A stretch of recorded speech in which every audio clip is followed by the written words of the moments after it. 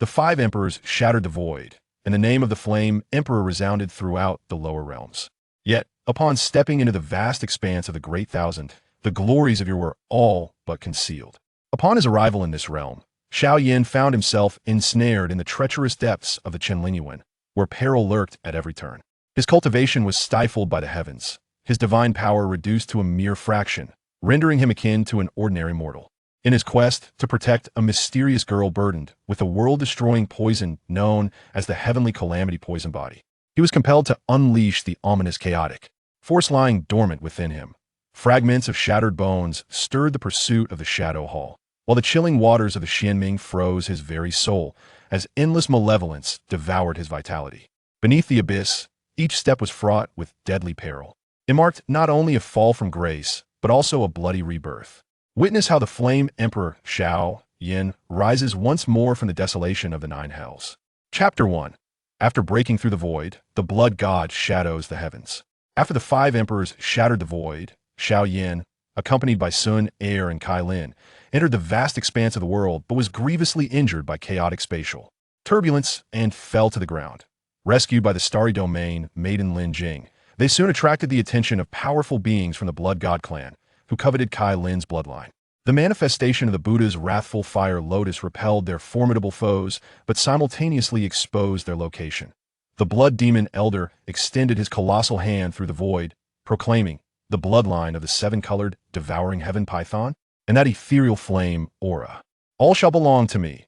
As the last distorted rift in space closed behind them like the gaping maw of a ferocious beast, severing the familiar Do Chi continent from the boundless chaos, Xiao Yan's taught nerves finally dared to relax slightly. The violent spatial turbulence roared, akin to countless invisible blades mercilessly shredding the protective Do Emperor energy surrounding them, emitting a spine-chilling, grating shriek that he spread his arms wide, fiercely shielding Sun Er and Kai Lin in his embrace, while the luminescence of the ancestral stone illuminated a fragile yet resilient membrane of light. Around the three, akin to a solitary boat navigating through turbulent seas amidst the bizarre torrents of energy. Hold on. Xiao Yan's voice was intermittently torn by the raging energy, bearing a barely perceptible rasp. The essence of the Emperor Flame within him surged furiously, striving to stabilize this precarious situation. Sun Er's complexion turned as pale as paper, the brilliance of the blue lotus heartfire within her fluctuating erratically, desperately resisting the terrifying external forces. She bit her lip, a trickle of crimson escaping the corner of her mouth, only to be instantly vaporized by the ferocious energy. Kai Lin's condition was dire. The ancient bloodline of the seven-colored devouring heaven python within her boiled and roared as if thrown into scalding oil, nearly breaking free from her control under the chaotic spatial laws. She shut her eyes tightly, her exquisite face contorted in agony, beads of sweat emerging only to be evaporated by the searing heat. "Kai Lin's sister," Sun Er called out anxiously. "That I am fine." Kai Lin forced out the words through gritted teeth, exerting her Do Chi to suppress the tumultuous bloodline. Within her enchanting purple eyes, the seven-colored radiance flickered erratically like uncontrollable lightning. That it was uncertain how long they had been tossed about in the frenzied turbulence. But the protective membrane, sustained by the ancestral stone and the powers of the three Do Emperors, finally emitted a mournful cry under the unbearable strain, cracks spreading like a spider's web. Crack! A sharp sound rang out, weak yet painfully clear. The membrane shattered with a thunderous crash. With their final barrier breached, the destructive spatial energy surged forth like countless searing steel needles, piercing brutally into the bodies of the three. Xiao Yan stifled a groan, feeling as if his internal organs were being shattered and displaced by this force, while the pain tore through his Emperor Realm soul. Both Sun Er and Kai Lin simultaneously coughed up blood, the vivid crimson streaks trailing through the chaotic turbulence before being ripped away without a trace. Consciousness rapidly succumbed to the agonizing pain and the mad tug of energy. The last sight Xiao Yan beheld was a narrow, jagged rift of light suddenly tearing open amidst the boundless, chaotic darkness ahead. An irresistible, overwhelming force, imbued with the essence of a nascent world, erupted forth, violently pulling their remaining bodies toward it. Consciousness sank like a stone into the depths of an abyssal cold pool, chilling, heavy, and boundless. Time lost all meaning as a faint glimmer of light struggled to pierce the darkness, accompanied by intermittent, somewhat juvenile voices, as if conveyed through a thick curtain of Water. Grandfather, look. I told you something fell here. Wow, there are 3 people. They're all so beautiful. That sister has purple hair. And that sister is so fair and lovely. The brother in the middle, why does he seem a bit dark? But he's not bad looking. Xiao Yan felt as if his eyelids were burdened by 2 mountains, and each attempt to open them sent waves of excruciating pain coursing through his body. He gritted his teeth, summoning a barely perceptible thread of fighting spirit that struggled to flow through his parched meridians, endeavoring to dispel the deep-seated sense of weakness that gnawed at him. Every minuscule movement of fighting spirit felt akin to a dull blade scraping against bone, causing the veins on his forehead to throb violently. Be quiet. Jing, do not disturb them. An elderly and gentle voice resonated, imbued with a comforting steadiness. These individuals have sustained grave injuries. Especially that purple-haired girl. The power of her bloodline is exceedingly dominant. Yet now it is in disarray, akin to being forcefully ignited only to be abruptly extinguished, resulting in severe backlash. Oh, the crisp female voice immediately lowered a few notches, tinged with curiosity and a hint of reverence. Grandfather, they fell from the sky. Could they be the so-called visitors from beyond? Father mentioned that long ago. Others ascended from different lower realms. Are they as formidable as the Flame Emperor that Father seeks? Flame Emperor?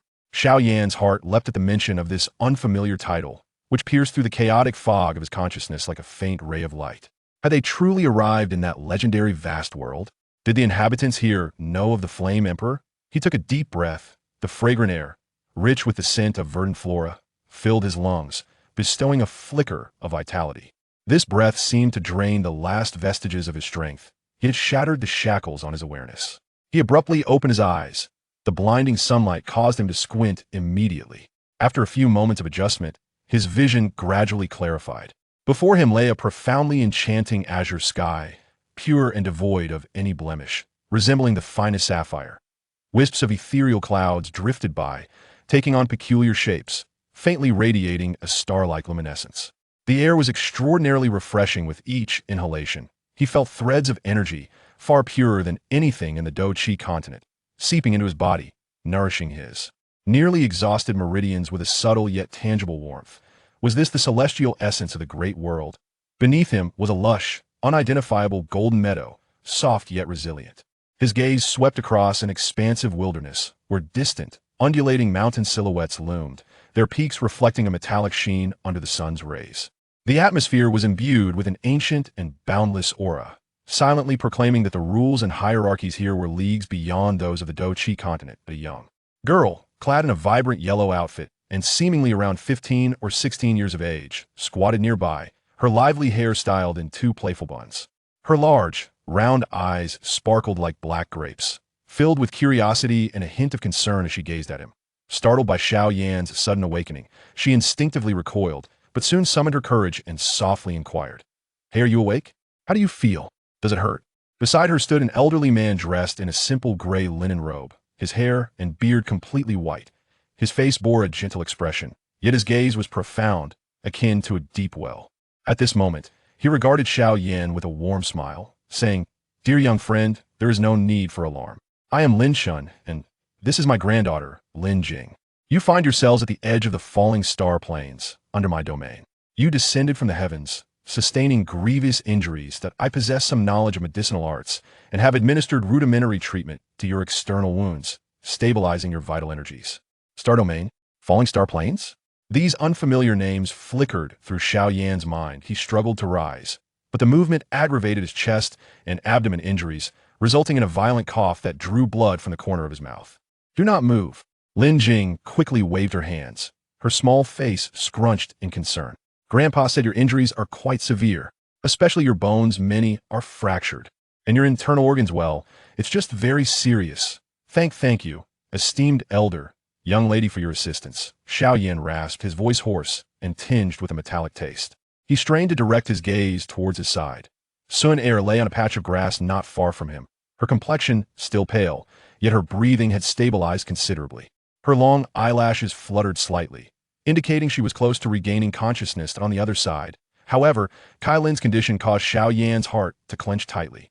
She was covered by an old robe belonging to Lin Shun, her exposed face devoid of color, her brows furrowed tightly, and even in unconsciousness, she radiated an undeniable suffering.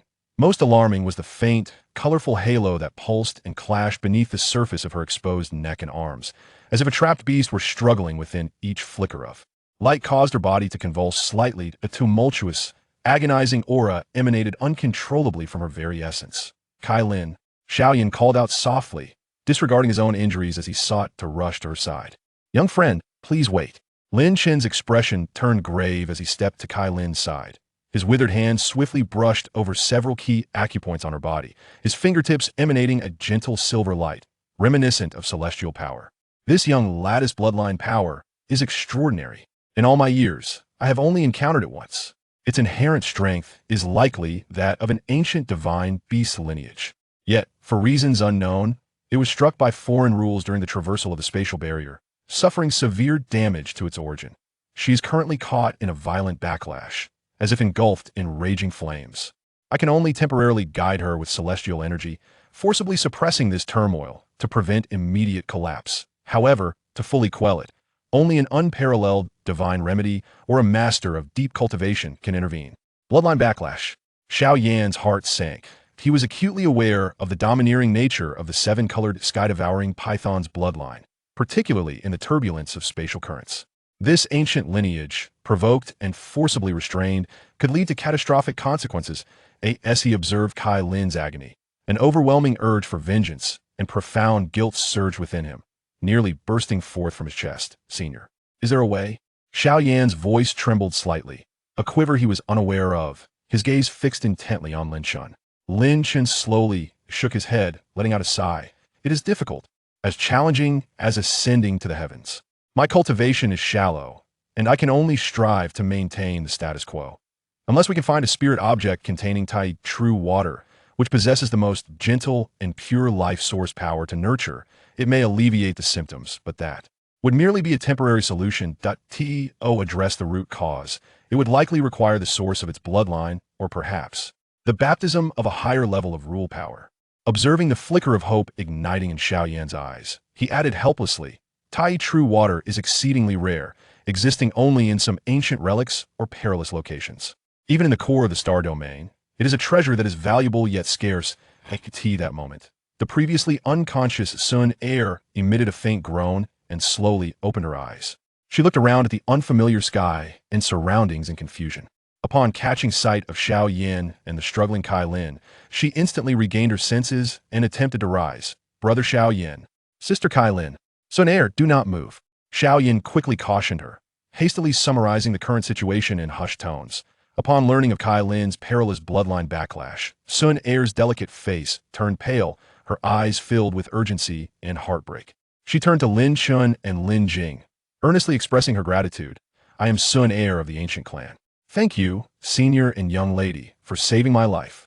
This kindness shall never be forgotten. Lin Jing waved her hand, her small face serious. No need for thanks.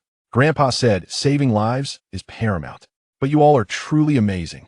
Even after falling from such a great height, well, yes, it was quite a terrible fall, but surviving is remarkable. Are you really from the lower realms? My father said that those who ascend from the lower realms are all exceptionally talented geniuses. Jing, refrained from excessive chatter. Lin Chen gently interrupted his granddaughter, though a glimmer of curiosity flickered in his eyes. The ability to withstand spatial turbulence and reach the vast world was in itself a testament to the extraordinary nature of these three individuals. Particularly the purple-haired woman, whose bloodline aura was ancient enough to astonish him. Xiao Yan took a deep breath, suppressing the turmoil within and the anxiety in his heart. He clasped his fist towards Lin Chun and said, Senior, I am Xiao Yan. May I inquire, what exactly is this star domain? How far is the nearest place to obtain information or seek medicinal herbs? He needed to swiftly comprehend this world, find a way to heal Kai-Lin, and also Master Yao and the others. They had been within the spatial passage as well. Enduring slightly less pressure, he wondered if they had safely arrived.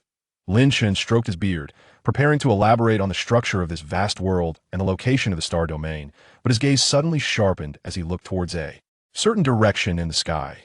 The gentle and kind expression on his face vanished instantly, replaced by a grave and incredulous anger. This aura not good. It is the Blood God clan. How could they appear at the outskirts of the falling star plains? Lin Chen's voice abruptly turned urgent and icy, a powerful aura erupting from his seemingly frail body. his gray robes billowing without wind, as the power of the surrounding stars was drawn forth, shimmering silver light coalescing around him. Lin Jing also sensed something amiss. Her delicate face turned ashen in an instant as she clutched her grandfather's garment, her voice trembling with fear. Grandfather, it's the presence of those wicked beings. It's terrifying. Xiao Yan and Sun Er were equally shaken. Though gravely injured and their realms significantly diminished, the remnants of their imperial soul's perception lingered. An exceedingly chilling, sanguinary aura, imbued with insatiable greed and a thirst for destruction, surged forth from the distant sky like a viscous sea of blood. Its speed was unimaginable. The very core of this malevolent presence was fixed upon this location more precisely. It homed in on the unconscious Kai Lin, whose bloodline aura could not fully retract. Jia indeed. They are here.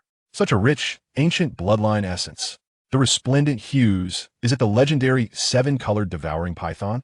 Heaven favors me. Heaven favors me.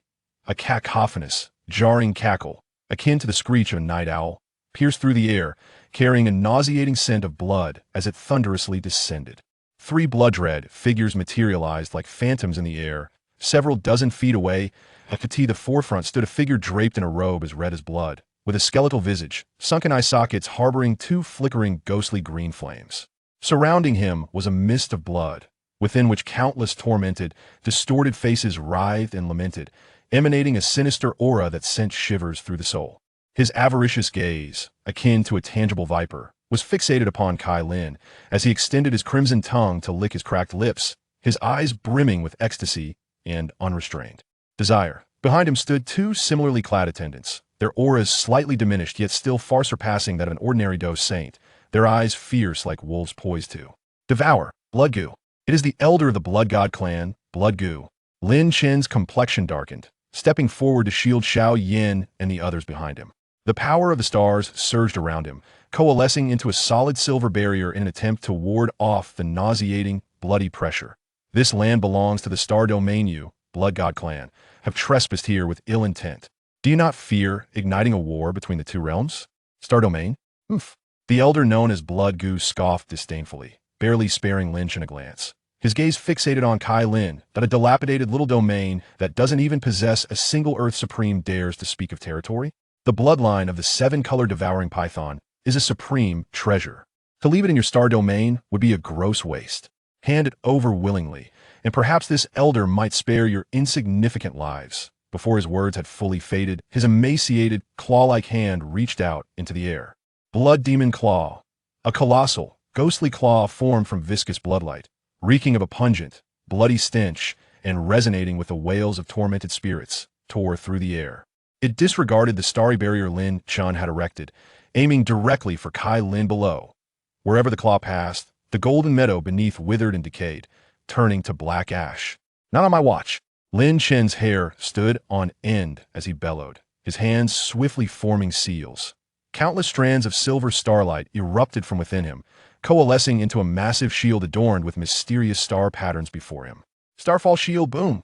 The blood-like claw struck forcefully against the silver star shield. A deafening explosion reverberated through the air. A ferocious shockwave surged forth like a tsunami, instantly leveling the meadow within 100 yards and exposing the charred earth beneath. Lin Chen let out a muffled groan, his face flushed crimson before turning ashen, his body violently swaying as the hard ground beneath him cracked inch by inch. The starry light barrier he had erected flickered violently, its luminescence unstable, evidently under immense pressure. The blood-red claw had left deep fissures on the star's shield, with bloodlight seeping into the cracks as if it were a living entity. An old fool who knows no bounds. A mere 3rd-tier supreme dares to obstruct me? The blood skeleton sneered, his eyes glowing with a savage green light. I'll shatter you. Behind him, a blood-robed minion cackled wickedly, transforming into a shadow of crimson as he darted past the 2 entangled figures, lunging directly at Kai Lin. Another minion, grinning grotesquely, charged towards Lin Jing, exclaiming, "This little girl, with her delicate skin and pure blood essence, is just what the elder needs to nourish. His blood god pearl, Jing Jing." Lin Chen's eyes widened with fury, but he was firmly restrained by the blood skeleton, unable to free himself to assist her. Get away. Sun Er summoned her fighting spirit, her dim azure heartfire erupting into a vibrant blue flame, forming a wall of fire before Lin Jing. However, her injuries were too severe. The flame's power had dwindled to almost nothing, and with a casual swipe, the blood-robed minion shattered the azure firewall with ease. Lin Jing screamed in terror, her pale face nearly collapsing to the ground, as the blood-robed minion's claws neared Lin Jing. The other claw had already torn through Sun Er's feeble fire barrier, closing in within mere 3 feet of Kai Lin's body. In that critical moment, a thunderous roar erupted from behind Sun Er, filled with an oppressive fury that reverberated like a volcano on the brink of eruption. The sheer rage and murderous intent within that voice momentarily halted the movements of the 2 blood god tribe minions. Xiao Yan, unbeknownst to them, he had somehow forced himself to stand. His body trembled violently from excruciating pain and the strain of channeling his power, blood continuously spilling from the corners of his mouth, dripping onto the charred earth below. Yet the brilliance in his eyes was astonishing.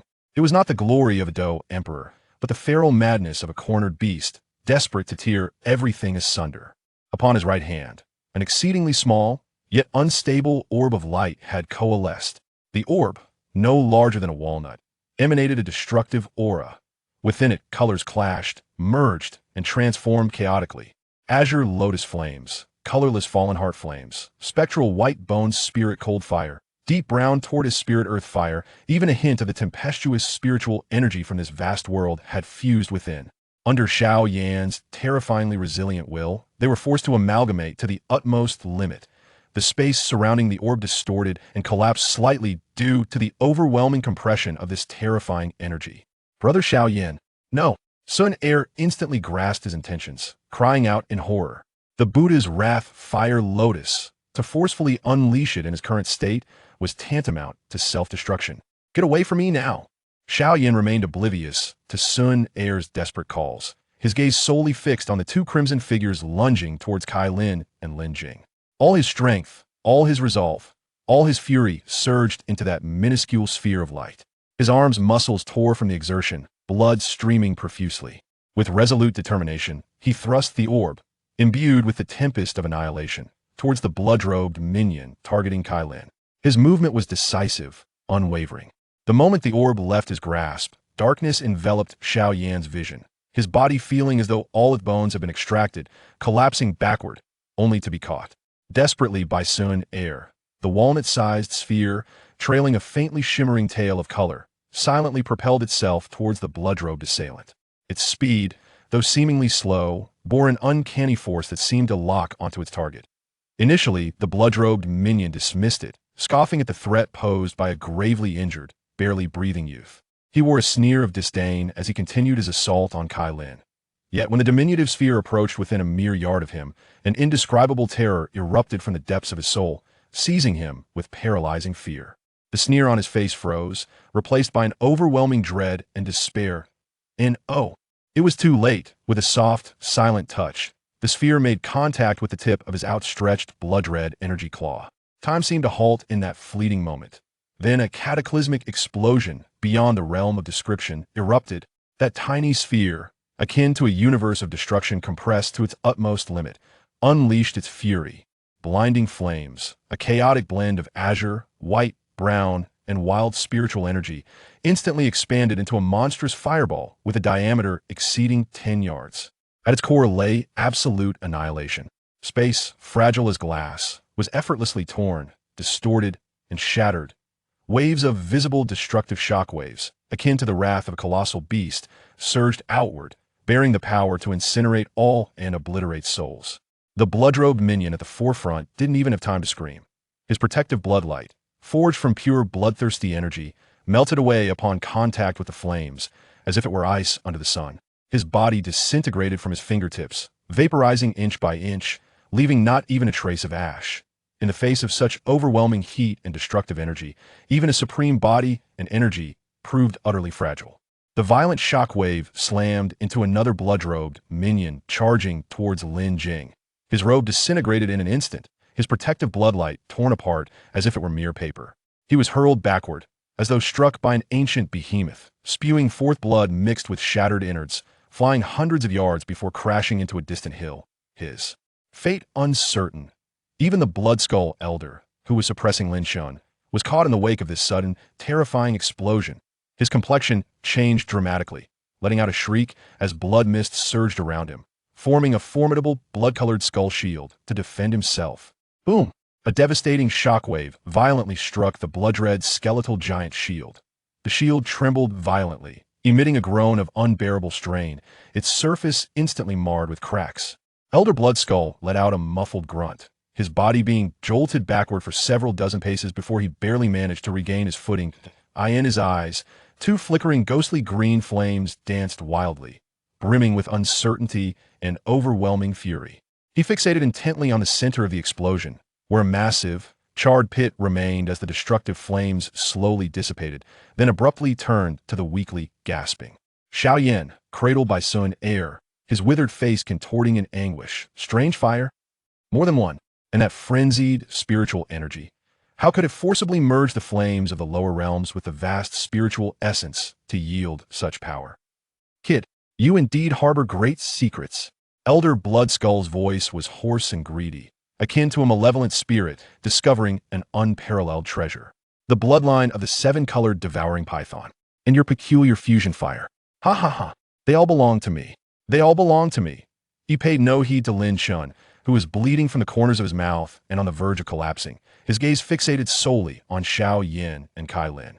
His emaciated hands shot up, and a blood mist swirled around him like a boiling tempest.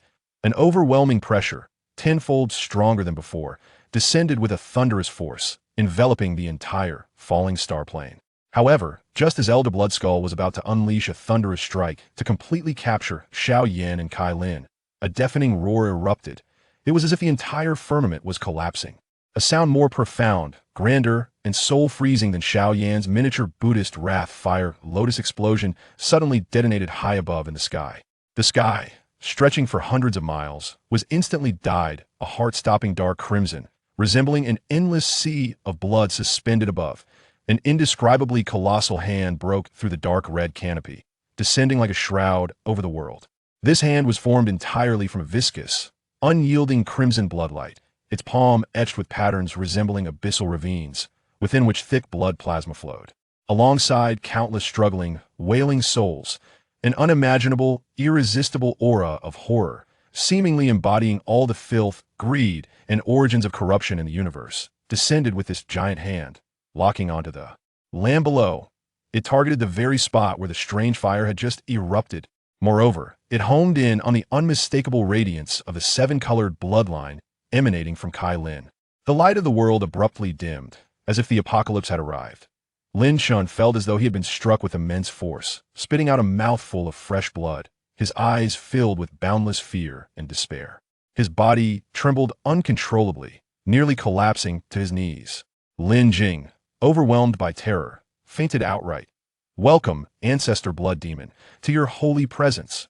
That blood-red giant hand, covering the sky, turned slowly, its palm resembling a great eye of the abyss, a grand, icy voice, imbued with the weight of countless ages of greed and indifference, resonated within the very depths of every survivor's soul.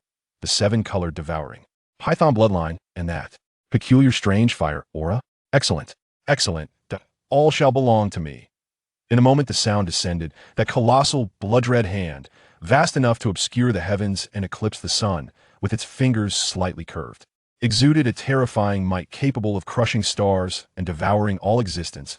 It descended slowly and inexorably upon the minuscule figures of Xiao Yan, Kai Lin, Sun Er, and the Lin family, enveloping them in an inescapable shroud. The space became frozen. Time seemed to stand still. Only the suffocating, tainted crimson light filled the vision, consuming all hope. Chapter 2. The blood palm shrouding the sky, the star disk shattering the void. That foul, bloodied palm obscured the heavens, and the anguished wails of countless resentful souls emanating from its abyss seemed to pierce the very essence of one's being, utterly freezing the last vestiges of life on the falling star plane.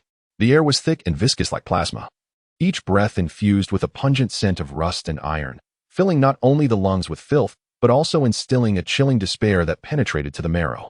Lin Chen's body trembled like sifted grain, the supreme power of the stars rendered fragile as a candle flickering in the wind before this overwhelming pressure. He fiercely shielded the unconscious Lin Jing, blood perpetually seeping from the corners of his mouth, staining his gray robe, his eyes reflecting boundless horror and desolation. Xiao Yan's body resembled a broken puppet, tightly embraced by Sun Air. Having forcibly unleashed the miniature Buddha's Wrath Lotus, infused with the chaotic spiritual energy of myriad worlds. He had nearly drained the last ounce of his vitality. The excruciating pain of ruptured meridians felt like countless steel needles stirring within him, his imperial soul dimmed. On the brink of collapse, his vision blurred, blood-red light filled his sight. And the suffocating sensation brought forth by the overshadowing palm was 100-fold more intense than the turbulence of space itself. It was an absolute display of overpowering might, akin to an ant confronting a towering mountain. Tears welled in Sun Air's eyes, the radiance of the blue lotus heart fire flickering faintly like a firefly. Desperately, she poured the dwindling remnants of her fighting spirit into Xiao Yan's body, striving to sustain his last breath, while her other hand pressed firmly on Kai Lin's shoulder. The pure ancestral energy offering a feeble comfort against the violent bloodline force, yet it was but a drop in the ocean. Despair coiled around her heart like a venomous serpent. Was it truly the case that having just escaped the turbulence of space, they were to perish under the grasp of this alien world's dark power? No. Brother Xiao Yan, Sister Kai Lin, Sun Air's voice quivered with tears, infused with an unprecedented sense of helplessness. The struggle of the ant was in vain. The grand yet indifferent voice of the blood demon ancestor resounded once more, akin to a celestial decree, proclaiming an end. The blood-red giant palm descended slowly, its fingers flowing with increasingly thick foul bloodlight, the abyss of its palm swirling, generating an irresistible and terrifying suction. The grass and stones upon the ground were instantaneously ground to dust, drawn into that bottomless crimson abyss. The last vestige of the starry barrier laid by Lin Chen groaned under the unbearable weight, shattering with a thunderous crash. Xiao Yan, Sun Air, and Kai Lin's bodies were uncontrollably lifted from the ground, akin to leaves caught in a tempest, soaring toward the obscuring palm that blotted out the sun. The shadow of death had never been so vividly clear and frigid as at this moment. No. Lin Chen's eyes widened in fury, unleashing a defiant roar. His emaciated hand struck against his chest, and he spewed forth a mouthful of his life essence, infused with the brilliance of starry lights. The essence ignited instantaneously, transforming into a resplendent silver flame. Starfall Soul Burning Technique. Lin Chen's hair and beard danced wildly, his aura surging dramatically, momentarily breaking through the palm's oppression. His hands formed seals at an astonishing speed, leaving behind flickering afterimages, summoning the sparse star power around him to converge wildly, even subtly pulling the faint glimmers of distant stars from the firmament above. Star shift. Fighting spirit turns. He bellowed, thrusting his hands forward with great force. A silver starlight, condensed to perfection and measuring merely a span across, surged forth like a meteor defying the current, carrying Lin Chen's resolute will to sacrifice his life and soul, crashing fiercely into that enormous bloodied palm. Boom! The silver star collided with the blood palm. Without any earth-shattering explosions, there echoed a sound of intense erosion, akin to a red-hot iron being plunged into icy waters. The silver starlight erupted with astonishing penetrating power and spatial distortion, forcefully tearing a minuscule gap through the viscous, bloodstained darkness. The overwhelming force of the blood palm was momentarily deflected by this strike, which contained the essence of Lin Chen's very life. In that critical moment, this trivial deviation caused a fleeting turbulence in the terrifying suction force. Xiao Yan, Sun Air, and Kai Lin felt their bodies abruptly halt as they were pulled. Now, Lin Chen's voice, hoarse like a windblown bellows, was filled with the frailty of exhaustion, yet his eyes ignited with a final glimmer of brilliance. He abruptly produced an object from his bosom and crushed it with fervor. It was a palm-sized, archaic bronze compass, marred by the cracks of time. At its center lay an odd crystal, no larger than a grain of rice, dull and unremarkable. Crack! The compass shattered in response. A humming sound resonated as an indescribable, vast wave of ancient primordial energy erupted from the center of the broken compass. The tiny crystal erupted in a blinding, silver-white radiance, potent enough to rend the very fabric of space. The light did not disperse. Instead, it collapsed inward, rapidly forming a deep, swirling silver vortex beneath the feet of Xiao Yan and the others. The edges of the vortex shattered like fragile glass, revealing the chaotic and tumultuous currents of a bizarre dimension behind it. Run! Lin Chen, expending his last ounce of strength, screamed, his body collapsing like a desiccated tree, utterly drained.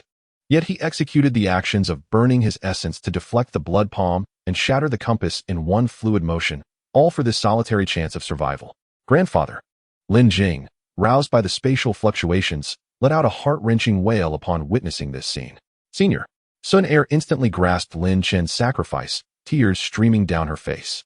Xiao Yan, on the brink of agony and death, was abruptly yanked by the vortex's force, and in that moment of clarity, he saw Lin Chen fall. Heard Lin Jing's cries, noticed the tears and resolve in Sun Er's eyes, and beheld the imminent explosion of colors emanating from Kai Lin. We must survive.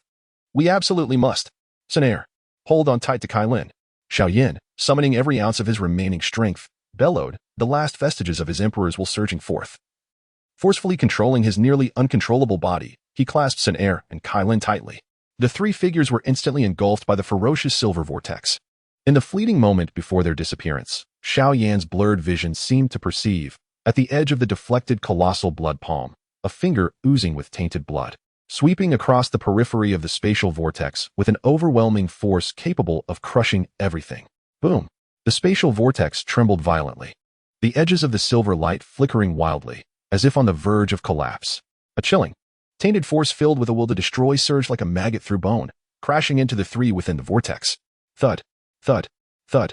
Before me lies an endless torrent of silvery chaos and a nauseating crimson corrosion. The air is filled with the shrill screams of space being torn asunder, accompanied by the furious roars of the blood demon ancestor. Think you can flee? Leave your bloodline and behind. A terrifying will manifests like tangible shackles, piercing through space and wrapping around me with a vice-like grip, just as I find myself trapped in this dire predicament. On the brink of being utterly shredded by the chaotic currents of space or ensnared by the will of the blood demon ancestor, a peculiar wave suddenly emerges. It carries an ancient and primal essence, penetrating the violent torrents and the foul intentions with a subtle, yet unmistakable clarity, brushing against my faltering consciousness. This wave is vast and magnificent, imbued with a resilience that encompasses all things, and it harbors a profoundly obscure, fiery will that seems capable of incinerating the very heavens. It is not directed at me, but rather resembles an unconscious ripple traversing the boundless void, akin to the breath of a slumbering dragon. Yet, as this ripple sweeps past, the vile, bloodthirsty intentions entwined around me and my companions dissolve like snowflakes cast into flames, emitting a hissing sound as they are diminished in an instant. Even the raging currents of space appear to soften, if only slightly, in that moment. For the first time. A hint of incredulity tinges the furious roar of the blood demon ancestor as he perceives this aura emanating from the direction of the North Song spirit realm. Who could it be? This unexpected turn of events feels like a final lifeline for a drowning man. My nearly shattered will is jolted by this ancient and fervent wave. The instinct to survive overwhelms all else.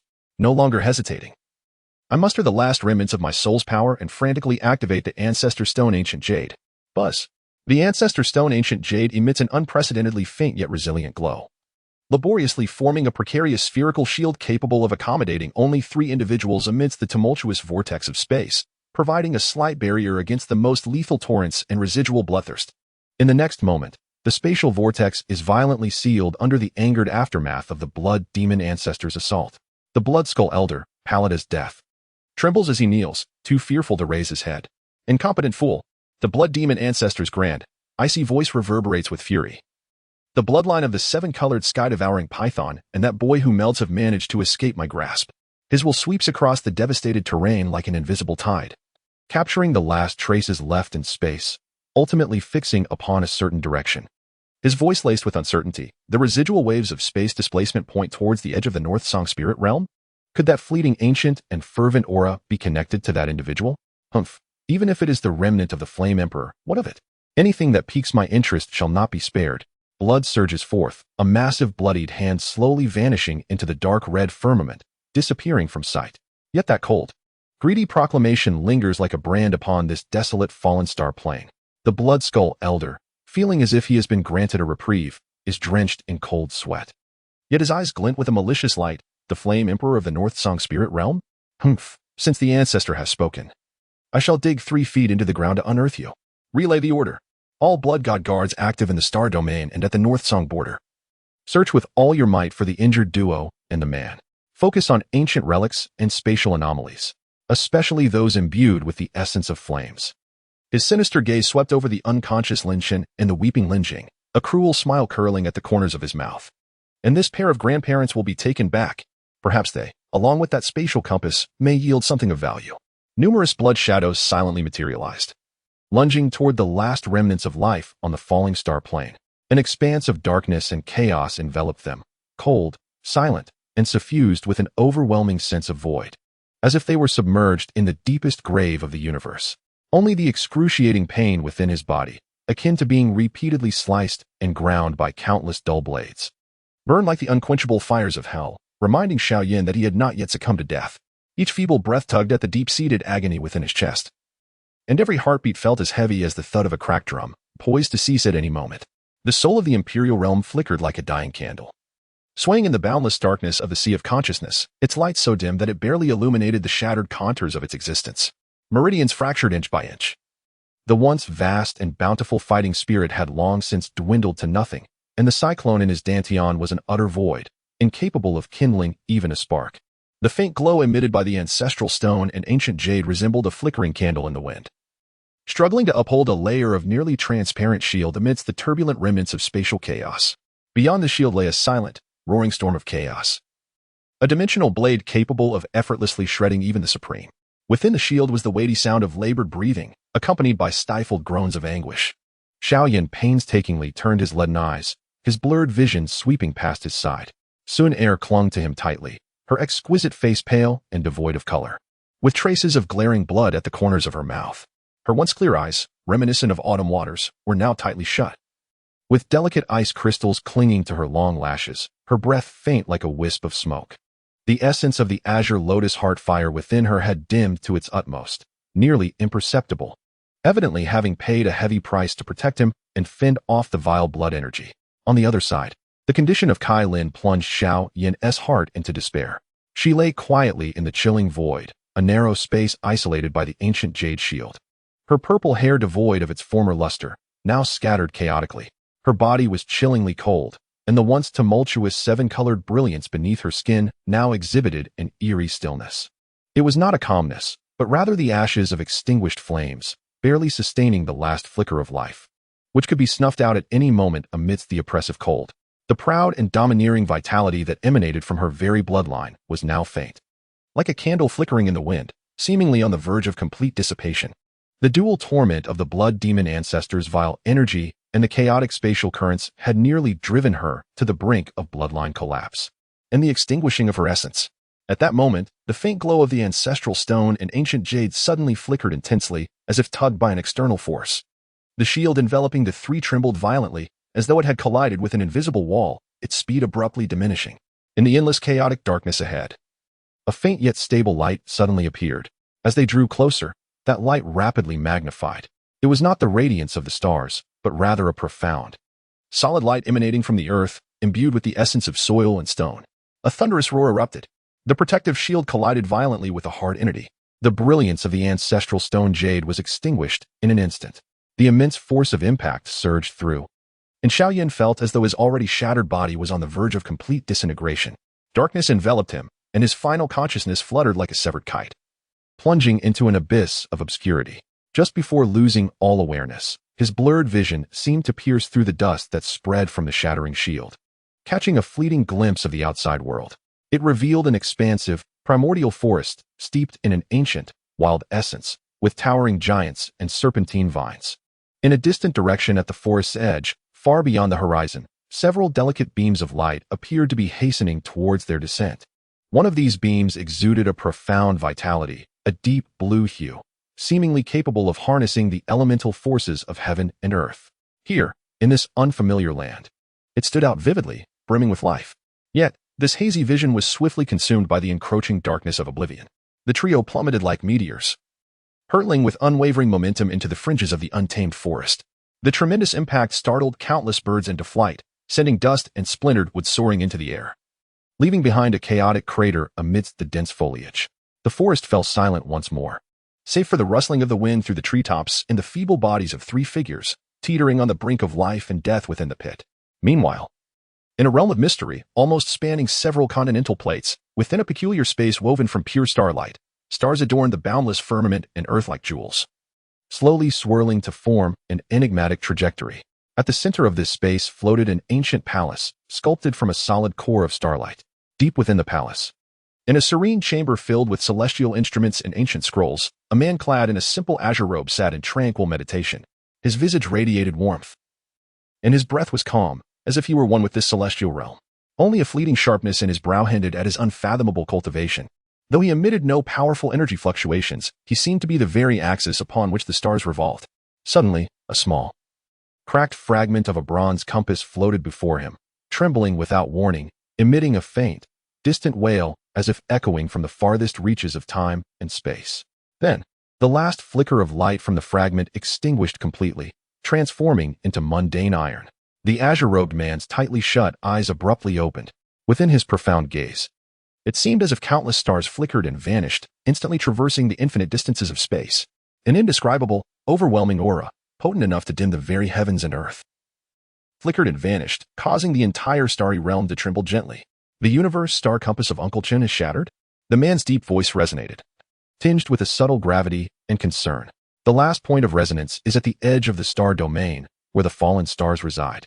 The aura of the Blood God clan carries an unparalleled dominance. It is on the brink of collapse, alongside a faint, yet peculiarly essential source of flame.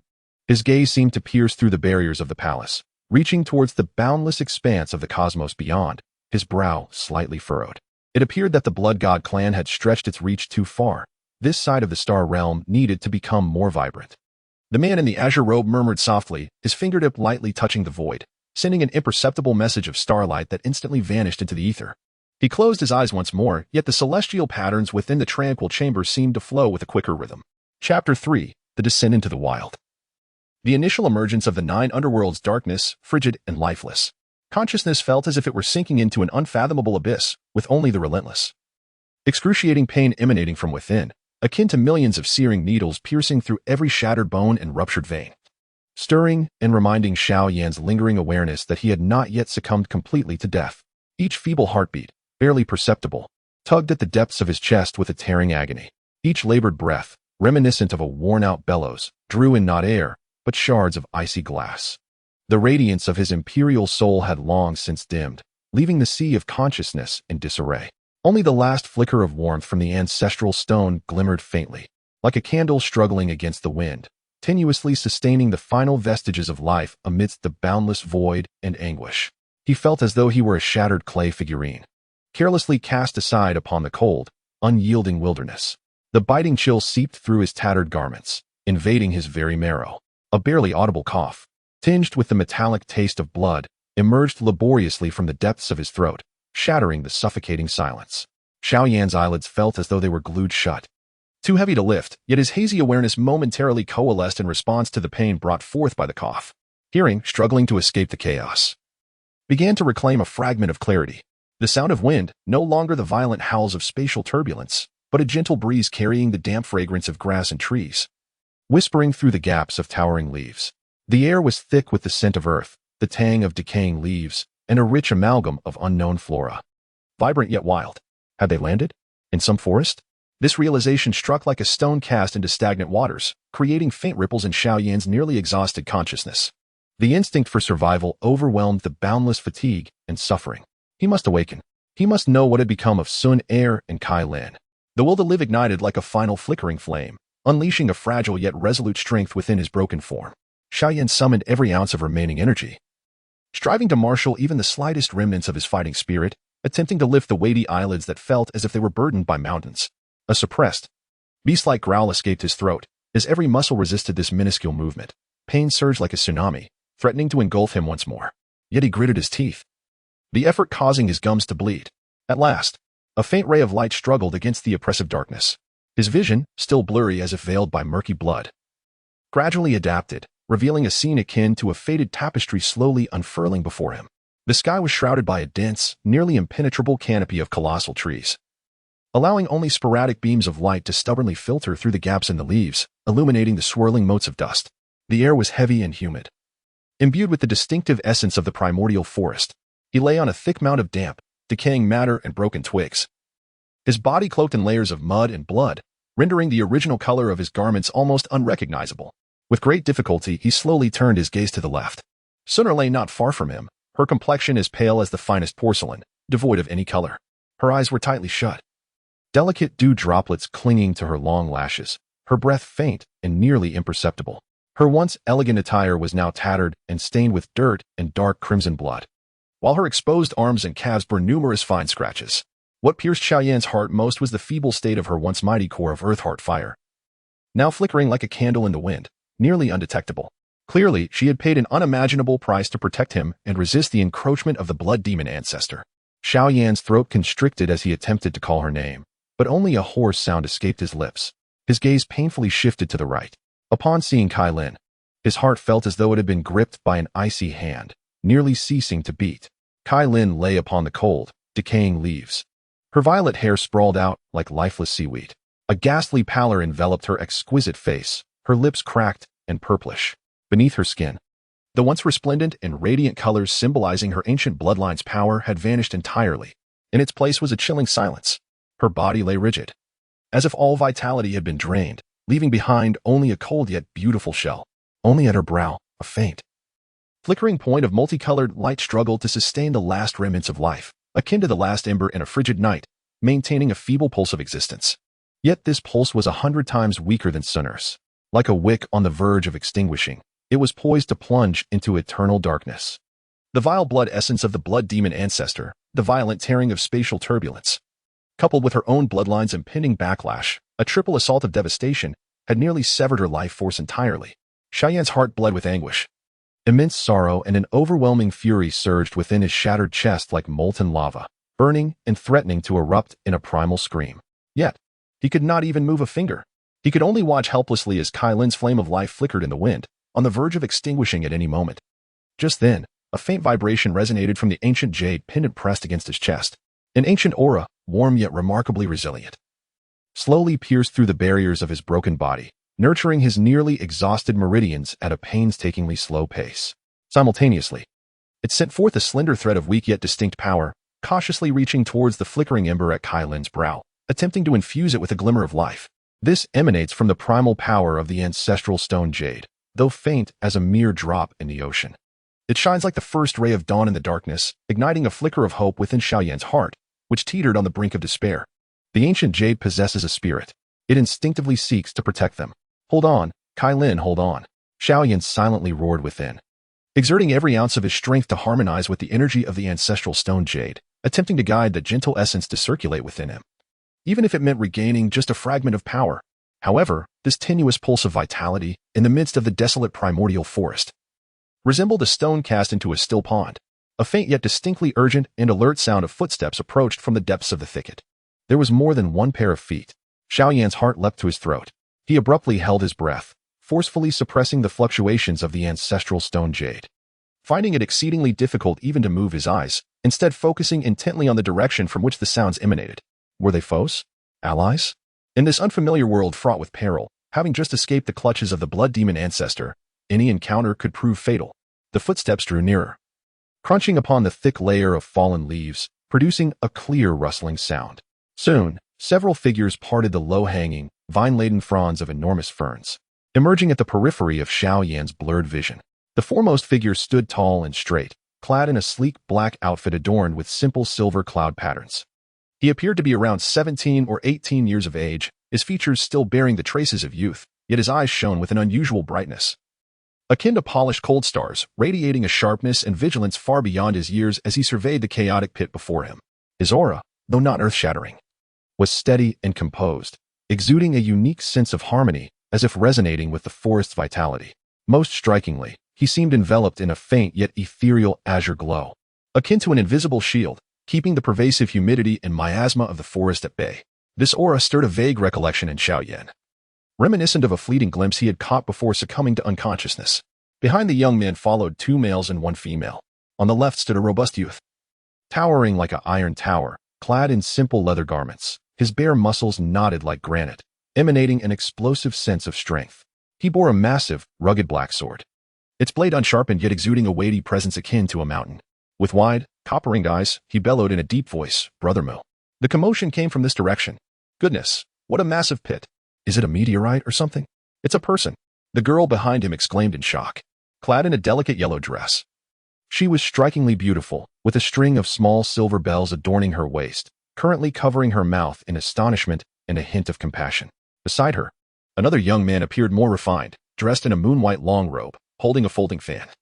His previously nonchalant demeanor replaced by a furrowed brow as he surveyed the scene at the bottom of the pit, particularly the lifeless, frigid aura surrounding Kai Lin. Such grievous wounds. A robust young man inhaled sharply, charging forward with a heavy sword. Is he still alive? Brother Mu, we must prioritize the rescue. This fleeting surge of emotion flickered away too quickly to grasp, yet it caused Mu Chen's spine to tense instantaneously. The purple-haired woman is certainly not ordinary. Mu Chen's gaze darkened. Even Jiuyo spoke of something ancient and formidable. He no longer hesitated. With a decisive step, he moved like the wind, appearing at the edge of the deep pit, and called out gravely to the depths, "My friends, are you still conscious?" His voice possessed a unique resonance, penetrating clearly into Xiao Yan's ears. Brother Mu, that lad in black seems to retain some awareness.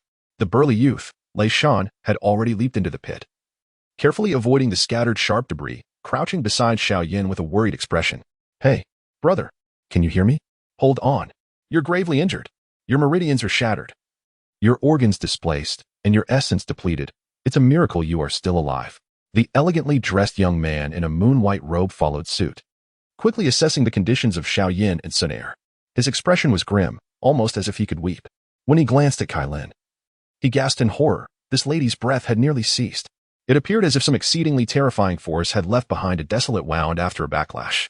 Quick, Tang Qianer. The girl in the pale yellow dress promptly retrieved 3 emerald green pills the size of longan fruits from a delicate embroidered sachet at her waist, releasing a rich herbal aroma. She moved gently, swiftly administering the pills to Xiao Yan, Sun Er, and Kai Lin, carefully guiding them to dissolve with her mild spiritual energy. Instantly, a gentle yet exceptionally pure life force energy unfurled within Xiao Yan, akin to a long-awaited rain nourishing parched veins. Although this energy was but a drop in the bucket for his shattered body, the refreshing and soothing sensation significantly alleviated the agonizing pain, awakening his hazy consciousness considerably. Cough, cough. Xiao Yan coughed up a few more mouthfuls of congealed blood, but this time, he could finally manage to lift his heavy eyelids, his blurred vision focusing on the concerned and scrutinizing young face before him. "Thank you," he managed to utter hoarsely, his voice as raspy as sandpaper. "There is no need for thanks." Mu Chen observed Xiao Yan's astonishing resilience amidst the excruciating pain. His heart stirred. "I'm Mu Chen, traveling with my companions when we detected unusual activity. The 3 of you are gravely injured, particularly this purple-haired lady, whose situation is critical. This place lies deep within the wild, ancient forest surrounding the North Song Spirit Academy, rife with ferocious beasts and poisonous miasma, not a suitable place to linger. If you trust us, we can escort you to the nearest Qishir town for refuge and medical assistance." North Song Spirit Academy? Qishir town? The unfamiliar place name stirred a sense of calm within Xiao Yan. The individual not only intervened to rescue him, but also willingly offered assistance, indicating a lack of malevolence. At least for the moment. Moreover, the youth named Mu Chen exuded a steady aura, with eyes that, while clear, possessed a sharpness that suggested he was no nefarious character. More importantly, Kai Lin could not afford to wait any longer. The flicker of the colorful spark at her brow seemed to glow faintly after consuming the medicinal pill. Yet it remained weak enough to evoke profound concern. All of Xiao Yan's resolve concentrated on these 2 names, his gaze fixed intently on Mu Chen, filled with desperation and pleading. In that moment, he was no longer the formidable Flame Emperor, but merely a man who had relinquished all dignity to beseech for a sliver of hope for the one he cherished. Witnessing the overwhelming sorrow and plea in Xiao Yan's eyes, Mu Chen felt a tremor within his heart. He nodded resolutely, assuring, "Do not worry. We shall do our utmost. Lei Shan, be cautious while carrying this young lady in purple. Zhou Ling, assist the young lady in white. Qianer, tend to this brother. This place is not safe. We must depart immediately." "Understood," Lei Shan responded, carefully cradling the cold and stiff Kai Lin as if she were a rare treasure. Zhou Ling aided the still unconscious Sun Er, while Tang Qianer supported the barely standing Xiao Yan. Just as they prepared to leave the chaotic pit, Mu Chen's footsteps abruptly halted. He spun around, his gaze like lightning, piercing into the depths of the forest in a particularly dark direction. The faint azure light within him solidified significantly, and a sudden surge of acute vigilance arose. "Mugu? What is it?" Lei Shan, bearing a heavy sword, scanned the surroundings warily.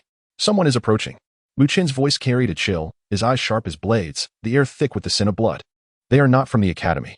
Xiao Yan's heart sank heavily. The scent of blood? Could it be the pursuers from the Blood God clan? Have they arrived so swiftly? Chapter 4. The Black Box and Hidden Feathers. Concealed Fang's Mu Chen's declaration of impending danger shattered the brief tranquility like an ice pick. Before his words could fully resonate, a nauseating stench of blood mingled with a sinister and cold spiritual energy surged forth from the depths of the dense forest like an invisible tide. "Prepare yourselves," Mu Chen commanded in a low tone. the azure light surrounding him swelling into a solid barrier, enveloping his companions within its protective embrace. His gaze, sharp as an eagle's, remained fixed on the shadowy woods ahead. Whoosh, whoosh. Two figures, enveloped in a thick bloodlust, tore through the air like phantoms, instantly appearing at the edge of the pit, dressed in crimson robes. Their attire bore an uncanny resemblance to that of the blood god clan encountered in the falling star plains, yet their aura was far more ferocious and sinister. Akin to venomous serpents steeped in a pool of blood, the foremost figure was gaunt, with sunken eyes that flickered with 2 points of eerie green flames. Undeniably an elder-level individual, his power reaching the 5th tier supreme. Following him was a tall, emaciated attendant, his complexion pale as parchment, exuding an aura around the 4th tier supreme. Indeed, they are here. The remnants of spatial fluctuations and this nauseating scent of blood are remnants of that fool's bloodshed. The emaciated elder's gaze, sharp as a venomous hook, instantly locked onto the nearly lifeless Kai Lin, whom Lei Shan carried on his back.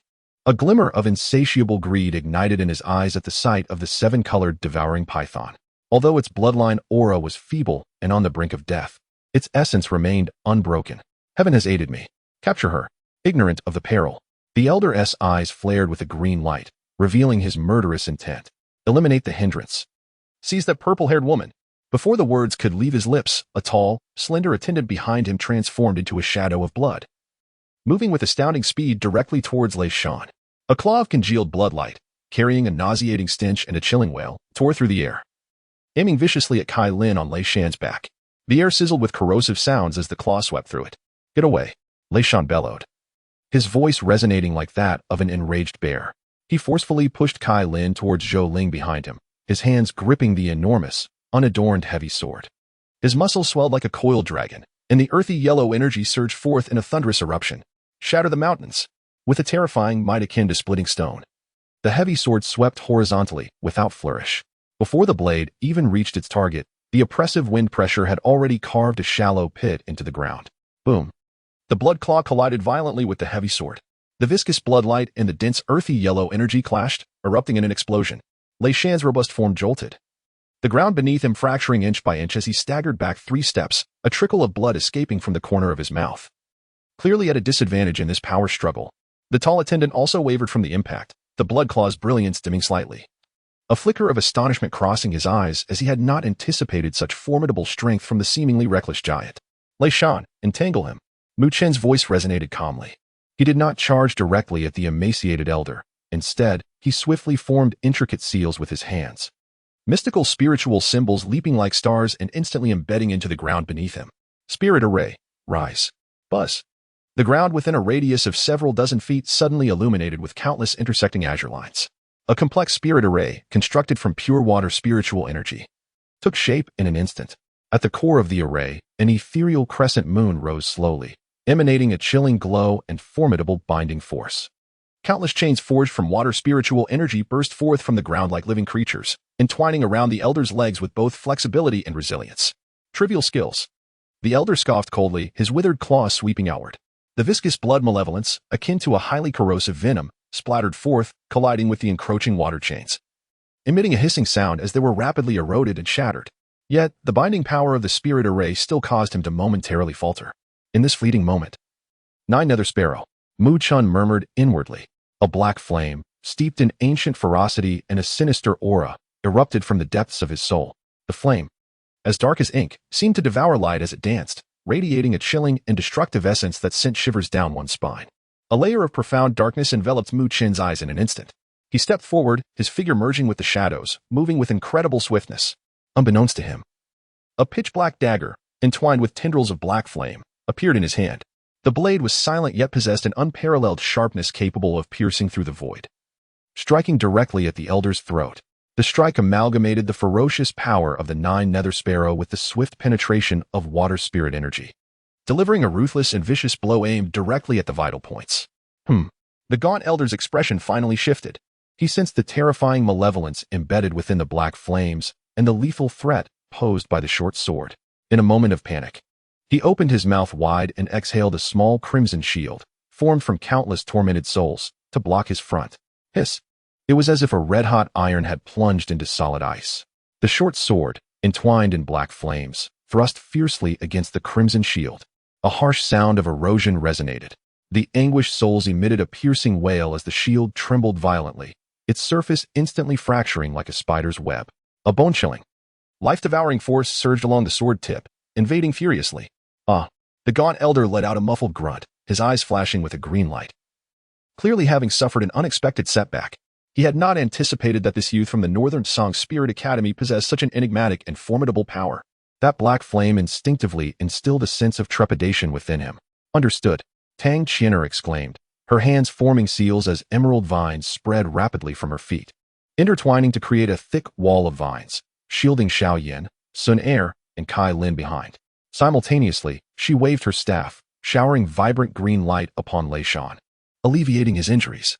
Zhou Ling unfurled his folding fan with a swift motion. The fan's surface shimmered with spiritual light. As invisible blades of wind and stagnant air seals accurately targeted the tall, lean subordinate entangled with Lei Shan, hindering his movements and creating an opportunity for Lei Shan.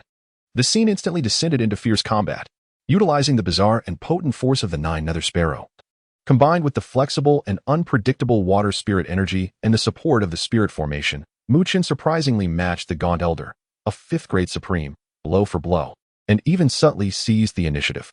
Under Zhou Ling's assistance and Tang Qian'er's healing, Lei Shan roared repeatedly, swinging his massive sword with impenetrable ferocity, tightly entangling the 4th grade supreme subordinate.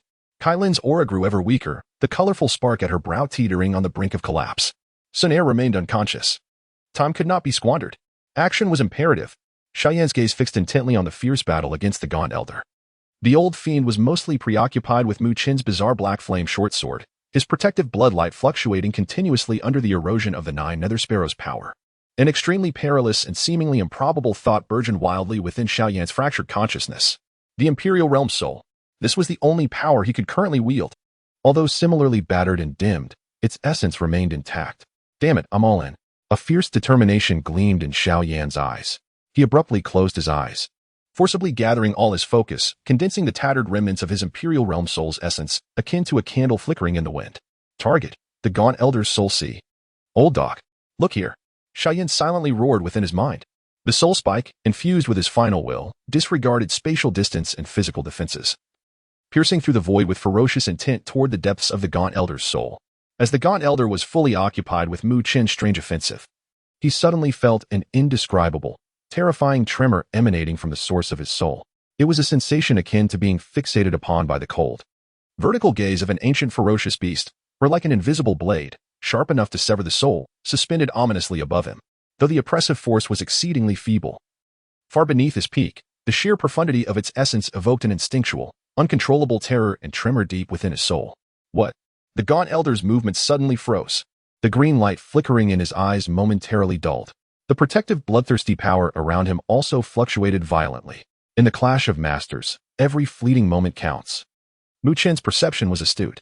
He keenly captured the Elder's momentary daze and the tremor in his aura with unparalleled precision, although the reason eluded him. This was a rare opportunity. 9 hells break. The black flames surged fiercely in Mu Chen's gaze. The short sword entwined with dark flames erupted with a blinding radiance. He approached like a specter, the sword imbued with the will to annihilate, ruthlessly thrusting toward the heart of the Gaunt Elder, who had exposed a gap in his defense due to his momentary lapse. With a piercing thrust, the short sword, wrapped in the destructive black flames of the 9 Hell Sparrow, pierced through the violently fluctuating bloodthirsty shield, embedding itself deeply into the Elder's left shoulder. Though it did not strike a fatal blow, the terrifying power of the 9 Hell Sparrow unleashed instantaneously. The Gaunt Elder let out a harrowing scream that distorted his voice. The black flames surged like maggots gnawing at his flesh, frantically spreading from the wound on his shoulder. Devouring. Flesh, bone, and even spiritual power rapidly disintegrated under the chilling, destructive flames. Agonizing pain and fear overwhelmed him in an instant.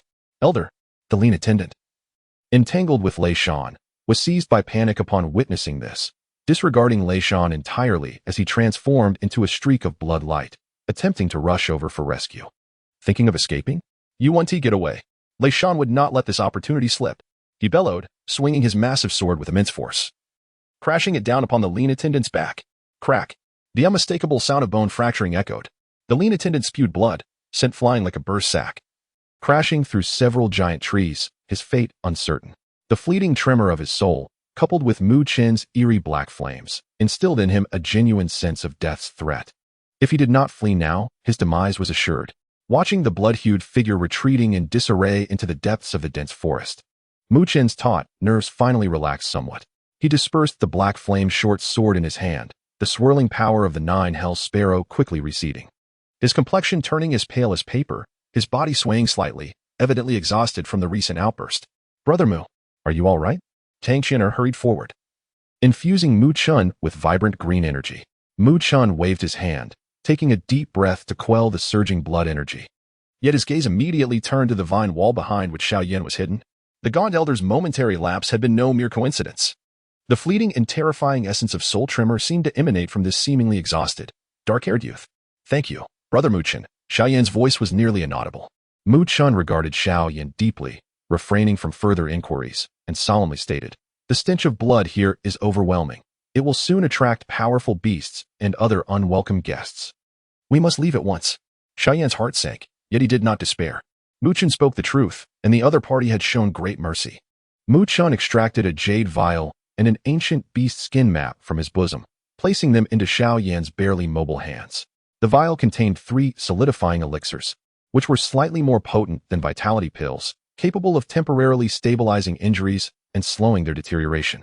The map indicated relatively safe areas nearby, as well as the general direction toward the North Song Spiritual Academy. Approximately 100 miles west from their current location lay a massive Qinqing waterfall, behind which the tumultuous waters flowed chaotically, serving as a natural refuge. You may seek shelter there to recuperate and regain some strength before making further plans. Take care. Mu Chun uttered no more. Exchanging a glance with Lei Shan and Zhou Ling, Lei Shan cast a reluctant gaze at the gravely injured trio, while Zhou Ling thoughtfully glanced once more at the colorful glimmer at Kai Lin's brow. Tang Qian'er also left behind some simple healing ointments and powders for repelling insects and miasma. The 4 wasted no time, their figures swiftly vanishing into the dense foliage. The forest returned to its eerie silence, only the pungent scent of blood and the heavy breaths of survival lingering in the air. Leaning against a vine-covered wall, Xiao Yan endured the agonizing pain tearing through his body and the frailty of his spirit. He looked at the unconscious Sun Air beside him, her breath faint, and at Kai Lin, whose stillness resembled that of an ice sculpture.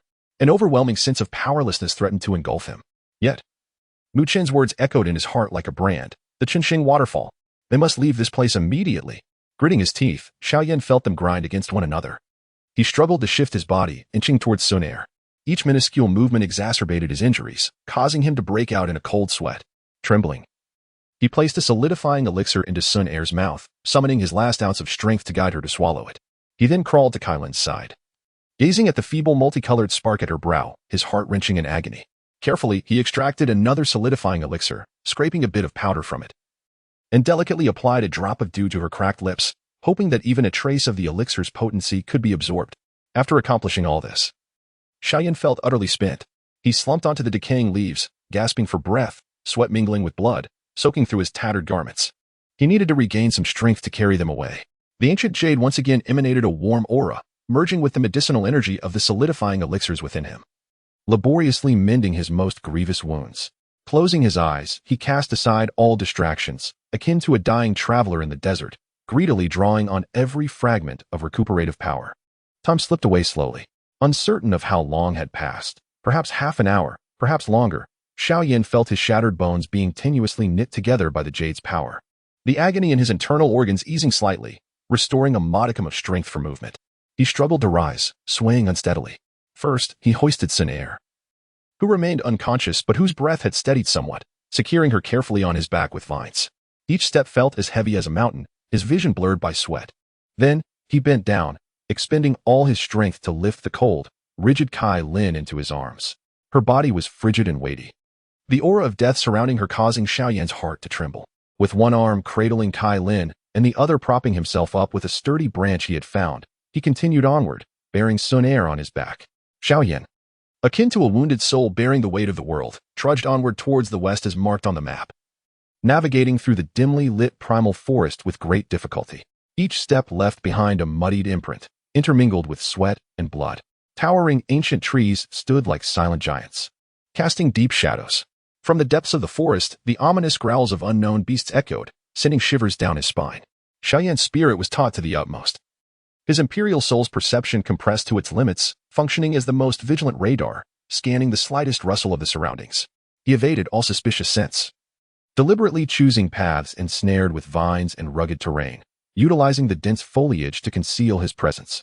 The journey of 100 miles, under the burden of severe injuries, felt akin to crossing an insurmountable chasm.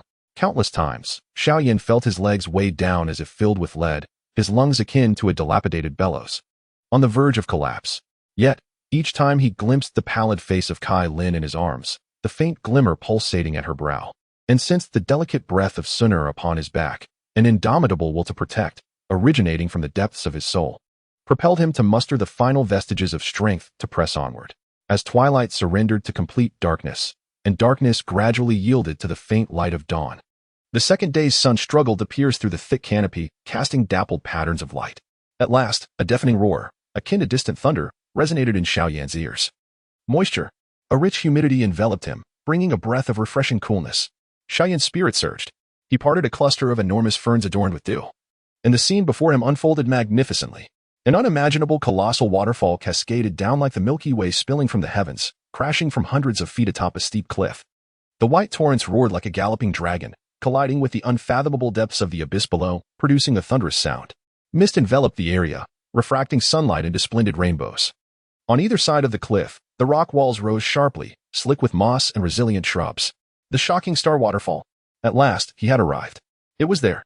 Xiao Yan inhaled deeply, the cold, damp air filling his lungs, offering a sliver of clarity. He adjusted Sun'er on his back and Kai Lin in his arms.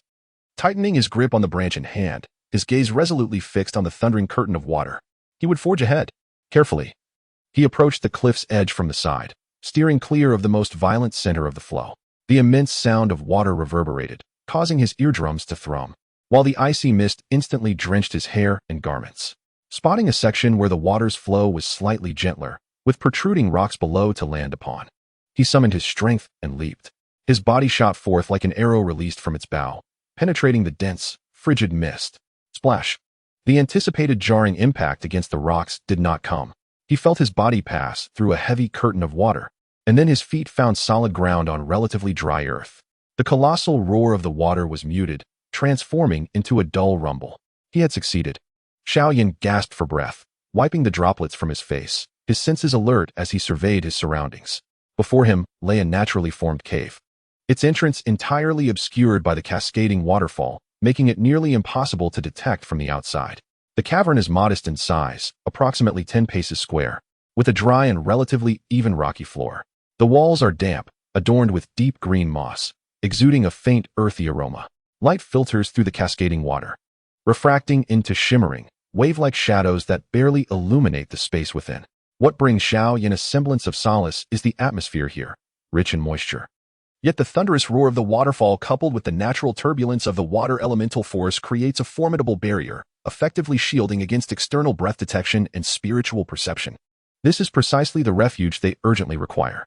With a temporary sense of security, Xiao Yan's taut nerves finally relaxed a fraction, only to be overwhelmed once more by the tide of fatigue and pain. He carefully laid Sun'er and Kai Lin upon the driest, flattest rock within the cave. Under the influence of the solidifying essence pill, Sun'er's breath steadied somewhat, yet she remained in a state of unconsciousness. Upon examining her injuries, he noted that the primary issues were internal organ disturbance and significant source depletion, requiring time and medicine for gradual recovery. However, when his gaze fell upon Kai Lin again, his heart tightened anew. Her condition showed no signs of improvement. The seven-colored spark at her brow was faint to the point of invisibility. Her body as frigid as cold jade, while the deadly force of bloodline backlash clung to her like a parasite, firmly entrenched within her being. The medicinal effects of the solidifying essence pill seemed utterly incapable of penetrating her condition. Xiao Yan knelt beside Kai Lin, trembling fingers brushing against her icy cheek. His heart wrenched with anguish. Mu Chen's medicine could only stave off death temporarily, utterly incapable of resolving the terrifying bloodline backlash. What was he to do? Where could he seek the legendary Tai True water, or the elusive source of her bloodline? A profound sense of helplessness and anxiety threatened to engulf him. In the midst of his turmoil, as he fretted over Kai Lin's injuries, a peculiar warmth emanated from the ancestral stone pendant resting against his chest, sending forth a strange wave of energy. This sensation was not directed at Xiao Yan himself, but seemed to subtly indicate a direction deep within the cavern. Raising his head abruptly, Xiao Yan regarded the depths of the cave with vigilance. Utilizing the shifting light refracted by the water curtain, He noticed that in the innermost recess of the cavern, near the damp rock wall, the outline of a stone appeared subtly distinct from its surroundings. There lay a collection of fallen debris and thick moss, yet between the crevices of the moss, a faint, unnatural metallic sheen seemed to glimmer. Could this be the guidance of the ancient jade? Was there something concealed within this cave? Summoning his strength, Xiao Yan rose. Enduring the pain as he approached that corner step by step, he cautiously used a branch to clear away the moss and debris that obscured the object beneath. As the covering was removed, a box, roughly a foot square and as black as ink, gradually came into view. The box, forged from an unknown metal, felt chillingly heavy in his hands, devoid of any ornamentation, its surface smooth as a mirror yet reflecting no light, as if it could absorb the very illumination surrounding it. Most intriguing was the layer of extremely faint yet remarkably resilient dark golden luminescence that enveloped the surface, undulating as if it possessed life, exuding an aura of ancient obscurity intertwined with formidable sealing power. It is precisely this layer of luminous membrane that isolates all scent within the box. Had it not been for the peculiar resonance of the ancestral stone and ancient jade, Xiao Yan would have been utterly oblivious to its existence. Is this a seal? Xiao Yan furrowed his brow. He could distinctly sense the formidable resistance emanating from that layer of dark golden membrane. In his current state, not only was it impossible to open it, but even to budge it by the slightest degree was beyond his capacity. He endeavored to probe a thread of feeble soul power towards the black box. Buzz! The dark golden membrane suddenly illuminated. A tremendous repulsive force violently collided with Xiao Yan's soul perception. Simultaneously, an exceedingly subtle fragment of will, imbued with supreme authority and a chilling aura, pierced his consciousness like a needle. Within that fragment, a hazy image seemed to flash, an ancient phoenix grove ablaze with boundless black flames, accompanied by a piercing cry that appeared capable of freezing souls. In the reverberation of that cry, there seemed to linger a low, savage, and insatiable roar from antiquity. This black box was undoubtedly extraordinary. The entity sealed within it, perhaps, had an alarming significance. The echoes of the phoenix's cry and the roar stirred an unsettling sensation within him, yet he could not grasp its essence. At that moment, an anomaly transpired. The previously silent and cold Kailin experienced a faint convulsion. The minuscule spark of seven-colored flame at her brow abruptly erupted into an exceptionally brief, yet dazzling flash. It seemed to have been provoked by some intense stimulus. A wave of obscure repulsion and disdain, emanating from the depths of her bloodline, rippled outward, though weak. It was transmitted with remarkable clarity to Xiao Yan, who stood but a breath away. This feeling of aversion was not directed at Xiao Yan, but rather aimed squarely at the enigmatic black box. Xiao Yan swiftly turned his gaze towards Kailin, then glanced uncertainly at the cold black box in his hand. Kailin's bloodline reacted to the contents of this box? With aversion? Disdain? A nebulous thought flashed through Xiao Yan's mind like lightning. Could the contents of this black box be related to Kailin's seven-colored sky-swallowing python bloodline? Or perhaps they were some form of nemesis? Arch-rival? This conjecture sent a jolt through Xiao Yan's heart. He observed the spark at Kailin's brow dimming once again, nearly extinguished, and then regarded the icy black box radiating a sealed aura, an unsettling chill creeping up his spine. Daring not to attempt further, he swiftly tucked the black box into his bosom, pressing it against the ancient jade. That layer of dark golden membrane seemed to establish a delicate balance with the jade's warm aura, ceasing its intense repulsion. The subtle fluctuations within the cave, stirred by the emergence of the black box, quickly subsided. The repulsive emotions from Kailin dissipated as well, returning to a state of chilling silence. Only the dull roar of the waterfall remained within the cave. Leaning against the cold rock wall, Xiao Yan gradually sank to the ground. Weariness washed over him like a tidal wave. He gazed at the two lovers on the stone platform, their fates uncertain, and felt the cold, heavy black box nestled in his arms, his heart laden with endless enigmas and weighty pressures. The relentless pursuit of the Blood God clan loomed like a sword above him. Kailin's imminent bloodline backlash was an urgent crisis. Sun Air remained gravely injured. He was utterly exhausted. Now, an enigmatic black box of unknown origin, seemingly at odds with the bloodline of the colorful scales, has emerged, shrouded in a thick fog. Hope flickers dimly, akin to a distant star. Xiao Yan closed his eyes, compelling himself to attain tranquility. The immediate priority is to recuperate, to restore a fragment of strength. Only by regaining power can he seek the clues to save the colorful scales, confront the imminent crisis, and unravel the entangled mysteries. He retrieved the last solidifying pill bestowed by Mu Qin and unhesitatingly consumed it. The warmth of the medicinal properties spread through him, harmonizing with the nurturing strength of the ancestral stone, gradually mending his broken body and soul. He ceased to ponder the black box, submerging all his thoughts inward, hoarding every minuscule ounce of restorative power like a miser guarding his wealth. Outside the cave, the roaring waterfall resounded incessantly, akin to the ancient pulse of this vast world. Within, shadows danced, as three battered figures battled against fate in silence. The cold black box pressed against Xiao Yan's chest, resembling a silent riddle. A potential powder keg poised to ignite the future, patiently awaiting the moment to be unlocked. Chapter 5. The Green Fruit Ignites Blood. Phoenix Feather reveals anomaly. Xiao Yan sat cross-legged in a relatively dry corner of the cave, his eyes tightly shut, a profound heaviness settling between his brows. The ancestral stone rested against his chest, emanating a warm and resilient aura, akin to the most loyal sentinel, painstakingly guiding the medicinal power of the solidifying pill to mend his myriad wounds. Fractured bones were tenuously held together by the power of the ancient jade, while the lacerations within his internal organs slowly began to close under the soothing effects of the medicine. However, the damage to his meridians resembled a parched and cracked riverbed, recovering at an agonizingly slow pace. The brilliance of his soul in the imperial realm remained dim, and every attempt to coalesce his perception was accompanied by excruciating pain. Most of his thoughts, however, were not focused on himself. His gaze repeatedly drifted to the two figures lying still upon the stone platform. Sun Er's aura, under the influence of the solidifying pill, became increasingly stable, akin to a slumbering lotus, her ethereal beauty marred by a sickly pallor. Long eyelashes casting faint shadows in the shimmering waterlight. The essence of the azure lotus heart fire flickered like a waning candle in the wind, weak yet resiliently burning, safeguarding her last vestiges of life. Xiao Yan could sense that she was gradually self-repairing. It merely required time. As for the colorful scales, each glance sent a shiver through Xiao Yan's heart, as if gripped by a frigid iron claw. She remained cold and rigid, resembling a lifeless purple jade statue devoid of warmth and vitality. The point of 7-colored sparks at her brow was faint, nearly merging with the darkness, as if it would extinguish in the next moment. The deathly stillness emanating from the depths of her bloodline acted like the most obstinate ice, freezing all vitality, rendering the medicinal power of the solidifying pill utterly ineffective. Time, for the colorful scales, was a true harbinger of doom. The keywords Tai, true water, and bloodline source echoed in Xiao Yan's mind, akin to a drowning man clutching at straws. Yet, in this unfamiliar wilderness, fraught with formidable foes, where could he seek them? Where lay the elusive source of the bloodline? Despair coiled around his reason like a chilling vine, tightening its grip evermore. The cold touch emanating from the black box in his embrace felt like a silent warning. The layer of swirling dark golden seal isolated all sensations. Yet Xiao Yan would never forget the instant rejection and disdain his colorful scale bloodline felt towards it. Was this black box a blessing or a curse? What lay sealed within it? What connection did it have with the vibrant bloodline of the 7-colored devouring python? These enigmas weighed heavily on his heart, adding to the suffocating pressure. He could not wait for death. He had to take action.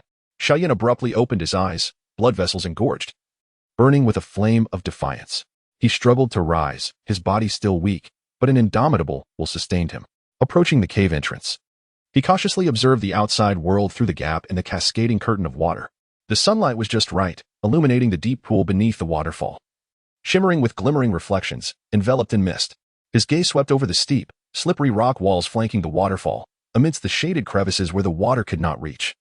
Some resilient plants had taken root. Suddenly, Xiao Yan's attention sharpened.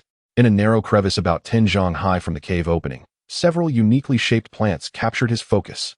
The plants were not tall, with slender leaves resembling swords, exhibiting a peculiar bluish-gray hue, their edges adorned with fine serrations. Amongst a cluster of leaves, a few thumb-sized fruits, coated with a thin layer of white frost, emerged. Although small, these fruits emitted an extraordinarily pure wave of what attribute energy, along with a warm vitality that Xiao Yan had never before experienced. Were these the Qingling Zhu fruits? Fragments of fragmented memories imparted by the medicinal elder flickered through Xiao Yan's mind, recalling the rare wonders of the vast world. This fruit thrived in extremely cold, damp places, yet contained pure wood spirit vitality, remarkably beneficial for nourishing the body and stabilizing one's essence, though not of the highest grade. It was precisely what they needed for healing at this moment. Especially for Sun Er, it might help solidify the core of the green lotus earth heart fire. Hope, like a spark in the darkness. Xiao Yan's heart raced violently. He suppressed his excitement and observed carefully. The position of that crevice was exceedingly precarious. Below lay an unfathomable abyss, and above, the wet and steep rock walls posed great risks for harvesting. Moreover, it appeared that a shadow, blending seamlessly with the color of the rocks, lingered beside the Qingling Zhu fruits, exuding a faintly chilling aura, evidently guarding something. No matter how dangerous, he had to try. Xiao Yan's gaze hardened. Sun Er needed it. and perhaps Kai Lin could cling to the last thread of life with it. He took a deep breath and summoned the meager do qi he could barely gather within him. In this vast world, he instinctively tapped into this power, unaware that it had been suppressed and transformed by far grander rules. Cautiously, he squeezed through the crevice beside the waterfall curtain, the icy water instantly soaking him. Like a gecko, he pressed against the slippery, cold rock wall, his fingers infusing weak do qi as he dug deeply into the crevices of the rock, laboriously inching towards that narrow opening. Each step felt like walking on thin ice, with the slippery moss and cold mist being his greatest adversaries. The roaring of the deep pool below echoed like the whispers of death. Sweat mingled with droplets of water slid down his brow. At last, he approached that crevice. Less than a yard away lay those alluring Qingling Zhu fruits, their pure essence of wood spirit becoming increasingly pronounced. Suddenly, a sharp, piercing hiss erupted. The rocky mass coiled around the Zhu fruit sprang into action, revealing a venomous snake, its body cloaked in grayish-brown scales, with a triangular head and blood-red eyes. Though modest in size, comparable to an arm's thickness, its speed was as swift as lightning. Its elongated forked tongue flicked out, and two razor-sharp fangs gleamed with a ghostly blue light, carrying a foul breeze as it lunged directly at Xiao Yan's face. The chilling aura radiating from the creature unmistakably reached the pinnacle of the Do Huang level. In the vast world, this was merely the lowest tier of ferocious beasts. Anticipating the attack, Xiao Yan's pupils constricted. His current state was far from optimal. He could not confront the beast head-on and could only rely on instinct and experience to respond. He gripped the rock crevice tightly with his left hand, his body suddenly twisting to the side. Simultaneously, his right hand formed a blade-like gesture, concentrating a faint yet potent blue flame, the heart fire of the blue lotus. With precision, the flame-tipped fingertip struck the snake at a vital point. Although the power of the flame had diminished significantly, its intrinsic ability to counteract sinister entities remained potent. The snake emitted a pained hiss as the scales at the burn site blackened instantly. Its assault faltered, its crimson gaze intensifying as its venomous tail lashed out like a steel whip towards Xiao Yan's left hand gripping the rock crevice. In the blink of an eye, a fierce resolve flashed in Xiao Yan's eyes. He did not flinch, enduring the strike of the snake's tail with his left hand.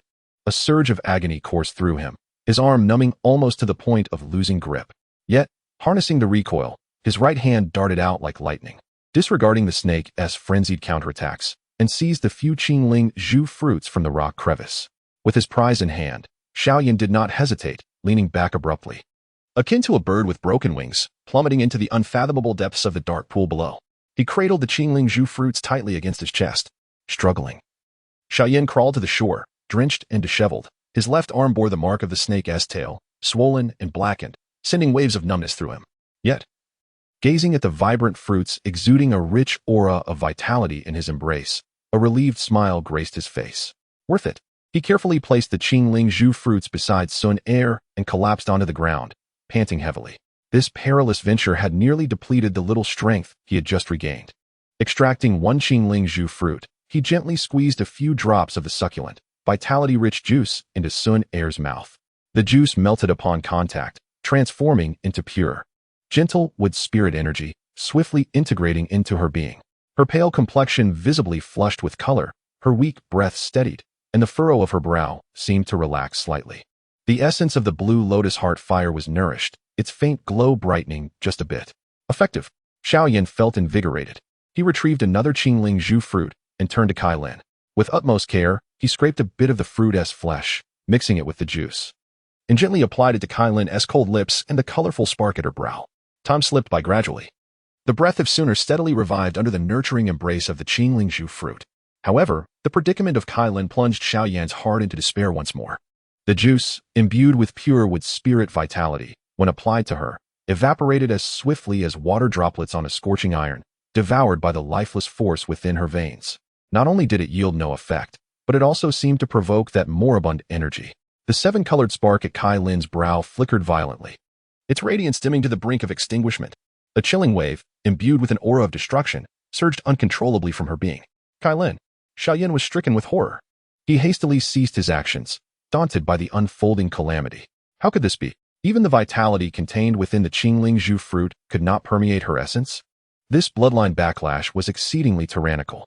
Just as Xiao Yan found himself at a loss, consumed by anxiety, a faint tremor unexpectedly emanated from the black box cradled in his arms. Simultaneously, a cold and subtle wave penetrated the seal, faintly indicating the remaining Qingling Zhu fruit that lay beside him.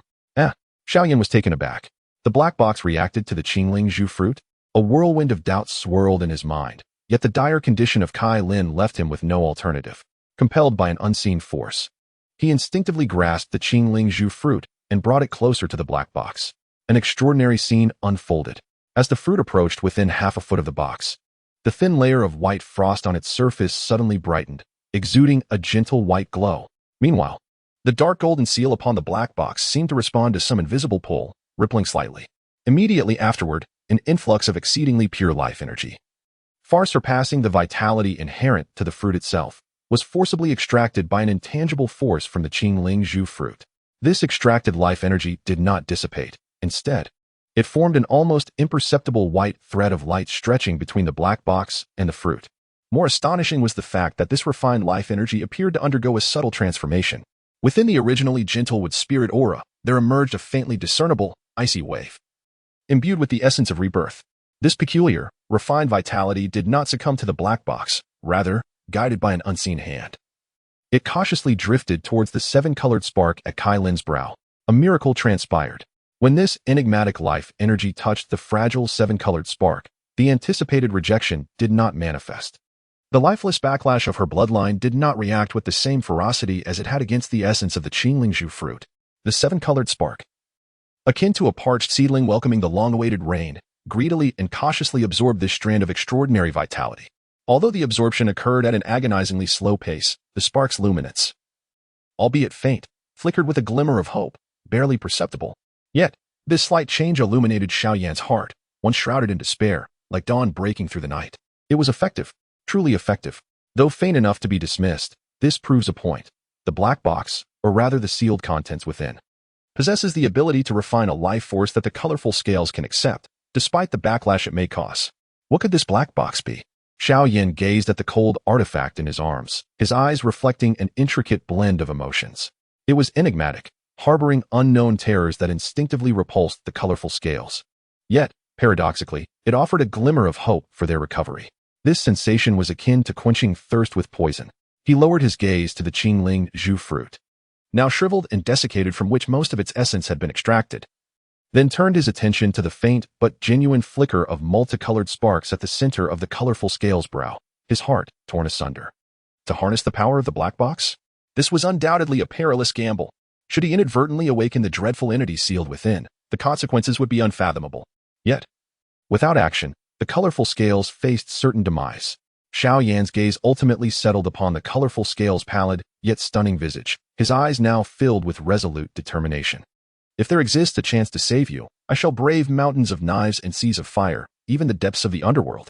He hesitated no longer and retrieved the remaining two Qingling Zhu fruits.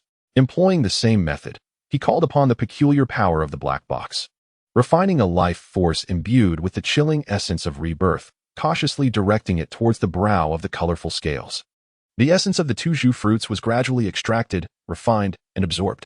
After receiving these three threads of extraordinary life force, the multicolored sparks at the colorful scale's brow finally stabilized, no longer flickering as if they might extinguish at any moment.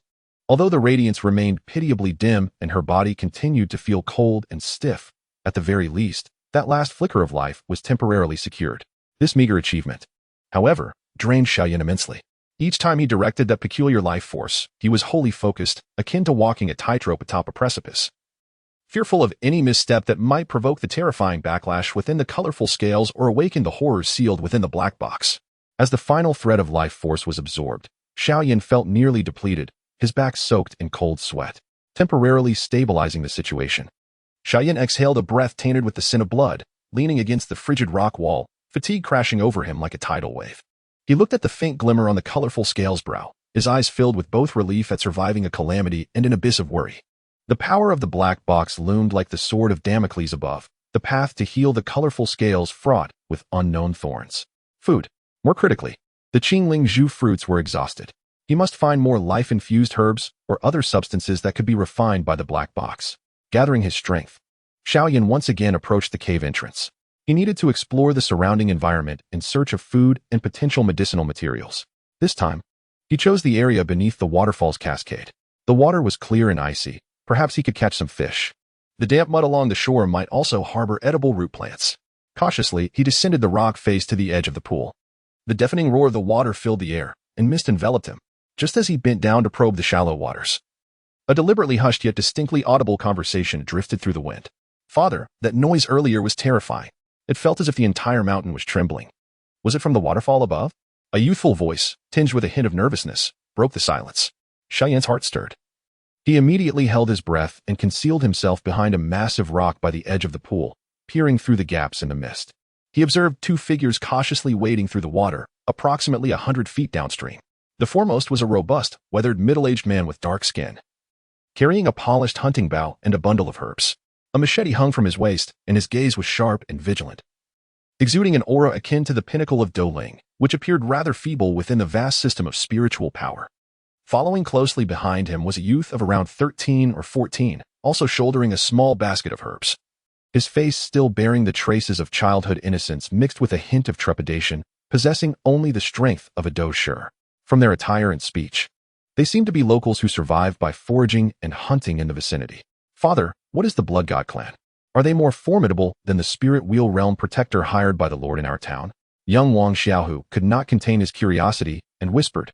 He took a breath, his eyes filled with reverence for the vast world and a touch of helplessness. To break through to Do Huang and condense the body of Do Zong is merely to have grazed the threshold of the Three Heavens realm.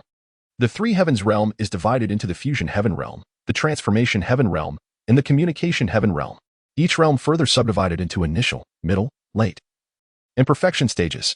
To reach the perfection of the Communication Heaven realm would mean achieving the peak of Doxing in our former lower realm, a being capable of commanding the winds and rains. And what of Dodi? Wang Xiaohu's heart raced, yet he was enveloped in confusion. Dodi? Wang Taizhan chuckled wryly, lowering his voice to convey a complex mix of emotions. That represents the limits of the lower realms. To break free from constraints and ascend to the vast world. But Xiaohu, you must understand, ascending is merely the beginning. In the Great Thousand World, Dodi only corresponds to the threshold of the Supreme Realm. Supreme Realm? The youth evidently heard this term for the first time. Indeed, the three trials of supremacy, the trial of the physical body, the trial of spiritual power, and the trial of the divine soul. Only upon overcoming these trials can one truly establish a foothold and become a first-grade supreme. Wang Tieshan's tone brimmed with aspiration and a sense of the unattainable. There are 9 grades of supremes. The first grade is the lowest, while the 9th is the most revered. The disparity between each grade is far greater than that between Do Huang and Do Zong. In our Qingshi town, the most formidable is the town chief, who is said to have barely passed the trial of spiritual power, ranking among the lowest of first-grade supremes. He paused, a deep fear flashing in his eyes, and those demons of the Blood God clan, clad in red robes, even a mere minion among them is likely a supreme. That so-called elder. My heavens, I felt as though a glance could extinguish my life. At least a 4th or 5th grade supreme. As for the ancestral figure they speak of, that is an existence beyond imagination. Therefore, we must keep our distance. To get involved is to court death. A 4th or 5th grade supreme. Wang Xiaohu instinctively shrank back his neck. What about the Beitsong Spirit Academy? I've heard the old storyteller in town speak of the prodigies there. Upon mentioning the Beitsong Spirit Academy, Wang Tieshan's face finally manifested a genuine awe and hope. The Beitsong Spirit Academy is indeed a colossal entity.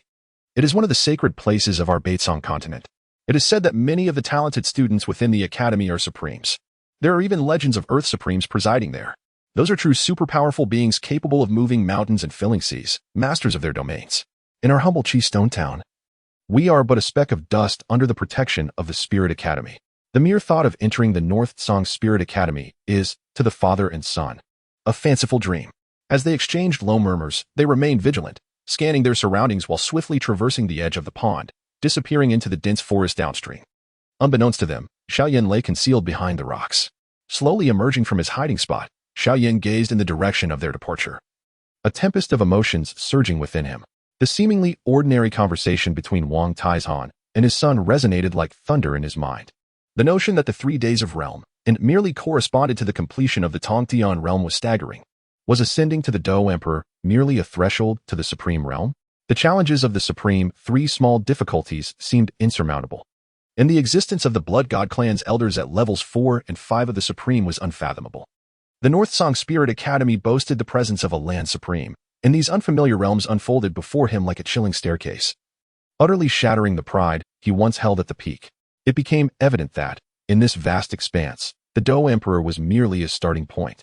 The terrifying might of the blood demon ancestors obscuring blood palm now had a more tangible reference. Perhaps, the North Song Spirit Academy truly represented the sole hope for Kai Lin. Yet, in his current state, even overcoming the challenges of the supreme three small difficulties was a distant dream. How could he aspire to reach the North Song Spirit Academy? An unprecedented weight pressed heavily upon his heart.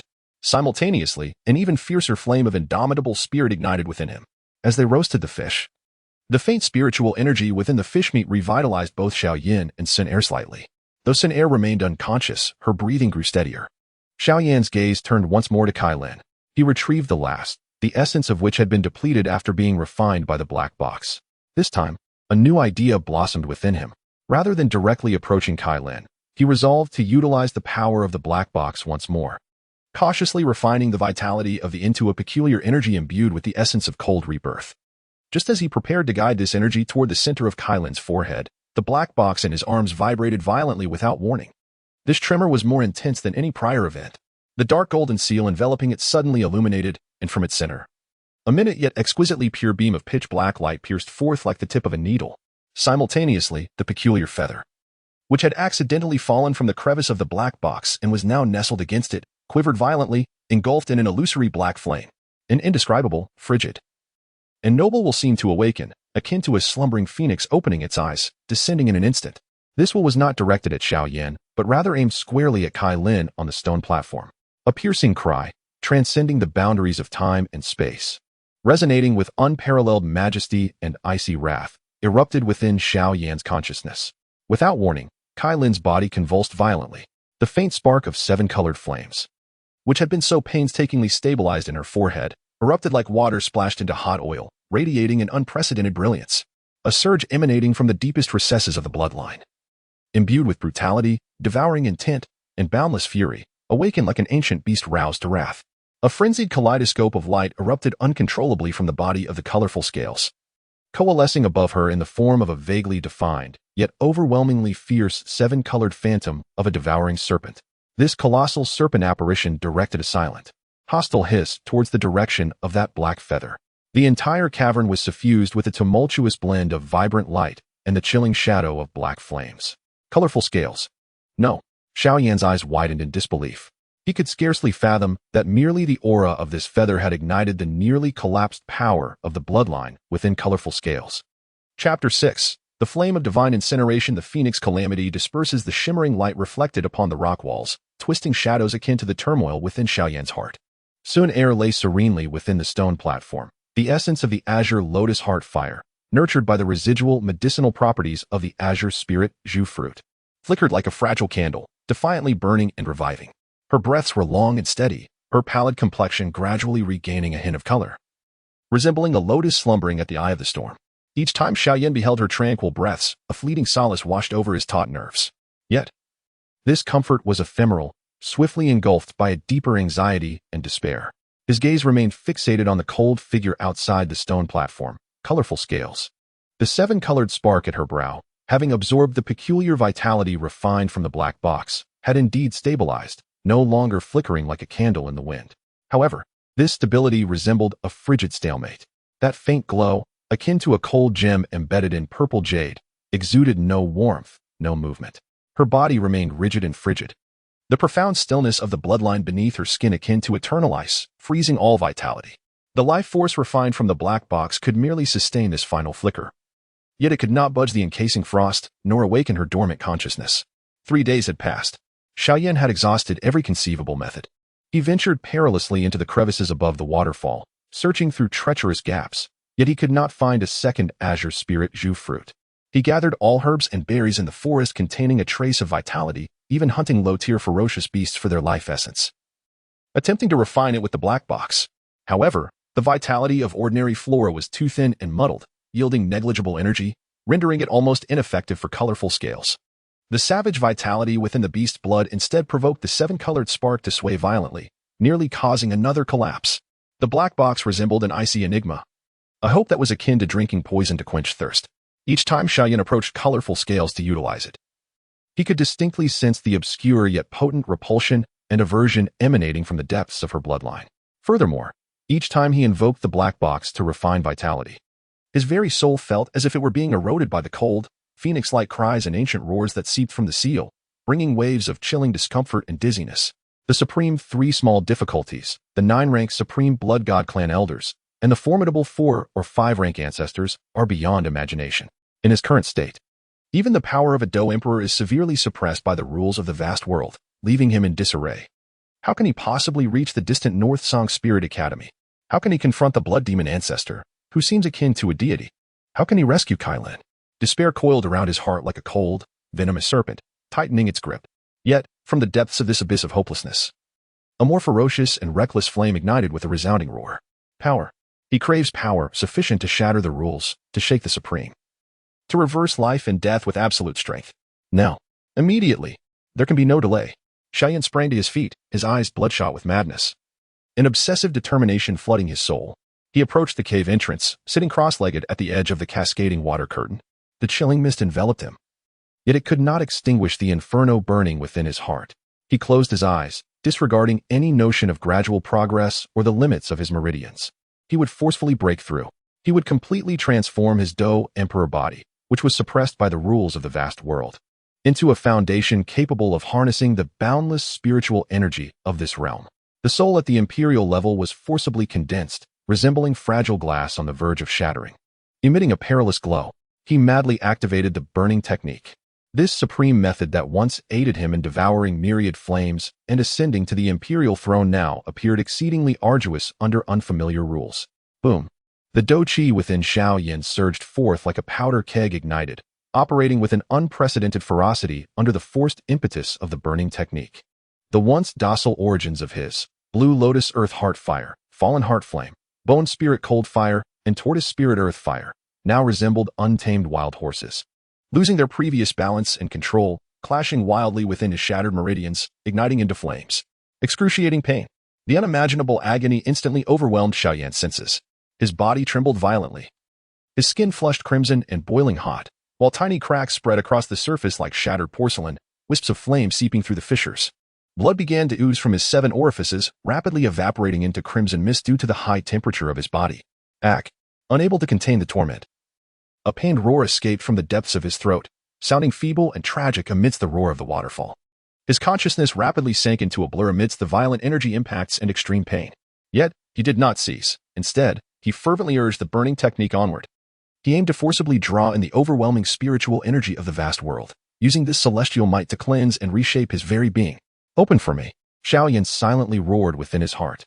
The fragmented imperial-level soul extended outward like a burning torch, recklessly attempting to communicate and trigger the omnipresent spiritual energy of the world. Buzz, centered around his body, the space within 100 feet suddenly trembled. The waterfall's flow seemed to freeze for an instant. The abundant water and wood elemental forces in the air erupted into a frenzy, as if provoked by the most brazen challenge. The intangible currents of spiritual energy surged like countless invisible steel needles, piercing deeply into Xiao Yan's senses and violently flooding into his already overburdened body. With a series of explosive sounds, Xiao Yan's form swelled as if forcibly inflated, blood and uncontrollable flames erupting from his pores. His meridians, under the dual assault of the raging foreign fire and the overwhelming external spiritual power, fractured inch by inch, emitting a mournful cry of unbearable strain. The cyclone in his dantian utterly collapsed, transforming into a chaotic storm of energy. At this moment, Xiao Yan was akin to a self-ignited inferno. The uncontrollable foreign fire within him, provoked by the ferocious external spiritual energy, underwent an unpredictable transformation, becoming a terrifying flame that scorched flesh, bones, meridians, and even the soul from the inside out. This flame was neither the gentle warmth of the azure lotus nor the chilling essence of the bone spirit. It was a vivid, crimson gold fire brimming with destruction, chaos, and brutality. It ravenously consumed Xiao Yan's life essence while fervently incinerating the external spiritual power flooding into his body, turning everything into a more violent fuel. His consciousness plunged into a chaotic inferno, surrounded by boundless crimson flames roaring and churning. His soul burned silently, emitting unvoiced screams, while his body teetered on the brink of collapse, every inch of flesh lamenting in agony. Just as Xiao Yan was on the verge of being completely consumed by the inferno he had unleashed, a gentle yet vast power, akin to a galaxy descending from the heavens, unexpectedly arrived without warning. This force, imbued with the essence of inclusiveness and the profundity of the stars, swiftly penetrated the tumultuous barrier of water elemental energy enveloping Xiao Yan. Under the suppression of this immense power, the rampaging inferno, akin to lava cast into an icy sea, solidified and contracted instantly. The violent external spiritual energy invading Xiao Yan's body was gently yet firmly guided and dispelled by this force. A hand, warm as jade and seemingly containing the infinite stars, softly pressed upon Xiao Yan's scorching crown. A voice, ancient and serene yet resonating with the weight of countless ages, echoed directly within Xiao Yan's chaotic consciousness, like a stabilizing needle, instantly calming the raging flames and disorder. A refreshing coolness, as pure as an icy spring and vast as the cosmos, surged into Xiao Yan's body through that palm. Wherever this force passed, the rampant inferno met its nemesis, swiftly extinguishing and dissipating. The broken meridians were gently mended and nourished by this power, while the chaotic energy storm was forcibly untangled and quelled. The starry essence contained within this force perfectly neutralized the violent fire poison lingering within Xiao Yan due to the uncontrollable foreign fire. Xiao Yan's swollen body visibly returned to its original state, the horrific cracks on his skin healing rapidly under the nurturing of the starry power, leaving only faint red marks. No longer did he spew flames and blood. Instead, a hot, murky vapor escaped his lips. The crimson-gold flames completely receded from his surface, replaced by a soothing, silver-blue halo flowing like stardust.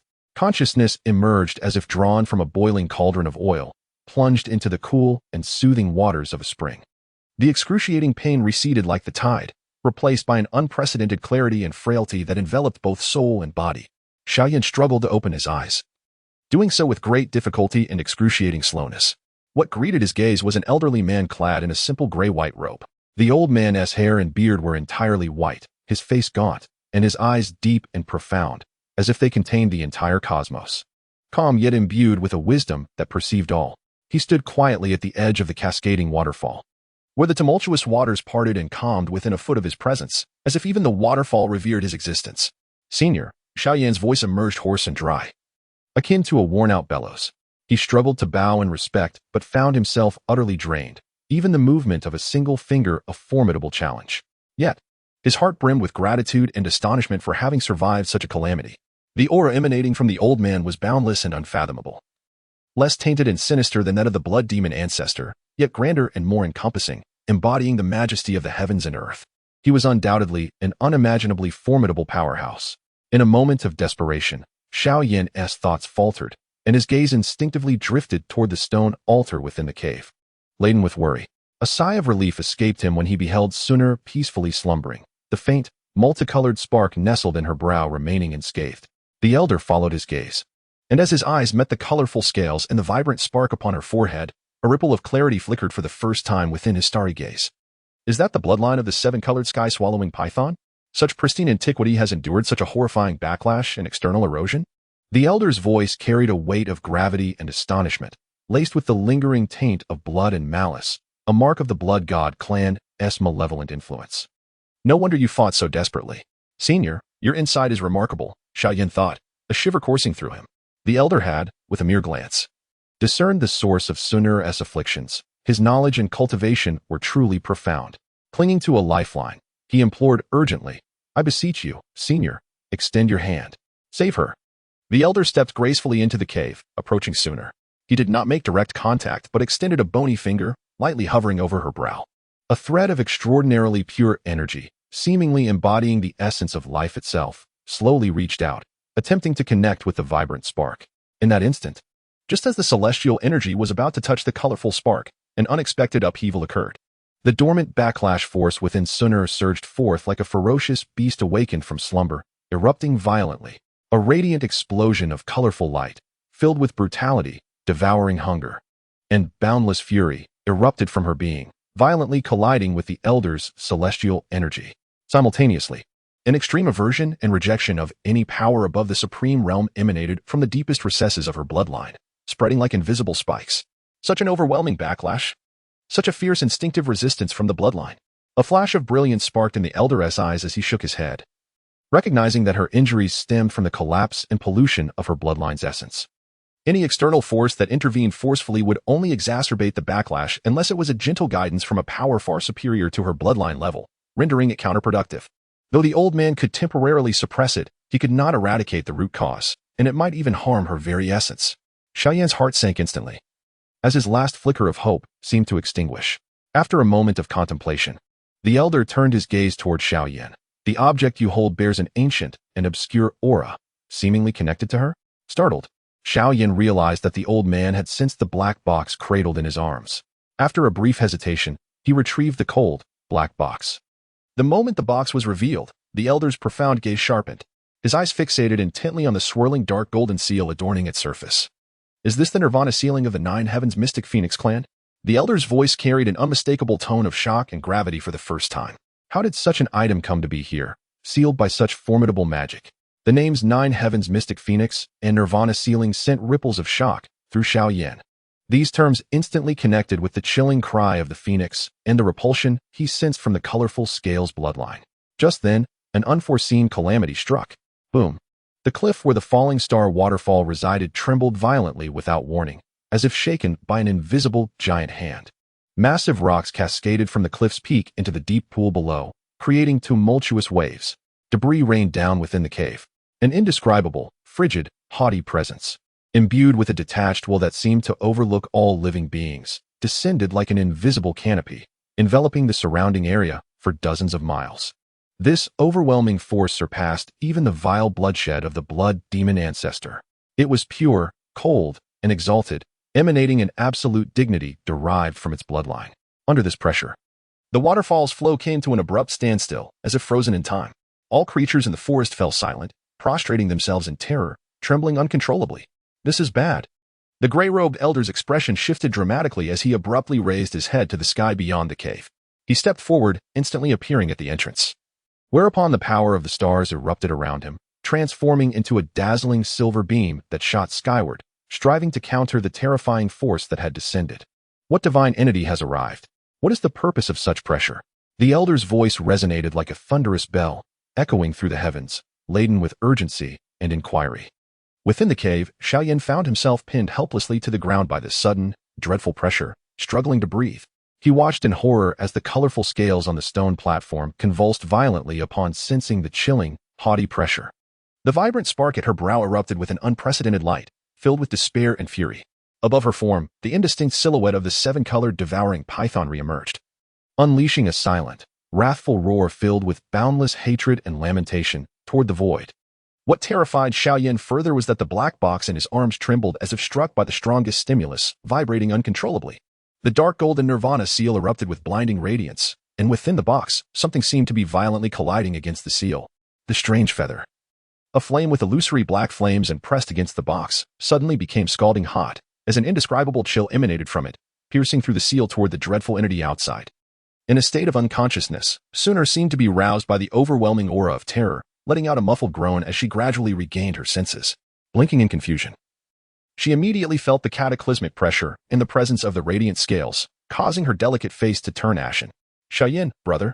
Sister Kailin. Suner struggled to rise. In that moment of chaotic extremity, a sudden sound echoed at the entrance of the cave.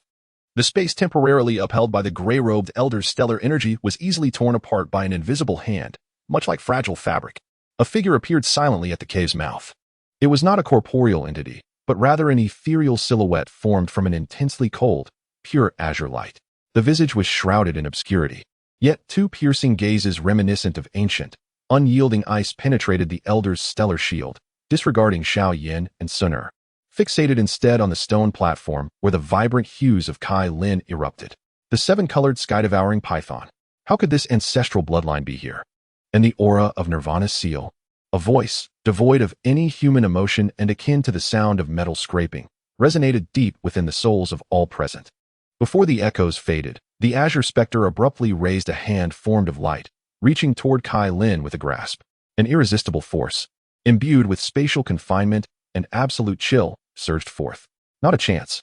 The gray-robed elder's beard and hair stood on end as he roared, forming seals with his hands.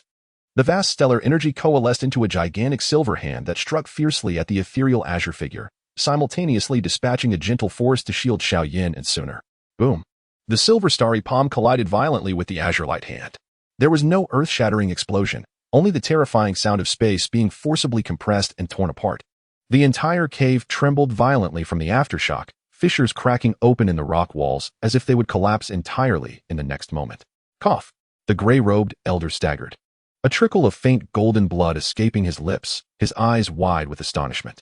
The opponent was merely a projection of will, yet their power was terrifyingly formidable. Meanwhile, the azure silhouette dimmed slightly from the impact of the starry palm, the force attempting to seize Kai Lin momentarily faltering. In that fleeting moment of hesitation, Suner, recently awakened, witnessed Kai Lin on the brink of abduction and unleashed an unprecedented surge of strength, ignoring her own injuries. The dim azure heartfire within her erupted into a feeble yet resolute azure flame wall, desperately shielding Kai Lin. At the same time, Xiao Yan, his eyes bloodshot with urgency, summoned the last remnants of his regained strength. Hurling the violently trembling black box in his arms toward the azure silhouette in an attempt to disrupt its intentions. "Ants begone." The cold metallic voice was tinged with irritation. The azure figure made no unnecessary movements, merely casting a glance. Boom. The azure flame wall erected by Suner shattered instantaneously, as if made of paper. She was struck with tremendous force, spitting out blood, her body sent flying like a severed kite, crashing through the damp, fissured rock wall at the back of the cave. The craggy wall shattered, revealing a surging and tumultuous underground river, its destination unknown. The figure of Suner was instantly engulfed by the frigid, dark waters, vanishing from sight. Suner! Xiao Yan's heart-wrenching roar echoed through the air. He attempted to rush forward, yet was immobilized by the terrifying pressure of the azure phantom. Rendered utterly incapable of movement, the black box he had smashed collided with the brilliance of the azure shadow, and the dark golden seal erupted in a fierce glow.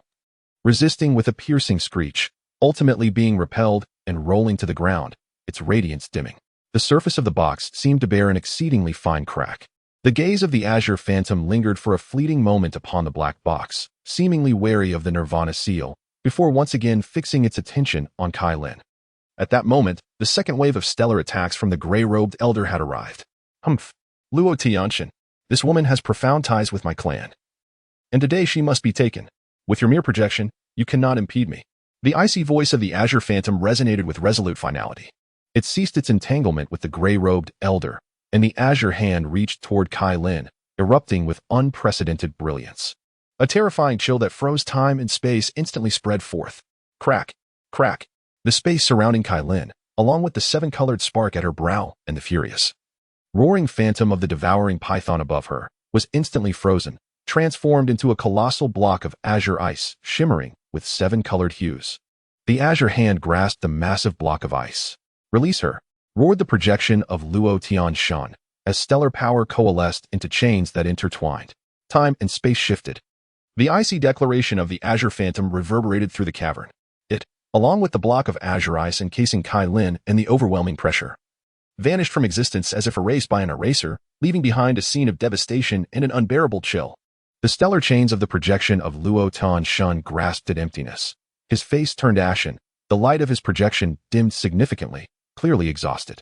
Within the cavern, an oppressive silence reigned. The roar of the waterfall surged once more, yet it felt hollow.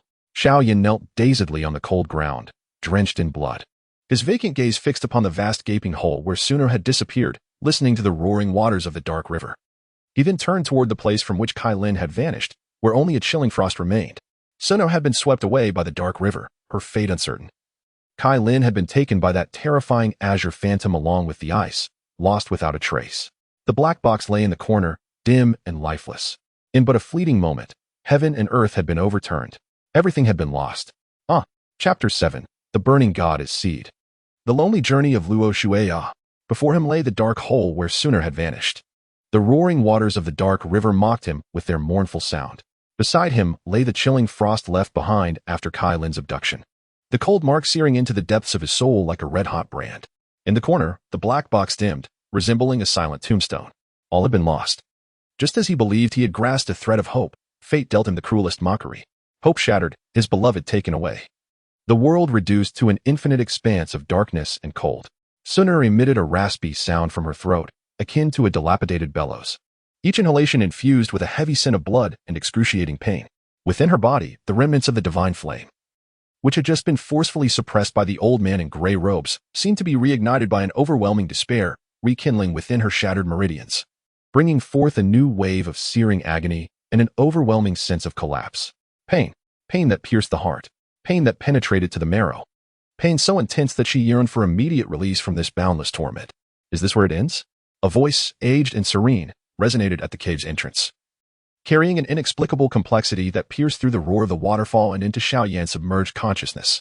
The silhouette of Luo Tianxin re-emerged at the cave's mouth. His grayish-white robes were marred with a hint of dust, and his aura seemed slightly diminished, clearly indicating that his recent confrontation with the ethereal blue shadow had taken a toll. His deep, starry eyes gazed calmly upon Xiao Yan, who lay prostrate on the ground, resembling a lifeless lump of clay, devoid of reproach or pity, merely reflecting a profound understanding of worldly suffering. The figure that took the purple-haired girl was an elder projection of the Nine Heavens' profound Phoenix clan. Cold and haughty, they regarded all living beings as mere insects. Such was their nature. Luo Tianxin's voice, though not loud, resonated clearly in Xiao Yan's ears, akin to a chilling scalpel slicing through his bloody wounds. Their clan had been eternal foes of the seven-colored sky-swallowing python for countless epochs. Their bloodlines were antithetical, and their grudges insurmountable. The girl, with her bloodline returning to its ancestral roots, held boundless potential, yet teetered on the brink of collapse in their hands, a fortune, and a descent into hell. Life and death rested solely on the whim of the adversary. The Nine Heavens' profound Phoenix, the very embodiment of hellish enmity. Each word struck Xiao Yan's heart like a hammer, causing his body to convulse violently. With great difficulty, he lifted his head, his bloodshot eyes fixated on Luo Tianxin, brimming with overwhelming hatred and a flicker of a dying plea. As for the girl who had fallen into the dark river, Luo Tianxin's gaze turned towards the gaping hole. The sound of the rushing water remained frigid and turbulent, the dark river known as the tributary of the Luo River. The Luo clan? Xiao Yan's disoriented mind grasped this unfamiliar name. The old man, Luo Tianxin, was the supreme elder of the Luo clan. His voice bore a subtle authority as he continued. In our brief encounter, I left a faint starry mark upon that girl. If her fate is not sealed and she is swept into the depths of the dark river, we of the Luo clan may sense the mark's essence and come to her aid. However, the depths are fraught with peril, harboring ancient aberrations. Whether she can endure until rescue arrives remains uncertain. A flicker of hope ignited in Xiao Yan's ashen eyes. Was there still a glimmer of survival for sooner? The Luo clan's depths of the dark river. Yet, crisis could also herald transformation. Luo Tianxin's tone shifted, a peculiar light flashing in his profound gaze. The multiple origins of your, under the extreme combustion of the divine flame, combined with the external violent spiritual force and my starry power, have undergone an astonishing metamorphosis. They have not dissipated. Rather, upon the ruins of your shattered Dantian cyclone, they have forcibly melded with the incoming tumultuous spiritual energy and the remnants of the divine flame, forming an unprecedented energy core. Xiao Yan trembled violently. Instinctively, he turned his focus inward. At the Dantian, the once familiar vortex of combat energy has vanished without a trace. In its stead lies an exceedingly small whirlpool, exuding waves of astonishing energy. This vortex is neither a pure crimson nor a serene azure of spiritual power, but rather a chaotic dark golden hue. At its core, a minuscule yet exquisitely refined golden red radiance pulsates slowly, akin to a heartbeat, emanating a disquieting heat and a sense of impending doom. Meanwhile, at the periphery of the vortex, threads of deep azure stellar power intertwine like resilient silk, laboriously binding the ferocious core and maintaining a precarious balance. The flame god vortex. Is this what the divine lord of Luo referred to as transformation? A core of monstrosity forged from the remnants of the flame goddess fire, the tumultuous essence of myriad spiritual forces, fragments of exotic fire origins. And the power of the stars? For now, I shall designate this vortex as the flame god vortex. The voice of the divine lord of Luo bore a weighty tone of inquiry. It is exceedingly violent and unstable, akin to a star buried within you that could explode at any moment. Each rotation may ignite a conflagration, utterly incinerating you. Yet, his gaze burned intensely upon Xiao Yan. Calamity and fortune are often intertwined. Although perilous, this vortex harbors a terrifying explosive power that transcends your current realm. More crucially, it appears capable of disregarding the initial suppression of the vast world's rules, directly consuming, refining, and transforming the spiritual power of heaven and earth. Its efficiency far surpasses that of ordinary techniques for condensing spiritual vortices. Perhaps this is related to the peculiar technique you practice, which can amalgamate myriad fires. The flame formula. A tremor coursed through Xiao Yan's heart. Was it the flame formula that guided all this in the face of despair? To harness the flame god vortex. To gain strength. To save others. These words struck like lightning in the darkness, instantly rending apart the fog of despair within Xiao Yan's heart. Sooner, maybe in the depths of the Luo god clan's spirit abyss, Lin has been abducted by the Phoenix of the Nine Heavens. They both need him. He cannot perish. He must rise. A defiant fire, ignited from the depths of his soul, erupted with fervor. It overwhelmed the agonizing pain of his body, eclipsing the collapse of his spirit. The desolation in his eyes faded swiftly, replaced by a near-obsessive flame fueled by a frenzied will. I demand strength. Xiao Yan forced out a hoarse yet resolute voice through clenched teeth, each word laced with fervor. He struggled, summoning every ounce of strength, pushing against the ground, painstakingly rising once more. Though his body swayed as if a candle in a tempest, his spine remained unyieldingly straight. The divine lord of Luo regarded the bloodied, weakened youth before him, whose gaze was as fierce as a wolf. And a flicker of genuine admiration crossed his profound eyes. To swiftly extricate oneself from the quagmire of despair and reignite one's fighting spirit amidst such adversity is a rare testament to this youth's tenacity. Well done. The divine lord of Luo nodded slightly, wishing to rescue the purple-haired maiden.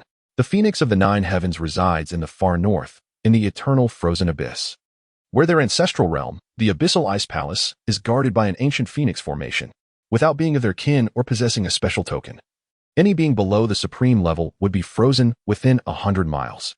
To seek the girl in green attire.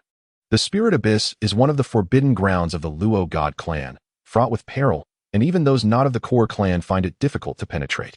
He paused, gazing into the unwavering flame in Xiao Yan's eyes, and continued, given your current state, venturing forth recklessly would lead to certain death.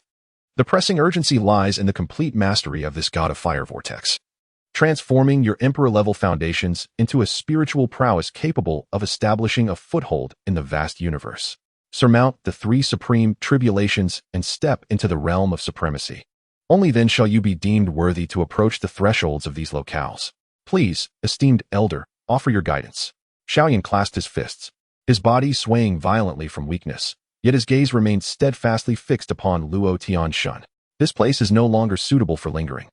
Although the projection of the Elder of the Nine Heavens mystic phoenix has retreated, its will has surely recorded the aura of this location. The minions of the Blood God clan may also be drawn here. Luo Tianshan's gaze swept over the disheveled cavern. Come with me to the outer stronghold of the Luo God clan, the city of azure waves. On the way, I shall suppress the turbulence within your body and impart to you the initial methods of guidance and refinement. Whether you can gain preliminary control before we arrive and avoid being consumed by flames depends on your fortune. As for this object, Luo Tianshan's gaze turned toward the black box nestled in the corner. With a mere gesture, the box floated into his grasp. He scrutinized the surface of the box, noting the subtle crack and the swirling dark gold seal, the Nirvana seal, his brow furrowing slightly.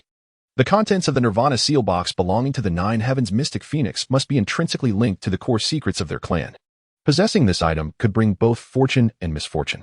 However, since you have already intertwined your fate with it, for now, it shall be entrusted to you.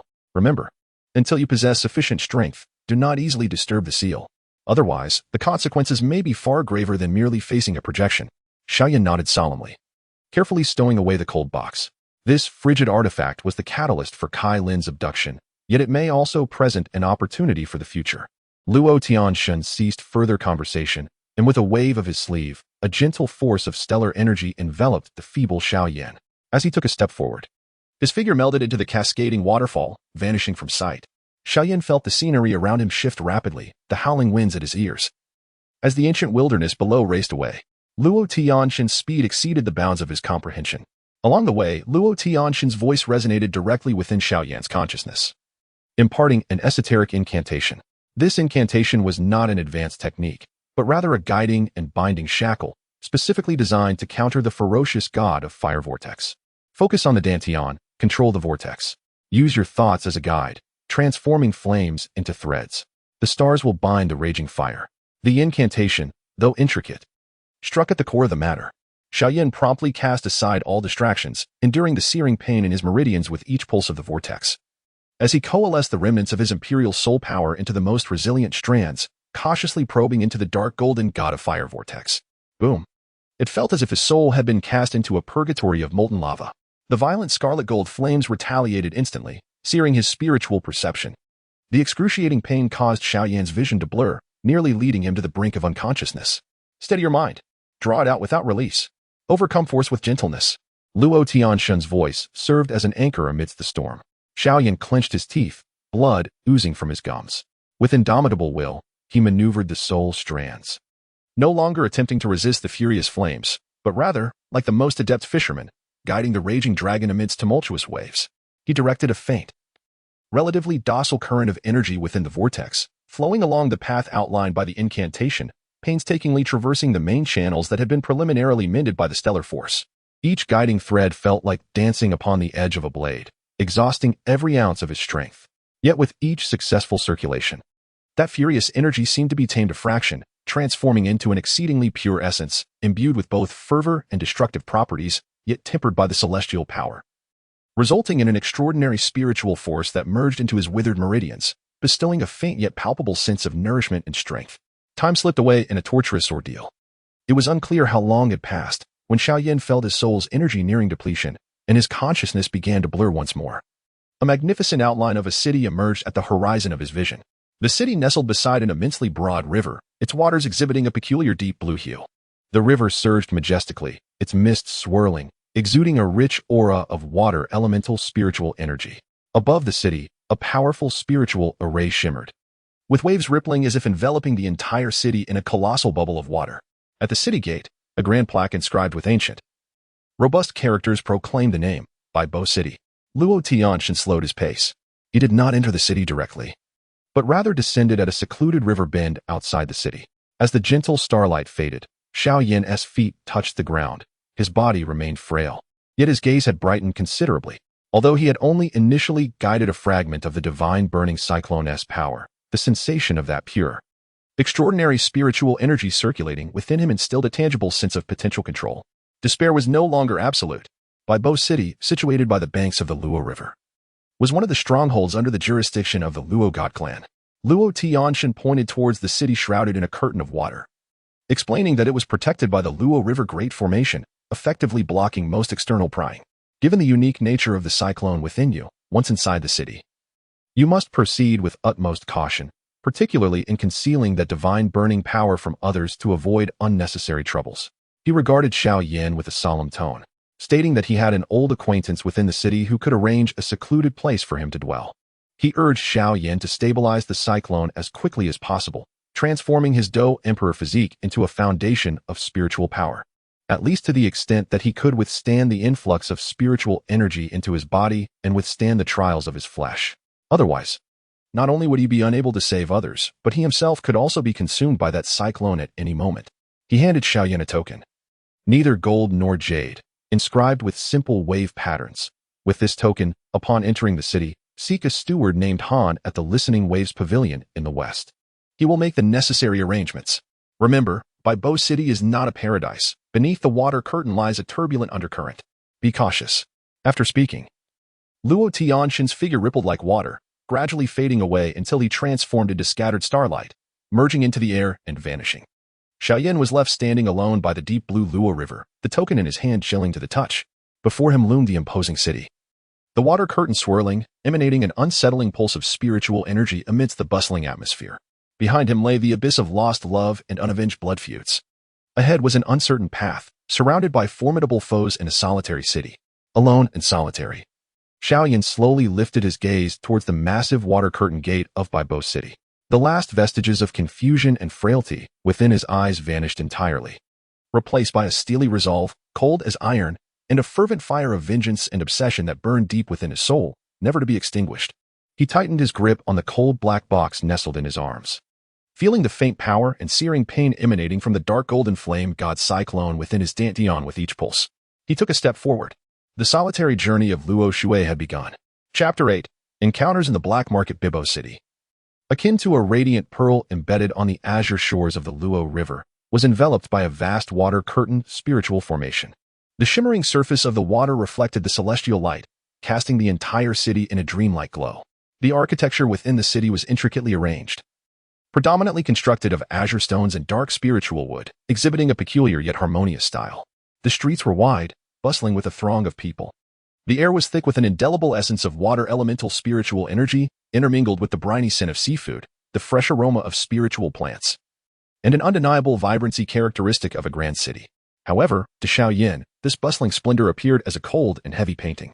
Alone, he stood beneath the limbo gate at the city's entrance. The towering water curtain arch seemed to be formed from flowing river water, flanked by 2 guards clad in azure armor, their presence solid and imposing, casting sharp gazes over the comings and goings of the crowd. Xiao Yan could distinctly sense the waves of spiritual power emanating from them, indicating that they were at least formidable beings who had surpassed minor tribulations, far beyond the realm of lower-level dozongs.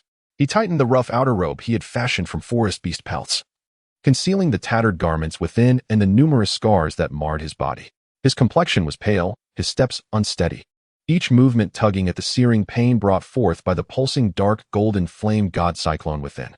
The token bestowed by the god of Luo Tian lay cold against his chest, his sole identity. A guard's scrutinizing gaze fell upon Xiao Yan. His condition was exceedingly poor, his aura chaotic and feeble, akin to a flickering candle in the wind, rendering him utterly mismatched with this prosperous metropolis. Silently, Xiao Yan presented the token engraved with rippling water patterns. The guard accepted it, infusing a sliver of spiritual energy into it. The water patterns on the token glimmered subtly, emanating a faint celestial aura unique to the god of Luo Tian. The guard's expression shifted, a respectful demeanor replacing his previous scrutiny as he returned the token with reverence. It appears you are a distinguished guest holding the Luo Shui token. Please enter the city. Although his tone softened considerably, the confusion in his eyes lingered. Such disarray, yet in possession of a token from the esteemed elder? Quite peculiar. Shops lined both sides of the street, their signs flickering with spiritual luminescence. Wambao Pavilion, Spirit Pill Workshop, and Luo Shui Treasures, showcasing a dazzling array of spiritual artifacts, elixirs, talismans, and materials, all emanating a potent and diverse energy. The throngs of pedestrians bustled by, most adorned in garments featuring motifs of water waves, fish scales, and seashells, their energies varying in strength. Yet even the most ordinary of merchants exuded a faint flow of spiritual power, far surpassing that of the common folk on the Duki continent. Occasionally, a patrol of individuals clad in standardized blue robes, their energy sharp and commanding, would sweep past, evidently the city guards. Prosperous, powerful, yet also frigid. Xiao Yan felt akin to a drop of oil lost in the vast ocean, entirely out of place. He followed the god of Luo Tian's instructions, making his way toward the western part of the city. The grievous injuries in the underlying thread of the flame god cyclone clung to him like a parasite, making each step exceedingly arduous. What was even more critical was the space ring. In the midst of the celestial descent and the ensuing fierce battle with the blood god clan, the ring that contained nearly all of his wealth, including countless rare herbs, elixirs, and scrolls of techniques, had long been lost amidst the chaotic spatial turbulence or the aftermath of combat. At this moment, he found himself bereft of all possessions. Save for the cold black box cradled in his arms, the Luo Shui token, and his tattered garments, truly, he was left with nothing. Resources, healing elixirs, celestial treasures to stabilize the cyclone, channels for gathering intelligence. Everything hinged upon resources, and resources require the universal currency of the myriad worlds, spirit crystals. The western part of the city, relatively secluded, bore an air of antiquity in its architecture. As he traversed several narrow alleys infused with the faint aroma of herbs and dampness, a 3-story wooden pavilion by the water came into view. The pavilion, adorned with a rustic design, had wind chimes hanging from its eaves, producing a melodious sound in the gentle breeze. A sign with golden characters on a black background read, Ting, Tao Pavilion. Upon entering, Xiao Yan was enveloped by a blend of aged timber, a subtle fragrance of tea, and a hint of moisture. The interior was elegantly arranged, with few patrons engaged in hushed conversations. Behind the counter stood an elderly man clad in a deep blue silk robe, his gaunt visage framed by 3 wisps of long beard, engrossed in a time-worn tome. Although his aura was subdued, Xiao Yan's keen spiritual perception revealed that this individual possessed unfathomable strength, likely a formidable figure who had traversed the trials of divine spirit. Esteemed elder, I apologize for the intrusion, Xiao Yan said as he approached the counter, his voice hoarse as he presented the Luo Shui token. Having been entrusted to seek out Manager Han, the elder lifted his gaze, his eyes falling upon the token before scanning Xiao Yan's pale face and tattered clothing. A fleeting glimmer of surprise crossed his features, but was swiftly replaced by composure. He set the book aside, accepted the token, and examined it with care before nodding in acknowledgement. The bearer of the Luo Shui token is indeed a valued guest of Ting Tao Pavilion. I am Han Yong, he remarked, his tone gentle and devoid of discernible emotion.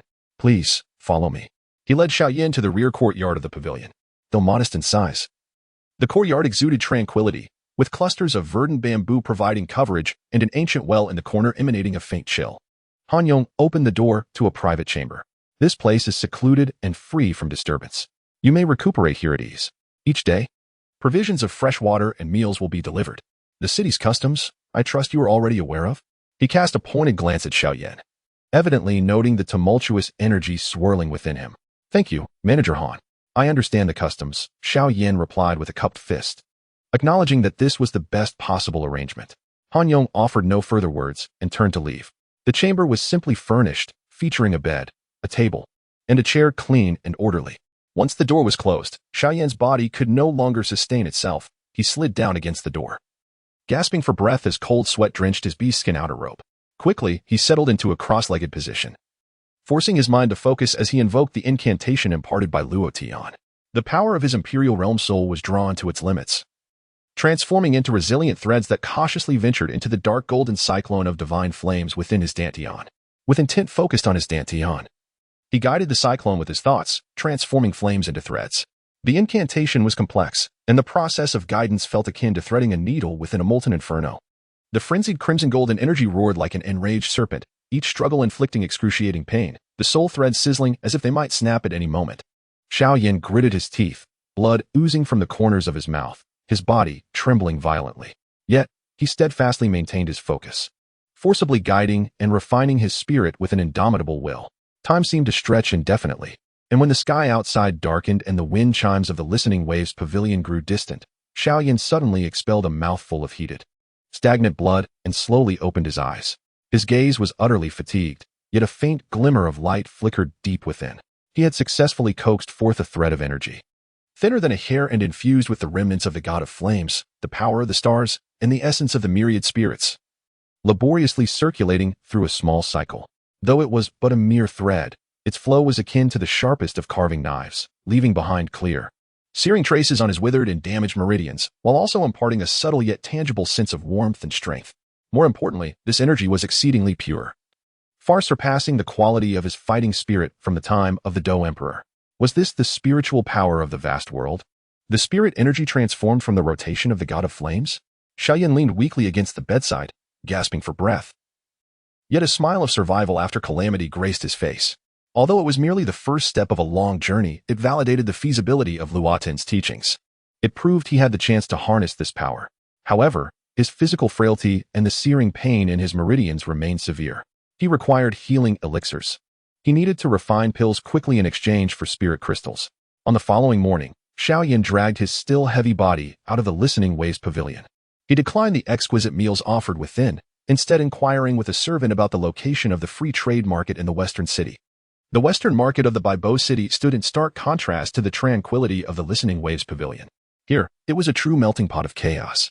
The vast open square was filled with tightly packed stalls, bustling with voices and a cacophony of noise.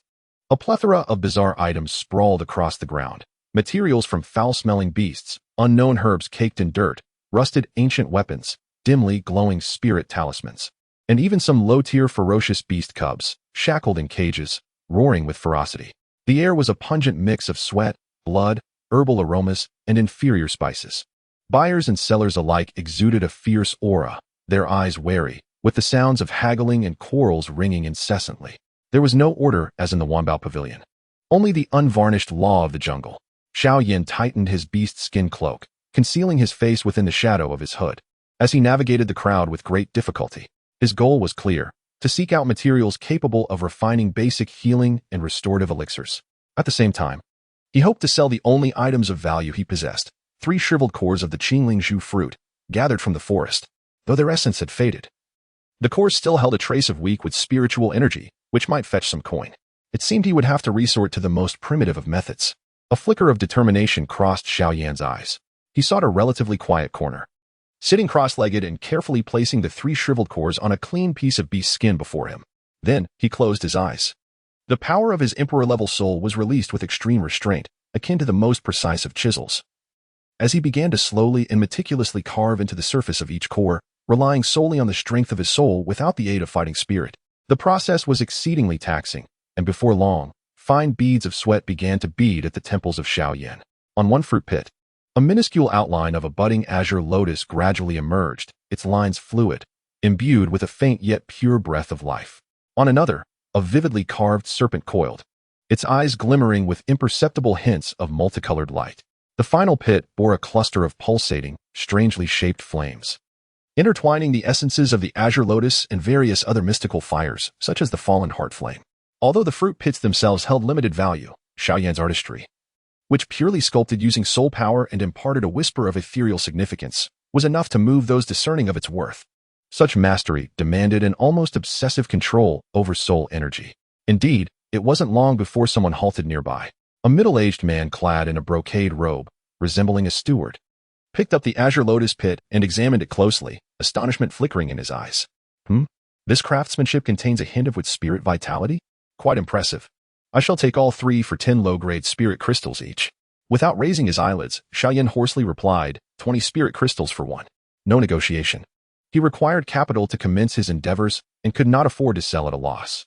Moreover, he held firm in the belief that his skill warranted such a price. 20? Why don't you go rob a bank? The brocade-clad steward frowned, preparing to set the item down. Xiao Yan felt a chill within, lifting his gaze.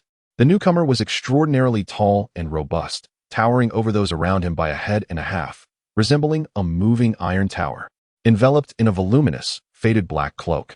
His hood was drawn low, obscuring his features. Only a rugged jawline marked by the passage of time could be discerned. An intangible, oppressive aura, reminiscent of a primeval beast, emanated from him, silencing the surrounding din instinctively. Slung across his back was an enormous weapon wrapped in coarse burlap, resembling a blunt giant axe or a heavy hammer. What startled Xiao Yan most was the aura radiating from this individual. It was not merely a fluctuation of human spirit energy, but rather a tumultuous blend of an ancient, ferocious essence, as if it stemmed from the very depths of his bloodline. Heavy, untamed, and infused with a primal sense of oppression. Furthermore, this aura seemed to carry an echo of chaotic remnants, akin to the spatial turbulence he had sensed upon his initial descent into the vast world. Bearing subtle similarities to those currents, the giant in the black cloak remained silent, uttering no extraneous words, merely tossing a small cloth bag onto the beast's skin before Xiao Yan. The bag's opening gaped wide, revealing 30 diamond-shaped crystals, each shimmering with a soft aquamarine glow and imbued with pure water elemental spirit energy. Indeed, the standard low-grade spirit crystals utilized in Baibo City. 30. This far exceeded Xiao Yan's offer of 20. He cast a deep glance at the mountain-like, serene giant, nodded, and pushed the serpent-shaped fruit pit forward.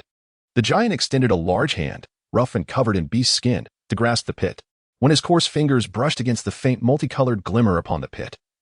Xiao Yan keenly observed a fleeting spark of recognition in the shadowed depths of the giant's hooded gaze. That look was not one of mere appreciation for the item's value, but rather an ineffable stir of emotion. Even accompanied by a hint of exceedingly subtle confusion and reminiscence, the giant grasped the fruit pit tightly within his large palm, not lingering further. He turned, his heavy and silent footsteps parting the crowd, swiftly disappearing into the bustling depths of the West Market. That towering silhouette resembled an ancient beast wandering alone amidst the throng. He quickly concealed the remaining 2 fruit pits and the 30 inferior spirit crystals. The coin pouch felt slightly heavy in his grasp, imbued with a chill. Yet it ignited a flame of hope in his eyes. With this seed capital, the next step was to procure the most basic herbs and a rudimentary alchemical cauldron. Rising to his feet, he cast his gaze over the stalls selling herbs and miscellaneous items, his steps no longer unsteady but imbued with a profound determination. In this unfamiliar city of Baibo, amidst the treacherous expanse of the world, the alchemical flames belonging to the Flame Emperor were poised to be reignited. Albeit with difficulty and tenacity, beneath the watery veil of this foreign land. As for the enigmatic figure in the black cloak, resembling a formidable riddle, he temporarily sank into the recesses of memory, awaiting the opportune moment for revelation. Chapter 9. Alley of Water Rats. The 30 inferior spirit crystals, akin to feeble sparks, ignited the first glimmer of life for Xiao Yan in Baibo City. The cold room in the Listening Waves Pavilion became his temporary sanctuary and battleground. He sat cross-legged on the chill floor. Before him lay his meager possessions obtained from the West Market, a half-foot-tall, gray-black earthen alchemical cauldron, its surface coarse, marred by several fine cracks, and the inner wall uneven. Scattered beside it were a few packages wrapped in inferior oil paper containing the herbs, 3 withered blood coagulation grasses, 2 shriveled vitality fruits, several dull-colored serpent saliva twigs, and a small pinch of earthy scented tranquil flower powder.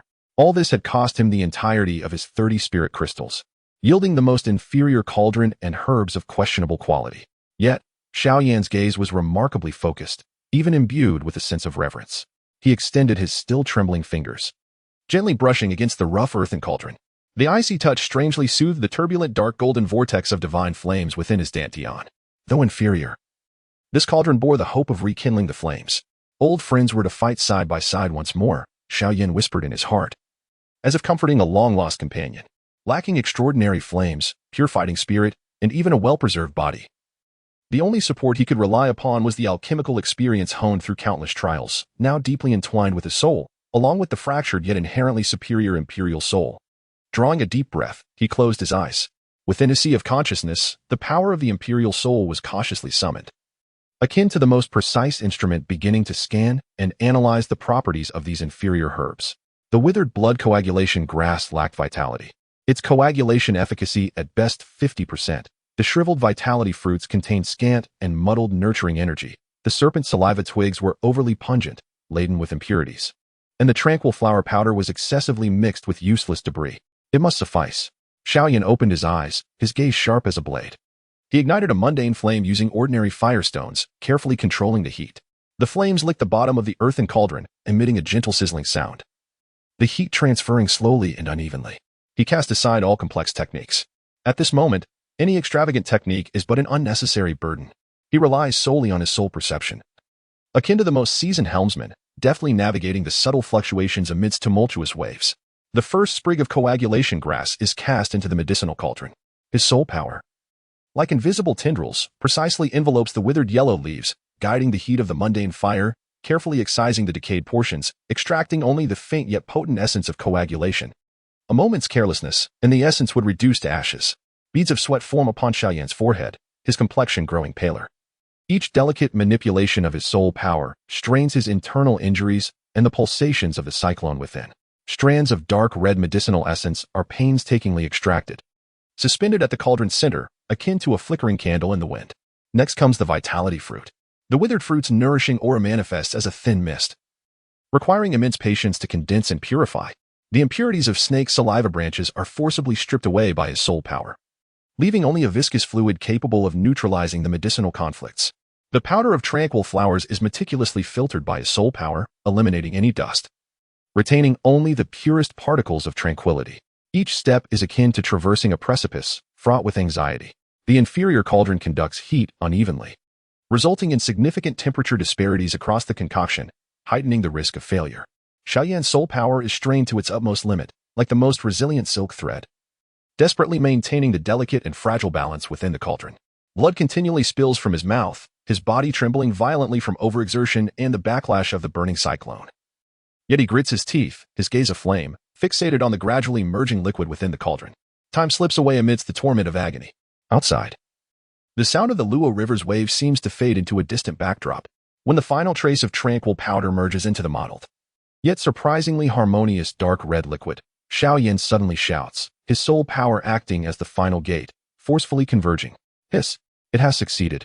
Xiao Yan gazes at the 3 rough pills resting in his palm, a faint smile of relief breaking through his exhaustion. He has triumphed. In this unfamiliar world, using the most inferior materials and relying on his battered body and soul, he has forged his first batch of pills. Though of poor quality and fraught with peril, it affirms that his path remains unbroken.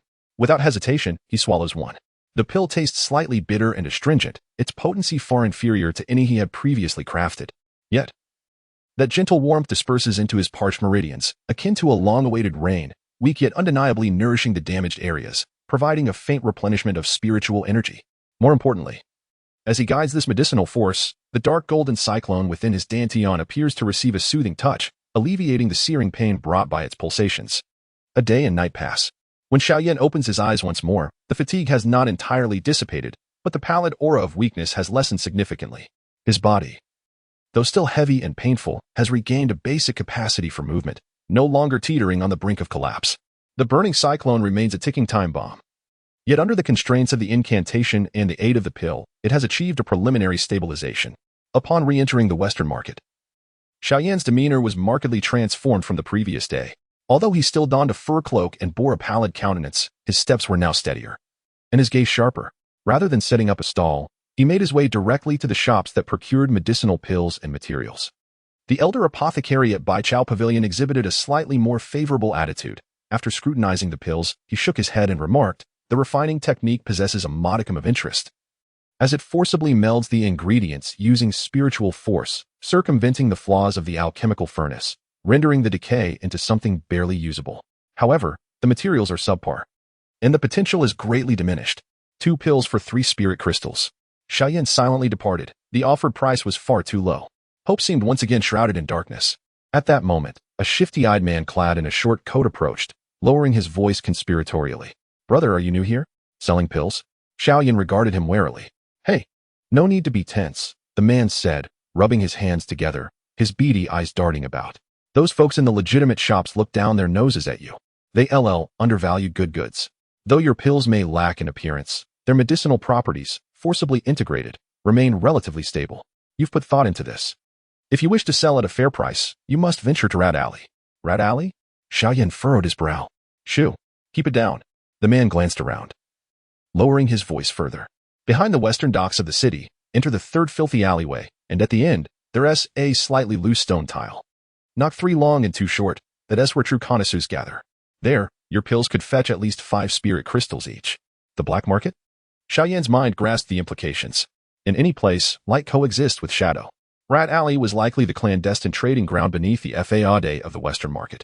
Risk and opportunity walked hand in hand.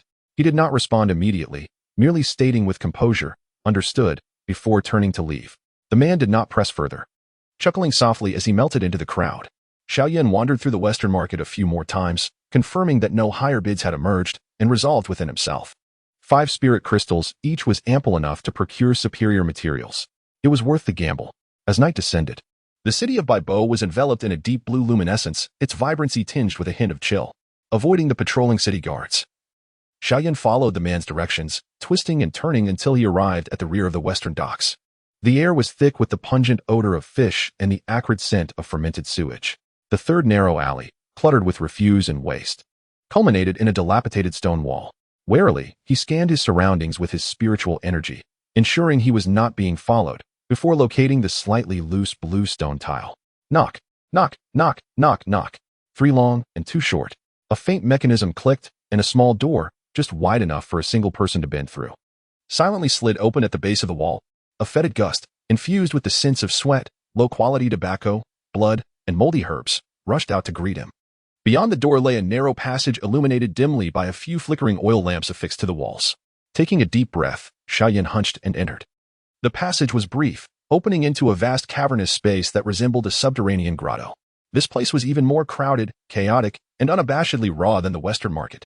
The stalls lay directly on the ground, showcasing a bewildering array of wares, even more ferocious than one might expect, beast materials stained with fresh blood, fragmented ancient artifacts pulsating with forbidden energy, and peculiar jars exuding an eerie aura. Among them, a hooded vendor discreetly hawked dubious fragments of spiritual artifacts. The buyers and sellers mostly exuded a sinister air, their eyes vigilant, as transactions swiftly transpired in the shadows. This was indeed the other, more authentic side of Bibo City. The black market was evidently discerning. Soon, a scarred-faced giant, at the pinnacle of the Dohuang tier, crouched down to examine a pill, scrutinizing it closely before inhaling its scent. The pure soul force exhibited a remarkable control over the fire's essence. The pill's efficacy was stable, despite its impurities. It was sufficient for the fledgling physique. 2 pieces for 10 low-grade spirit crystals, the scarred man stated decisively. Xiao Yan nodded in agreement, sealing the deal. 10 low-grade spirit crystals obtained. Even more than anticipated. He swiftly rose and began to scour the black market's herbal stalls. This time, he had the luxury of selection. He chose the more mature blood condensation grass with plump leaves. For the vitality fruit, he picked the larger one with a glossy skin. The tranquil flower was acquired in its entirety rather than as a powder. He even bit the bullet and purchased 2 slender, well-preserved pulse vine roots, which possessed a slight effect on nurturing damaged meridians.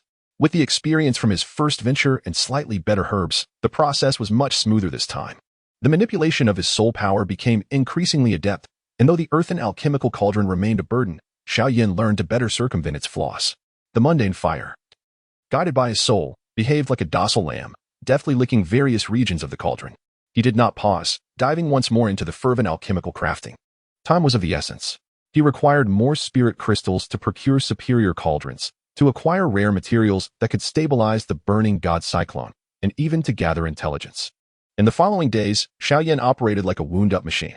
By day, he sold pills in the black market, using to gain spirit crystals to purchase superior, more targeted herbs, and even begrudgingly bought a few pieces of soul-soothing wood fragments that could faintly nourish the soul. By night, he frantically refined pills within the listening wave pavilion, forcefully commanding the mundane fire with his soul power, repeatedly pushing the limits of the inferior cauldron. The results were remarkable. His stash of low-grade spirit crystals increased from 10 to 30, 50, and then to 100. Although this was still meager, at least he was no longer destitute. More crucially, with the extensive refining and the nourishment from the pills, his soul force gradually became resilient through consumption and recovery, facilitating a smoother guidance of the burning god cyclone. His physical injuries, under the nurturing of the nurturing veins pill, were healing slowly yet steadily. Still clad in a faded, oversized black cloak, the hood drawn low to conceal his features except for a hardened jawline, his towering physique emanated an invisible pressure akin to a primordial beast. A coarse burlap sack on his back concealed the outline of heavy weaponry. It was the enigmatic giant who had previously purchased the serpentine fruit core at a high price. Xiao Yan's heart raced. He sensed that the giant seemed less concerned with the inherent value of the pills and more attuned to the residual essence they held, the unique spiritual imprint left by his soul force's intricate melding of medicinal properties. The giant extended a large hand, roughened by beast hide, pointing towards the 3 nurturing veins pills.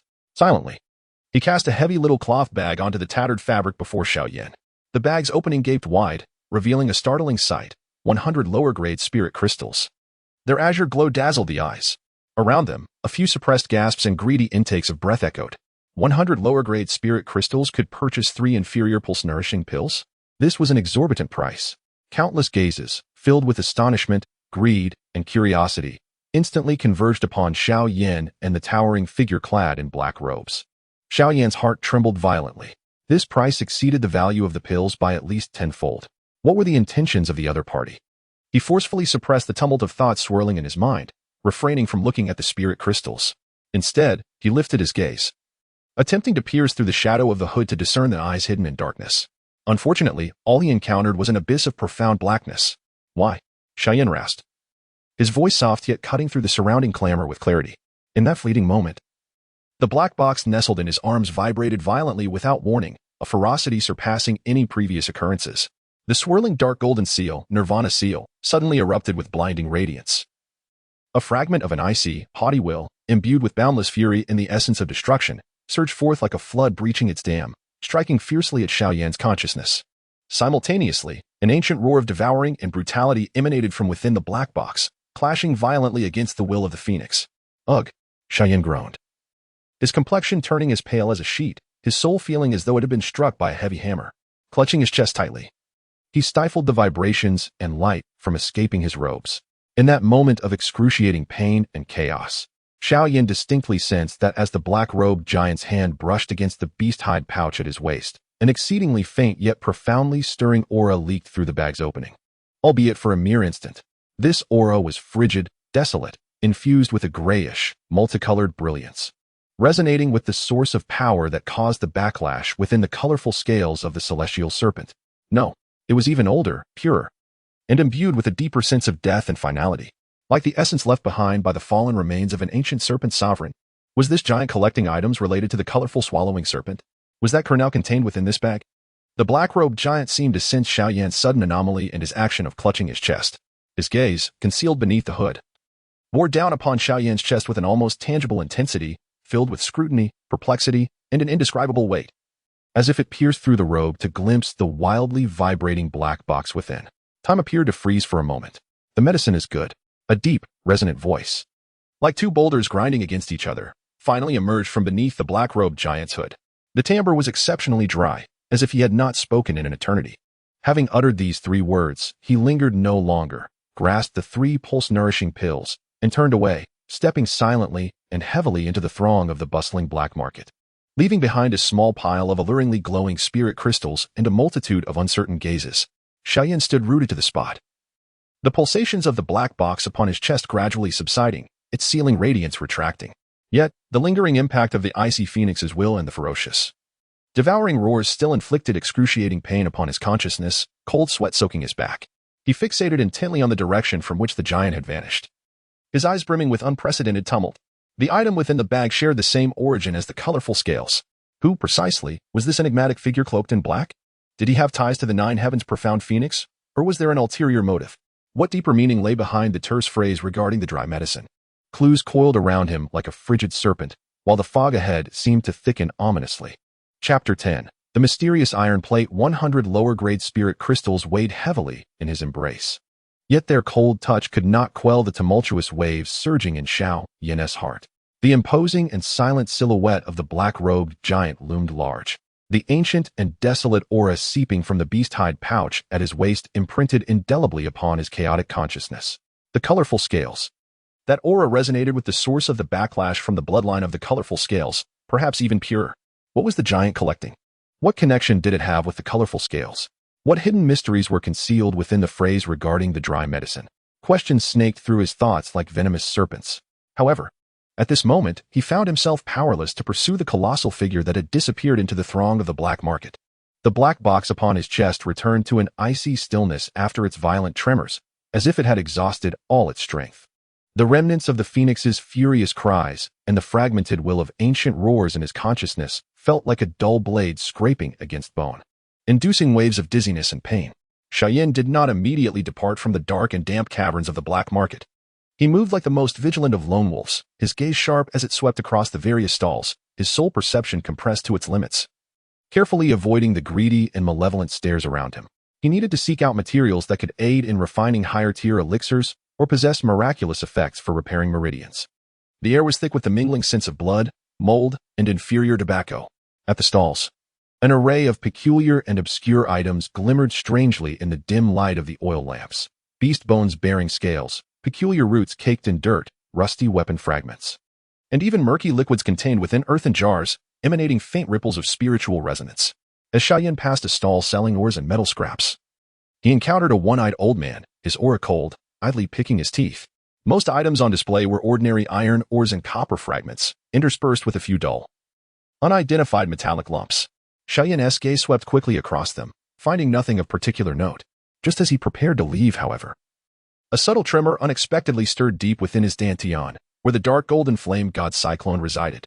It was not a violent pulse, but rather akin to a slumbering beast disturbed by a faint breath, stirring lazily in its unconsciousness. A subtly intense warmth, emanating from the core of the cyclone, akin to a stone cast into a deep pool, sent imperceptible ripples that instantly resonated deep within Xiao Yan's soul. Xiao Yan's heart skipped a beat. The flame god cyclone exhibited a spontaneous reaction. Since its inception, it had never responded autonomously, save for when forcibly guided by incantations or stimulated by external influences. He immediately halted his steps, his gaze as precise as the finest probe, instantly locking onto the source of the cyclonic tremor, a seemingly inconspicuous dark red iron piece, roughly the size of a palm, nestled in the corner of a stall. Xiao Yan maintained a facade of nonchalance as he crouched down, feigning interest in other ores, while his soul energy delicately brushed against the dark red iron piece like the gentlest breeze. Buzz. The moment his soul energy made contact with the iron, an extremely faint yet remarkably pure and searing essence surged forth, as if a dormant ember had been instantaneously ignited, erupting from within the iron. This essence was not merely spiritual power. It resembled fragments of a law, perhaps an imprint of a flame's purest origin. What sent a tremor through Xiao Yan's very soul was the instant this searing essence radiated outward. The glimmering crimson light within his dantian exploded into an unprecedented brilliance, akin to sparks igniting in boiling oil. A long-buried yearning and excitement, originating from the depths of his soul, flooded over him like a bursting dam.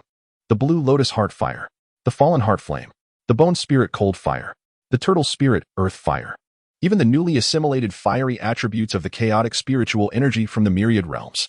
These had long lain dormant, seemingly forcibly sealed within the core of the divine incineration cyclone, becoming a part of its essence. In that moment, they were ignited like a fuse, resonating with a silent yet unmistakably clear call. They craved this iron piece. They yearned for the pure flame imprint contained within it. They had not vanished.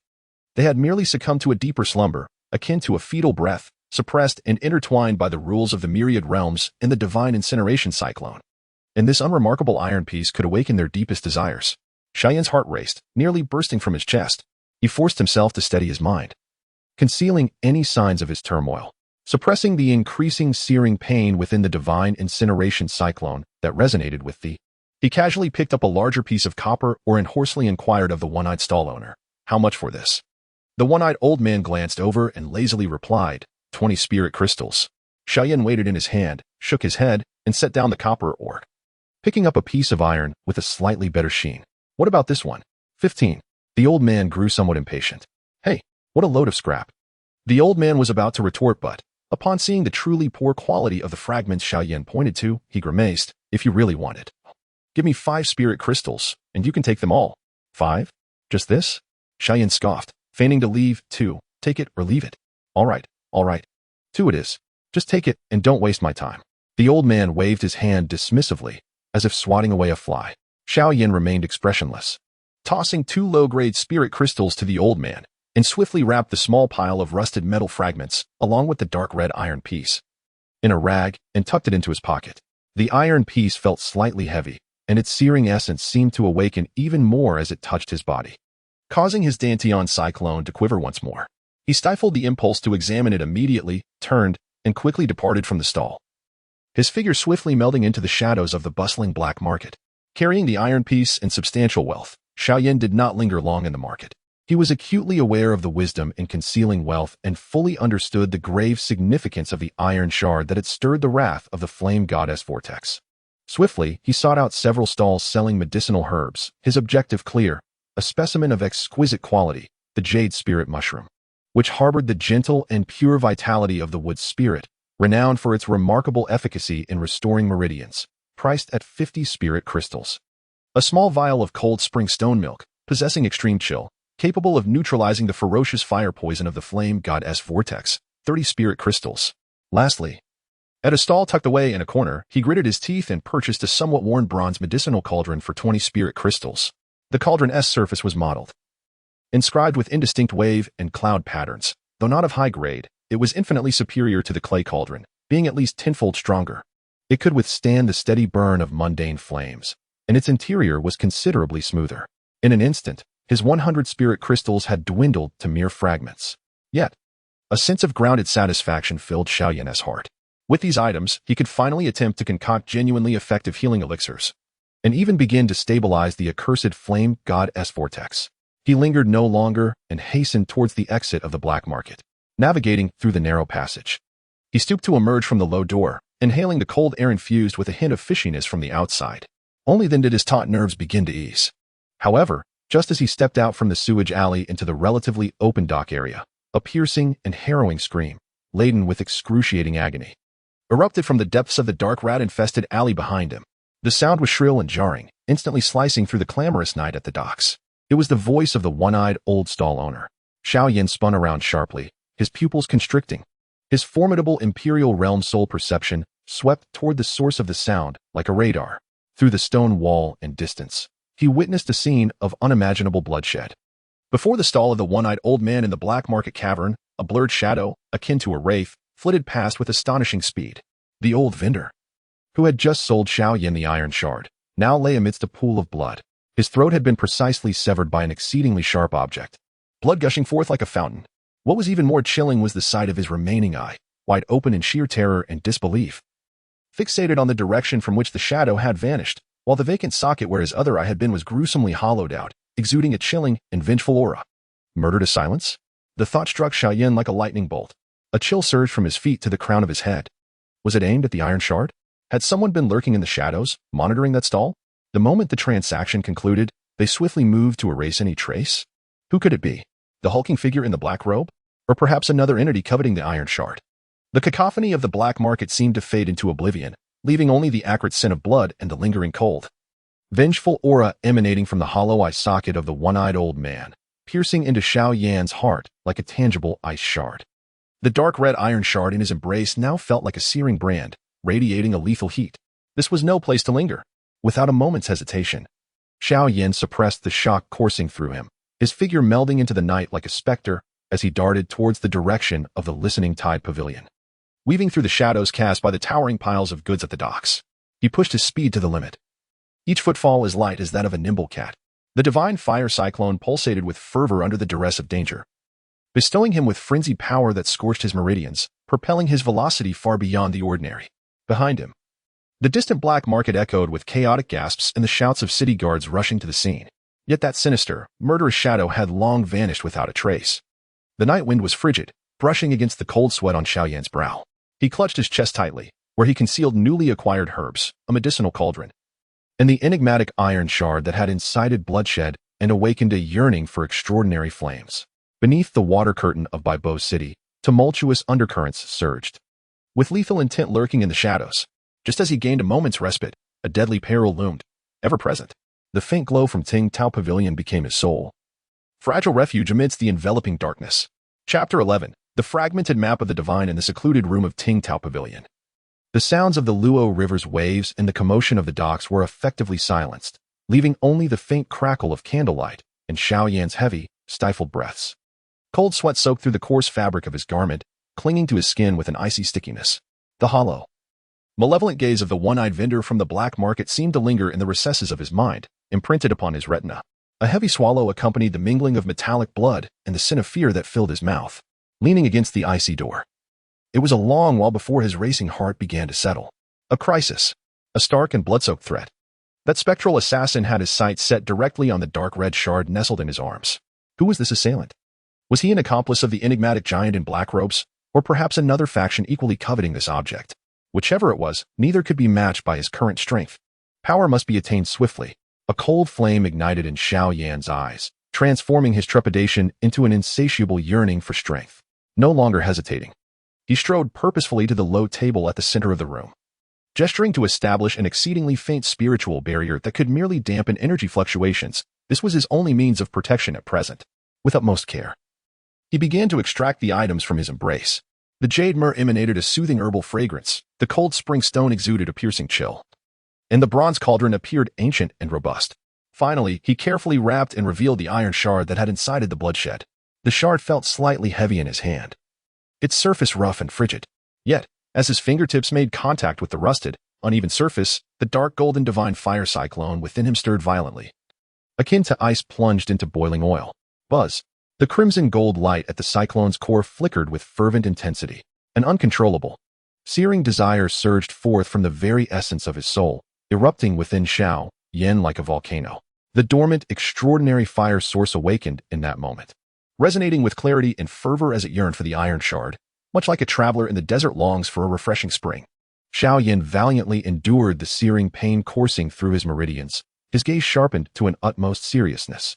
Drawing in a deep breath, he concentrated the fragmented imperial soul power to its zenith, transforming it into countless resilient and delicate spiritual tendrils. With utmost caution, akin to disarming the most intricate of bombs, he extended them toward the iron shard.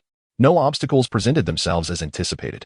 The instant the spiritual tendrils made contact with the shard's surface, boom, an indescribable force surged forth, reminiscent of the primordial torrent of searing heat that emerged at the dawn of creation, crashing into Xiao Yan's consciousness with tremendous intensity. A groan of suppressed agony escaped his lips as his vision was instantly engulfed by boundless golden-red flames. This was no ordinary fire, nor was it akin to any of the exotic flames he had previously encountered. The flames appeared to possess a life of their own, roaring and surging, depicting the terrifying spectacle of cosmic birth and annihilation, the obliteration of all existence. Countless flame runes flickered within, each one encapsulating the supreme mysteries of incineration and the refining of laws. This torrent of information was overwhelmingly vast, wildly ferocious, and of an exalted nature, far surpassing the limits of his wounded soul's endurance. His consciousness felt as though it were a fragile porcelain vessel cast into molten lava, instantly riddled with cracks. The pain akin to millions of searing needles frantically stirring within his skull. Blood seeped uncontrollably from his 7 orifices. Hold steady. Xiao Yan's eyes nearly burst with fury, as an indomitable roar erupted from the depths of his soul. He clung desperately to the last vestige of clarity. The foundation of his imperial realm soul pressed to its utmost limit, forcefully constricting the chaotic influx of flames, striving to extract valuable information from the maelstrom. Amidst the chaos, fragmented, surreal images and shards of information flickered wildly within the blazing sea of consciousness. An ancient continent ablaze with endless golden red flames, the sky a perpetual crimson, and rivers of molten rock coursing through the earth, a towering spire, constructed from pure crystalline flames, reaching into the clouds, with a blinding sphere of fire, resembling the sun. Seemingly suspended at its pinnacle, countless flame beings, diverse in form and exuding terrifying auras, clashed, roared, and worshipped, a tattered fragment of an ancient map, its edges appearing as if torn and scorched. The fragment bore twisted lines delineating mountains, rivers, and a point marked by incomprehensible flame runes. The aura emanating from that point was akin to that of iron, yet grander and more profound, as if it were the source of myriad fires. Several equally incomplete but majestic ancient fire characters were branded upon the corners of the fragment, 9 underworld ash abyss? The torrent of information came to an abrupt halt. As if severed by an invisible blade, Xiao Yan suddenly spat out a mouthful of blood, his body swaying violently, his vision dimming, and his soul racked with excruciating pain. He forcefully severed his soul's probe into the iron shard, collapsing to the ground, gasping for breath, sweat streaming like a rivulet. He had both succeeded and failed. He had successfully captured an exceedingly significant clue from that tumultuous stream of information, a fragment of a map pointing to a location known as the 9 underworld ash abyss. This iron shard was likely one of the key fragments that could unlock a relic containing the essence of supreme flames. The 9 underworld ash abyss. The source of myriad fires. Xiao Yan wiped the blood from the corner of his mouth, his eyes filled with shock and longing. He could sense that the aura emanating from the marked point was of a flame origin so exalted it surpassed any exotic fire he possessed.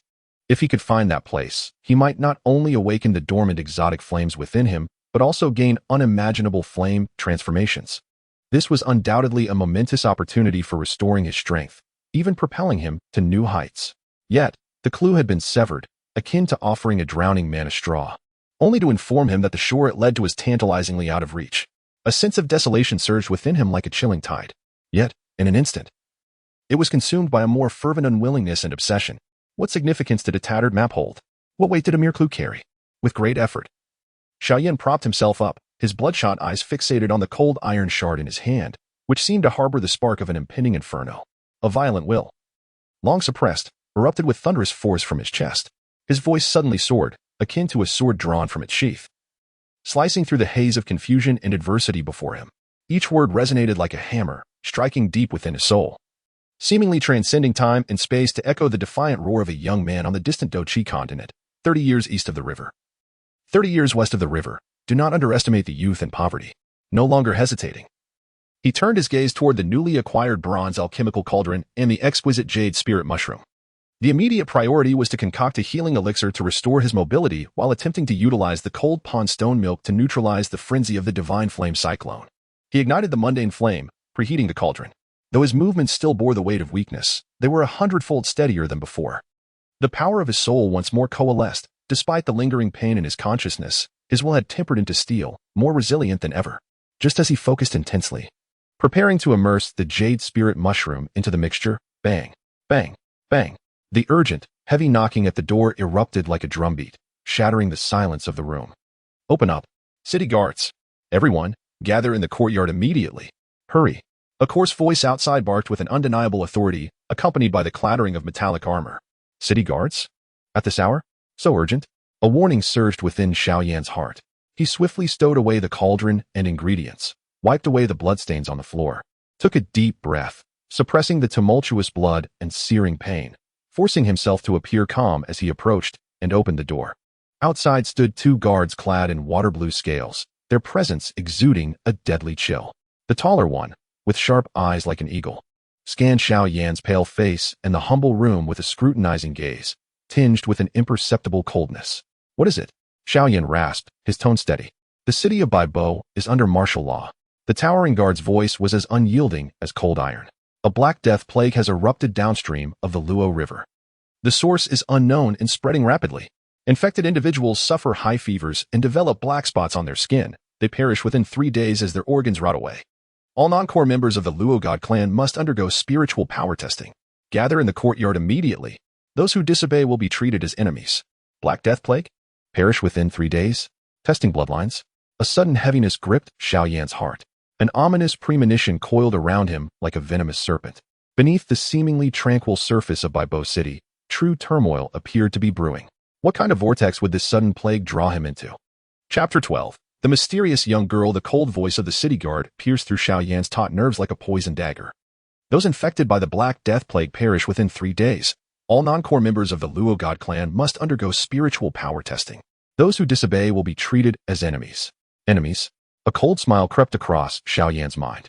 The sudden onset of this plague and the enforced testing permeate the air with a palpable sense of foreboding and conspiracy. Beneath the shimmering waters of Baibo City, is the undercurrent about to transform into a vortex that consumes all? Just as he reignites his fighting spirit, the path ahead is already strewn with thorns. Hurry up, the tall city guard urged impatiently, his sharp gaze akin to that of a hawk, scanning Xiao Yan's pallid visage and the modest surroundings. Imbued with scrutiny, and a barely perceptible chill of suspicion. The divine flame vortex within Xiao Yan stirred restlessly due to the disturbance caused by the iron shard and the guard's oppressive aura, intensifying the sensation of burning pain. He forcefully quelled the turmoil within, nodding expressionlessly, understood. In the rear courtyard of the Listening Waves Pavilion, tranquility had long dissipated. The place was brightly lit, with Han Yong, the steward, standing gravely in the corridor. 7 or 8 individuals had gathered in the courtyard, primarily servants and laborers from the pavilion, each wearing a mask of alarm and whispering furtively. An atmosphere thick with unease and dread hung in the air. Xiao Yan silently moved to a corner of the courtyard. Concealing himself in the shadow of a pillar, he observed with a cold gaze. 2 formidable city guards held a fist-sized, transparent crystalline prism that shimmered like blue crystal. All summoned individuals were required to place their palms against the crystal prism. Next, barked the tall guard. A scrawny laborer stepped forward, trembling, and pressed his palm against it. The crystal prism remained unresponsive. Pass. Next, a kitchen maid approached, and still, the crystal remained silent. Pass. The testing proceeded swiftly. The prism seemed to react solely to a specific type of spiritual energy or bloodline aura. Xiao Yan felt his heart sink slightly. The divine flame vortex within him was exceptionally unique, a blend of vast spiritual power, stellar energy, and even a trace of the chilling aura from the black box. How would this testing apparatus respond? Soon, it was his turn. The tall guard's gaze bore down on Xiao Yan with palpable scrutiny and pressure. You. Step forward. Taking a deep breath to suppress the tumultuous pain in his dantian, Xiao Yan slowly advanced. He sensed Han Yong's concerned gaze upon him, tinged with a subtle worry. He extended his right hand, his palm slightly damp with sweat from tension and pain, and gently pressed it against the icy surface of the crystalline prism. Buzz. The moment of contact triggered an unforeseen change. Unlike before, the crystal prism erupted with an intensely blinding radiance. Yet this light was not a pure blue, but rather a chaotic emlaying of colors. The feral crimson gold, azure spiritual energy, silvery starlight, and even a hint of eerie dark gold and frigid black flame flickered and clashed within, creating a tumultuous spectacle. The entire prism quivered violently, emitting a strained hum. What? The tall guard's expression shifted dramatically. Another guard nearby tightened his grip on the hilt of his knife. All eyes instantly converged on Xiao Yan. A flicker of astonishment crossed Han Yong's eyes as well. Xiao Yan let out a stifled groan. The already agitated divine flame vortex within him ignited by external stimulation. Akin to a powder keg set ablaze, the tumultuous crimson energy spiraled out of control, violently battering against the meridians, which were barely restrained by the stellar energy. A wave of excruciating pain crashed upon him. His body swayed violently, his complexion turning as pale as gold leaf, and he uncontrollably spilled a trickle of blood. Searing with heat from the corner of his mouth, he clenched his teeth tightly, barely managing to remain upright. Sir. One of the towering city guards looked on with suspicion at the shimmering, chaotic crystal prism, its spiritual energy exceedingly disordered and mixed. It contained various foreign energies, even emanating an ominous malevolence. This was no ordinary spiritual power of the Luo god clan. Malevolence? Foreign energy?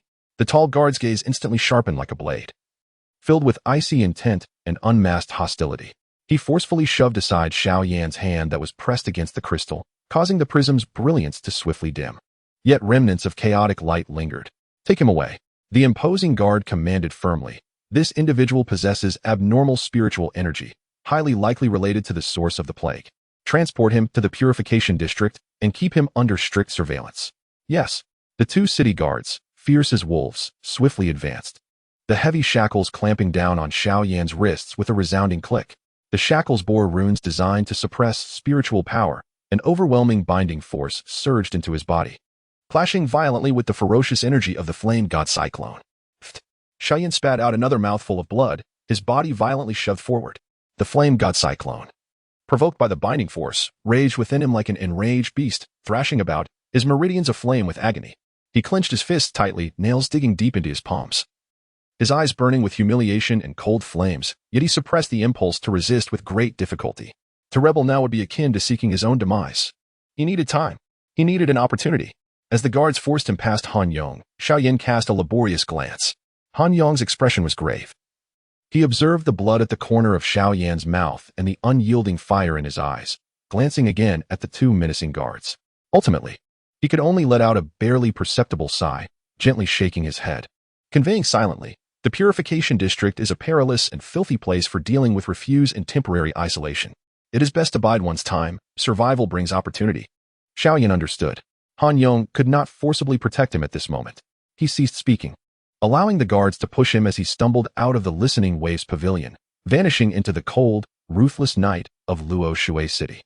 The Purification District was aptly named. Located in the most remote and filthy corner of Baibo City, adjacent to a massive garbage dump and sewage ditch, the air was thick with a nauseating stench of decay, a pungent mix of medicinal residue and harsh disinfectant. Rows of low, dilapidated stone houses stood like massive coffins. Lifelessly aligned, their walls stained and covered in moss. Dim oil lamps flickered in the wind, casting distorted and swaying shadows, adding an air of eeriness. Stay put. One guard spat in disgust, forcefully shutting the heavy iron door. A flash of spiritual light flickered on the door, and a rudimentary barrier was activated, completely severing the connection between the inside and outside. Cough, cough. In a corner, a frail elder, his face marked with dark spots, let out a weak, mocking laugh. Xiao Yan leaned against the cold, slick wall, gasping for breath. The shackles binding force clashed violently with the raging flame god cyclone within him. As if two immense forces were tearing at his very being, the excruciating pain made his vision blur. He gritted his teeth, invoking the incantation taught by Luo Tian, attempting to redirect the uncontrollable energy. Suddenly, the figure on the nearby straw mat began to convulse violently. Before him stood a youth, appearing no older than 15 or 16. His pallid complexion marred by grotesque black spots that writhed upon his exposed arms as if animated by a life of their own, spreading relentlessly. He curled in pain, emitting a labored wheeze reminiscent of a deflating bellows, his eyes rolling back to reveal strange black patterns within his pupils. Xiao, hold on. A middle-aged man beside him pressed desperately against him, yet felt utterly powerless. It's futile. The black spots have invaded his vision, devouring his very soul. No celestial being could save him, lamented the numbed elder with a sigh of despair. The plague. It is erupting before our very eyes. It erodes spiritual power, corrupts flesh, and strikes directly at the soul. A chill gripped Xiao Yan's heart. The malevolence of this plague surpassed all imagination.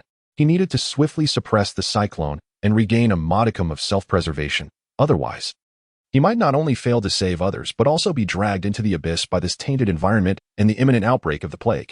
He closed his eyes, disregarding the foul stench surrounding him, and concentrated intensely on his incantations. The power of his imperial realm soul struggled to penetrate the tumultuous cyclone of divine flames. This time, the conflict was more violent than ever before. The shackles of binding runes acted like invisible chains, firmly restraining the cyclone's force, while the cyclone's resistance grew increasingly ferocious. Each attempt at guidance felt like drawing threads from a boiling pot of oil, his soul searing, and meridians tearing apart. Sweat mingled with blood trickled down his forehead. The excruciating pain threatened to obliterate his will. Just as he felt himself on the verge of collapse, the cyclone of divine flames about to explode and incinerate him. A faint yet extraordinarily cool breath, akin to a cold spring beneath the moonlight, unexpectedly emanated from the shadows in the corner of the stone room. This essence was not spiritual power, but rather a wave of instinctual compassion and purification, seemingly originating from the depths of the soul. Although it was exceedingly faint, it felt like a drop of ice water splashing into boiling oil, granting Xiao Yan's searing soul a rare moment of reprieve. To his astonishment, as this cool essence brushed against the ravaging divine flame poison within him, the overwhelming burning sensation significantly diminished. Xiao Yan abruptly opened his eyes, his bloodshot pupils locking onto the source of the essence. There, curled in the darkest corner of the stone room, was a figure. She wore a faded, patched coarse cloth dress, her frail form trembling like reeds swaying in the autumn wind. Her long, dirt-streaked hair cascaded down, obscuring most of her face, revealing only a sharp, pale chin. She hugged her knees, her body shivering as if enduring immense suffering. The faint, purifying essence emanated from her. Sensing Xiao Yan's intense gaze, she trembled more violently, burying her head deeper, resembling a frightened creature striving to retreat further into the shadows. Xiao Yan's heart jolted. This essence could indeed suppress the divine flame poison. Though exceedingly weak, its efficacy was undeniable. Who was this girl? Just then, the iron door of the stone room swung open with a resounding crash. Blinding firelight flooded in, accompanied by the boisterous shouts of the city guards. Everyone out. Collect your medicine. If you don't wish to be reduced to ashes, come out quickly. Several feeble figures struggled to rise, numbly shuffling toward the exit. In the corner, a frail figure trembled, seemingly attempting to rise, yet weakened by fear. Stumbled and collapsed onto the cold, filthy ground. A momentary parting of disheveled hair revealed a glimpse of her face. In that fleeting instant, Xiao Yan's pupils constricted as if pierced by a needle. The half-exposed cheek bore no dark spots. Its pallor approached transparency, yet it gleamed with an unsettling clarity. Beneath that pristine surface, an exceedingly strange and ominous dark gray pattern writhed subtly, reminiscent of a living creature. A profound, despairing aura of death, more insidious than the plague, seeped from those twisted markings, creating a stark and shocking contrast with the faint, purifying chill emanating from her being. The name Calamity Poison Body, long sealed away and laden with endless nightmares, thundered in Xiao Yan's consciousness like a clap of thunder. Chapter 13. The purifying lotus of calamity poison. That fleeting glimpse of the half-revealed cheek was etched into the chaos of Xiao Yan's mind like a brand. Beneath the smooth, pale skin, the dark gray, writhing patterns twisted grotesquely. The overwhelming, despairing aura of death threatened to consume all vitality, clashing violently with the faint, purifying vibrations she emitted. Tearing at the very fabric of the soul, the name Calamity Poison Body pierced Xiao Yan's memory like a poisoned icicle. In the Doqi continent, in Qingshan town, there existed a girl clad in pure white, her clear eyes burdened with boundless despair, the little medical sage. The same constitution, the same curse, yet the venomous patterns on this girl appeared even more distorted, more profound, and the aura she exuded was far more unsettling. Who is she? What brings her here? Her Calamity Poison Body seems to be in a state of extreme instability, on the brink of eruption. What are you dawdling for?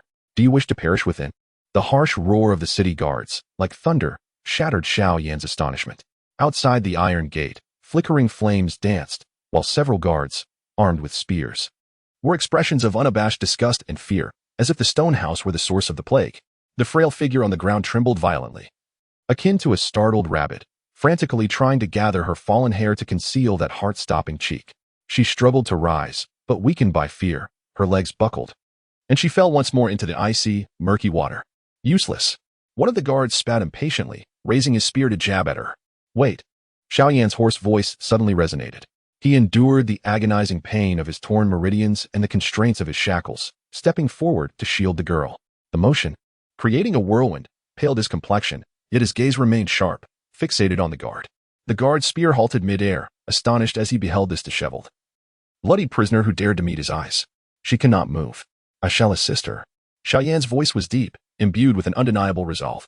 Ignoring the guard's incredulous stare, he bent down, extending his shackled hand to grasp the girl's icy, mud-streaked, delicate arm.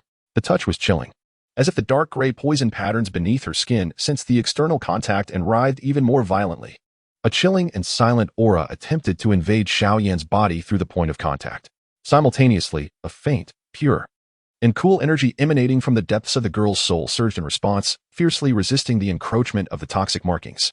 It even managed to momentarily suppress the rampant fire poison within Xiao Yan. The girl suddenly stiffened, as if jolted by an electric shock, desperately trying to break free. Yet Xiao Yan held her tightly. Through the disheveled strands of her hair, she gazed in terror at Xiao Yan's face, which was equally pale, yet marked by an undeniable resolve. Do not move if you wish to survive. Xiao Yan's voice was low, audible only to the two of them. He exerted force, forcibly pulling the girl from the contaminated waters. She felt almost weightless, trembling in fear and weakness, akin to a flickering candle in the wind. Supporting her, Xiao Yan staggered behind the numb crowd, making their way out of the stone abode that felt like a prison of hell. Outside, they emerged into a relatively spacious area at the center of the clean and dirty workshop, illuminated by torches. The air remained foul and putrid, but was an improvement over the stone dwelling. In the center of the clearing stood several massive iron cauldrons, bubbling with a thick, dark green concoction that emitted an intensely acrid odor, a grotesque blend of herbs and sulfur. A few laborers, clad in rudimentary protective gear and their faces covered with thick cloth soaked in the potion, revealing only their vacant eyes, ladled the concoction into bowls and distributed it to those in line. One bowl each. Drink it. Whether you survive or not depends on your fate. A lead laborer rasped, his voice devoid of any hint of hope. The line progressed slowly. Xiao Yan supported the girl at the end of the queue. He could distinctly feel her tremors intensifying, the dark gray toxic markings beneath her skin writhing like awakened serpents, frantically squirming at her exposed wrists and neck. It seemed she was desperately suppressing a terrifying force within her that was on the verge of uncontrollable chaos. That faint, pure, cool energy flickered like a candle in a storm, teetering precariously. Hold on, Xiao Yan murmured, channeling his energy with great effort, attempting to guide a fragment of the fire god's cyclone within him, the searing spiritual power striving to dispel the invading chilling death aura, while alleviating some of the pressure on the girl. The two equally domineering forces, one hot and one cold, clashed violently within him, inflicting exquisite agony of ice and fire. At that moment, a sudden change occurred. From the front of the line. A middle-aged man who had just consumed the dark green concoction let out a wailing scream that was more beast than human. His body swelled rapidly as if inflated. The once sporadic black spots on his skin spreading like living creatures, protruding grotesquely. Bang, bang, bang. His body erupted with numerous blood holes. A viscous and foul black ichor spewing forth like tar. The putrid fluid splashed onto those nearby, immediately sizzling with a corrosive sound, causing their skin to rot instantly. Corpse explosion. Run. An unprecedented wave of terror erupted among the crowd. Panic-stricken screams filled the air. The scene descended into chaos. The crowd surged like a disturbed hive of wasps, crying out and shoving each other as they scattered in all directions. The dark green cauldron was overturned. Scalding liquid splattering everywhere, rising in white smoke. Even the city guards, tasked with maintaining order, panicked, brandishing their spears in a futile attempt to impose control. Only exacerbating the turmoil. Roar. The grotesque creature, transformed into a mass of blackened blood and pus, unleashed a terrifying roar as it lunged towards the nearest crowd. In the midst of chaos, Xiao Yan tightly grasped the girl's arm, shielding her behind him. The frenzied throng surged like a torrent, threatening to overwhelm them. Under the duress of turmoil and impending peril, the god of flame's cyclone raged anew. The shackles binding runes flared with blinding brilliance, clashing violently with the cyclone's energy. A bitter taste filled Xiao Yan's throat as blood surged once more to his lips. He stumbled, teetering on the brink of being swept away by the tumultuous crowd. At that moment, the girl he safeguarded abruptly ceased her trembling. An unprecedented aura of chilling resolve erupted from her, icy and unwavering. She lifted her head with sudden determination. Her disheveled hair momentarily caught in the chaotic currents. In a fleeting glance, Xiao Yan beheld her eyes. What a sight they were. No longer merely filled with pure terror. Her pupils transformed into a translucent grayish hue, akin to an eternal glacier. Cold, lifeless, yet imbued with a haunting indifference that seemed to pierce through the very soul. It was as if all the world's suffering and mortality were mere annotations of frost in her gaze. Her stare, like an invisible arrow, instantly locked onto the creature. Now rushing towards the crowd, its body oozing with blackened pus. There was no scream, no incantation. With immense effort, the girl raised a hand, similarly adorned with dark, gray toxic patterns, and pointed at the beast. A hum resonated as an intangible, soul-freezing gray wave emanated from her fingertip, silently expanding outward. As the wave passed, the very fabric of space seemed to momentarily freeze. The roaring creature, mid-lunge, suddenly froze in its tracks.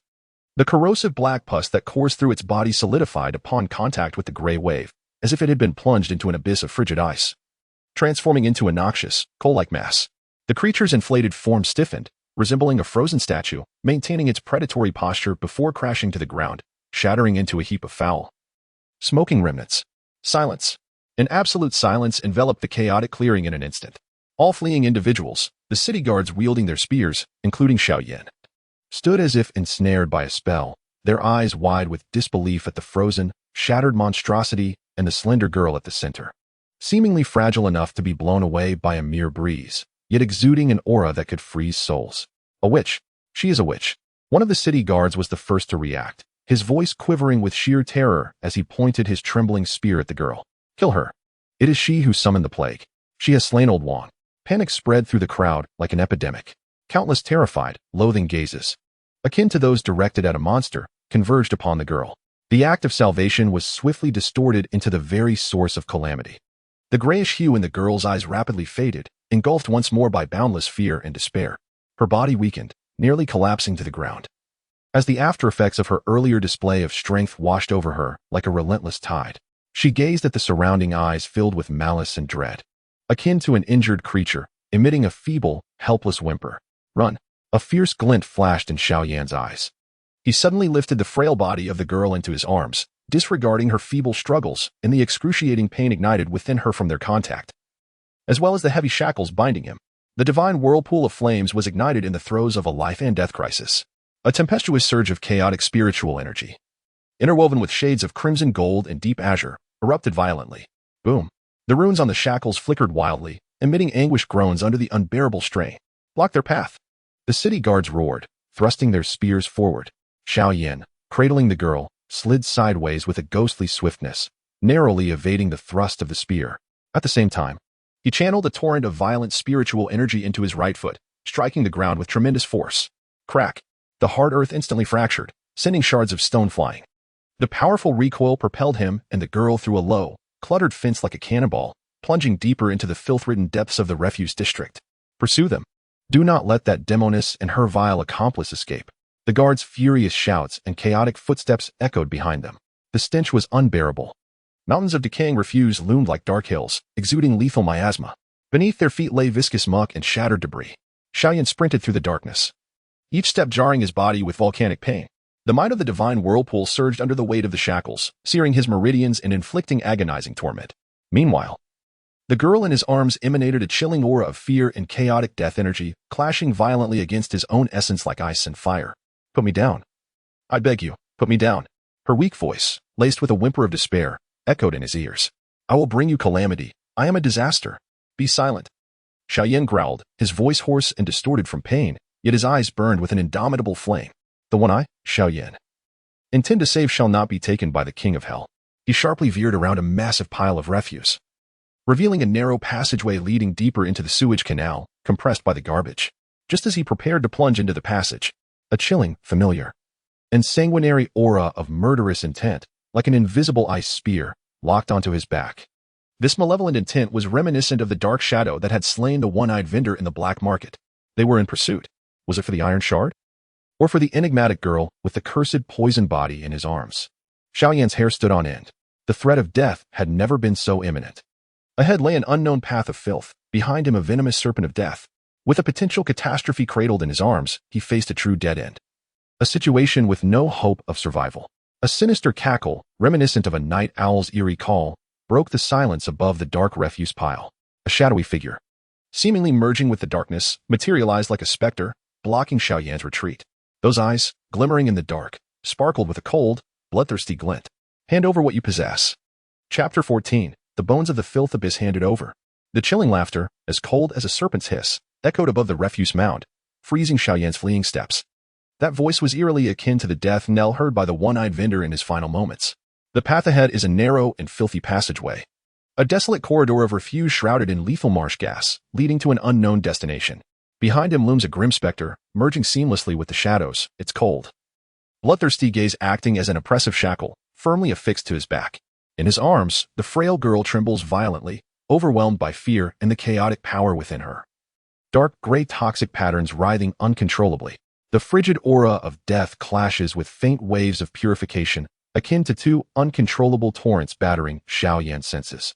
Desperation. A true dead end, with no way out above or below. What to do? Xiao Yan abruptly pivots, shielding the shackled girl behind him. His bloodshot eyes fixed intently on the indistinct shadow atop the refuse heap. His voice, hoarse yet laced with a ferocity born of desperation, echoes, I am burdened with rags. What is it that you want? Thoughts raced through his mind. Was the pursuer after the iron shard? Or perhaps the girl's peculiar cursed body? Regardless of the answer, neither must fall into their grasp. Feigning ignorance? The shadow's voice dripped with mocking derision, its essence intertwined with the aura of the key fragment from the black market of the falling star abyss. Hand it over, and you shall be spared. Otherwise. The shadow lifted a hand slightly, unleashing a viscous, chilling aura of blood magic that tainted the already polluted air with a nauseating scent of rust, threatening to reduce them to two rotting carcasses amidst the refuse. The falling star abyss. The key fragment. Indeed, it was after the iron shard. Moreover, the adversary was aware of the falling star abyss and the Kalan. A wave of icy dread, intertwined with an inferno of rage, surged through Xiao Yan. Desire? A near-snarling grin stretched across Xiao Yan's face as the dark golden inferno within his dantian ignited under the dual pressures of life and death crisis and fury. Pulsating like a furnace set ablaze, the crimson gold radiance seeped through his flesh, and he struck his chest with a resounding thud, as if to assert, I shall seize it. Before his words fell silent, he infused his right foot with the explosive energy of the inferno, crashing it down upon the ground. Boom. The mound of rotting refuse beneath him collapsed violently, resembling an explosion. Thick, foul sludge, shattered debris, and decaying bones erupted skyward, forming a stinking torrent of mud and stone that surged toward the shadow atop the refuse pile. This single strike nearly drained Xiao Yan of all the forcibly summoned power. His veins ablaze with agony, and darkness swirling before his eyes. Seeking death, the shadow had evidently not anticipated such a fierce counterattack from Xiao Yan, even while shackled. Taken by surprise, it was engulfed by the overwhelming wave of filth. The chilling blood magic erupted, momentarily dispersing the sludge, yet its form revealed a fleeting moment of vulnerability. Now is the moment.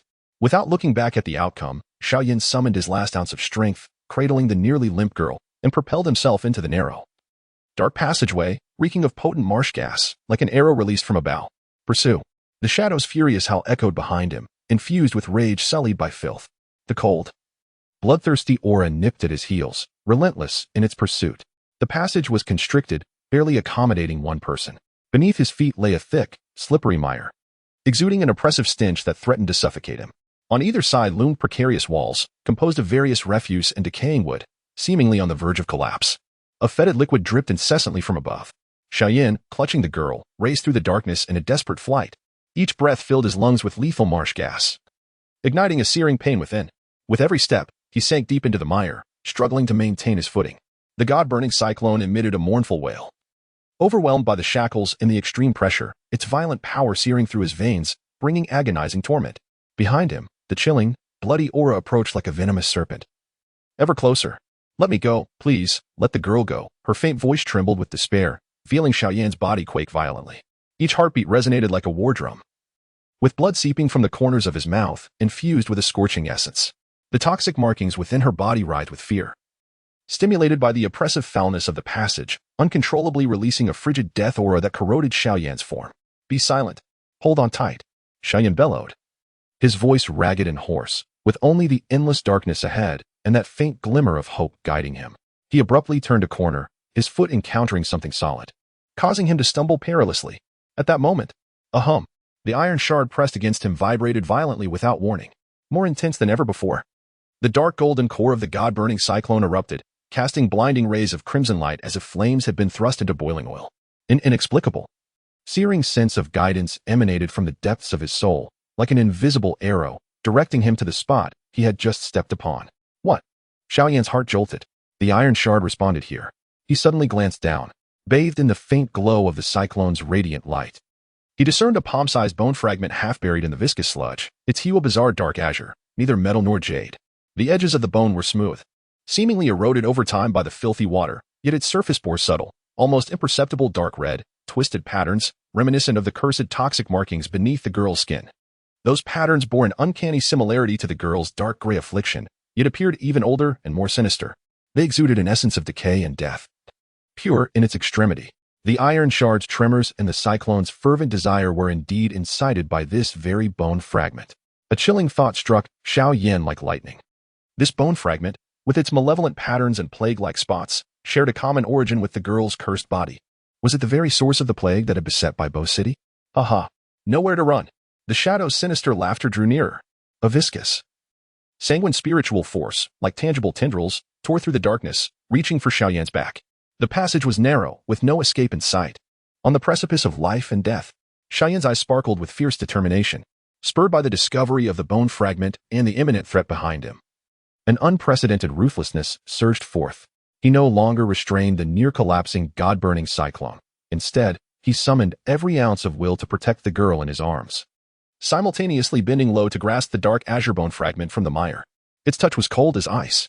The sinister dark red patterns seemed to come alive, a chilling, lifeless force capable of freezing souls surged violently along his arm. It collided explosively with the searing heat of the divine flame cyclone within him. Ack! Xiao Yan let out a beast-like roar of agony. The ultimate clash of ice and fire erupted within him in an instant. His meridians felt as though they had been thrown into a purgatory of ice and fire, each inch of his body engulfed in excruciating pain. Blood gushed from his 7 orifices.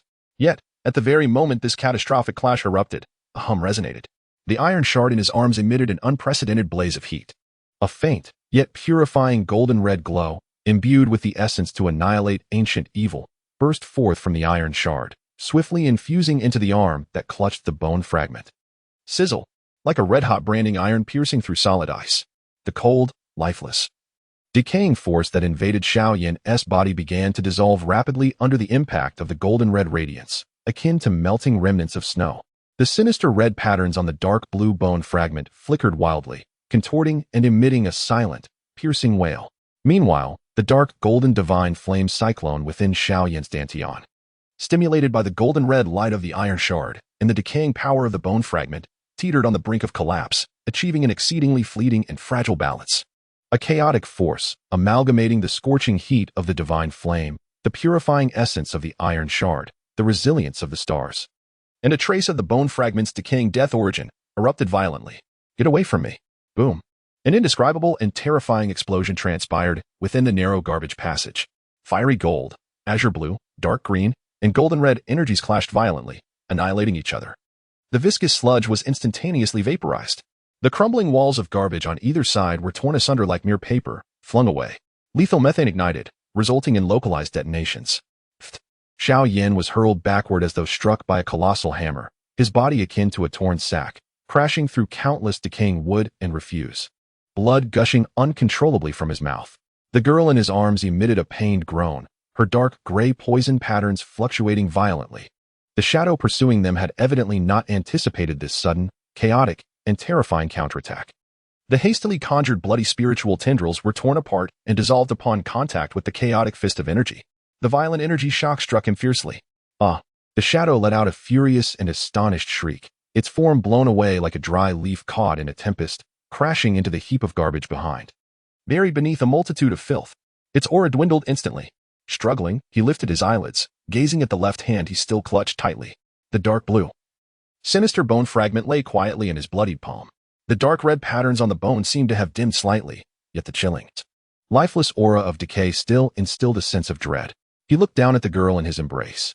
Her complexion was as pale as paper, blood trickling from the corners of her mouth, yet she appeared to have suffered no fatal blow. Her terrified eyes were fixed on the bone fragment in Xiao Yan's hand, then shifted to his body, which resembled shattered porcelain, her gaze filled with sheer terror, bewilderment, and an indescribable tremor. Cough, cough, cough. Xiao Yan attempted to speak, but coughed up a mouthful of blood and fragments of his insides. His vision began to blur. At that moment, his blurred hearing captured the distant sound of flowing water and voices from the far end of the blasted passage. A sense of urgency washed over him as the echoes of an explosion resonated from this side, deep within the purification district. There were intense waves of energy and malevolence, a presence of the city guard and the river patrol vessel of the Luo God clan.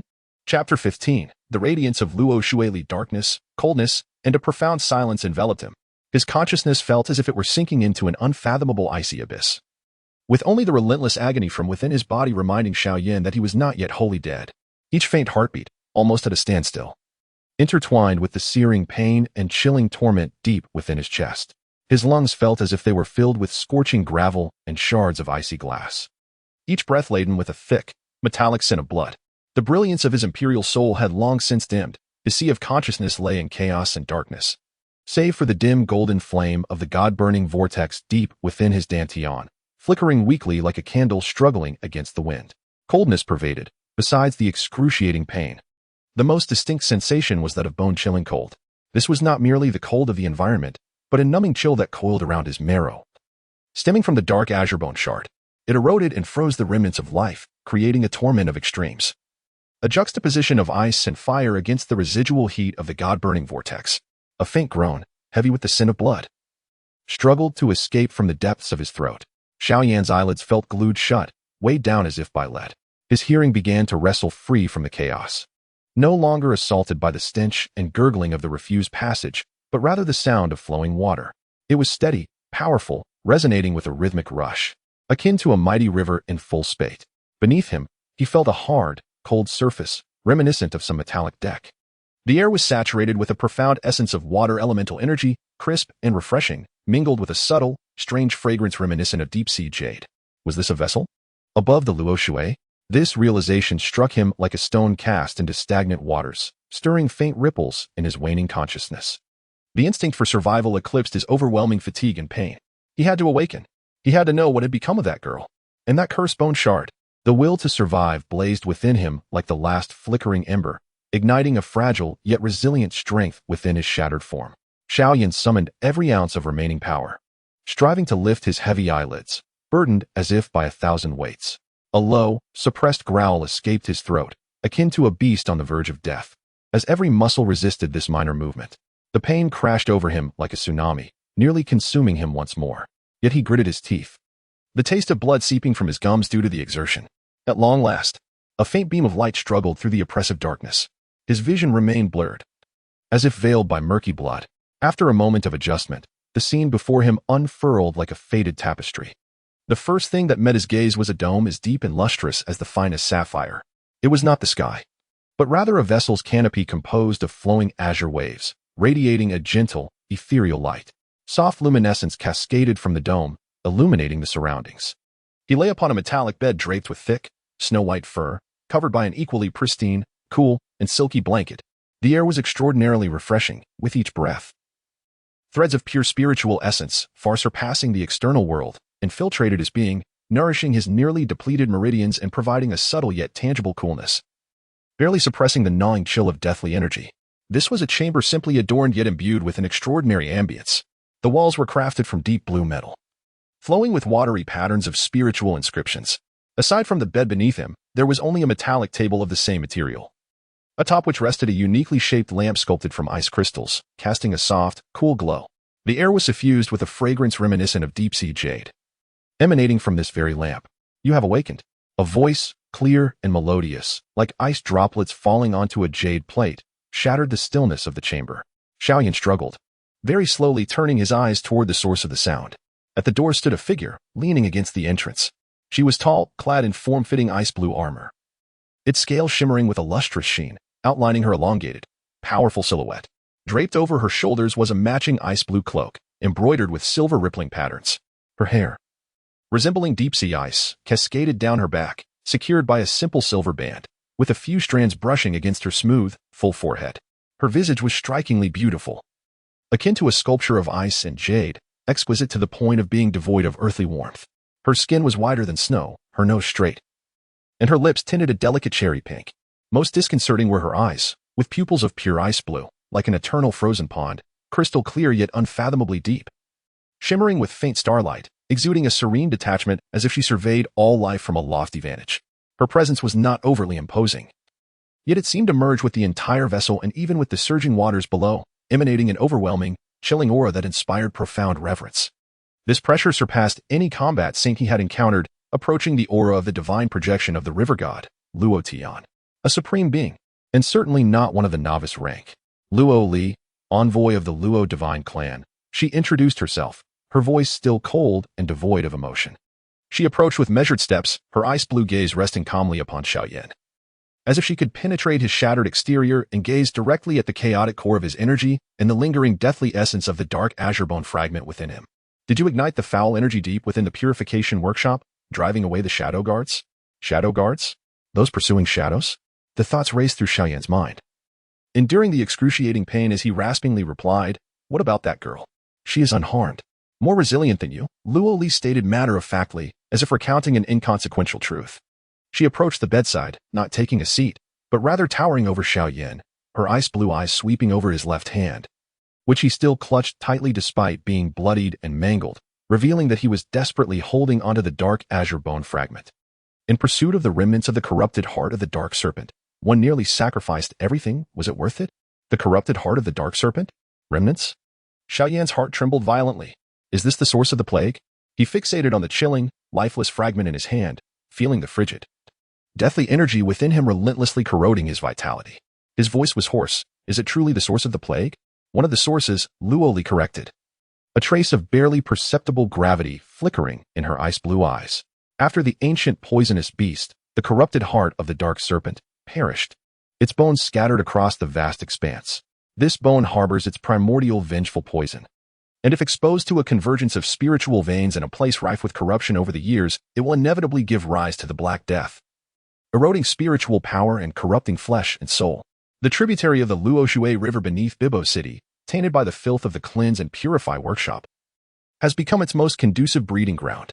She observed Xiao Yan's pale countenance and the chaotic state within him, where ice and fire intertwined on the brink of collapse. Her voice still frigid. By forcibly merging foreign energies, you have awakened this bone. The vengeful poison has infiltrated your heart and marrow, and the power of the burning god will soon be exhausted. Without external intervention, you will undoubtedly perish within 3 days. 3 days until death. Xiao Yan's heart plummeted into the abyss, a wave of despair crashing over him once more. Just escaping the jaws of a tiger, only to fall into another dire situation? He gazed at Luo Li's serene visage, which looked down upon him like a deity. A surge of immense defiance and stubbornness rose from the depths of his soul. "Senior, save me." Xiao Yan's voice was hoarse, tinged with blood, every word an arduous struggle, yet filled with a fervent desire for life. "I cannot die yet." Luo Li's ice-blue eyes gazed at him, as if piercing through to his heart, seeing the eternal flame of life within his soul. After a long pause, she finally spoke. her voice flowing like a cold spring. To save you is not my duty.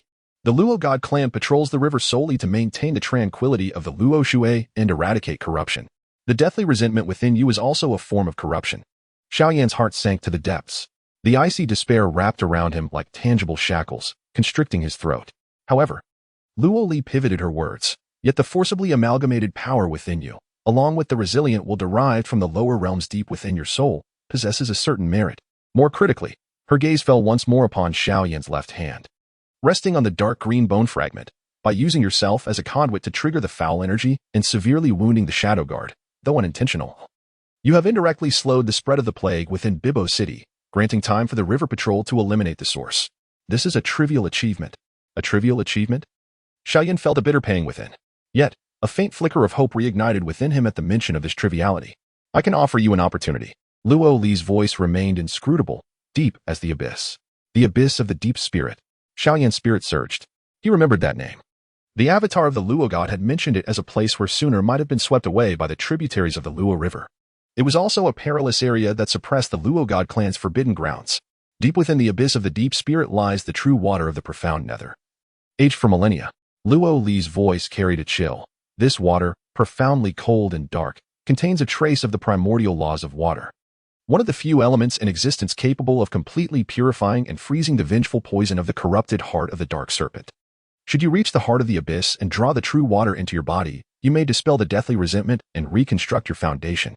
Even your nearly collapsing power of the burning god may find balance through the interplay of yin and yang, breaking and then rebuilding. Xianming, true water. Purify the dead grievances. Break and rebuild. Each word resonated like thunder in Xiao Yan's heart, igniting the hope of life and the opportunity for strength. However, Luo Li's ice blue gaze, as sharp as the coldest blade, pierced through the flames igniting in Xiao Yan's eyes. The depths of silent spirits are a forbidden ground for the Luo god clan. Fraught with peril. The abyss is filled with the ominous remnants of ancient aberrations, distorting space and freezing the soul. Moreover, the restless souls of suppressed malevolent entities wander within, ready to devour the unwary. In your current state, stepping into that realm would be akin to courting death, even at the height of his powers. No supreme being would dare to tread lightly into the heart of the abyss. A near certain death, perhaps even a death without resurrection. Xiao Yan fell into silence. Hope and despair swung like the scales of a balance within his heart. The depths of silent spirits represented the only path forward. Yet it could also be a shortcut to hell. There, not only lay endless dangers, but it could also be the very place where Sun Er had vanished. Sun Er, with her colorful scales, and the girl afflicted by the calamity-inducing poison, whom he bore so much for. How could he perish here? A flame of indomitable spirit, originating from the depths of his soul, ignited once more. It overcame the excruciating pain of his body and the terror of death. The light in his eyes, dimmed by Luo Li's words, suddenly blazed more fiercely than ever before. He struggled, summoning every ounce of strength to prop up his broken form. By heavens! Xiao Yan's voice was hoarse, akin to sandpaper scraping, yet it carried an unwavering resolve. Even if faced with mountains of blades and seas of fire, even in the nine hells, as long as there is a glimmer of hope, I, Xiao Yan, will charge forth. He gazed at Luo Li's face, as exquisite as a sculpture, enunciating each word like a solemn vow. Once, in the Doqi continent, I, Xiao Yan, rose from obscurity, enduring scorn and humiliation, surrounded by formidable foes. Yet, have I ever feared? Today, I find myself adrift in the vast expanse, ensnared in a deadly trap. What of the dangers of the depths of silent spirits? What of the near-certain death? As long as I, Xiao Yan, still draw breath, the weight of despair shall never crush my spine. This depths of silent spirits shall be the first stepping stone for me, Xiao Yan, to declare my return to this vast world. Xianming true water, I shall claim it. My life shall be dictated by none but myself. She quietly regarded the blood-soaked youth before her, whose breath was shallow, yet whose eyes burned like stars. After a moment, she slowly nodded. Very well. Your life. You shall earn yourself. Luo Li's voice remained cold, yet lacked a hint of detachment. I shall escort you to the periphery entrance of the depths of silent spirits. The path thereafter, be it life or death, depends entirely upon you. She paused, her ice-blue gaze seemingly piercing through the cabin walls, directed towards a certain location. As for that girl afflicted with the calamity-inducing poison. Calamity-inducing poison? Is that the name given to the cursed body in this vast world? Xiao Yan's heart instantly leapt. The depths of silent spirits? The soul-binding ice prison? A tremendous shock coursed through Xiao Yan. That girl was also sent to the depths of silent spirits. The only antidote. Xianming true water. Xiao Yan clenched his fists tightly. his nails digging into his palms once more. The depths of silent spirits, shimmering true water. This was not only his sole hope for salvation, but also the only hope for the innocent girl who had been ensnared. I understand. Xiao Yan's voice carried an unprecedented weight and resoluteness. He ceased to speak, closed his eyes, and began to fervently channel the incantation imparted by Luo Tian. Harmonizing with the dense and pure water elemental spiritual energy within the chamber, he struggled to guide the nearly collapsing god of flames cyclone within him, gathering the last vestiges of strength to descend into the abyss of silent spirits. Luo Li no longer disturbed him. She turned and, with her ice-blue cloak trailing a cold arc, silently exited the chamber. The interior returned to silence, leaving only the sound of the flowing Luo River and Xiao Yan's heavy, oppressive breaths. The iron plate against his chest, and the chilling remains of the dark blue-ine dragon pressed against his skin, akin to two immense mountains resting upon his heart, igniting an unquenchable fire of vengeance and obsession in his eyes. The abyss of silent spirits, the soul-binding ice prison, and the true water of the dark underworld, alongside Suer's colorful scales and that nameless girl with the heavenly poison body, lay ahead, a perilous path fraught with death. Yet Xiao Yan, undaunted and without alternative, pressed forward. Chapter 16. The Ice Prison of the Abyss. The Icely, the vessel of the Luo god clan, was forged entirely of deep blue mystical ice iron, its body adorned with flowing silver runes reminiscent of rippling water, cleaving through the profound Luo River as it sped towards a darker, more foreboding destination downstream.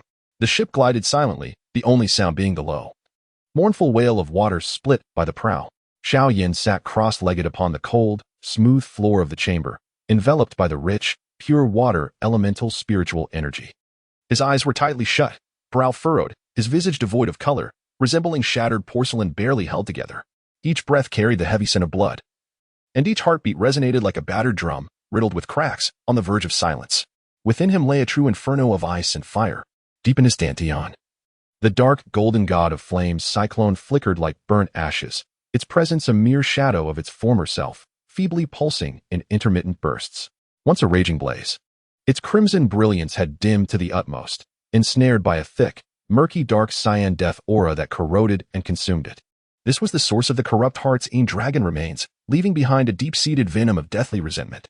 It clung like a parasite to his veins and bones, even seeping into the depths of his soul, ravenously devouring vitality and bringing forth an excruciating chill of decay.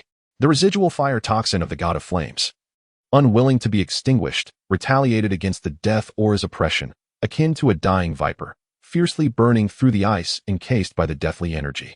The ultimate conflict of ice and fire unfolded within every corner of Xiao Yan's being, inflicting an endless agony of tearing and obliteration.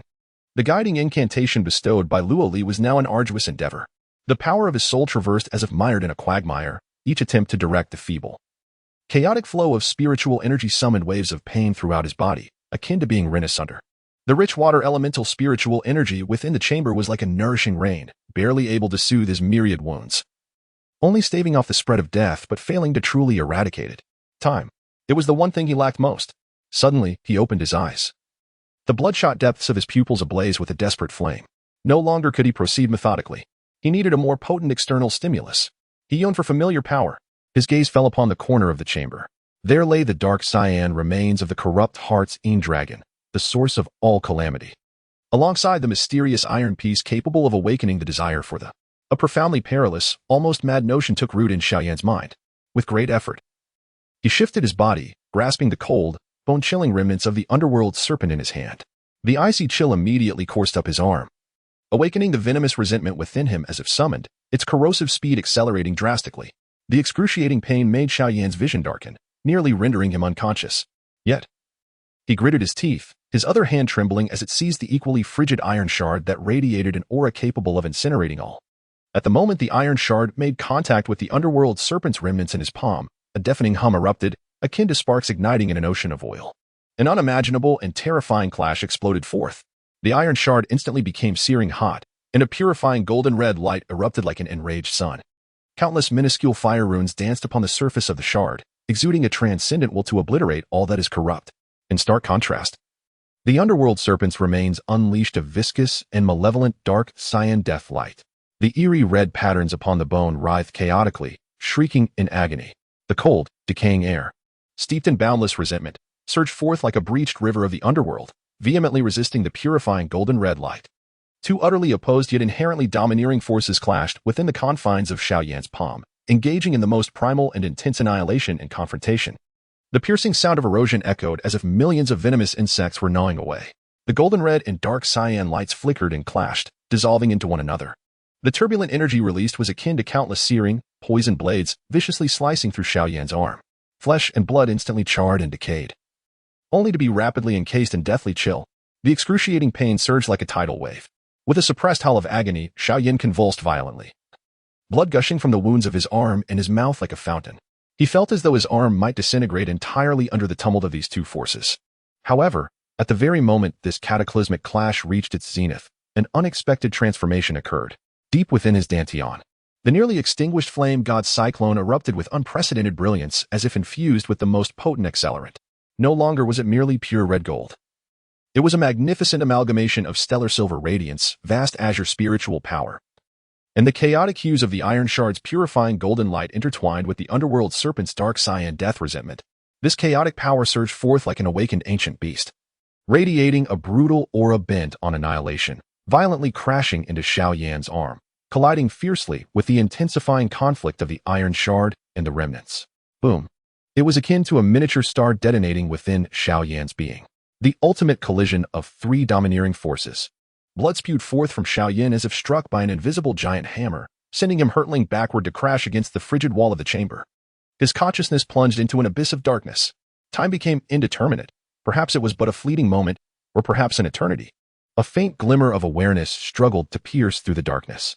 The pain persisted, yet something felt different. Xiao Yan suddenly opened his eyes wide. Ignoring the agonizing disarray of his body, he immediately turned his focus inward. Within the dantian, the dark golden flame god vortex still existed, pulsating feebly. Yet the thick dark blue deathly aura that had enveloped it had astonishingly dissipated by more than half. All the remnants of the deathly energy lingered, akin to a stubborn shadow. Its corrosive advance had evidently slowed.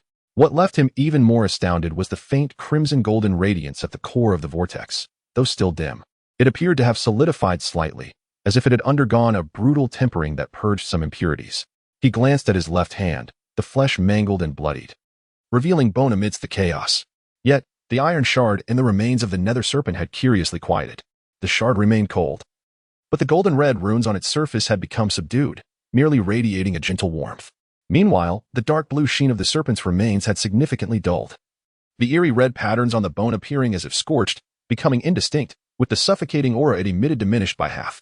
The cataclysmic collision, which had nearly cost him his life, had unexpectedly led to a mutual consumption between the purifying golden light of the shard, the vengeful power of the serpent's remains, and the chaotic energy of the flame god vortex, partially neutralizing one another in their extreme conflict. Particularly, the erosion from the serpent's vengeful essence had been notably suppressed. Was this a case of rebirth from the brink of death? A glimmer of survival and realization ignited in Xiao Yan's eyes. The method was perilous, with even the slightest misstep leading to obliteration of both body and soul. Yet, the effects were immediate, granting him precious time and a moment to breathe.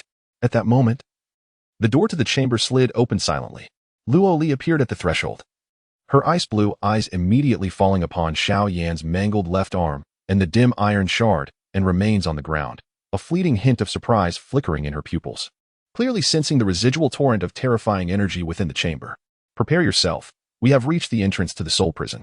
Her voice remained cold, devoid of emotion, as if the earlier conflict that nearly destroyed the cabin had never transpired. The soul prison lies near the abyss. The ice glass slowly came to a halt. Xiao Yan, enduring excruciating pain, followed Luo Li out of the cabin. An indescribable chill, as if capable of freezing the very soul, penetrated the vessel's defenses and hit him like a wave. Before him lay not the rushing waters of the Luo River, but an expanse of darkness and desolation that words could scarcely convey. Towering cliffs, cleaved as if by the axe of a colossal deity, descended vertically into an unfathomable abyss. Below the cliffs, a thick, inky black mist churned and swirled. Within the mist, countless twisted and shattered forms, resembling gigantic bones, intermittently emerged, exuding a chilling, lifeless aura. Deeper still, a faint, ghostly green light flickered, accompanied by the barely audible wails and howls, seemingly emanating from the depths of the netherworld. This was the soul prison. Merely standing at the precipice of the entrance, the pervasive, bone-chilling malevolence was sufficient to freeze the souls of ordinary supreme beings, rendering their spiritual powers stagnant. The soul prison. A feeble yet profoundly painful, struggling, and despairing wave of spiritual energy emanated from the depths of the ice prison. It was the girl with the heavenly calamity poisoned body. She was trapped within, enduring inhuman torment. Xiao Yan's heart felt as though it were gripped by a frigid, colossal hand. He gazed upon the ice prison, resembling the gateway to hell, and then cast his eyes downward into the abyss of the, where dangers churned endlessly. An unprecedented weight pressed upon him, nearly suffocating him. The Shinming true water lay deep within the abyss's heart. Lo Li's voice emerged beside him, like the gentle fall of a cold spring, awakening him from the suffocating pressure. Her ice-blue eyes peered into the unfathomable darkness at the bottom, sensing a spirit within. It was concealed within the extreme cold of the abyss's heavy waters, accessible only to those with immense fortune and indomitable will. This was the abyssal summoning talisman. She offered him an extraordinary talisman, neither of gold nor jade. Icy to the touch, inscribed with 3 wave-like silver patterns. 7 days. The girl in the ice prison had but 7 days. And he, too, had merely 7 days. Without grandiose declarations or poignant farewells, he abruptly turned to face the unfathomable depths of the, where perilous forces roiled incessantly. The last trace of hesitation vanished from his eyes, leaving only the resolute determination and icy flames of a lone wolf. He leapt. His shadow, like a moth drawn to the flames of hell, was instantly engulfed by the swirling, viscous black mist, as dark as ink, disappearing into the abyss of silence. Lo Li stood quietly at the cliff's edge, her ice-blue hair stirring slightly in the fierce, ominous winds. She gazed at the spot where Xiao Yan had vanished. Her face, sculpted like jade, remained devoid of expression. Yet, within her deep, cold blue eyes, a subtle ripple stirred, almost imperceptible, akin to a stone cast into the ocean, quietly expanding before swiftly returning to stillness. Beneath the abyss, malevolence churned, silent and dead. Only the unending chill and the unknown terror awaited the figure that had plunged into its depths. Chapter 17. The true waters called darkness. Absolute, viscous darkness, seemingly with tangible weight. His body plummeted rapidly. There was no sound of wind, no howling, only an oppressive, suffocating silence. The malevolent aura of the pierced through his clothing like countless icy steel needles, penetrating his skin, disregarding any defense, reaching deep into his very marrow. This was not mere cold. It was a chill intermingled with boundless resentment, despair, madness, and the remnants of ancient, ferocious beast's brutal will. It froze his spiritual energy, eroded his soul, gradually stripping away the breath of life, crushing it. Xiao Yan felt as if he were an ice cube submerged in ink, dissolving rapidly as he descended. His consciousness trembled violently under the onslaught of the malevolent aura, akin to a solitary boat in a tempest, at risk of capsizing at any moment.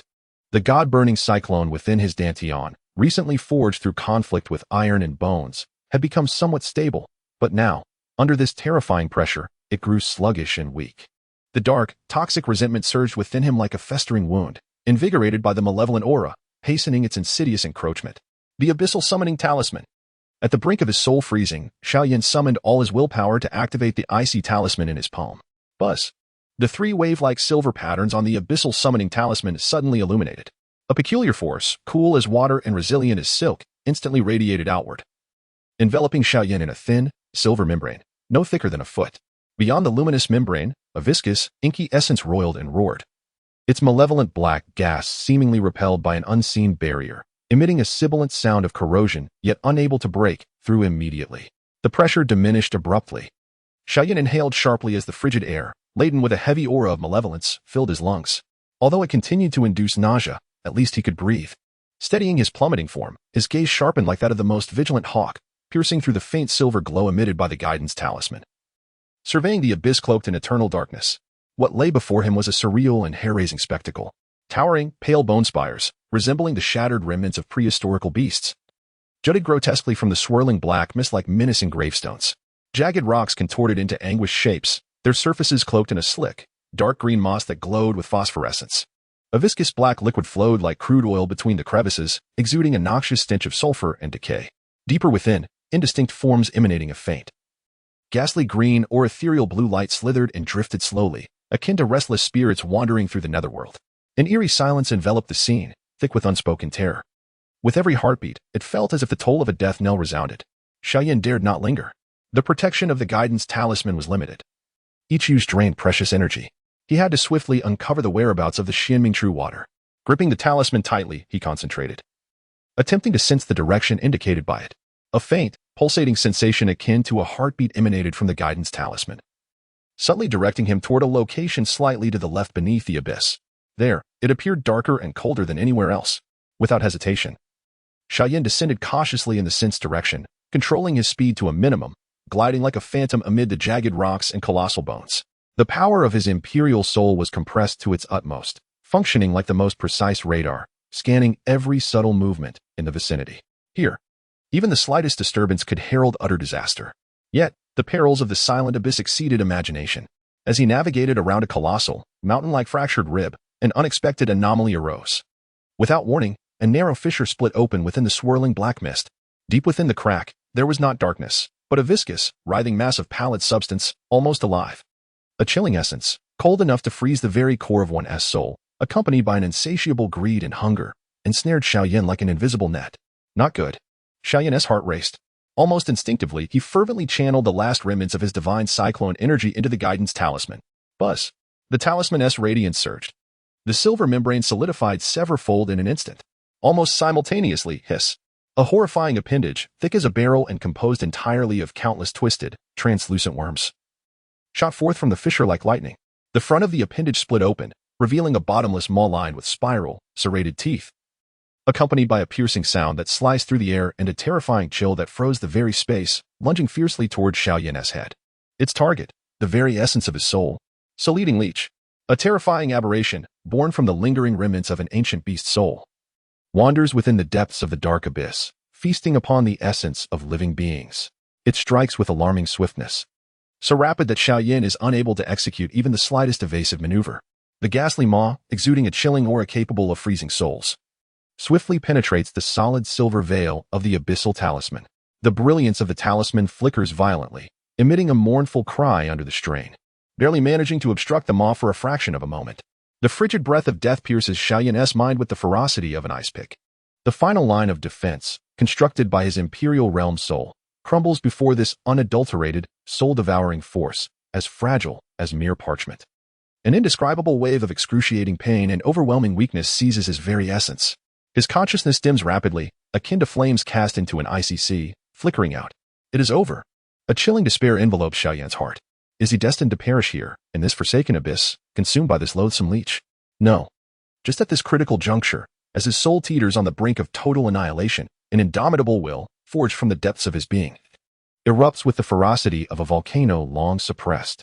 You wish to devour me. How dare you, mindless maggot? A silent roar reverberates through the deepest recesses of his mind, akin to the first thunderclap that split the heavens. His fervent attachments to Sun Air, Kai Lin, and the girl encased in ice, his insatiable thirst for power, and his righteous fury at the injustices of fate, all converge into a blazing inferno of soul fire, incinerating everything in its path. Buzz.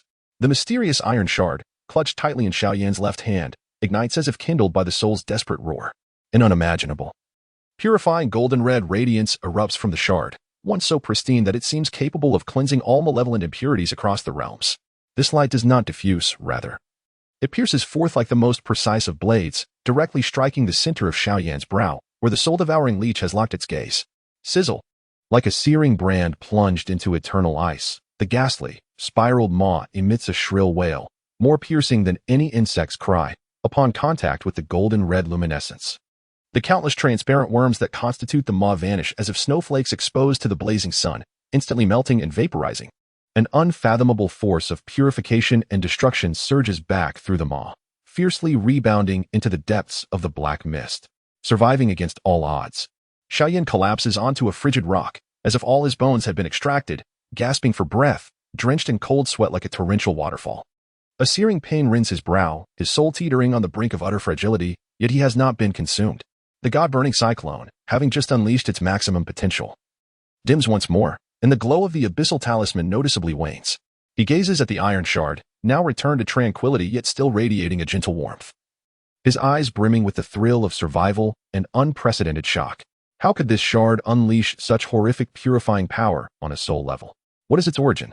He dares not linger, summoning every ounce of his weakened body to cautiously advance in the direction sensed by the abyssal talisman. The recent assault by the soul-devouring leech resonated like the loudest alarm bell, etching an indelible awareness of the terror that lurks within this abyss of silence. Time became an elusive concept. Perhaps it was mere hours, or perhaps an entire day. as the glow of the abyssal beacon weakened to a near-extinguishing flicker. The surrounding temperature plummeted to an unfathomable degree. The air seemed to solidify into crystalline ice, each breath bringing forth icy shards. The swirling black mist thinned considerably, revealing an even more profound scene below. It was an indescribable, vast subterranean ice chasm. Boundless deep blue ice formed the ground and a canopy, emanating an ancient, unyielding chill. The ice surface was not smooth but instead was adorned with countless sharp, sword-like ice spires, interlocking like fangs, refracting the faint silver light of the abyssal beacon, creating a heart-stopping, frigid thicket of thorns. At the heart of the ice chasm lay a colossal, unfathomable ice cavern, reminiscent of a giant beast's gaping maw, radiating an absolute cold that could freeze the very soul. The pulsation of the abyssal beacon intensified beyond measure at this moment, clearly directing towards the depths of that massive cavern. The true water of the abyss was there. The glimmer of hope instantly dispelled all fatigue and fear. Xiao Yan's spirit soared. He was poised to recklessly charge towards the cavern's entrance when a low, ominous hum filled the air. The long-dormant remains of the corrupted heart dragon within his grasp began to tremble violently without warning. The dim crimson patterns on the bone fragments writhed like a venomous serpent awakened from slumber, exuding a thick, dark blue light of death. A surge of insatiable malice and greed latched onto the depths of the cavern. Simultaneously, from within the cavern's depths, an indescribable cold will, seemingly birthed from primordial chaos, stirred as if a slumbering dragon had opened its eyes and descended with a thunderous presence. This will was frigid, vast, embodying the utmost authority and indifference of water. It instantly sensed the deathly, vengeful aura emanating from the corrupted heart dragon's remains. Boom! The entire ice chasm shook violently. Countless massive ice spires groaned under the strain, fracturing and plummeting. At the entrance of the cavern, a viscous, ink-like black water surged with unforeseen ferocity, forming a colossal whirlpool that radiated an aura of absolute freeze. Within the whirlpool, deep blue lights flickered, reminiscent of distant stars. The true water of the abyss had been stirred. Furthermore, it exhibited the most intense hostility and rejection towards the deathly aura of the corrupted heart dragon's remains. The third opportunity to utilize the abyssal beacon presented itself at this moment. Should he charge in, seizing the true water amid the repulsion of the abyssal true water and the agitation of the corrupted heart dragon's remains? Or should he retreat immediately? Xiao Yan gazed at the tumultuous, roaring whirlpool that exuded a sense of annihilation, while simultaneously feeling the frantic vibrations of the corrupted heart dragon's remains. Almost breaking free from his grip, a fierce determination flashed in his eyes. Fortune favors the bold. The true water shall be mine. Chapter 18. Forging the bone in flames, the chilling despair and burning hope writhed within Xiao Yan's being like two venomous serpents. Before him was the roaring whirlpool of the true water of the abyss, exuding an aura of absolute freeze and destruction. The deep blue stars flicker amidst the viscous, ink-like black heavy water, each surge sending tremors through the entire icy abyss. Countless sharp ice shards, akin to the guillotine of death, thunderously shatter and plummet. That cold will, emanating from the primordial chaos, looms like a colossal peak forged of eternal ice, imbued with an overwhelming disdain and rejection towards the deathly resentment of the dark serpent, relentlessly fixating upon the bones cradled in his arms. Within his grasp, the remains of the corrupted heart of the dark serpent writhed madly like a venomous snake immersed in boiling oil, shrieking with frenzy. The dark azure deathlight, thick as blood, casts an eerie red pattern upon the bone fragments, twisting and squirming as if alive, erupting with unprecedented malice and greed. It yearns for the ultimate een and cold of the true water of Xianyuan, the supreme nourishment that could elevate its deathly resentment and even reunite its shattered soul. Yet this avaricious agitation, like the fiercest provocation, thoroughly enraged the slumbering will deep within the icy cavern. The summoning rune trembles violently in the palm of his hand. The final wave of silver ripples flickering uncertainly, akin to a candle flickering in the wind. This is the last opportunity to plunge forth amidst the wrathful rejection of the true water and the uncontrollable agitation of the dark serpent's remains, snatch the morsel from the tiger's mouth, or withdraw. To abandon this solitary chance, forsaking the girl awaiting salvation from the true water within the icy prison, and relinquish his own hope for survival? Retreat? In the lexicon of Xiao Yan, the word retreat has never existed. The true water shall be mine. Not even the might of the heavens can obstruct me. Blood vessels in Xiao Yan's eyes burst forth as a fierce and resolute ferocity exploded from the depths of his being. What of the Xianyuan will? What of deathly resentment's backlash? What of perilous odds? Before the obsession to save and the yearning to survive, they are all mere paper tigers.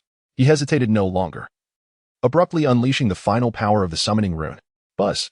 The summoning rune erupted with an unprecedented resplendent silver light. 3 waves of silver ripples seemed to come alive, instantly separating from the rune, transforming into 3 solidified silver water dragons. The water dragons roared, wielding the power of the river Luo's emissary, crashing fiercely into the roaring vortex of the true water of Xianyuan. Sizzle! Like a burning iron brand plunged into the icy sea. The silver water dragons collided violently with the black heavy water vortex, eroding. The clash of laws unleashed a silent yet terrifying storm of obliteration. A fleeting, narrow gap was forcibly torn through the absolute cold that could freeze souls. Now is the moment. Charge! Xiao Yan's heart roared. The last remnants of the burning god cyclone were completely ignited, transforming into a frenzied force propelling his body forward. Like a moth drawn to flame, or a fierce shark swimming against the tide, his figure morphed into a blurred black line, driven by unwavering resolve. Plunging fiercely into the gap forcibly torn open by the silver water dragon, leading deep into the icy cavern. Boom! At the instant his figure vanished. The silver water dragon shattered completely. The summoning rune turned to ashes. The vortex of true water of Xianyuan let out a deafening roar, closing in with even greater ferocity. The terrifying freezing power instantaneously obliterated the gap. The entrance to the icy cavern was once again sealed off by the surging and roaring black heavy water. Inside the icy cavern lies another world. Absolute darkness. Absolute silence. Absolute cold. Here, the chill surpasses mere physical low temperatures, ascending to a realm where space, time, and the essence of the soul itself are frozen. Xiao Yan felt as though he were a speck of dust plunged into the absolute zero of despair. Every inch of flesh and every thread of soul emitting a mournful wail under the unbearable burden, swiftly losing consciousness and drifting toward eternal frost. Even more terrifying was the omnipresent and suffocating water pressure. The viscous dark water of the Xianming was everywhere, heavy beyond imagination. Each drop seemed to harbor the force of myriad mountains, relentlessly crushing his body. His bones emitted a grating groan, and his insides felt as though they were being reduced to a mere pulp. Xiao Yan let out a silent scream, as his 7 orifices were suddenly forced to bleed icy droplets. His consciousness rapidly blurred and sank under the extreme cold and tremendous pressure. Yet, just as his awareness was on the brink of complete freeze, the withered remains of the corrupted heart dark flood dragon in his arms erupted as if it had been thoroughly provoked. Buzz! The thick, unyielding dark blue light of death exploded violently. The sinister red patterns on the bone fragments spread like a burning poison fire. A realm of cold, decay, and boundless resentment surged forth, centered around the remains, forcibly expanding. In this realm of absolute freezing Xianming water, a small space not exceeding 3 feet, reeking of death and decay, was forcibly created. The dark blue light of death clashed violently with the deep blue chill of Xianming, annihilating one another. It emitted a terrifying sound akin to strong acid corroding metal. 2 forces of extreme yin and cold, yet fundamentally opposed, engaged in the most brutal close-quarters combat. The brief vacuum formed by this clash afforded Xiao Yan a fleeting moment to breathe. However, it also left him utterly exposed at the epicenter of the confrontation between these 2 horrifying powers. The extreme tortures of ice and death doubled in intensity. Poof! The blood Xiao Yan spewed forth had not even left his lips before it froze into scarlet shards of ice. His body felt as though it were being repeatedly crushed by 2 mountains of ice, the excruciating pain having become numb, leaving only a terrifying premonition of imminent disintegration. Even more dreadful was the deathly realm unleashed by the remains, igniting the core will of the Xianming true water hidden deep within the icy cavern like ignited lamp oil. Boom! At the deepest part of the ice cavern, a point of deep blue, seemingly containing the ultimate cold of the universe, suddenly ignited. It was as if the slumbering ice giant had opened its eyes. An indescribable, terrifying will capable of freezing all realms descended with an overwhelming fury. As if outraged by the ant's desecration of divine authority, it instantly locked onto Xiao Yan and the remains radiating foul death energy in his arms. Found it. Yet, on the brink of losing consciousness, Xiao Yan erupted with an unprecedented brilliance. There, the core essence of the Xianming true water. There was no time for fear. No time for hesitation. Flame god cyclone. Devour for me. Xiao Yan roared within, his soul tearing asunder, no longer suppressing or guiding. He unleashed the last vestiges of his will, completely releasing all restraints on the almost extinguished flame god cyclone within his dantian. He even pressed the wildly erupting remains of the dark flood dragon firmly against the sea of energy in his dantian, using his own body as a furnace, drawing poison into himself, placing himself in a situation of death to attain rebirth. Boom! It was as if a chaotic star had detonated within him. The viscous dark azure death light of the remnants of the nether serpent, along with the endless resentment and malevolence, surged into Xiao Yan's shattered dantian like a river of vengeance that had found its outlet. Meanwhile, the core consciousness of the Xianming true water, thoroughly enraged from the depths of the ice cavern, transformed into a deep blue cold current that froze all things, akin to a spear of judgment, violently crashing into Xiao Yan's body. The burning god cyclone, a chaotic core forged from boundless spiritual power and the might of the stars at this moment, became the most brutal battlefield. Dark azure death resentment and deep blue Xianming, two extremely cold and sinister forces, inherently opposing yet deadly to each other, engaged in the primal and ferocious annihilation and struggle within Xiao Yan's dantian, utilizing his meridians and bones as conduits. An indescribable agony instantly engulfed all of Xiao Yan's senses. His body felt as though it had been cast into the universe's most merciless crucible of ice and fire.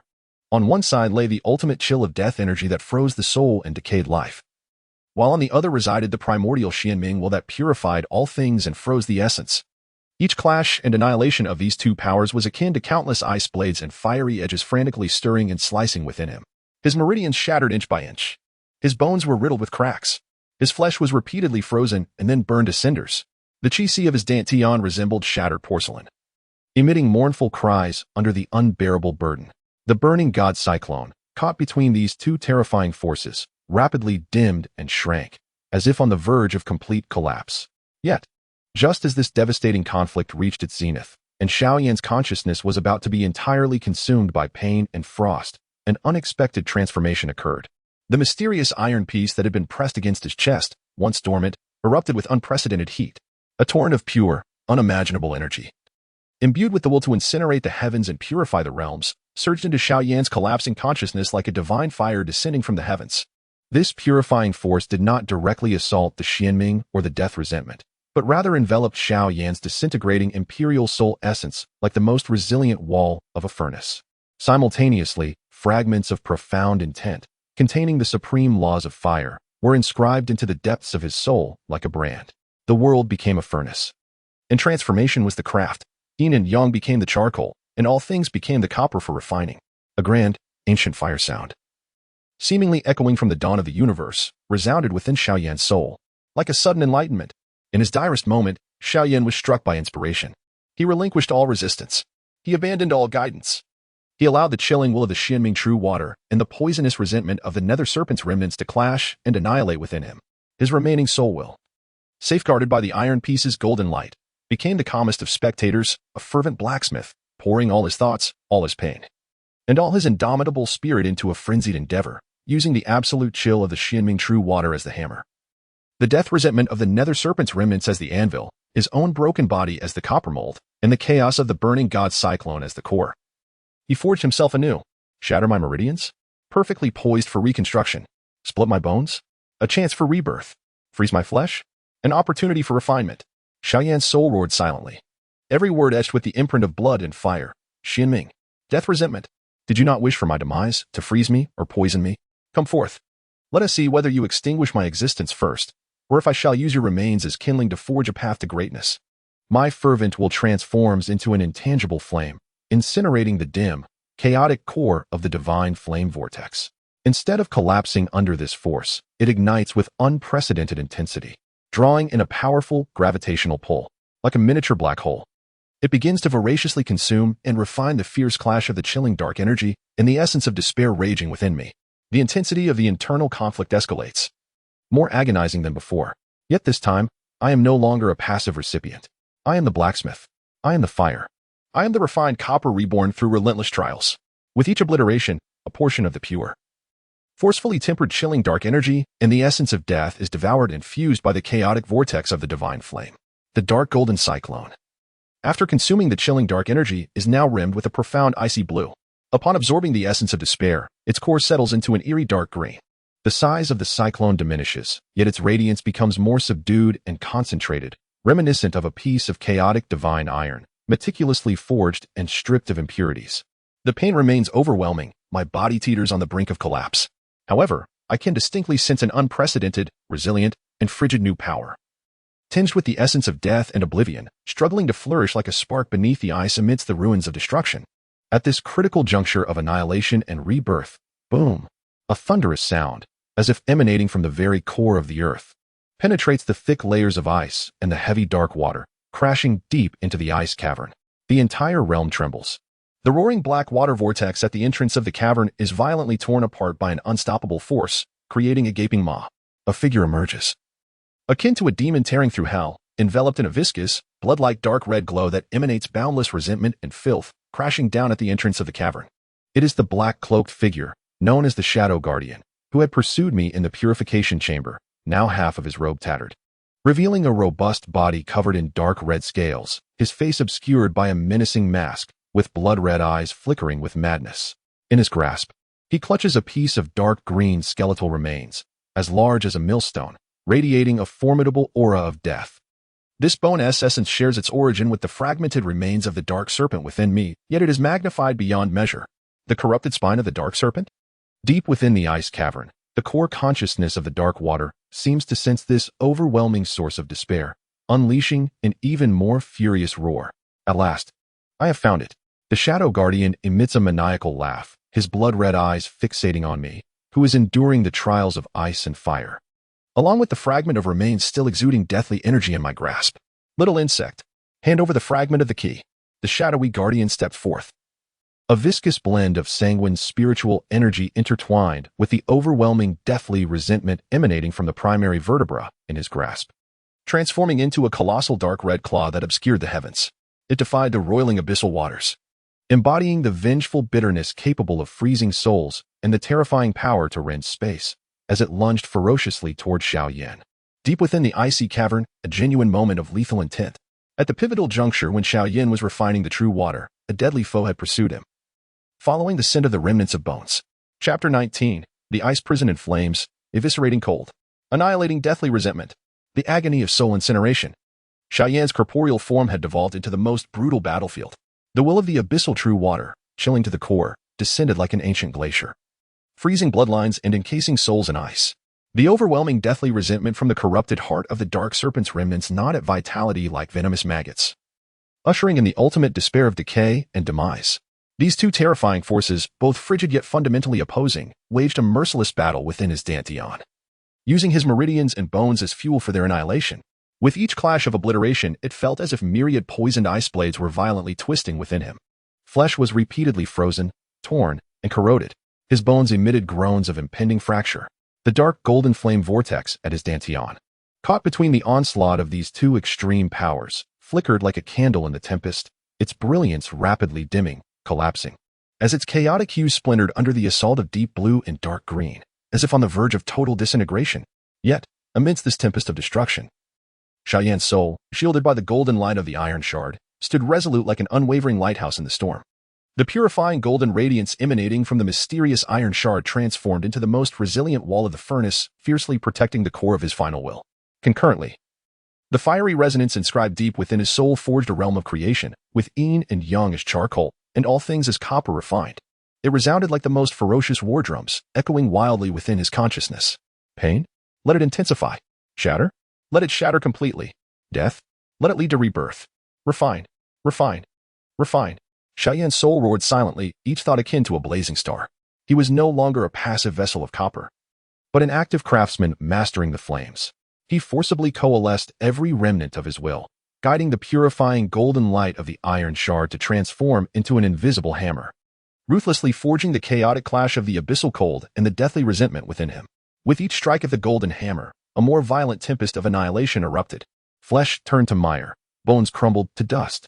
Yet, with every obliteration, a thread of purified power, forcibly refined, fused with the profound cold and the essence of death from the dark serpent, was devoured greedily by the spiraling vortex of flame, as if it were an insatiable beast.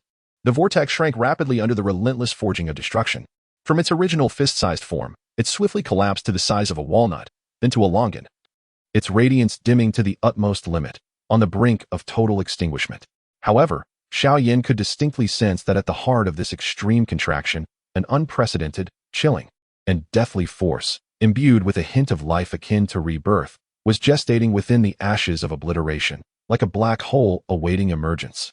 The dark golden chaos served as a foundation, beneath which lay a profound ice blue, and at its core, a peculiar and pure dark azure death radiance coalesced.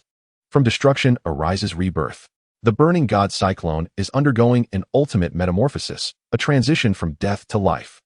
Just as this intertwining of annihilation and renewal teetered on the brink of completion, a chilling, maniacal laughter echoed, hand over the key fragments. The shadowy guardian's caw, akin to the screech of an owl in the night, carried a terrifying pressure steeped in a thick, blood-like malice, shattering the final barrier of the profound dark water and crashing into the icy abyss. The dark red ghostly claw, born of bloody spiritual energy and the deathly resentment of the underworld serpent, reached forth like a demonic talon from hell, disregarding the frozen space, and with a vengeful ferocity. It lunged deep into the icy cavern toward Xiao Yan, who was enduring the torments of purgatory.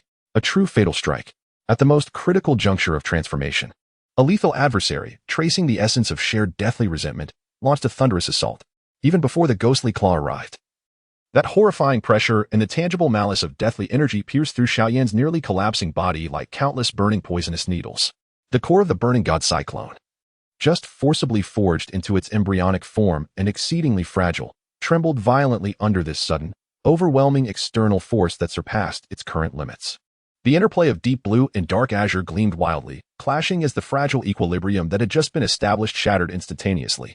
With a splatter, Xiao Yan's blood sprayed forth, instantly freezing into crimson ice crystals. The soul, recently stabilized by the golden iron shard, was once again engulfed by a tearing agony. The transformation was interrupted. A despairing sense of futility washed over him like a chilling tide, threatening to drown him. No. A defiant roar erupted from the depths of his soul. Just as victory seemed within his grasp, how could he allow it to slip away? In this moment of utter despair, as his consciousness was on the verge of being crushed by the ghostly claw's pressure, a humming sound resonated. The mysterious iron shard in Xiao Yan's embrace seemed to sense its master's profound unwillingness and the impending catastrophic crisis, erupting with an unprecedented brilliance. A golden radiance fierce enough to pierce through eternal darkness. This light transformed from mere protection to a resolute will that sought to incinerate all, leaving nothing but ashes.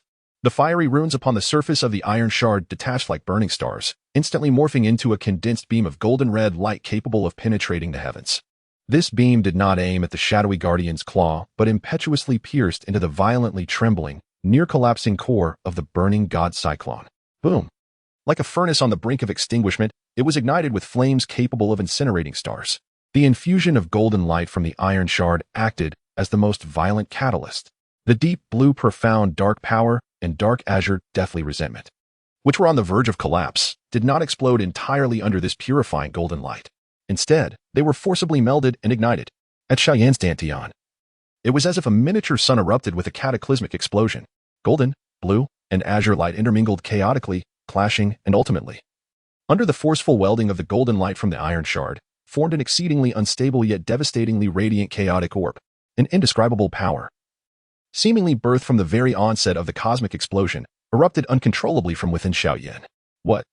The menacing grin of the Shadow Guardian was abruptly frozen beneath the guise of a ghostly visage, as his dark crimson claws made contact with the explosive tricolored chaos orb. They melted away as if snow confronted with the blazing sun, emitting a hissing sound of dissolution. The colossal power of deathly resentment that formed the claws was ravenously devoured and assimilated by the chaotic orb. The force unleashed by the chaos orb surged forth like a breached celestial river, violently rebounding through the connection between the claws and the Guardian's very being. A chilling, distorted scream erupted from the Shadow Guardian. The spine of the infernal serpent in his grasp quivered violently. Dark azure deathlight flashing wildly in a futile attempt to resist, yet it was akin to a mantis attempting to halt a chariot. The chaotic force, amalgamating the frigid essence of Xianming, the deathly resentment of the infernal serpent, and the purifying golden light of iron, bore a furious will to annihilate all existence, instantly shattering his defenses. With a series of sickening pops, dozens of blood holes erupted upon the Guardian's scaled body. Blood mixed with shattered innards gushed forth, freezing into bizarre crystalline blooms of ice blood in the intense cold. He was struck as if by an ancient behemoth, his body uncontrollably hurtling backward, crashing violently against the frozen barrier of Xianming heavy water at the entrance of the ice cave, producing a thunderous sound. His breath waned to a mere whisper, teetering on the edge of life and death. Meanwhile, Xiao Yan, the catalyst of this devastating force, also bore a grievous toll. Boom. His body was struck by an invisible hammer, flung backward to collide harshly with the solid ice wall behind him. The entire wall instantaneously became ensnared in a web of cracks. Blood gushed from his mouth, mingling with fragments of his innards, as his form resembled a ragged doll, collapsing limply to the ground. The chaos orb he had just coalesced in his dantian, after unleashing that cataclysmic strike, dimmed completely, shrinking to the size of a grain of rice, flickering weakly like a candle in the wind. His body was utterly shattered, meridians severed, bone splintered. Even the mere act of moving a finger became an unattainable luxury. Only the diminutive chaos core persisted, tenaciously clinging to the last vestige of life, fervently absorbing the pure, Xianming cold energy from the surroundings, struggling to mend his ravaged form. The core essence of Xianming true water seemed to be momentarily stunned by this abrupt, terrifying eruption, the deep blue starlight that froze all things flickering violently. The tumult of the heavy water within the ice cave momentarily subsiding. At that moment, a thunderous roar, more profound and terrifying than before, resonated as though it emerged from the very bowels of the abyss, shaking the entirety of the silent spirit abyss. This time, the sound did not emanate from the entrance of the ice cave but from above, from the direction of the soul-restraining ice prison. Accompanying this tremendous sound was a wave of soul energy, imbued with pain, despair, and a chilling, ancient will, erupting like a tsunami. It pierced through the thick layers of ice and the heavy water of Xianming, crashing into the depths of the souls of all present within the ice cave. Had the ice prison collapsed? Had the potent poison within the girl of the celestial calamity fully erupted? Xiao Yan's blurred consciousness was sharply pricked by this wave of despair. He struggled to turn his eyes toward the entrance of the ice cave. The Shadow Guardian was ensnared within the frozen barrier like a ruptured sack, teetering on the brink of existence. The terrifying wave emanating from above tolled like a final death knell. In the haze of consciousness, the visage of Sun'er and her countless faces flickered past, ultimately crystallizing upon the pair of eyes brimming with terror and despair within the prison of eternal ice. An indescribable fury and unwillingness surged forth, akin to a volcano suppressed for eons, erupting violently against the limits of the flesh. I shall live. You shall all perish. A silent roar reverberated from the depths of the soul. That minuscule chaotic core appeared to be ignited by the unyielding will born from this dire predicament, erupting with one final, purest ray of light. A feeble, yet resolute chaotic power coursed through the shattered shell of his being. Crack, crack. The crystalline ice binding his body shattered instantaneously. His gaze, like a burning arrow, was resolutely directed towards the undulations of the ice prison above. His form transformed into a blurred shadow, propelled by unwavering determination and the last vestiges of life, crashing fiercely against the fractured barrier of profound water. Boom! Ice shards and fragments of black heavy water flew in every direction. A blood-soaked figure, as if clawing its way from the depths of hell, surged forth with an undying flame, tearing through the darkness of the abyss, charging relentlessly towards the source of the desperate tremors. Chapter 20. The Radiance in the Abyss of Shadows. The Wheel of Destruction, a pale gray light, roared in silence. It hovered above the ruins of the collapsing ice prison, resembling a cold eye of death, impassively gazing down upon the surging malevolent black mist and shattered ice. The wheel spun, each rotation invoking terrifying ripples capable of annihilating all. As space was silently torn and frozen, time itself seemed to stagnate in its vicinity. That frigid void, suffocating and yet imbued with the will to purify all vitality, surged forth like an invisible tsunami, engulfing the upper layers of the abyss. Swept by this will, the churning malevolent black energy below hissed with a chilling sound, dissipating and vanishing in great swathes. Countless malevolent spirits wandering in darkness could not even utter a scream before transforming into wisps of smoke. Even the pervasive, soul-freezing cold of the abyss was forcefully repelled and purified. This was the power of death invoked by the imminent eruption of the celestial poison body. Pushed beyond the brink of control, roar. At the entrance of the ice cavern, the Shadow Guard, having just emerged from the frozen heavy water, let out a furious and startled roar. Half of his body was encrusted with thick ice, flesh and blood mangled beneath the shattered scales, his breath feeble and waning. Yet, upon lifting his gaze to behold the destructive gray-white wheel, the blood-red pupils beneath his ghostly mask instantly shrank to pinpricks. The purifying, deathly silence emanating from that will held an almost adversarial power against the malevolent aura radiating from the spine of the dark serpent he wielded. Damn it! Is it the celestial purity of desolation? How could this legendary physique appear here? The Shadow Guard's voice was laced with incredulity and a trace of fear. He turned sharply to the figure of Xiao Yan, who was recklessly charging towards the ruins beneath the wheel, his eyes ablaze with murderous intent. The shard of the key must be acquired. There is no way this variable can leave alive. Xiao Yan paid no heed to the pursuers behind him. His focus remained solely on the ruins of the ice prison, shrouded in the gray-white wheel, which was silently crumbling away. Only the center of ruins remains, where a fragile figure, curled within the shattered ice, has been utterly consumed by countless writhing dark gray poison patterns. The girl's body hovers in the heart of the wreckage, her disheveled long hair dancing wildly in the destructive ripples emitted by the luminous halo. She tightly shuts her eyes, her face devoid of any expression of pain, embodying a chilling indifference akin to a deity gazing down upon mere ants. The dark, gray poison patterns upon her exposed skin have transformed into a blazing ash white. Resembling the searing brand of death, the devastating waves of purification are pouring forth from her being without reservation. Hold on. Xiao Yan silently roars within. His broken body extracting the last remnants of power forcibly birthed from the chaotic core, pushing his speed to the utmost. Each heartbeat tears at his ruptured wounds. Blood mingled with ice shards continuously falling behind him, trailing a mournful line of crimson. Yet he presses on like a moth drawn to the flame, crashing fiercely into the realm of destruction enveloped by that gray-white halo. Buzz. It feels as though countless cold steel needles have instantly pierced his soul. The purifying power of the halo, indifferent to physical defenses, directly assails the essence of life. Xiao Yan senses his vitality like thin ice exposed to a scorching sun. Being ferociously evaporated and purified, his skin loses its luster at a visible rate, turning ashen, while his hair begins to dry and break. Inside, the tiny chaotic core, newly birthed and no larger than a grain of rice, trembles violently under the onslaught of this purifying force, one that shares the same origin yet is more tyrannical and chaotic, disrupting the deep blue and dark green sheen it had just coalesced into. Agonizing pain, a torment more thorough than the freezing of the abyss or the erosion of death's grievance.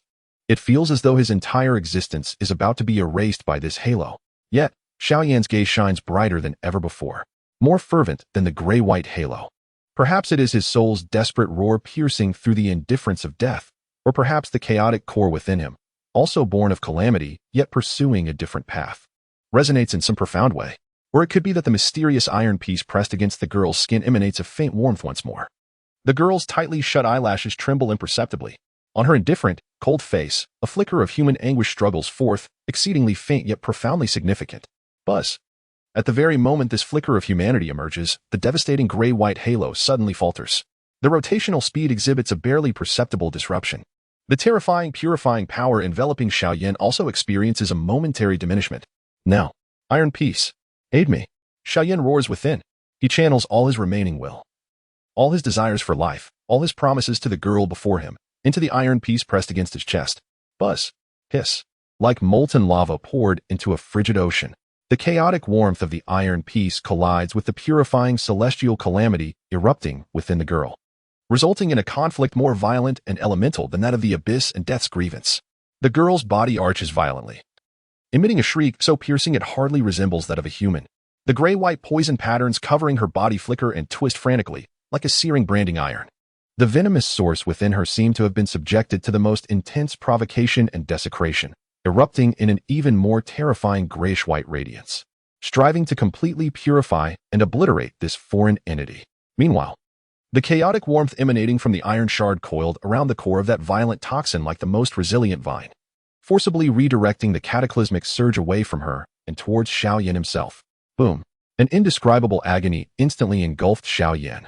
This time, he truly faced the onslaught of the heavenly calamity's pure essence. His body felt as if it had been cast into a mill that pulverized all, each inch of flesh and every strand of soul being frantically purified and decomposed. His skin cracked inch by inch, turning gray and dissolving into ash. His bones groaned under the unbearable strain, as if they would shatter entirely in the next moment. The minuscule chaotic core flickered erratically, its deep blue and dark cyan hues teetering on the brink of annihilation, as if it would soon be completely purified into nothingness.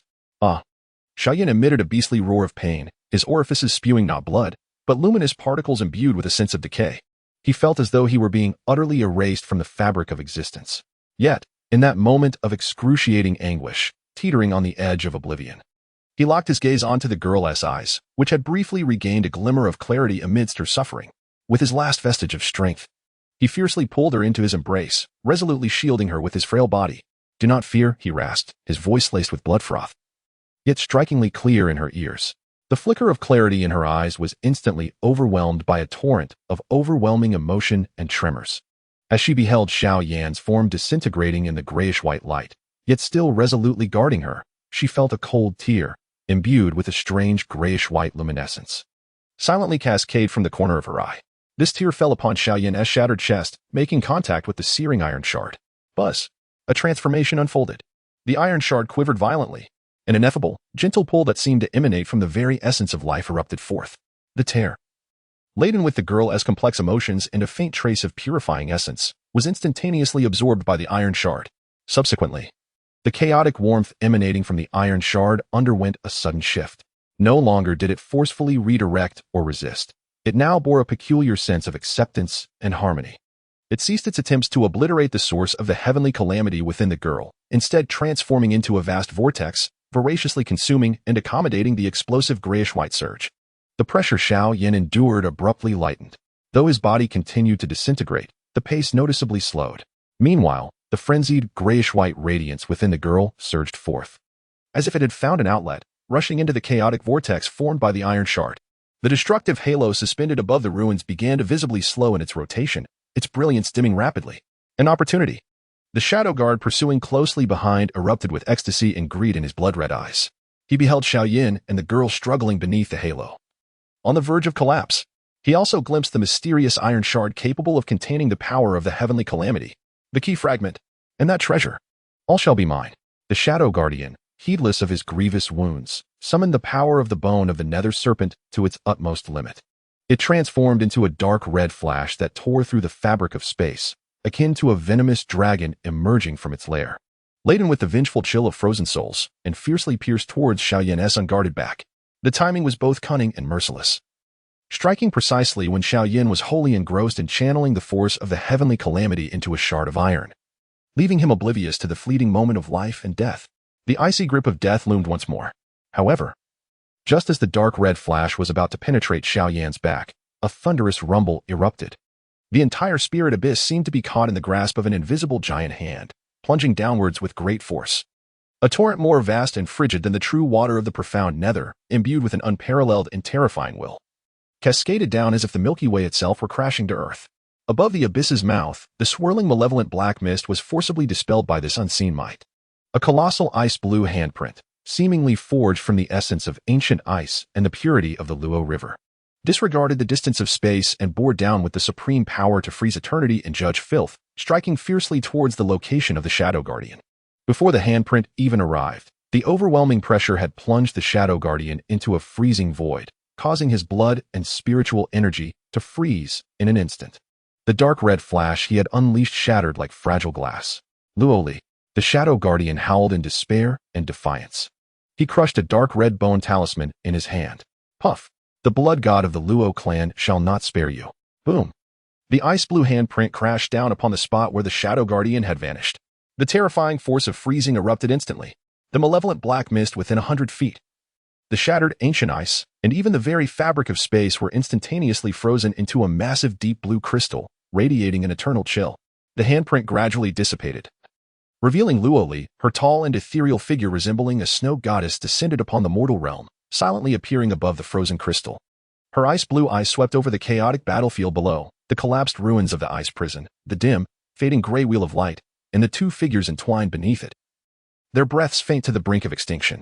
Her gaze lingered momentarily on the shard of iron still emanating a weak chaotic glow in Xiao Yan's embrace, and a subtle, profound light flickered in the depths of her ice-blue pupils. The abyss returned to its deathly silence, with only the residual waves of destruction and the biting chill silently recounting the recent harrowing events. Chapter 21. The Return of the Luo Waters. Underlying currents resurge at the entrance of the spirit abyss. The lingering ripples of the shattered eternal stillness continued to reverberate. The deep blue ancient ice that had frozen the malevolent black mist loomed like an iceberg thrust up from the ink-black sea, radiating an eternal chill that could freeze souls.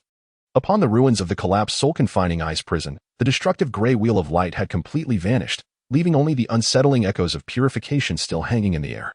Luo Li's figure, akin to a deity sculpted from ice, floated serenely above the ancient ice. Her ice-blue gaze, akin to a 1,000-year-old cold spring, calmly surveyed the two figures tightly embracing at the center of the ruins, their breaths fading to an almost imperceptible whisper. Xiao Yan was nearly unrecognizable as a human. The backlash from forcibly containing the purest heavenly calamity had compounded the damage to his already shattered form.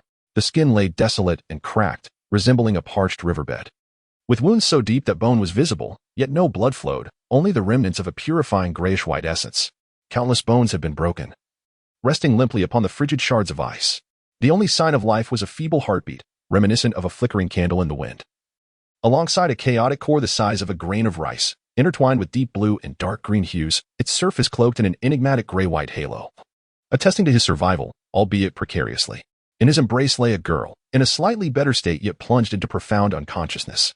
The frenzied, grayish-white patterns that had racked her body had subsided, reverting to a dim shade of dark gray, akin to a slumbering serpent coiled beneath her skin. Nevertheless, a chilling aura of deathly stillness emanated from her being, barely perceptible. Her brows were tightly knitted, as if enduring immense agony even in her stupor, with remnants of peculiar gray tears lingering at the corners of her eyes. Lo Li's gaze first fell upon Xiao Yan, within the depths of her ice-blue pupils. A flicker of subtle astonishment passed through. She could distinctly sense the nascent, exceedingly faint yet inherently strange chaotic power within Xiao Yan. Slowly and tenaciously drawing upon the meager celestial energy that surrounded them, painstakingly mending his crumbling form. This power was unlike any celestial energy system she had encountered, bearing an archaic and overwhelming vitality. What piqued her interest further was the mysterious iron piece, now come against Xiao Yan's chest. This object was the core of the chaotic vortex that contained the purifying force of the world. The ancient flame runes etched upon its surface were now dim and lifeless. Yet it faintly exuded an aura of antiquity and profundity that even she found disquieting. This was no ordinary artifact. Her gaze shifted to the unconscious girl. A newfound gravity in her ice-blue eyes. The purifying force, a taboo constitution mentioned only in ancient texts, had truly manifested. Had Xiao Yan not shielded her with his own body, using that peculiar iron piece to absorb the majority of the explosive energy, the surrounding area would likely have transformed into a desolate wasteland. This girl represented both a significant variable and a substantial complication. Finally, Lo Li's eyes swept over the spot where the shadow guard had vanished. The remnants of that space were thick with the scent of blood and the malevolence of the dead, along with a faint, elusive essence of the Blood God clan's secretive spatial manipulation techniques. The Shadow Guard, the fragments of the Blood God clan's corrupted heart, and the bones of the Dark Serpent. Lo Li's cold voice whispered into the abyss, like ice pearls cascading upon a jade plate. Her ice-blue gaze pierced into the depths of the turbulent black mist, then turned toward the direction of Baibo City, her expression profound. The plague in Baibo City seemed merely the tip of the iceberg. The reach of the Blood God clan extended far too widely. She lingered no longer. With a graceful lift of her jade hand, a gentle yet unstoppable surge of ice-blue energy rippled outward like water, tenderly elevating Xiao Yan and the girl from the ruins below. The energy enveloped them, shielding them from the encroaching malevolence of the outside world, while also suppressing the still unstable source of poison within the girl. The ice-glass vessel silently parted the churning black mist, appearing beneath Lo Li's feet. She stepped onto the deck with the two unconscious figures, her ice-blue cloak billowing in the chilling winds at the abyss's bottom. The ship sailed soundlessly. In the frigid confines of the cabin, Xiao Yan and the girl were laid upon two beds adorned with thick, snow-white beast pelts. A rich and exceptionally pure water elemental spirit energy permeated the chamber, nurturing their battered bodies. Luo Li stood by Xiao Yan's bedside, her ice-blue eyes quietly observing him. She extended two fingers, as translucent as jade, and gently rested them on his wrist. A wave of extremely subtle spirit energy, imbued with the essence of the Luo water, infiltrated Xiao Yan's body. A slight furrow appeared on Luo Li's brow. The condition within Xiao Yan was more intricate and peculiar than she had anticipated. The rice-sized chaotic core within him resembled a voracious black hole, ravenously consuming the pure water elemental spirit energy filling the cabin. However, upon entering the core, the spirit energy from the vast world seemed to be forcibly assimilated and transformed by an invisible rule, becoming more attuned to the chaotic attributes of the core itself. This process was akin to a torturous ordeal for Xiao Yan's newly reconstituted, fragile meridians. It was as if molten steel were forcibly coursing through delicate ice tubes, inducing a relentless sensation of burning and tearing. This was why, even in unconsciousness, his body would involuntarily convulse, his brow tightly knitted. Luo Li understood this was a spiritual tribulation that every powerful being ascending from a lower realm must endure. However, Xiao Yan's predicament was exceptionally perilous. The power he contained was excessively chaotic and formidable, and his body teetered on the brink of collapse, amplifying the pain and risks of this tribulation countless times over. Simultaneously, she could distinctly sense that deep within the chaotic core, apart from the chilling essence of Xianming, the suffocating stillness of the Mingjiao, and the purifying presence of the iron shard, there lingered a trace of a cold and pure purifying will originating from the realm of pure, celestial calamity. This will was akin to a double-edged sword, gradually mending his body, eradicating the minutest impurities and remnants of death, while simultaneously purifying his original power-S imprint, compelling it to metamorphose towards an unknown direction. The girl's condition was relatively stable, yet fraught with greater peril. The frigid power of Xuanming's true water, harmonizing with the faint aura emanating from Xiao Yan's chaotic core, temporarily suppressed the violent source of the celestial calamity within her. Yet, this was merely a short-term remedy. Once the suppression was lifted or provoked by a strong stimulus, the next eruption would be far more terrifying. Moreover, it seemed she still bore a subtle connection to Xiao Yan's chaotic core. Was it that droplet of grayish-white tear, or the residual power of the iron shard? Luo Li's gaze once again fell upon the inconspicuous iron shard resting upon Xiao Yan's chest. This object was pivotal. Just then, a respectful voice echoed from outside the cabin. "Sir River Guardian, urgent news from Baibo City." Luo Li turned, silently sliding open the cabin door. A guard clad in silver soft armor of the Luo god clan knelt on one knee, presenting a jade slip radiating with the luminescence of water waves. His voice laced with urgency. "My lord, in the purification district of Baibo City, the plague has suddenly intensified. The spread of the Black Death Plague has accelerated exponentially, with the infected exhibiting extreme aggression. Chaos has erupted in the quarantined area, and an unidentified force is disseminating rumors within the city, claiming that the plague is due to the Luo god clan's inadequate patrolling, inciting the malevolent filth from the abyss. The populace is in a state of panic." Luo Li's icy blue gaze instantly turned as frigid as a millennium of glacial ice, as she accepted the jade slip. A swift scan of her consciousness revealed the chaotic scenes and pervasive panic recorded within. Just as the shadow guards retreated, the plague intensified and rumors began to swirl. Luo Li's voice resonated like the clash of crystalline springs, imbued with a chilling aura, a masterful maneuver to divert disaster while seeking profit amidst turmoil. It appeared that the failure of Shenling Yuan had not quelled their ambitions. Her gaze swept over the two unconscious figures in the cabin before shifting to the turmoil depicted within the jade slip concerning Baibo City. The Blood God clan's conspiracy loomed like a black mist churning at the depths of Shenling Yuan, stealthily enveloping Baibo City under the guise of the plague. Meanwhile, Xiao Yan, who had just emerged from the abyss, along with the girl beside him, burdened with a forbidden constitution akin to a ticking time bomb, had undoubtedly been ensnared in the eye of this storm. The ice-sleeve vessel sliced through the turbulent waters of Luo River, racing toward the swirling undercurrents of Baibo City. A new tempest was brewing on the return journey. Chapter 22. The trial of spirit calamity. Coldness seeped deep into the marrow, akin to maggots burrowing into bone. Each faint breath tugged at him with a searing pain, as if an invisible hammer mercilessly crushed him. His consciousness floated amidst the boundless darkness and biting cold, like a drowning soul desperately grasping for a glimmer of light. Time lost its meaning until a flicker of weak, yet tenacious warmth ignited at Xiao Yan's shattered dantian, akin to a spark in the void. The minuscule chaotic core, having absorbed the rich and pure water elemental energy from the cabin, pulsated with newfound vigor.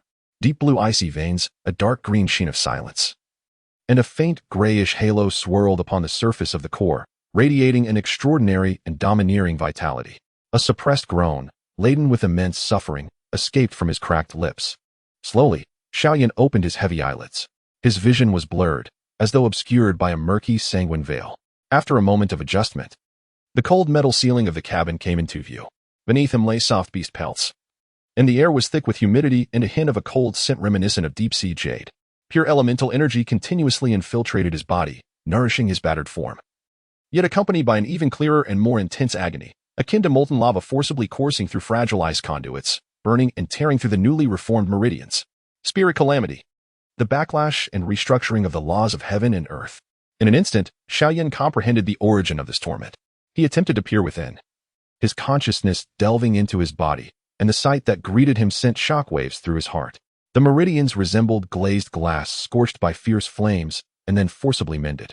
Riddled with cracks and exceedingly fragile, a peculiar layer of deep blue ice crystals enveloped his bones, emanating an aura of the utmost coldness from the true water of mysterious darkness, yet subtly betraying a hint of resilience. At the very core, the minute chaotic vortex spun wildly, greedily devouring the vast influx of spiritual energy from the outside world. However, upon entering the vortex, this energy seemed to be forcibly distorted and assimilated by an invisible, primal, and domineering rule, aligning itself more closely with the chaotic attributes of the vortex. This process was the source of the relentless burning and tearing sensations. What alarmed him even more was the cold, pure will that lay dormant deep within the vortex. It resembled the most stringent overseer, meticulously mending his body while ruthlessly purging the discordant elements of his inherent power structure, compelling it to metamorphose toward an unknown direction. This transformation, imbued with resolute determination born from destruction, was accompanied by ineffable risks. Awake? A crisp, melodious voice resonated within the chamber, shattering Xiao Yan's introspection. Struggling to shift his gaze, he turned toward the source of the voice. Luo Li stood by the bedside, her ice blue eyes unwaveringly fixed upon him. as if she could penetrate his battered exterior and behold the chaotic core undergoing a brutal metamorphosis. The voice of the river patrol master, Xiao Yan, emerged hoarse. Akin to the rasp of sandpaper, each utterance laced with the essence of blood. He wrestled to sit upright. Yet the tumultuous agony and debilitating weakness within him held him firmly against the bed. There is no need to force yourself. Luo Li's tone remained devoid of emotion.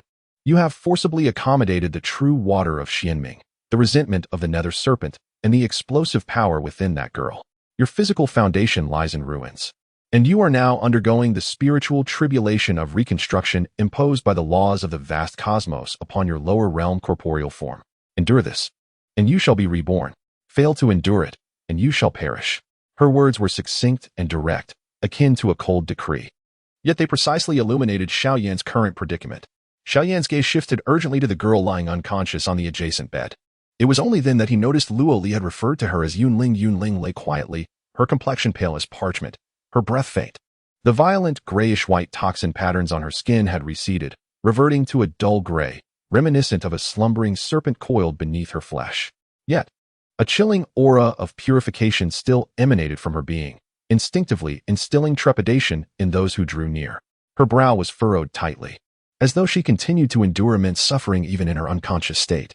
Her innate toxic body had been temporarily frozen and suppressed by the true water of Xianming and the residual power within him. Luo Li's gaze also fell upon Yunling. A hint of gravity lurking within her ice-blue pupils, though this was merely a temporary measure. The source of her poison was intertwined with the corrupted remnants of the nether serpent, refined by the Blood God clan, and was marked by their secret arts. As long as the remnants persisted, they could sense and track her. The next eruption would be even more ferocious and widespread. The weight of the Blood God clan's mark caused Xiao Yan's heart to plummet. The ghastly visage of the shadowy sentinels from the depths of the abyss and their vengeful howls resurfaced in his mind. They could not only trace the fragments of the remnants but also target Yunling, who bore the same toxic lineage. This undoubtedly placed her in a perilous situation. What has become of Bibo City? Xiao Yan suppressed his rising anxiety and posed another pivotal question. He recalled the urgent report he had heard before losing consciousness. Buzz. An ice-blue light curtain unfurled within the chamber. Within the curtain, the scene of the Bibo City's purification district emerged. Once a desolate street, it had now transformed into a veritable hell on earth. The streets were suffused with a blackish-gray fog, now far denser than before, reeking of decay and sulfur. Within the mist, shadowy figures roamed, frantically shrieking and colliding. Their exposed skin bore black plague-like patterns that spread and bulged grotesquely, some even rupturing to release a viscous, foul-smelling black ichor. Their eyes, once filled with the despair of lifeless ash, now blazed with a frenzied crimson, stripped of all reason, leaving only the primal instincts of aggression and destruction. The defensive line composed of the city guard teetered precariously under the onslaught of these monstrous figures. Shields and spears, glimmering with ethereal light, were smeared with black blood and remnants of flesh. Soldiers were relentlessly overrun by the frenzied infected, torn apart amidst their chilling screams, only to be swiftly engulfed by the throng of additional assailants. The cacophony of wailing, roaring, the collapse of structures, and the inhuman howls of the infected melded into a nightmarish tableau. The perspective from the light screen rose, revealing chaos spreading from the purification district into the surrounding neighborhoods. Panicked crowds fled like headless flies, trampling one another in the ensuing frenzy. Further away, shadowy figures in black robes flitted across tall buildings, seemingly orchestrating the turmoil, steering the terrified masses towards the vulnerable points of the city guard's defenses. The plague spiraled out of control, the infected mutated into frenzied beings, while unseen puppeteers fanned the flames of chaos, disseminating rumors that pointed fingers at the River Guardian clan's failure to maintain order. Luo Li's voice, cold and laced with foreboding, indicated that, following the setback at Shimmering Abyss, the Blood God clan was eager to incite even greater disorder in Bibo City. What they sought was likely not merely the remnants of bones in Yunling. Her gaze shifted to Xiao Yan. Her ice-blue eyes resembling a frigid pool, your body requires at least 3 days to stabilize sufficiently to withstand the spatial fluctuations of the teleportation array. Yunling's condition necessitates further rest and suppression. However, Bibo City may not endure for 3 days. The cabin was enveloped in a suffocating silence, interrupted only by the chaotic roars emanating from the light screen and Xiao Yan's labored breaths. Chapter 23. The isolated shadow of a city in peril. The ice-glass vessel surged through the tumultuous waters of the Luo River like a deep blue arrow, crashing forcefully into the port of Bibo City amidst a thunderous roar. Before the ship had fully come to a halt, Luo Li had transformed into a streak of icy blue light, enveloped in a biting chill that froze all in its path, vanishing instantly above the tumultuous urban landscape. Inside the cabin, the images on the light screen grew ever clearer and more harrowing as they drew closer. The Purification District had descended entirely into a hellish battleground. The thick, blackish-gray miasma of plague rolled and churned as if corporeal, devouring all light. On the streets, swarms of frenzied infected surged against the crumbling defenses of the city guard. They roared, their skins' dark patterns writhing and bursting, oozing the foul black ichor, displaying an astonishing strength capable of tearing apart low-tier spirit artifacts with bare hands. The soldiers' cries of rage and agony were drowned amidst the inhuman howls. The defenses resembling a dam being eroded by an army of ants, as breaches were continuously torn open, and chaos spread with alarming speed throughout the city. The Blood God clan's shadowy figures. Xiao Yan fixated on the specters writhing like maggots on the light screen, cold fury igniting in his eyes. These relentless apparitions. The failure at Shimmering Abyss had not deterred them. Rather, they intensified their efforts to drag the entire Bibbo city into the depths of hell. He endured the relentless, excruciating pain coursing through him, akin to 1,000 ants gnawing at his heart, struggling to rise. Each movement of his muscles elicited pain groans from his recently reformed and fragile meridians, while the chaotic pulsation of the core became disordered due to the forced infusion of power, creating a violent clash of deep blue and dark azure light that induced waves of dizziness. Do not move. A crisp, urgent voice pierced through the air.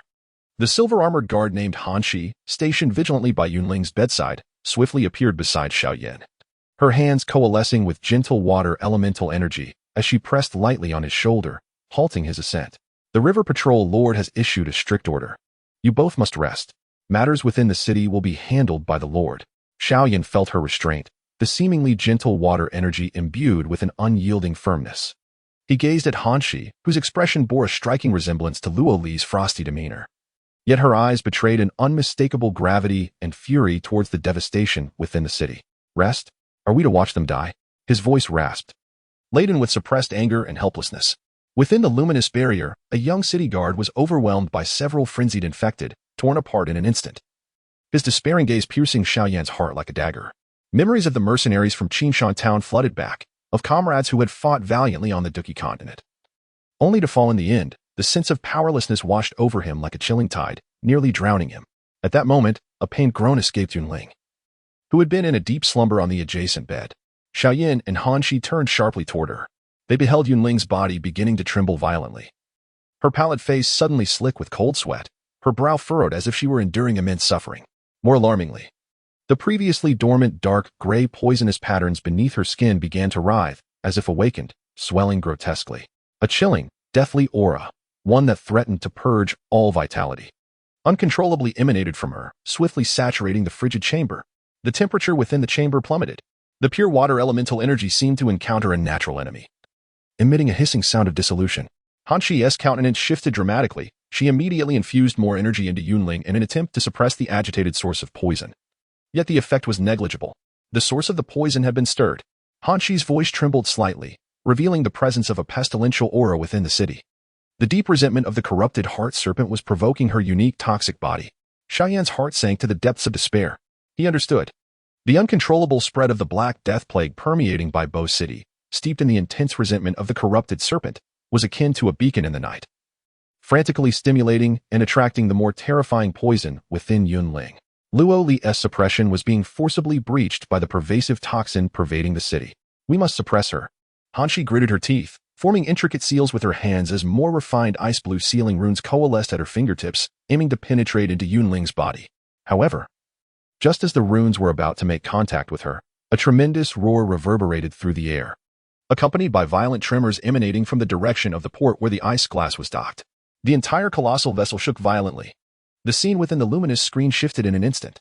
Above the harbor of Azure Wave City, a colossal meteor, engulfed in viscous, dark red flames, descended like a harbinger of doom, crashing violently upon the immense, ice-blue barrier that Loli had just conjured to envelop the chaotic district. A deafening crack echoed through the air. The remarkably resilient ice-blue shield, under the impact of the dark red meteor, instantly became marred with a web of fissures. A terrifying shockwave surged forth like a tsunami, effortlessly demolishing nearby structures as if they were mere paper. Fire and ice shards erupted in a dazzling display. A figure, draped in tattered blood-red robes, and wearing a grotesque mask resembling a demon, hovered ominously above the impact site. It was the Shadow Guard leader who had escaped from the depths of the abyss. In his grasp, the corrupted spine of the abyssal serpent, as large as a millstone, radiated an overwhelming dark azure light, harmonizing with the meteor's crimson flames. Lowly, do you truly believe this shell can protect the entire city? The Shadow Guard leader cackled like a night owl, his voice piercing through the luminous screen, laden with venomous resentment and madness. Hand over the key fragment and that poisoned girl, or today, I shall bury 1,000,000 souls of Azure Wave City alongside our grand ambition. Accompanying his maniacal laughter. From the thick, pestilential black fog of the harbor, dozens of figures cloaked in black, exuding a potent aura of bloodlust, emerged like phantoms. Coalescing dark red energy in their hands, clearly preparing for an even more ferocious assault. Their target was none other than the ice glass ship. Within the ice glass ship, alarms blared frantically. The shrill wails tore through the nerves of every individual. Hani's complexion turned ashen. The River Patrol Lord was ensnared by the Shadow Guard leader and the spine of the Abyssal Serpent. Meanwhile, the ship itself was under siege by dozens of formidable Shadow Guards. To make matters worse, within the cabin, the toxic source within Yuling's body, stimulated by both the pestilential malevolence and the violent energy from the outside, surged like a volcano on the verge of eruption. The chilling, lifeless aura of purification intensified, and dark gray toxic patterns writhed beneath her skin, as if about to burst forth at any moment. Xiao Yan gazed at the trembling ice-blue barrier within the luminous screen, witnessing the Shadow Guards descending upon the harbor like locusts, while simultaneously feeling the impending chaos within Yuling's body. The chaotic core within him pulsed violently in response to the extreme crisis. The deep blue chill, the dark azure stillness, and the pale white aura of purification swirled at an unprecedented speed, clashing. The agony of spiritual tribulation was magnified to the utmost, as if it sought to rend his very soul asunder. Yet a more fervent, more resolute will erupted within him like a dormant volcano, igniting in his eyes. He turned abruptly to Hani, who was straining to suppress Yuling's toxic source and unable to conjure a projection. His voice, hoarse yet resolute, pierced the air. Tell me how to activate the ship's defenses. Chapter 24, Blood Battle of the Lone Ship. Tell me how to activate the ship's defenses. Xiao Yan's hoarse voice resonated like the growl of a dying beast, each word laden with the essence of desperation, yet imbued with an unwavering determination. Striking hard against Hani's heart, she was fervently channeling her spiritual energy, as strands of ice-blue sealing runes entwined like chains around the violently trembling Yunling, whose body writhed with the madness of poisonous patterns. The air within the chamber thickened with an increasingly chilling and deathly silence, as the pure water elemental energy was relentlessly purified and extinguished, emitting a mournful hiss. Yunling's agonized groans pierced through Han Shi's nerves like a sharpened spear.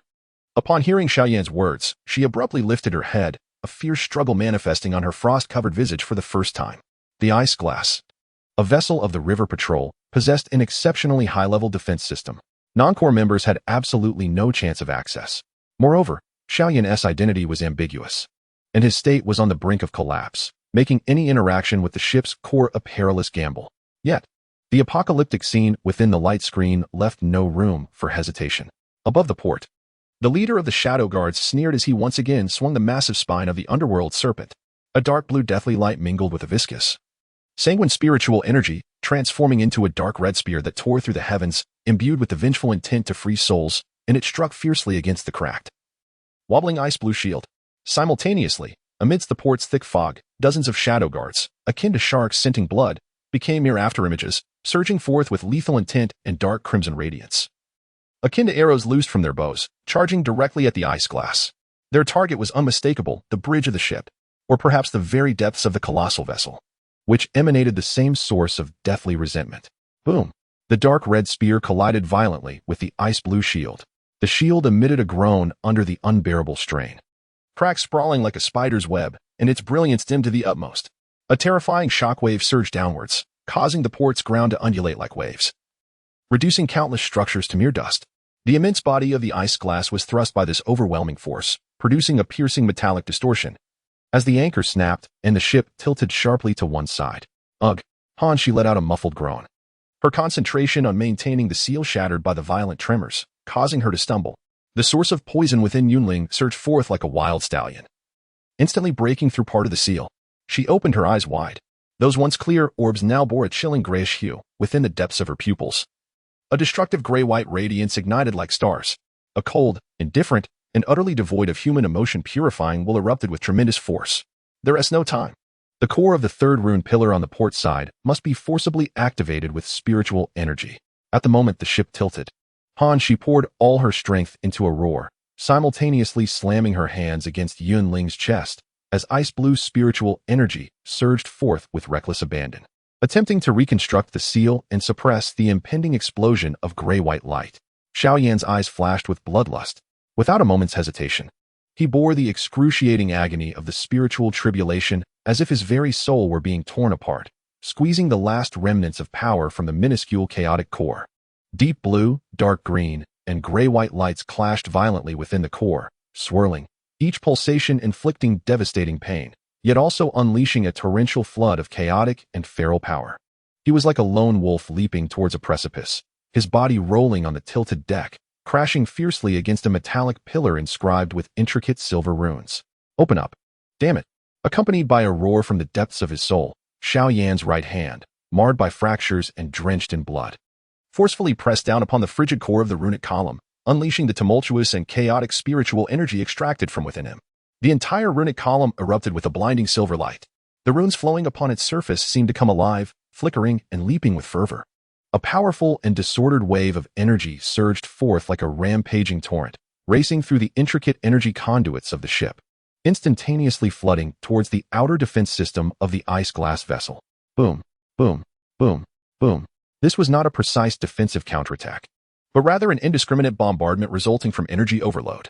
The foremost shadow guards, caught unawares, were struck head-on by several violent deep blue beams. The protective blood light surrounding their bodies shattered as if made of paper, and under the impact of the frenzied spiritual energy imbued with the principles of the Luo River. Their forms burst apart like watermelons struck by a massive hammer, exploding into a mist of blood and flesh. They had no time to even scream. The subsequent shadow guards, filled with horror, desperately executed evasive maneuvers, clumsily darting between the gaps of the raging beams. The beams struck the port ground, buildings, and even the remnants of shattered ice-blue shields, triggering a series of violent explosions. Flames soared into the sky, and the mingling of ice shards and vaporized blood created a chaotic energy storm enveloping the entire port area. However, the cost was immense. Xiao Yan coughed up a mouthful of blood mixed with fragments of internal organs and peculiar three-colored specks. His right arm, pressed against the runic column, was torn asunder, revealing bone beneath the shredded skin. The frenzied backlash of energy surged violently through the runic column and into his body. The grain-sized chaos core flickered erratically, as if thrown into boiling oil, radiating a wild and unpredictable brilliance. The deep blue, dark green, and grayish-white energy spiraled into chaos, clashing violently within his fragile meridians, annihilating him from within. The agony of spiritual tribulation was magnified tenfold, 100-fold. He felt his body and soul being utterly torn apart by these three overwhelming forces from the inside. Darkness clouded his vision, and his consciousness flickered like a candle in the wind, ready to extinguish at any moment. Gritting his teeth, blood oozing from his gums, he clung to an indomitable will, maintaining his connection with the runic column to afford Han Qi a precious moment to breathe. Seizing this precarious opportunity, Han Qi's eyes flashed with determination as she hastened her hand seals to an extraordinary speed. Ice blue runes, condensed to substance and exuding an ancient sealing aura, poured into Yunling's body like a torrential downpour. These runes did not forcibly suppress the source of the poison, but rather ingeniously guided the faint yet peculiar harmonizing aura emanating from Xiao Yan's chaotic core, weaving a resilient and elastic buffer layer around the violent core of the poison within Yunling. Han Qi's complexion turned as pale as paper, her forehead beaded with cold sweat, clearly indicating the immense toll of this clever sealing technique. She could not afford a moment's respite and immediately turned her gaze to Xiao Yan, her eyes filled with urgency and a hint of shock. She had not anticipated that this young man from a lower realm could indeed forcefully activate the defense core of the ice-glass vessel. Nor did she expect that the chaotic power within him would truly have such a remarkable effect on the heavenly erosion poison body. Xiao Yan, hold on. With a low hiss, Han Qi channeled a pure stream of water elemental spiritual energy into Xiao Yan, attempting to stabilize the tumultuous chaos core within him. However, just as a fleeting moment of hope appeared amidst the brief stalemate, a sudden transformation unfolded above the harbor. Incompetence. A bunch of useless fools. The leader of the Shadow Guards roared in furious outrage upon witnessing his subordinates suffer heavy losses from the frenzied counterattack of the ice-glass vessel. His eyes blazed with bloodlust as he raised the enormous spine of the underworld serpent high above his head, proclaiming, "With my blood, I offer the offering to the underworld. I humbly beseech the Lord Priest to descend." Accompanied by his frenzied yet devout howl, the leader bit down on his tongue, unleashing a stream of his origin blood that splattered upon the dark azure spine in his grasp. A resonating hum reverberated through the air as the spine was seemingly activated, swelling with a viscous, dark azure light that transformed into a colossal beam piercing the heavens. Within this radiant column, countless twisted and tormented souls emerged, wailing in anguish. A terrifying will, far older and vaster than before, replete with endless malice and corruption, stirred as if an ancient and ferocious beast was awakening from its slumber. In that moment of the will's arrival, time itself seemed to freeze over the entire harbor area of Baibo City. The surging black mist of plague congregated toward the radiant beam as if in reverence. Below, the frenzied infected, drained of all strength, slumped to the ground, their bodies visibly withering and decaying into blackened, skeletal remains. The plague-infested power within them was forcibly extracted, manifesting as countless tendrils of black mist that spiraled into the towering light. At the apex of the beam, the very fabric of space twisted violently. Collapsing into a singularity, a black vortex exuding a potent aura of blood and death gradually formed, allowing passage for only one. A terrifying pressure, capable of altering the very essence of the world, descended like an invisible ancient mountain. This power far surpassed that of the Shadow Guard leader, even subtly overshadowing Luoli, who was locked in a struggle against the dark red meteor. An exalted being, one that was undeniably of fearsome existence beyond the nascent stages of supremacy. A priest of the Blood God clan, Luoli, exerting all her strength to maintain the icy blue shield against the dark red meteor, felt her azure pupils constrict sharply, her exquisite visage betraying a rare and profound gravity. She recognized this foul and vast will. It belonged to a pivotal figure within the Blood God clan, one who served the Blood God, communicated with the underworld, and wielded forbidden secrets. The black vortex spun slowly as a skeletal hand, covered in dark red scales with claws as sharp as hooks, reached forth. Following this, a stooped figure draped in a flowing crimson priestly robe, wearing a featureless, bleached bone mask, emerged, as if crawling from the blood-soaked abyss of the Nine Hells. Stepping out of the vortex, it hovered in midair. Though no powerful spiritual fluctuations emanated from its form, the stench of corruption, death, and overwhelming pressure emanating from the depths of its soul rendered all surviving onlookers, including the Shadow Guards, gripped by a suffocating terror, compelling them to kneel involuntarily. The hollow, bony mask of the blood-robed priest turned slowly, disregarding Luoli, who was contesting the meteor, in the chaos of the harbor, finally fixating upon the ice-glass vessel, which was shaking violently, its surface runes flickering erratically. To be more precise, it is fixed within the confines of the ice glass, where two faint yet extraordinarily unique auras reside. One is the chaotic core, a tormenting fusion of dark despair, deathly resentment, and purification. The other, a source of lethal ice poison, temporarily sealed yet still exuding a chilling, deathly allure. A sound, dry and hoarse, reminiscent of two bones grinding together, emanates from beneath the bony mask, devoid of emotion, yet freezing the very souls of those who hear it. Truly, it is an unexpected harvest. The blood-robed priest slowly raised his scaly, emaciated hand towards the ice glass, pressing gently. There was no earth-shattering roar, no dazzling light. Instead, a viscous, blood-red spiritual energy, reeking of filth and death, surged forth from his palm like a silent, relentless flood. Where this energy passed, the space groaned under the unbearable strain, forming fine black cracks as if it were being corroded. The dark, lifeless bones below, drained of despair, were instantly reduced to ash as the energy swept over them. It disregarded distance, ignoring the violent, deep blue beams erupting from the ice glass's exterior, effortlessly penetrating and corroding their energy, crashing violently against the vessel's deep blue hull shield. Hiss, like strong acid splashed upon metal. In that moment of contact with the viscous, dark red energy, the resilient shield composed of countless silver runes emitted a painfully corrosive sound. The shield flickered wildly, its glow dimming at a visibly rapid pace, the runes melting away. A stench of decay and filth pervaded, disregarding physical defenses, penetrating the shield and instantly saturating the entire interior of the ship. Ugh!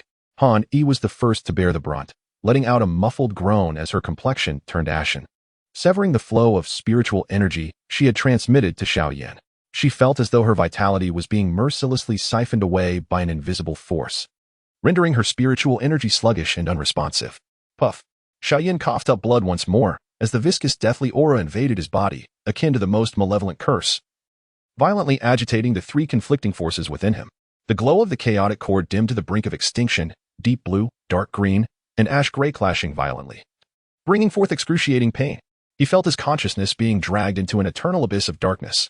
More critically, this corruptive deathly aura acted as the most potent catalyst, striking fiercely against the fragile buffering seal constructed by Han E on Yunling's surface. Crack! A barely perceptible sound of shattering echoed in the dead silence of the cabin. Yunling's body trembled violently. The last remnants of humanity in her ashen gray eyes vanished, replaced by an absolute chill and indifference. The dark, gray poison patterns beneath her skin, previously suppressed, ignited with a furious intensity as if infused with volatile fuel. The gray-white radiance, imbued with a fearsome will to purify all and return to silence, erupted from her being like a volcano stifled for eons. This time, it was not merely a diffusion of aura. Visible gray-white ripples emanated from Yunling, spreading outwards like waves upon water. Wherever it passed, the metallic walls of the chamber emitted a sizzling sound of dissolution, swiftly turning gray and decayed. The purest essence of water's spiritual power, akin to a nemesis, was instantly purified to nothingness. The sealing runes laid down by Hani melted away like snow under the sun. No, Hani cried out in despair, attempting to rush forward once more, only to be violently repelled by the explosive gray-white ripples, crashing against the wall and spitting blood. Xiao Yan, engulfed in excruciating pain and the encroaching aura of death, found his consciousness fading, yet he remained fixated on the figure of Yunling, who radiated a blinding light of destruction. He watched as she slowly raised a hand completely shrouded in gray-white radiance, her fingertips pointing towards the fragment of the corrupted heart of the dark flood dragon, which emitted a faint aura of death, nestled in his embrace. The chilling, silent, and purifying will of destruction firmly locked onto that fragment, as well as onto Xiao Yan, who clutched it tightly.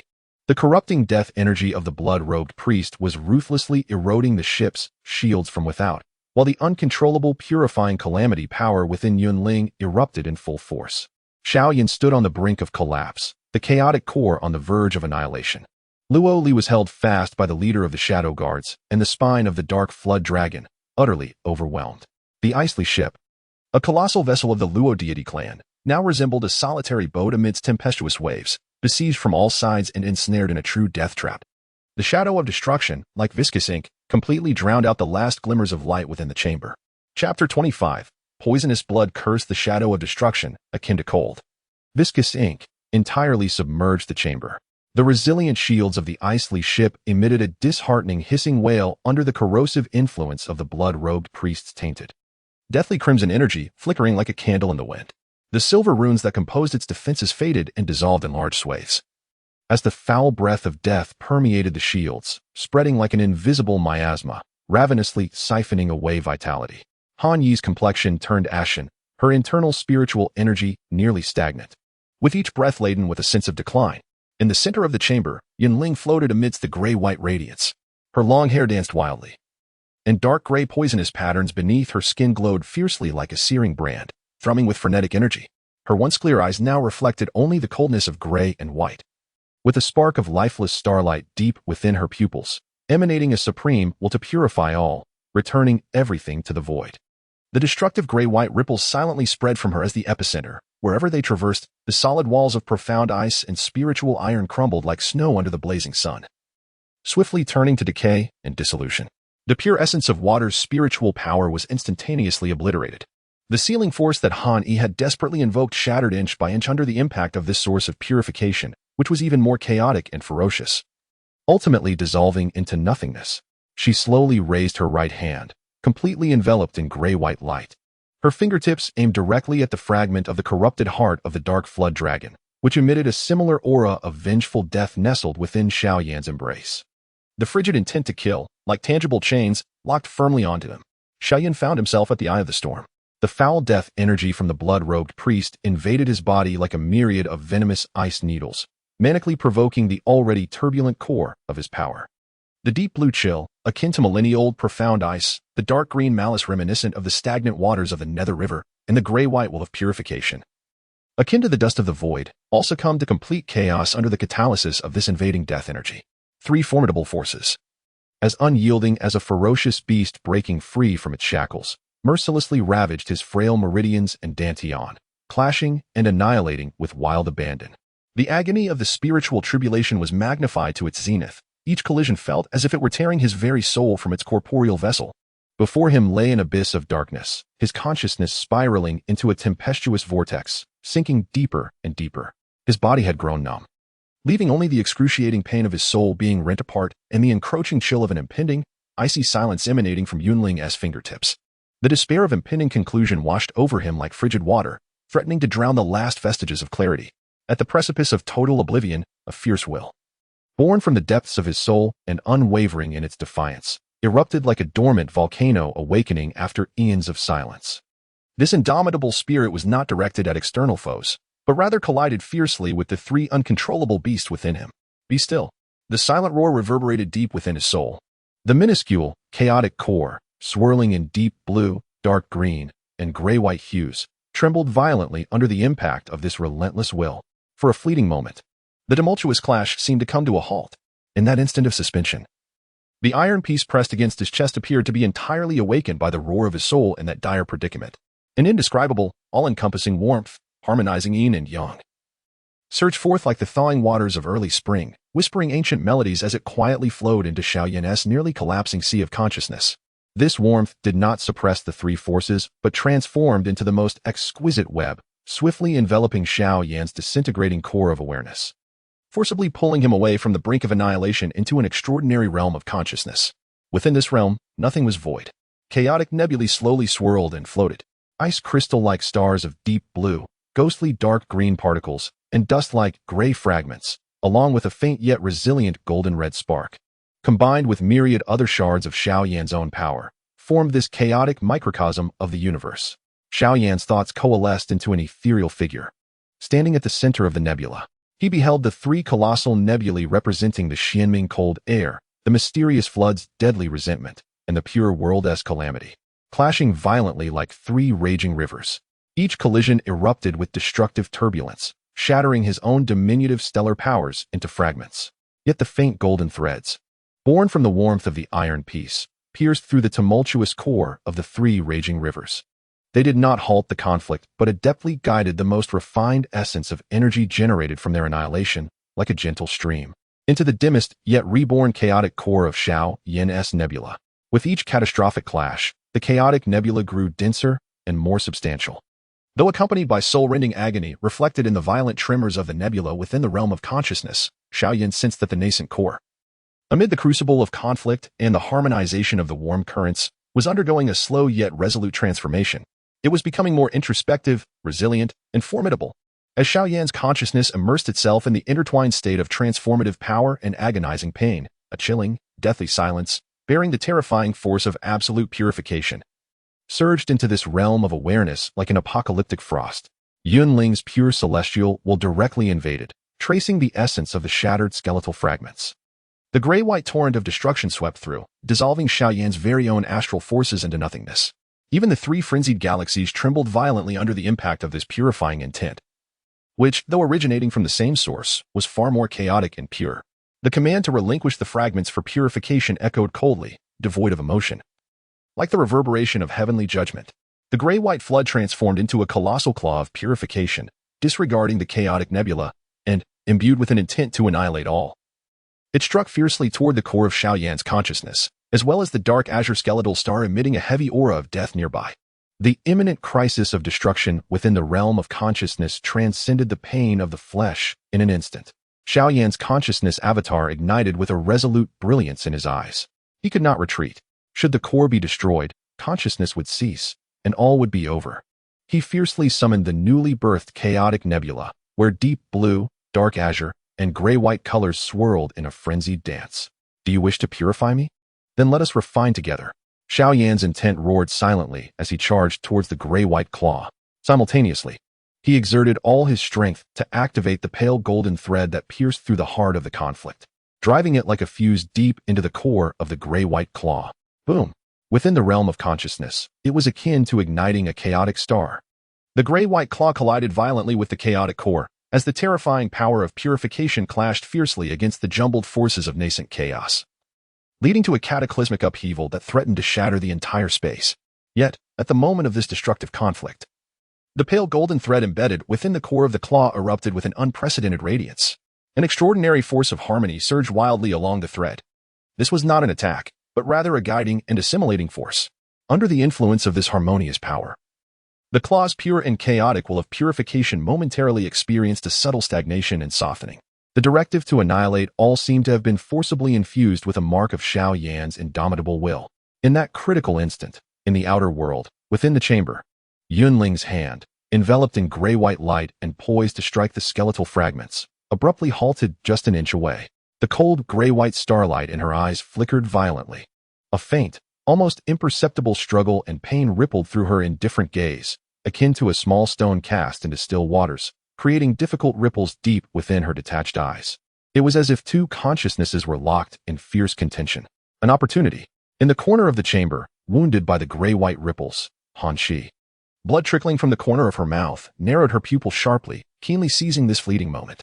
Ignoring her own impending collapse, she bit down on her tongue, spitting forth a mouthful of blood imbued with her life essence, and with a speed that surpassed her limits, formed seals with her hands.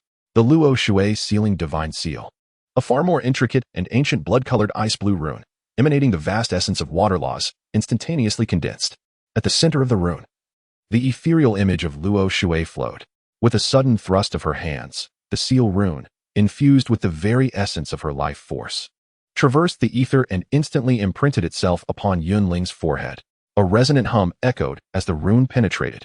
Yunling's body stiffened abruptly, her struggles momentarily quelled, as the gray-white starlight regained dominance. Yet, the once explosive waves of destructive purification began to slow their relentless spread. The gray-white radiance at her fingertips dimmed considerably. While still locking onto the fragments, it was now ensnared by an invisible shackle, unable to advance even an inch. After executing this ultimate seal, Han Chi's complexion turned as pale as gilded paper, her breath dwindling to a mere whisper. She swayed and collapsed to the ground. The cost of this seal was immense, serving only to provide a temporary suppression, incapable of enduring. Almost simultaneously, a piercing tear resounded from the outer layer of the ice-glass ship. The resilient shield, under the relentless corrosion of the blood-robed priest, was finally breached, yielding a hole the size of a fist. A dark red blood light, dense and tangible, emanating a foul aura of decay and a curse of death, slithered forth like a venomous serpent. It disregarded the spatial distance. Propelled by the cold and malevolent will of the blood-robed priest, its target not Xiao Yan or Yunling, but aimed directly at the recently fallen and utterly weakened Han Chi. Ants, may your sanguine offering grant you the curse of eternal decay, rasped a voice, dry and hoarse, akin to a curse from the abyss, piercing through the breach. This blood curse was insidious beyond measure. Once struck, Han Chi would instantly be reduced to a mere skeleton, with its curse polluting the core spiritual veins of the entire ice-glass ship. Han Chi's pupils dilated, gazing at the imminent blood light of death, her eyes reflecting nothing but despair's ashen hue. At this critical juncture, a roar erupted, suppressed yet filled with boundless anguish and fury, reminiscent of an injured ancient beast, surging forth from the depths of Xiao Yan's throat. The harrowing clash of wills and the guidance of power within the realm of consciousness enhanced his tenuous grasp over the nascent chaotic core, albeit slightly, as he teetered on the brink of life and death. In the very moment the blood curse breached the shield, fueled by a flicker of clarity maintained by the warmth of iron and his subtle awareness of the suppressed power within Yunling, he made a reckless decision. He hurled the fragment of a bone, exuding a dark azure aura of death, directly at the incoming dark red blood curse. Simultaneously, he summoned the last vestiges of his will to forcibly invoke the restless purifying power sealed within Yunling. Yunling, consume it. The bone fragment transformed into a dark azure stream, accurately colliding with the dark red blood curse. In that instant, as the fragment left his grasp, the forcibly suppressed Han Chi, her eyes shimmering with gray-white starlight, seemed to respond instinctively to some profound allure. Her palm, once cloaked in gray-white light and aimed at Xiao Yan, abruptly shifted direction, fingers splayed wide, reaching for the incoming bone fragment and the dark red blood curse that closely followed. A resonant hum erupted. A purer, colder gray-white purifying force exploded from Yunling's palm. It did not diffuse. Rather, it coalesced into a rapidly spinning micro-gray-white wheel of light, swiftly enveloping and consuming both the bone fragment and the malignant blood curse. The sound of dissolution echoed. The dark azure fragment of resentment flickered wildly within the gray-white wheel, resisting fervently. Yet it was as if ice met the blazing sun. It swiftly faded and dissolved. The malevolent blood curse, akin to a nemesis, emitted a chilling hissing sound as the viscous dark red glow was ruthlessly purged by the purifying waves of gray and white. For the first time, a distinct surge of anger and surprise rippled through the mind of the blood-robed priest, conveyed through the gaping hole. Meanwhile, Yunling, having forcibly absorbed the fragments of the remains and the blood curse, trembled violently. The starry gray and white gleam in her eyes surged, and her aura of cold indifference ascended once more. The dark gray toxic patterns enveloping her body deepened in hue, revealing an eerie hint of dark red within their intricate depths. A more ferocious and unstable wave of annihilation brewed within her, tumultuous and chaotic. The blood-colored ice blue seal etched upon her brow flickered violently, emitting a mournful wail of unbearable strain as cracks rapidly spread across its surface. The act of forcibly consuming the source of deathly resentment and vile blood curse was akin to igniting a spark in a powder keg ready to explode. Instead of being subdued, the heavenly poison within her was incited, becoming more ferocious and unpredictable. Within the chamber, Han Yi, who had just glimpsed a flicker of hope due to the thwarted blood curse, gazed at the increasingly profound and sinister toxic patterns on Yunling, which now glimmered with dark red, as well as the terrifying wave of impending destruction akin to a volcano on the verge of eruption churning within her. Her heart sank once more into an abyss of despair. Outside the ice-glass ship, the blood-robed priest slowly turned his mask-clad face towards the vessel. In the hollow depths of his eye sockets, 2 points of scarlet light ignited silently, reminiscent of bleeding stars. Chapter 26. The secret of divine patterns. The gray and white wheel of purification gradually extinguished, leaving behind a haunting scent of dissipating energy in the still air. The remnants of the corrupted heart's infernal dragon, along with the insidious blood curse, vanished from existence, leaving not even a trace of dust. However, the cost of this victory was suffocatingly heavy. Yunling hovered in place, surrounded by a swirling gray and white radiance akin to boiling lava, churning violently, flickering in and out. Her once briefly pained gray and white eyes now reflected an even purer coldness, resembling a lifeless star enveloped in eternal frost. Beneath her skin, the dark gray toxic patterns, as if nourished anew, proliferated wildly, intertwining and deepening in color. Within that profound gray, strands of eerie dark red seeped silently, like blood threads, flowing along the edges of the gray patterns, sketching a disquieting and bizarre design. It was as though the resentment of the infernal dragon and the curse of the blood god were, in an unpredictable manner, slowly merging with the cataclysmic source of heavenly poison. The uncontrollable waves of destruction within her surged like molten lava from the depths of the earth, each tremor causing the blood-colored ice blue seal laid upon Han Yi to quiver violently, the web-like cracks becoming increasingly apparent. The faint sound of cracking echoing like a death knell in Han Yi's heart. Yunling's gaze slowly swept over the collapsed Han Yi, finally resting upon Xiao Yan, who remained half-kneeling, bearing the backlash of the tumultuous energies within him. The residual gray and white glow at her fingertips flickered under the entanglement of dark red blood threads. Pointing towards the center of Xiao Yan's brow, the chilling chain still unbroken, Han Yi coughed up dark red clots of blood, forcing herself to prop up half her body. Her gaze towards Yunling was filled with a profound despair, intermingled with an incredulous aftershock. Were it not for Xiao Yan's near-suicidal act and his desperate cry that awakened Yunling's instincts at the critical moment, she would have long since perished in body and spirit under that blood curse. This life-saving causality rendered her expression towards Xiao Yan complex. The source of her poison had been detonated, and the filth of the blood curse was assimilating it. Han Yi's voice was hoarse and weak. The seal unable to hold for long. Upon the next outbreak, the entire ship would be purified. Her gaze turned towards the cabin ceiling, as though she could penetrate the thick walls of the mysterious ice spirit iron, sensing the monstrous entity that was about to breach their confines. As if to corroborate her fears, the massive hull of the ice shook violently. Through the fist-sized hole corroded in the shield, a thick, dark red mist, exuding an aura of decay and death, seeped in like living seaweed. It spread throughout the chamber, coalescing, turning the once pure water elemental energy murky and foul. Releasing a nauseating sweet and acrid odor, the blood mist churned, gradually forming the outline of hollow, crimson eyes. Silently observing everything within the cabin, an extension of the blood-robed priest's will. He was no longer content with mere corrosion. He sought to transform the ship into a realm of filth and death. They had to take Yunling away from here, to the lower bridge. To the ice heart cabin, a flicker of resolve flashed in Han Yi's eyes as she struggled to extract the last remaining jade talisman, adorned with faint blue ripples. From her bosom, a life-saving charm of the Han family. Without a moment's hesitation, she crushed it. A soft yet resilient ice blue light shield enveloped her instantaneously. Powerful water elemental vitality surging into her nearly depleted veins, temporarily stabilizing her injuries. Without hesitation, she called out to the other figure slumped on the ground. Yun Qingshi. Take Yunling and go. To the ice heart cabin. Quickly. Yun Qingshi, who had been in a semi-conscious state due to the impact of power and the erosion of poisonous gas, was startled awake by the invigorating ice blue light shield and Han Yi's urgent call. She beheld the terrifying and bizarre transformation overtaking Yunling, as well as the gathering crimson eyes in the air. Her pupils constricted sharply, and an overwhelming fear coupled with concern for her sister eclipsed her own weakness. Gritting her teeth, she struggled to rise, the ice blue light shield offering her a wisp of support. Sister. Yun Qingji's voice trembled and was laced with tears. Yet it carried an undeniable urgency. Come with me. She lunged toward Yunling, not to attack, but in an attempt to embrace and pull away the body radiating an aura of destruction. Yunling's gaze shifted, her grayish-white, unfeeling pupils locking onto Yun Qingji. The grayish light at her fingertips flickered slightly, zeroing in on the incoming figure, just as the destructive force was on the verge of instinctively erupting.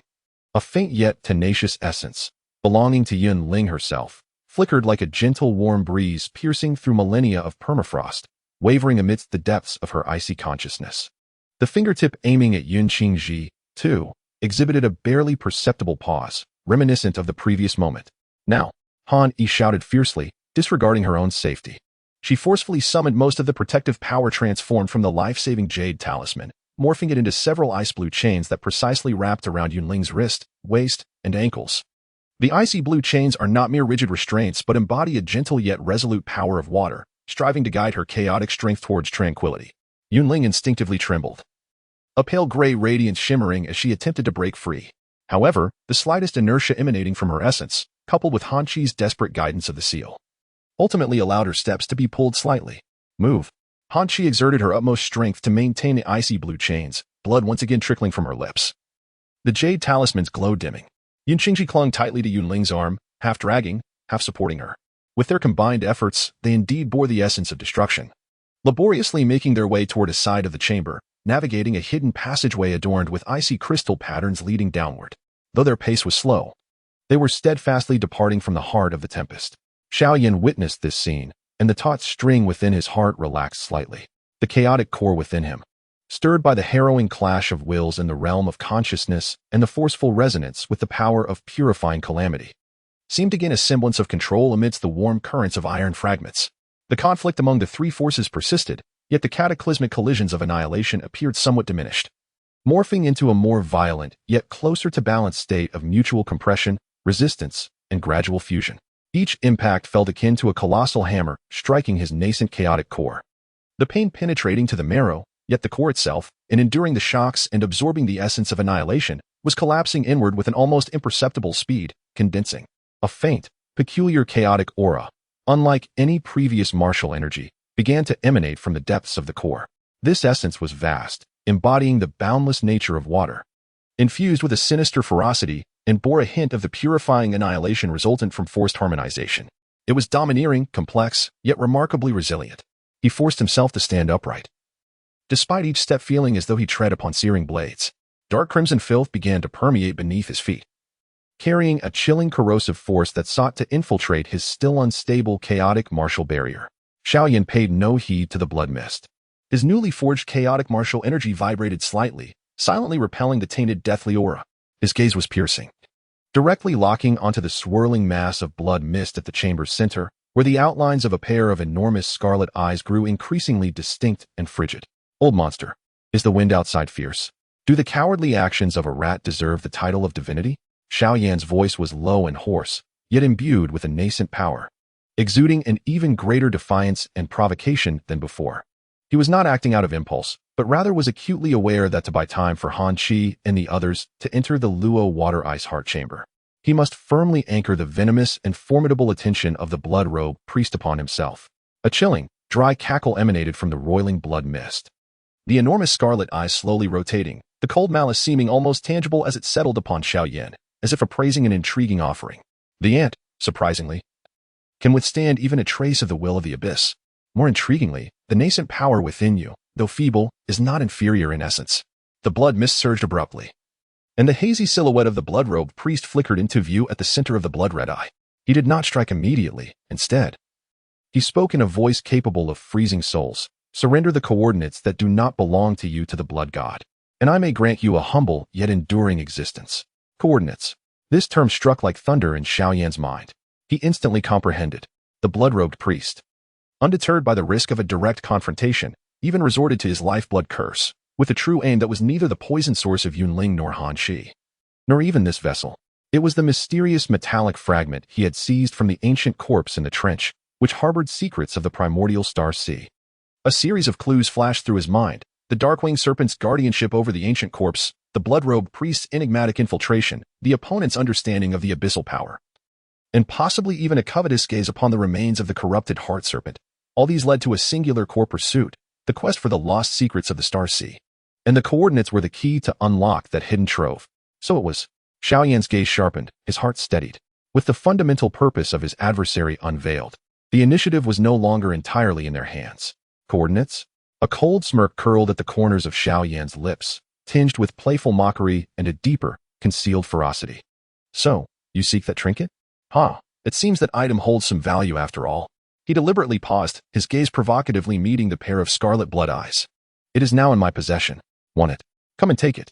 As his words fell, the nascent chaotic core within him, freshly forged through the crucible of will, erupted with an overwhelming aura.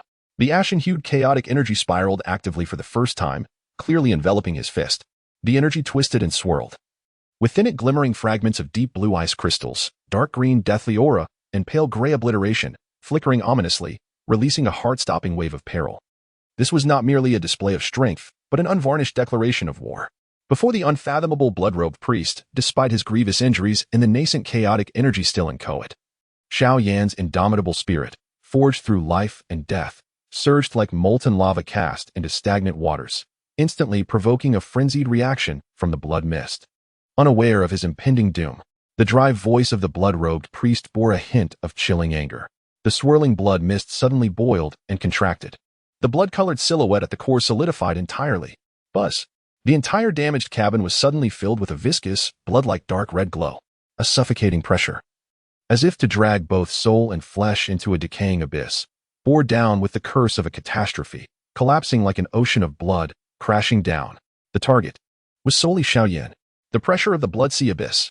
Chapter 27. The Blood Sea's turmoil. The viscous, blood-like dark red glow, carrying the decaying weight of the ancient blood abyss, descended with thunderous force. This cramped space was instantly transformed into a bloody altar. The air grew unbearably heavy, each breath seeming to draw in a viscous toxin, laden with a nauseating sweetness and a bone-chilling coldness, relentlessly eroding Xiao Yan's body and soul. His vision turned a deep crimson, the blinding bloodlight not emanating from flames, but from an utter void of silence, a desecration, and a curse. Beneath his feet, the floor of Xianbing's spirit iron, harder than gold, sizzled under the bloodlight's glare, swiftly cloaked in a layer of grim, decaying rust. The insidious force of corruption sought to drag all vitality into an eternal abyss of decay. The entrance to the passage from which Han Yi and the Yunling sisters had departed was instantly choked by a surge of dark red blood mist. And the icy crystalline patterns at the passage's opening flickered in a desperate resistance against the encroaching filth. The entire ice-glass ship emitted a mournful groan, its hull violently swaying under the onslaught of impacts in the taint of the blood abyss. The blood-robed priest's sanguine shadow coalesced at the heart of the scarlet vortex. In that moment, his will seemed to embody the entire blood sea, his cold, crimson eyes resembling two blood suns sinking into the netherworld. Fixating mercilessly on the soul creature struggling in the center of the blood sea, Xiao Yan, he raised his right hand, fingers splayed. Dark red blood patterns swirling across the blurred contours, a profound black blood radiance coalescing at his fingertips. That glimmer of darkness appeared as the crystallization of despair at the destruction of countless worlds, the terminus of curses. Pressure. An unprecedented pressure. His flesh lamented, blood nearly froze. And his soul trembled. This transcended any battle Xiao Yan had ever endured. It was a confrontation with a higher echelon of life, imbued with the authority of deities and the essence of corruption. Yet, at the brink of collapse, Xiao Yan's will, tempered through countless blood-soaked trials into an indomitable force, ignited with a fervor more frenzied than ever. The instinct for survival, the obsession for protection, and the audacity to stake everything fused into the nascent, domineering, and unruly core of chaos within him. You foul wretch! Xiao Yan's roar pierced the blood sea, brimming with unyielding fighting spirit. He suddenly widened his eyes. Deep within his pupils, the pure fire red transformed into a swirling chaos of bluish gray. Within his sea of consciousness, a battered iron shard bearing the gray-white runes of the pure world's heavenly calamity erupted with an unprecedented warmth of white light, fiercely resisting the soul-corrupting whispers of curses. An essence from another world revealed its tremendous power capable of stabilizing the universe at this moment. The stability of his soul brought forth a consolidation of strength. The minuscule, yet frantically swirling core of chaotic nebula within him, under the dual stimulus of external existential threats and the internal flow of the iron shard, trembled violently. An insatiable greed and ferocity ignited within. It not only sought to devour the tainted energies attacking it, but also yearned to forcibly rend apart the corrupt blood sea that bounded. Release me. He seemed to expend all his strength in a roar, unleashing that nascent, tumultuous, yet overwhelmingly fierce, chaotic energy with reckless abandon. A punch was hurled forth. Buzz. Time itself seemed to slow to a crawl. The bluish-gray chaotic energy no longer merely swirled around his fist, but erupted forth like an awakened dragon, unleashing its full fury. This time, it transcended mere kinetic energy, beginning to unveil its nascent, intrinsic qualities. Annihilation. Embrace. Rending the void. The chaotic gust that erupted was not cylindrical, rather, it collapsed inward in an instant as it departed from the fist, warping. At its core, the grayish-white force of annihilation, the frigid blue ice crystals of extreme cold, and the dark azure, venomous miasma, under the immense pressure of will and the orchestration of the chaotic core, momentarily formed a fleeting, distorted equilibrium. The three forces were forcibly compressed into a singular point during their rapid rotation.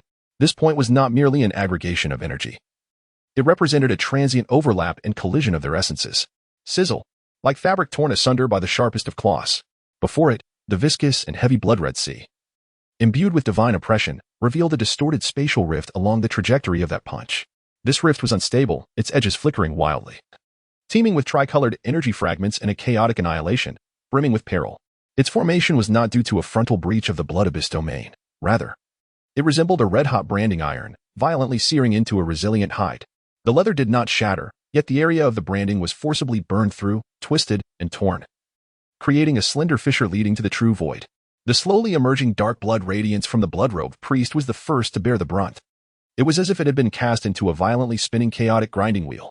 The cursed black radiance, capable of erasing existence, was also ruthlessly torn apart and disassembled by that unstable chaotic rift. Threads of pure cursed essence were greedily devoured and assimilated by the chaotic power. While the essence of that dark blood radiance appeared noticeably dimmed, its trajectory violently skewed by the formidable chaotic spatial force. Boom. The might of the chaotic fist did not cease there. The forcibly torn spatial rift, along with the tumultuous tricolored energy it bore, crashed down upon the center of the blood-red vortex where the blood-robed priest resided. Like a hot knife slicing through semi-solid butter, the priest's indistinct form was forcibly penetrated. The coalescing blood-red vortex suddenly faltered. The tainted blood sea surrounding Xiao Yan convulsed violently, rolling as if a massive stone had been cast into a pond, creating a moment of disarray amidst its overwhelming pressure. The immensely thick walls of the ice chamber behind the priest were struck by the residual chaotic rift power, instantaneously melting a colossal cavity that burned with gray, blue, and green flames at its edges. The frigid breath of the eternally frozen sea and the chaotic source power storm poured in wildly. A faint, yet incredulous and pained groan emanated from the breached blood shadow. The form of the blood-robed priest was even pushed back slightly. A bowl-sized void appeared in the chest of his body, coalesced from the tainted blood god's power, with the dark red flesh around its edges writhing violently, striving to heal, but the tricolored energy fragments remained, annihilating, freezing, and corroding the healing flesh, thwarting its mending. Xiao Yan's punch had shattered the absolute suppression of ranks. It had wounded this unfathomable blood god priest, though the cost was excruciating. With the bones of his right arm shattering with a nauseating crack, skin tearing apart, and blood gushing forth, it drained the newly stabilized chaotic energy from his body, rendering him precariously unsteady. Yet, this singular punch had forged a path to life. He fixed his gaze upon the priest's slowly mending hollow chest, as well as the breached wall behind him and the icy winds and blizzards beyond. A frenzied smile, tinged with blood, stretching across his lips. Your blood isn't so impressive either. Cough, cough. His mocking was abruptly interrupted by a violent fit of coughing, but his eyes, ablaze with chaotic flames, remained locked onto his opponent, his momentum unwavering. The swirling blood mist at the entrance was slightly dispersed by the surging cold current, an opportunity not to be missed. Roar. At that moment, a piercing scream, laden with boundless agony, destruction, and a hint of familiar excitement, erupted from the depths of that passage. The shriek was akin to an invisible tempest, sweeping forth and mingling with the frigid influx, creating a cataclysmic wave of ice and fire. It was Yunling. Xiao Yan's heart plummeted, followed by a deeper resolution. It appeared that the pressure within the ice heart chamber had reached its zenith. The blood-red eyes of the blood-robed priest, exposed and filled with pain from the breach and Xiao Yan's manic provocation, instantly turned cold and tyrannical. Yet, the destructive wail emanating from the depths of the passage sparked a deeper greed and satisfaction within that tyranny. The heavenly calamity was accelerating its assimilation, ready to reap all. The priest's figure rapidly blurred and reformed amidst the writhing blood mist. the hollow swiftly closing. His gaze no longer solely fixated on Xiao Yan, rather, it became akin to invisible tendrils, greedily probing into the depths of the passage, sensing the increasingly violent and valuable source of pure poison within Yunling. Catalyzed by the blood goddess curse. Simultaneously, his attention returned to Xiao Yan, this time bearing a final judgment and annihilation, blasphemer. Witness the unification of the key through your blood. The priest's blood shadow suddenly swelled once more. Dark crimson light abruptly retracted and compressed, deep within him. An essence more pure and terrifying than the previous dark blood radiance, as if connected to the core of some indescribable existence, was brewing. This forthcoming assault would herald the end of destruction. Meanwhile, at the breach of the massive wall, a robust, gray-white spectral tail adorned with bizarre spiral patterns flashed by. Accompanied by a frenzied screech, as if it could hardly wait to savor the chaotic feast within, it was the dark-winged dragon serpent that had been previously wounded. It had evidently been lurking on the periphery, biding its time for the moment of chaos. With the blood god priest poised for a final strike and the terrifying dragon serpent lurking at the breach, the path of life and death was devoid of any chance of escape. Xiao Yan felt the faint warmth, the remnants of iron, within him and the nearly exhausted chaotic core, directing his gaze towards the direction from whence the destructive wail erupted. Pain, fatigue, and the sensation of being completely drained surged over him like a tidal wave, yet his eyes, under the extreme pressure, crystallized into a state of profound stillness and madness, akin to the calm before a volcanic eruption. The flames of determination coursed through his heart. The cyclone of energy long shattered, replaced by a slowly rotating yet relentlessly persistent chaotic nebula. There was no retreat. Thus, all would be wagered. He inhaled deeply, as if to draw in the tainted and frigid air, transforming it into his final source of fuel. His bloodied right arm slowly rose, clenched fiercely against the location of his heart. His fingertips sank deeply into flesh, blood gushing forth, not in a vivid crimson, but in a peculiar hue intermingled with shades of bluish-gray chaos. Ignite the chaotic heart source, I implore you. This was not merely igniting fighting spirit, but rather, using the very core of chaos to ignite the essence of life. With this body and soul as fuel, he sought to unleash an unparalleled strike beyond the limits. Chapter 28. The blood sacrifices underflow as his fingertips pierced his chest. The searing blood infused with bluish-gray chaotic essence surged forth. This was no simple act of self-harm. He transformed his body into a cauldron, his life essence as the catalyst. Placing the nascent chaotic nebula core, struggling against the oppressive might of the blood deity and the backlash of grievous injuries, on the precipice of uncontrollable and frenzied combustion. Burn it all away. Xiao Yan's roar echoed like the dying howl of a lone wolf, filled with the agony of wrenched innards, mingled with a madness to incinerate everything in a cataclysm of obliteration. The fingertip that pierced his heart did not merely carve flesh, but rather, in the most violent manner, forcibly established a direct and terrifying conduit between the minuscule chaotic nebula core and the purest essence of his very being. Boom. The chaotic heart source was ignited with force. This was not the ordinary combustion of fighting spirit, but a chaotic substance containing the quintessence of annihilation, frigid death, and venomous malevolence, spiraling into a state of utter madness under the extreme compulsion of its core will. With life as kindling, it instantaneously unleashed destruction energy beyond 100-fold. 1,000-fold. Xiao Yan's body arched violently, as if bearing the weight of an immense hammer in the forge. His skin instantaneously became marred with spiderweb-like fissures, blood erupting from his wounds like a fountain. Yet as soon as it left his body, it was engulfed by the unprecedentedly violent chaotic currents that erupted within, igniting. Sizzle. The piercing energy explosion rent the blood sea asunder. Xiao Yan's form resembled a chaotic furnace suddenly set ablaze. The grayish-white purifying radiance, the ice-blue chilling aura, and the dark-green essence of toxic death, three powers that once repelled each other, now precariously balanced, were driven into complete chaos by the ignition of the heart source. They no longer remained distinct, but rather, violently intertwined, colliding, and disintegrating. Each annihilation released chaotic turbulence potent enough to tear space asunder. This time, it was no longer merely a rending effect. In this moment, Xiao Yan himself became a walking, ever-exploding, miniature chaotic annihilation core. He transformed into a tempest of violent chaos. The tainted blood sea that enveloped him was forcibly pried open for the first time, torn apart. It was as if a colossal vessel had shattered the thick surface of a tar-laden sea. From the center of his being, a nascent chaotic domain, filled with three-colored torrents of destructive madness, began to form and expand at a ravenous pace, its overwhelming might eclipsing the destructive pressure imposed by the blood-robed priest. Roar. And this core of chaos crashed solidly against the corporeal form of the blood-robed priest. In the crimson-eyed gaze of the blood-robed priest, A flicker of clarity emerged for the first time, an emotion known as wrath. Yet, lurking deeper was an essence that seemed to slumber in an endless abyss of filth. Astonished and coldly scrutinizing as if singed by the flames of mere ants. The realms of purity, frigid prisons, and mingled resentments formed a chaotic amalgamation.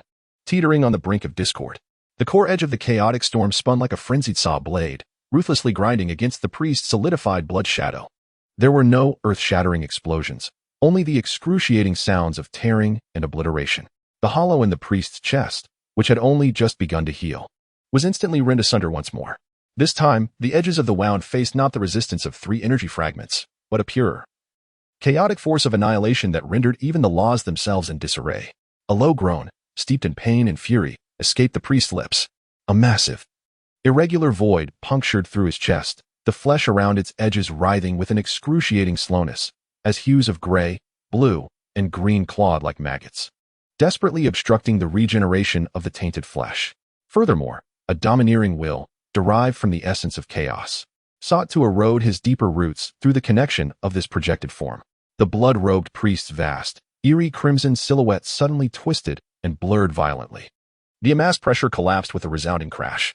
His blood-red eyes fixated intensely on the indistinct figure of Xiao Yan at the storm's center, now completely enveloped and ravaged by the chaotic turbulence unleashed from within, like a candle flickering in the wind. The chilling voice, once again, did not deliver judgment, but bore an undertone of trepidation, even unbeknownst to him, as coordinates and fragments of his essence remained etched in memory. He had departed, severely wounded by Xiao Yan's ultimate strike, a gamble of life that bordered on self-destruction. He temporarily retreated. Yet, the price was steep. As the last wisps of blood mist dissipated, the frenzied chaos storm, deprived of its heart's support, extinguished abruptly like a reactor devoid of energy. The tumultuous light and shadow at the center dispersed, revealing Xiao Yan's form as if all his bones and vitality had been drained, rigidly collapsing backward onto the cold ground. Strewn with shards of ice, blood, and residual energy, he resembled a shattered puppet, his skin marred, with cracks revealing bone beneath.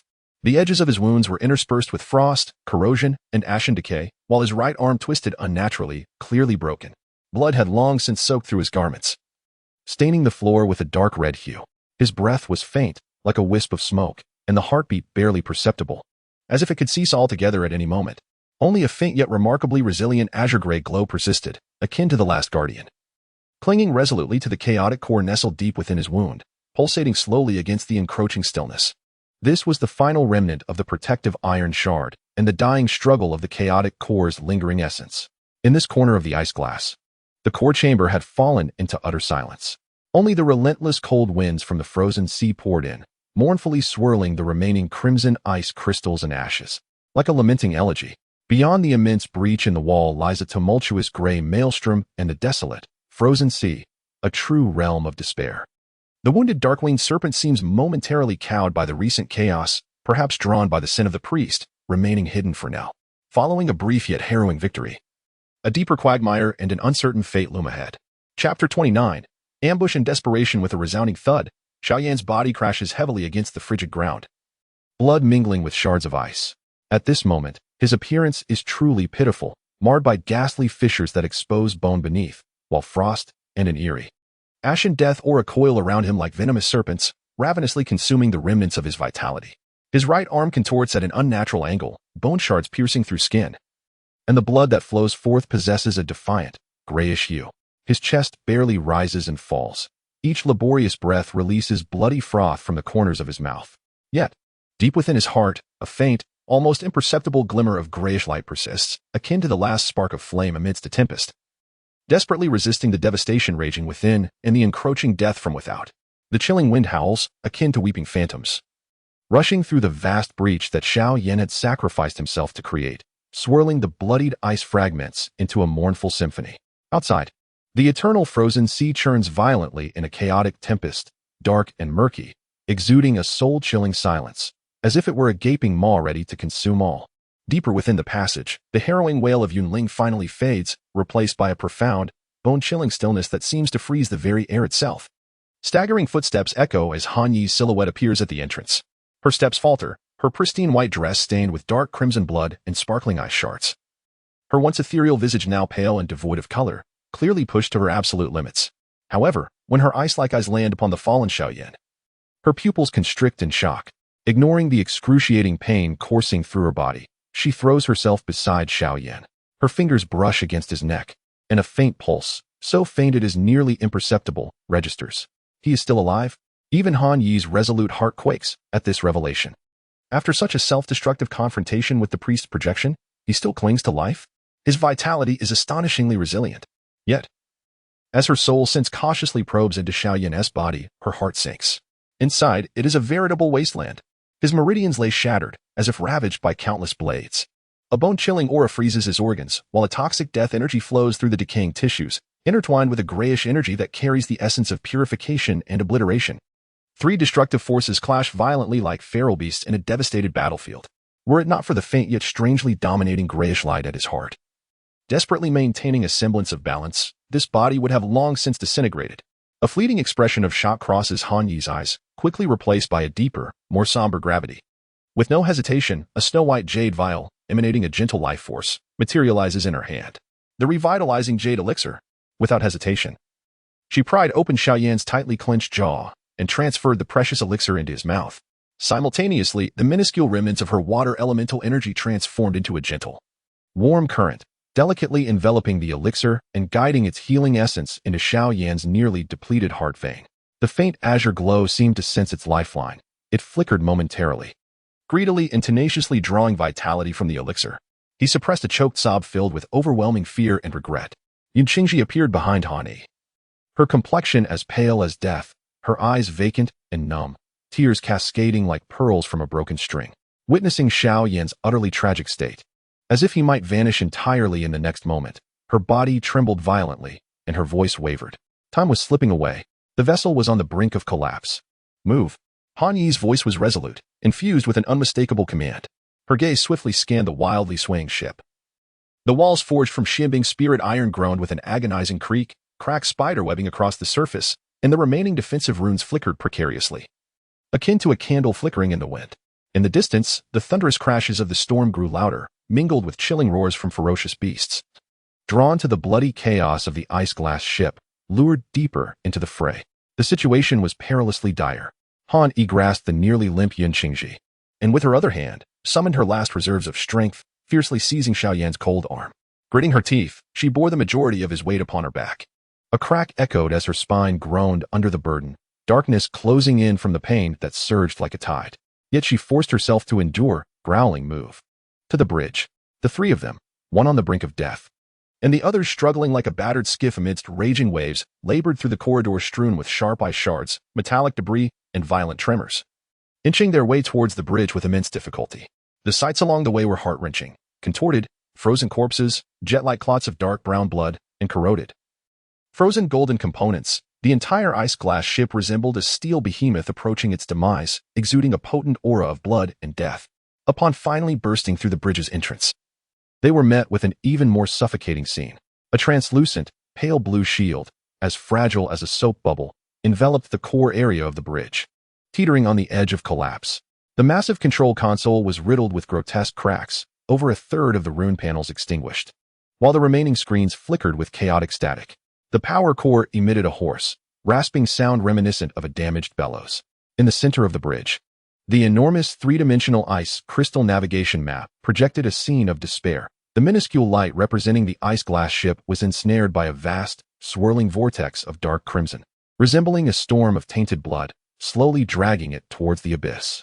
This vortex loomed large on the navigation map, radiating waves of chaos, filth, and a terrifying chill that froze the soul. The battered ice-glass ship, like a helpless withered leaf, was mercilessly pulled towards the depths of destruction. Han Yi carefully placed Xiao Yan in a corner, scarcely pausing to catch her breath before launching herself towards the control console like an arrow released from its bow. Her pale, blood-stained hands suddenly pressed against the two relatively intact runestones on the control console. "Hold on," she uttered in a chilling whisper. The nearly exhausted power within her, akin to a trickling stream, was relentlessly squeezed out and frantically poured into the control runes. A hum resonated. The piercing high-frequency alarm was forcibly subdued by a notch. The thin, shell-like shield surrounding the bridge seemed to coalesce with a hint of brilliance. The ship's violent tremors diminished slightly. Her cold, sharp eyes, as keen as a hawk's, were fixated on the vast, icy navigation map. The turbulent energy at the edge of the blood-tinged whirlpool was the most ferocious, capable of instantly tearing apart steel. In its current state, the ice glass could not withstand even a single blow.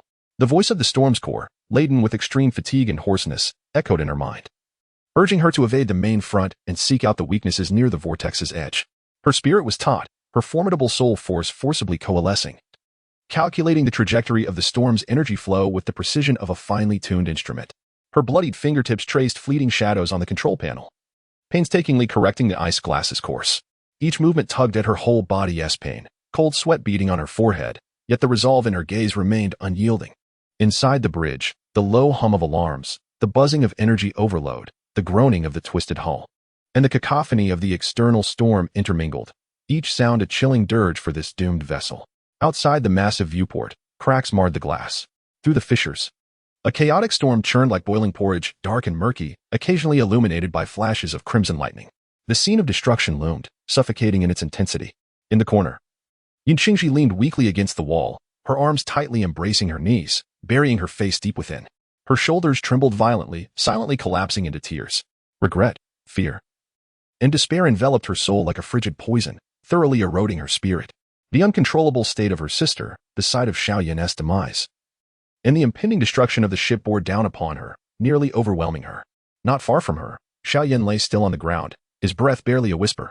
The faint grayish light at his heart continued to pulse, imperceptibly yet resolutely.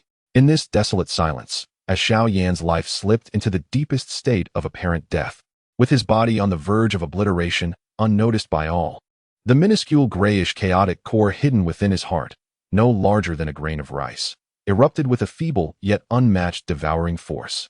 This power seemed to emanate from a primordial chaotic will. It operated silently, like an invisible funnel. It was exceedingly weak, yet irresistibly drew in all available nourishment from the surrounding environment. The medicinal essence that Han Yi had infused, the lingering threads of curses and resentments from the blood-robed priest, and even the grayish-white particles of cold dust originating from the source of the purifying catastrophe, which had mingled with the storm's chill, all these remnants of primordial energy, once in violent conflict and mutual annihilation, now surged forth. In this life and death moment, devoid of Xiao Yan's main consciousness to suppress and guide, the primal instinct of this chaotic core, which encompassed all and returned to chaos, was unleashed. Suddenly, forcefully consumed, I was dragged into that faint, ashen light. Hissing gray-white, dark red, ice blue. 3 distinctly different fragments of ferocious energy, torn apart by the gravitational pull of the chaotic core, resembled feral beasts cast into an unseen millstone.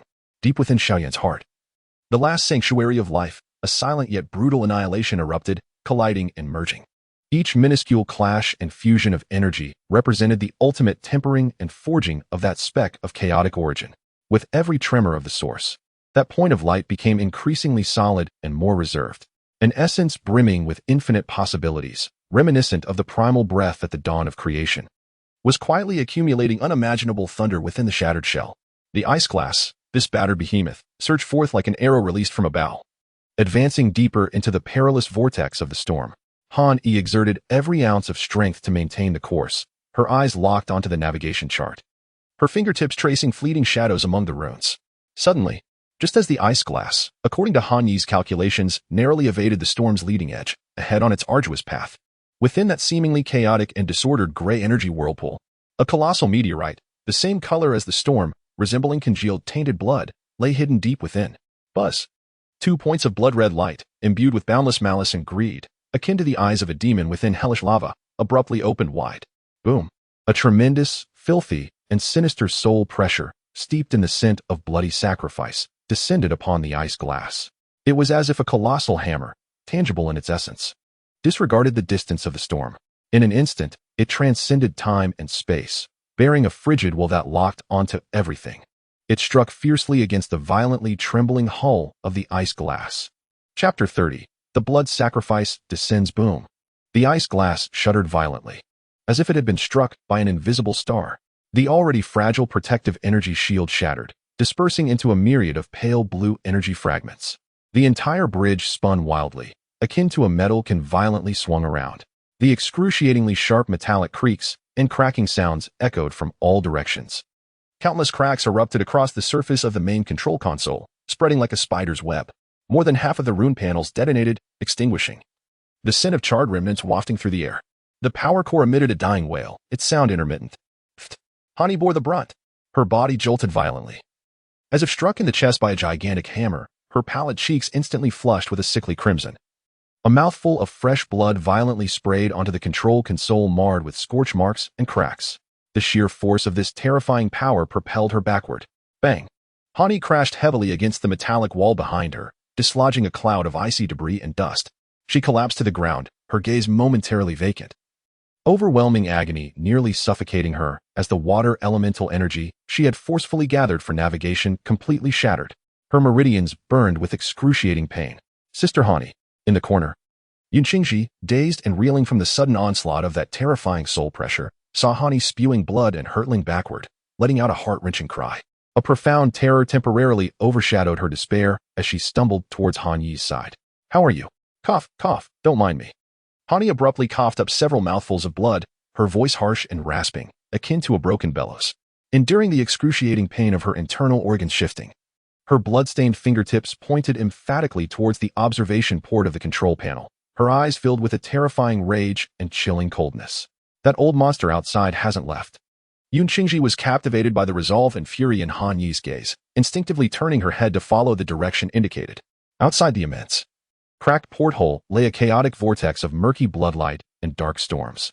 In the depths of this turmoil, a colossal meteorite, as immense as a mountain and dark as congealed blood, was cleaving through the tempest, hurtling rapidly towards the ice glass.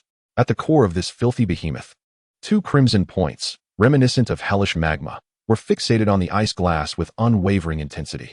The frigid greed and boundless malice seemed to penetrate the ship's hull, piercing into the very essence of the soul. A low, raspy voice, imbued with inexhaustible malevolence and a ritualistic intonation, echoed through the minds of everyone on the bridge. Undeterred by the barriers of space and storm, the pure bloodline of the Han family, the source of calamity, the legacy of the original Iceheart, all here. Saving me considerable effort. This voice struck like an ice pick, sending a chill through Yunqingji, as if she had plunged into a bottomless, icy abyss. Its target was not merely Xiao Yan. Her teeth chattered as overwhelming fear nearly paralyzed her. The entity coveted the mysterious fragment in Xiao Yan's possession, viewing both her and her sister, as well as the ship itself, as offerings for a blood sacrifice.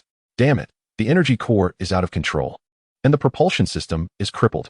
Han Yi's voice trembled with rage, realizing that the storm's drag was being used to accelerate the collision, turning the ice glass into a projectile aimed at the vortex core. At that moment, the ice glass felt as though it were ensnared by invisible chains, speeding uncontrollably towards the increasingly violent, crimson-streaked tempest core. The filthy meteorite, like a phantom ship, pursued relentlessly, sealing off all avenues for escape. Listening to Han Yi's desperate roars and witnessing the catastrophic scene beyond the window, the immense pressure shattered Yunqingji's final psychological defenses.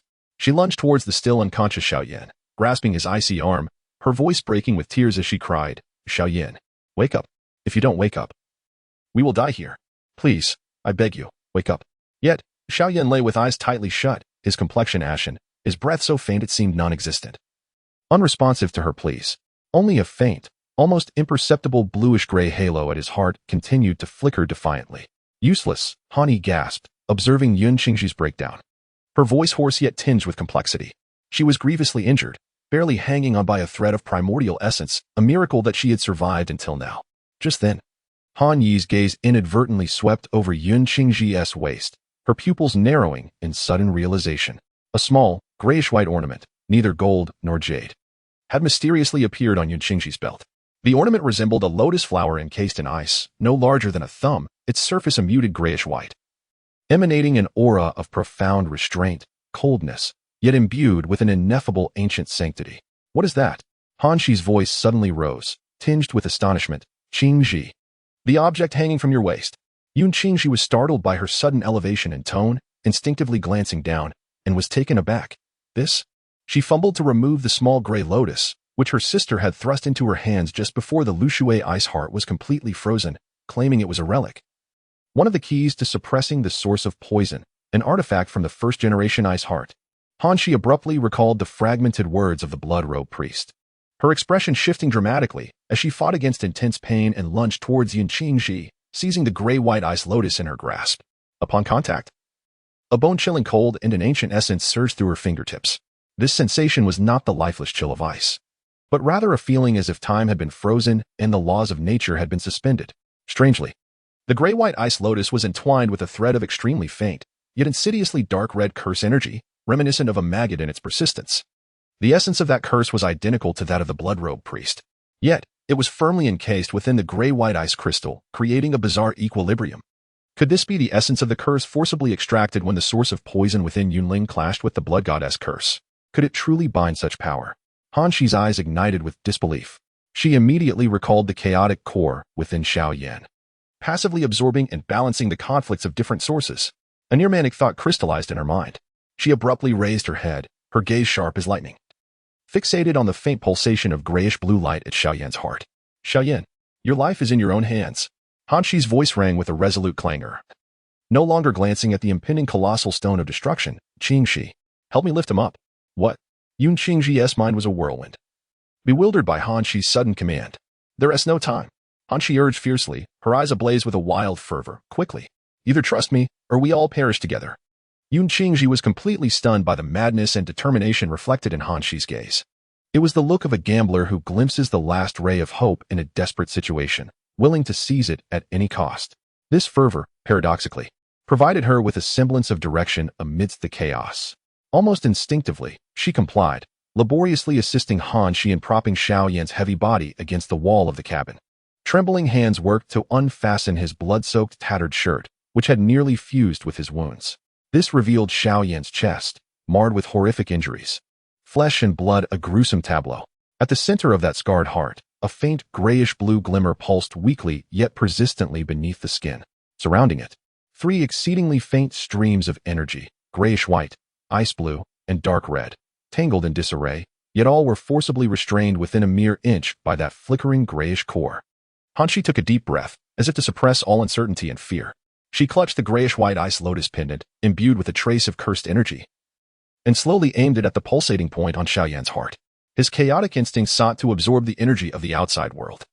If he could forcibly incorporate the frozen curse sealed within the ice lotus, it might tip the balance in his favor. Yet, this was a gamble with his life at stake. Han Shi's gaze was gravely serious as she looked at the ice lotus in her hand.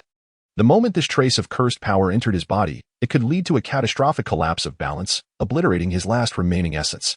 However, it might also ignite the spark of transformation. Yun Qingxi observed Xiao Yan's battered chest and the perilous ice lotus in Han Shi's grasp. She turned to the window, where a colossal stone, imbued with foul blood, loomed ominously, grinning as it barreled toward them. Tears welled in her eyes, tinged with a blend of utter madness and fervent supplication, as she cried out, "Sister Han Chi, act now. Take the risk. It cannot get any worse than this. A dead horse can be treated as a live one."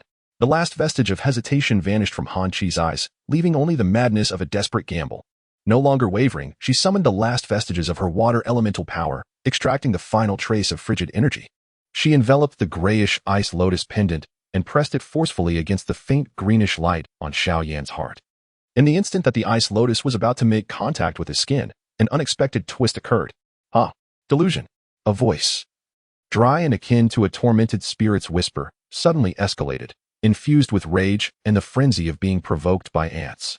From the core of the foul bloodstone, 2 crimson lights burst forth, manifesting as destructive beams of energy. 2 massive, blood-stained pillars, entwined with filthy runes and the wails of vengeful souls, tore through the swirling tempest.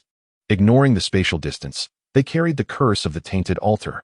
One beam shot directly toward the ice lotus in Han Shi's grasp, while the other, swifter and more ferocious, lunged toward Xiao Yan's heart, which was barely flickering with life. The blood sacrifice had finally arrived. True destruction was imminent. Chapter 31. The ice lotus stained with blood, chaos rekindled the passage of time, engulfed in despair, felt infinitely prolonged, thick with suffocating tension.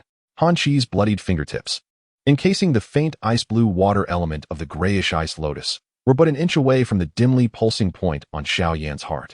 Fueled by a resolve of desperation, the wrathful roar of the blood-robed priest echoed like thunder from the depths of hell. Delusion. How dare an ant lay hands on my offering? Boom, boom. 2 pillars of destruction, entwined with myriad vengeful phantoms, pierced through the barriers of space. One locked onto Han Shi's pressing palm, while the other, more vicious, thrust straight for Xiao Yan's heart, intent on extinguishing his final flicker of hope.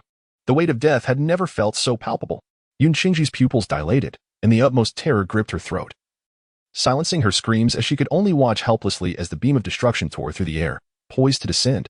The flames of madness burning in Han Chi's eyes suddenly froze, as if time itself had halted in that moment. Her blood felt as though it turned to ice. Leaving only a singular thought: it was over.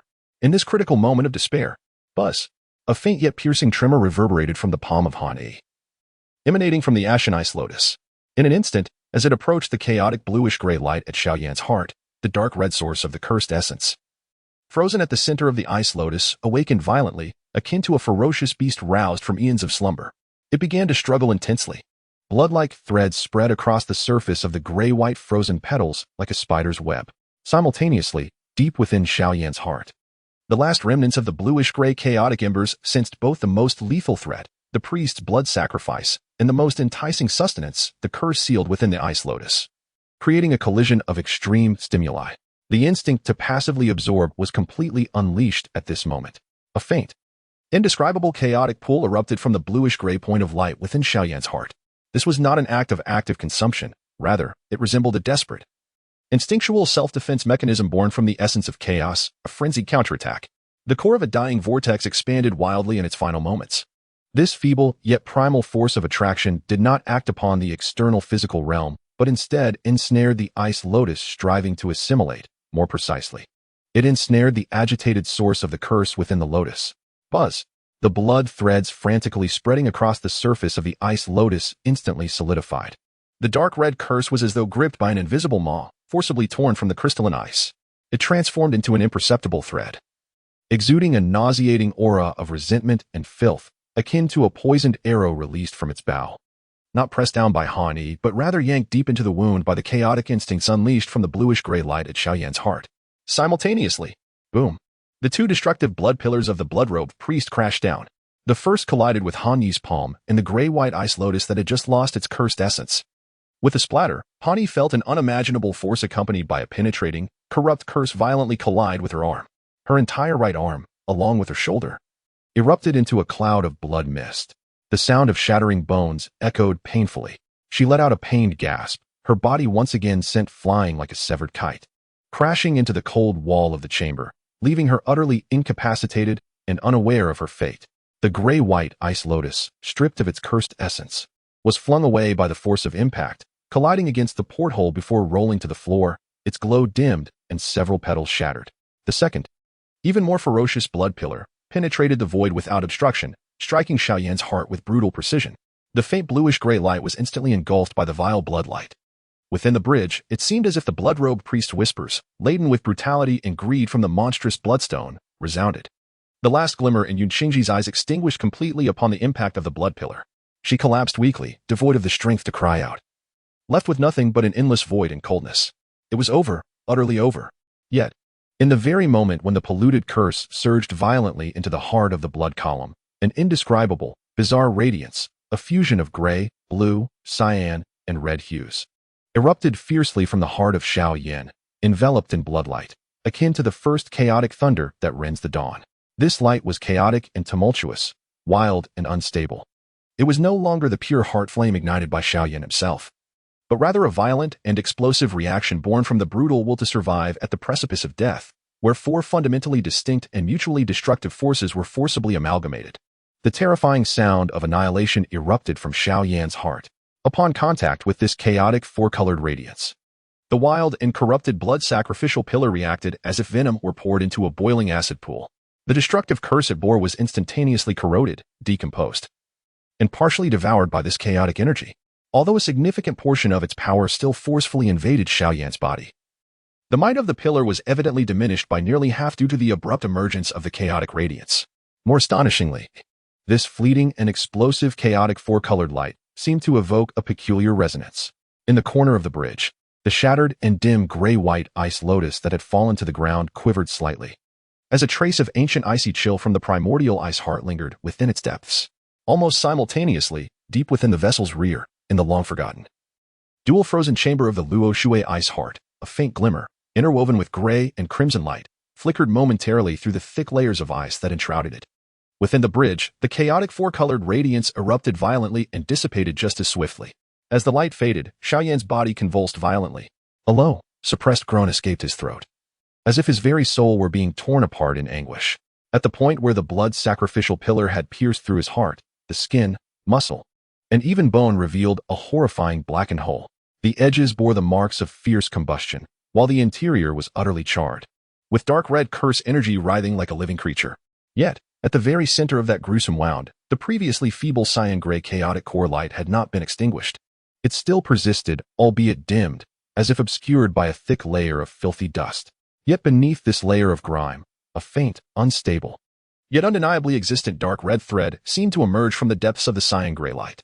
This thread, akin to a venomous serpent imbued with life, appeared to be attempting to burrow into the core, engaging in a crueler confrontation with the existing chaotic power.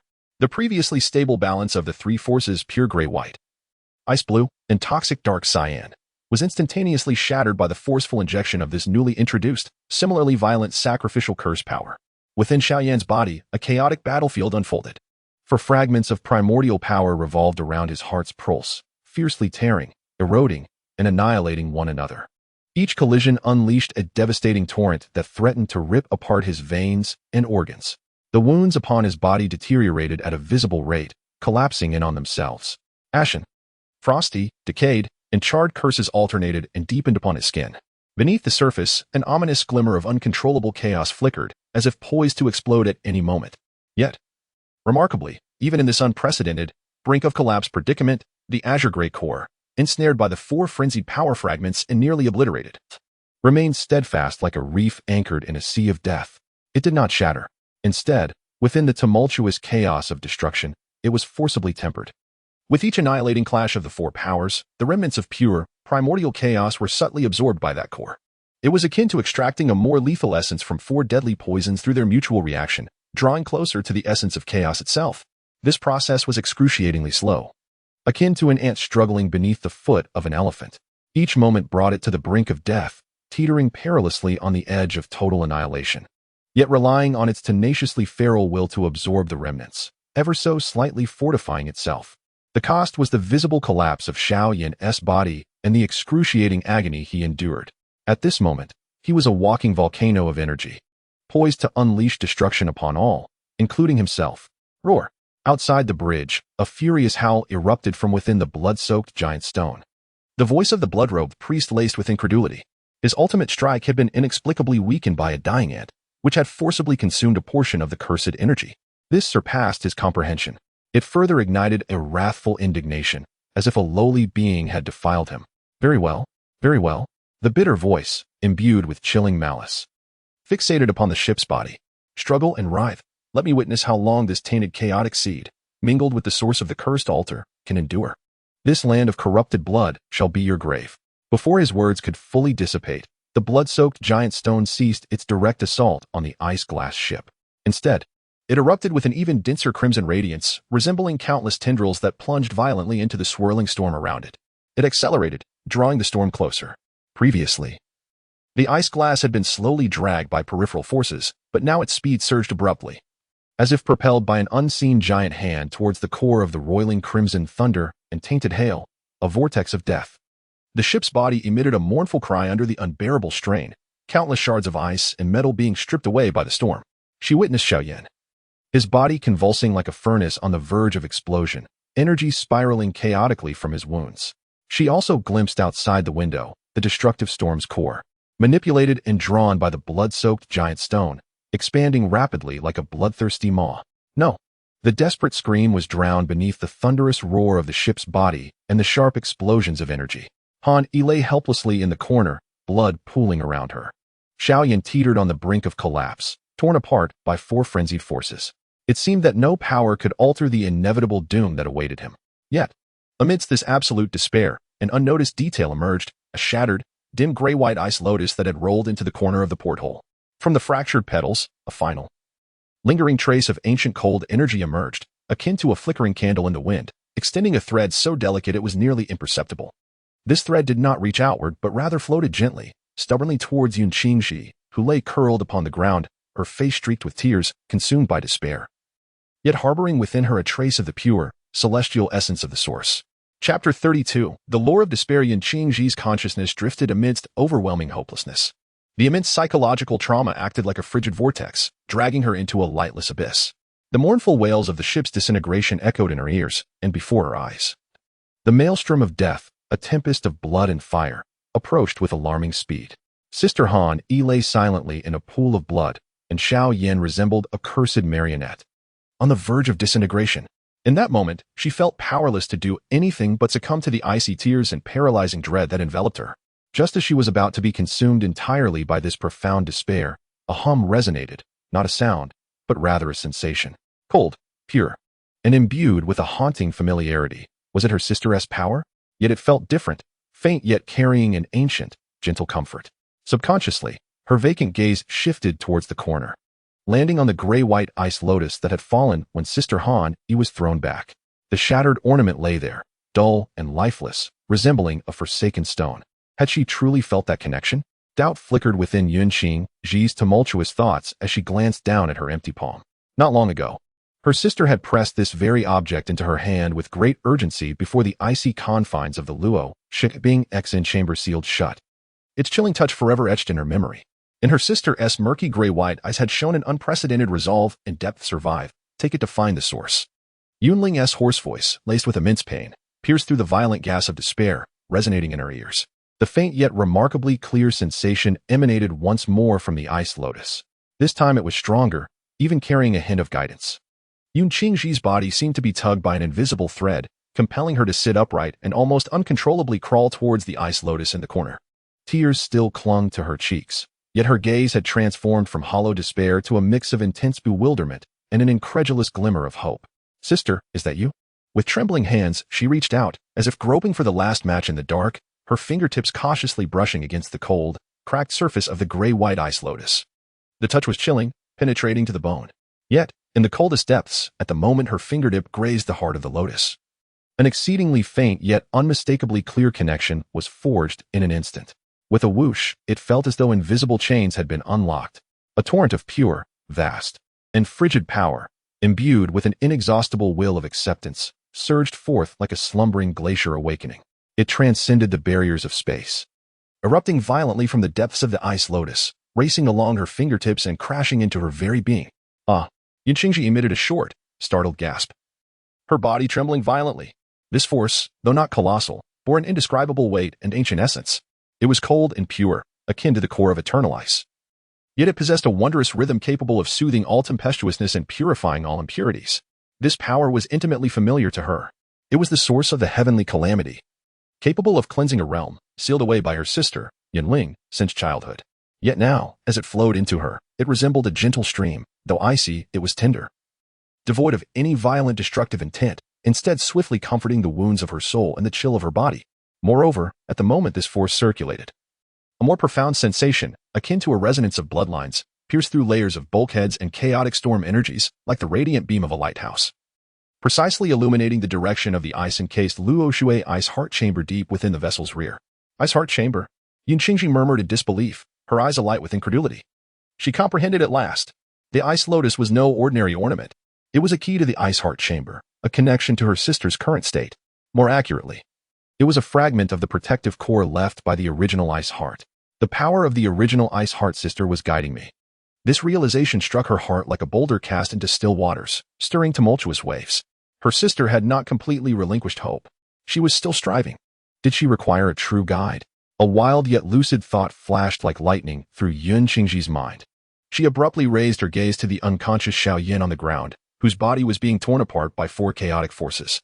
She glanced at her sister Han Qi, lying in a pool of blood, uncertain of life or death. Xiao Yan's internal balance had shattered. His chaotic instincts struggled to contain everything.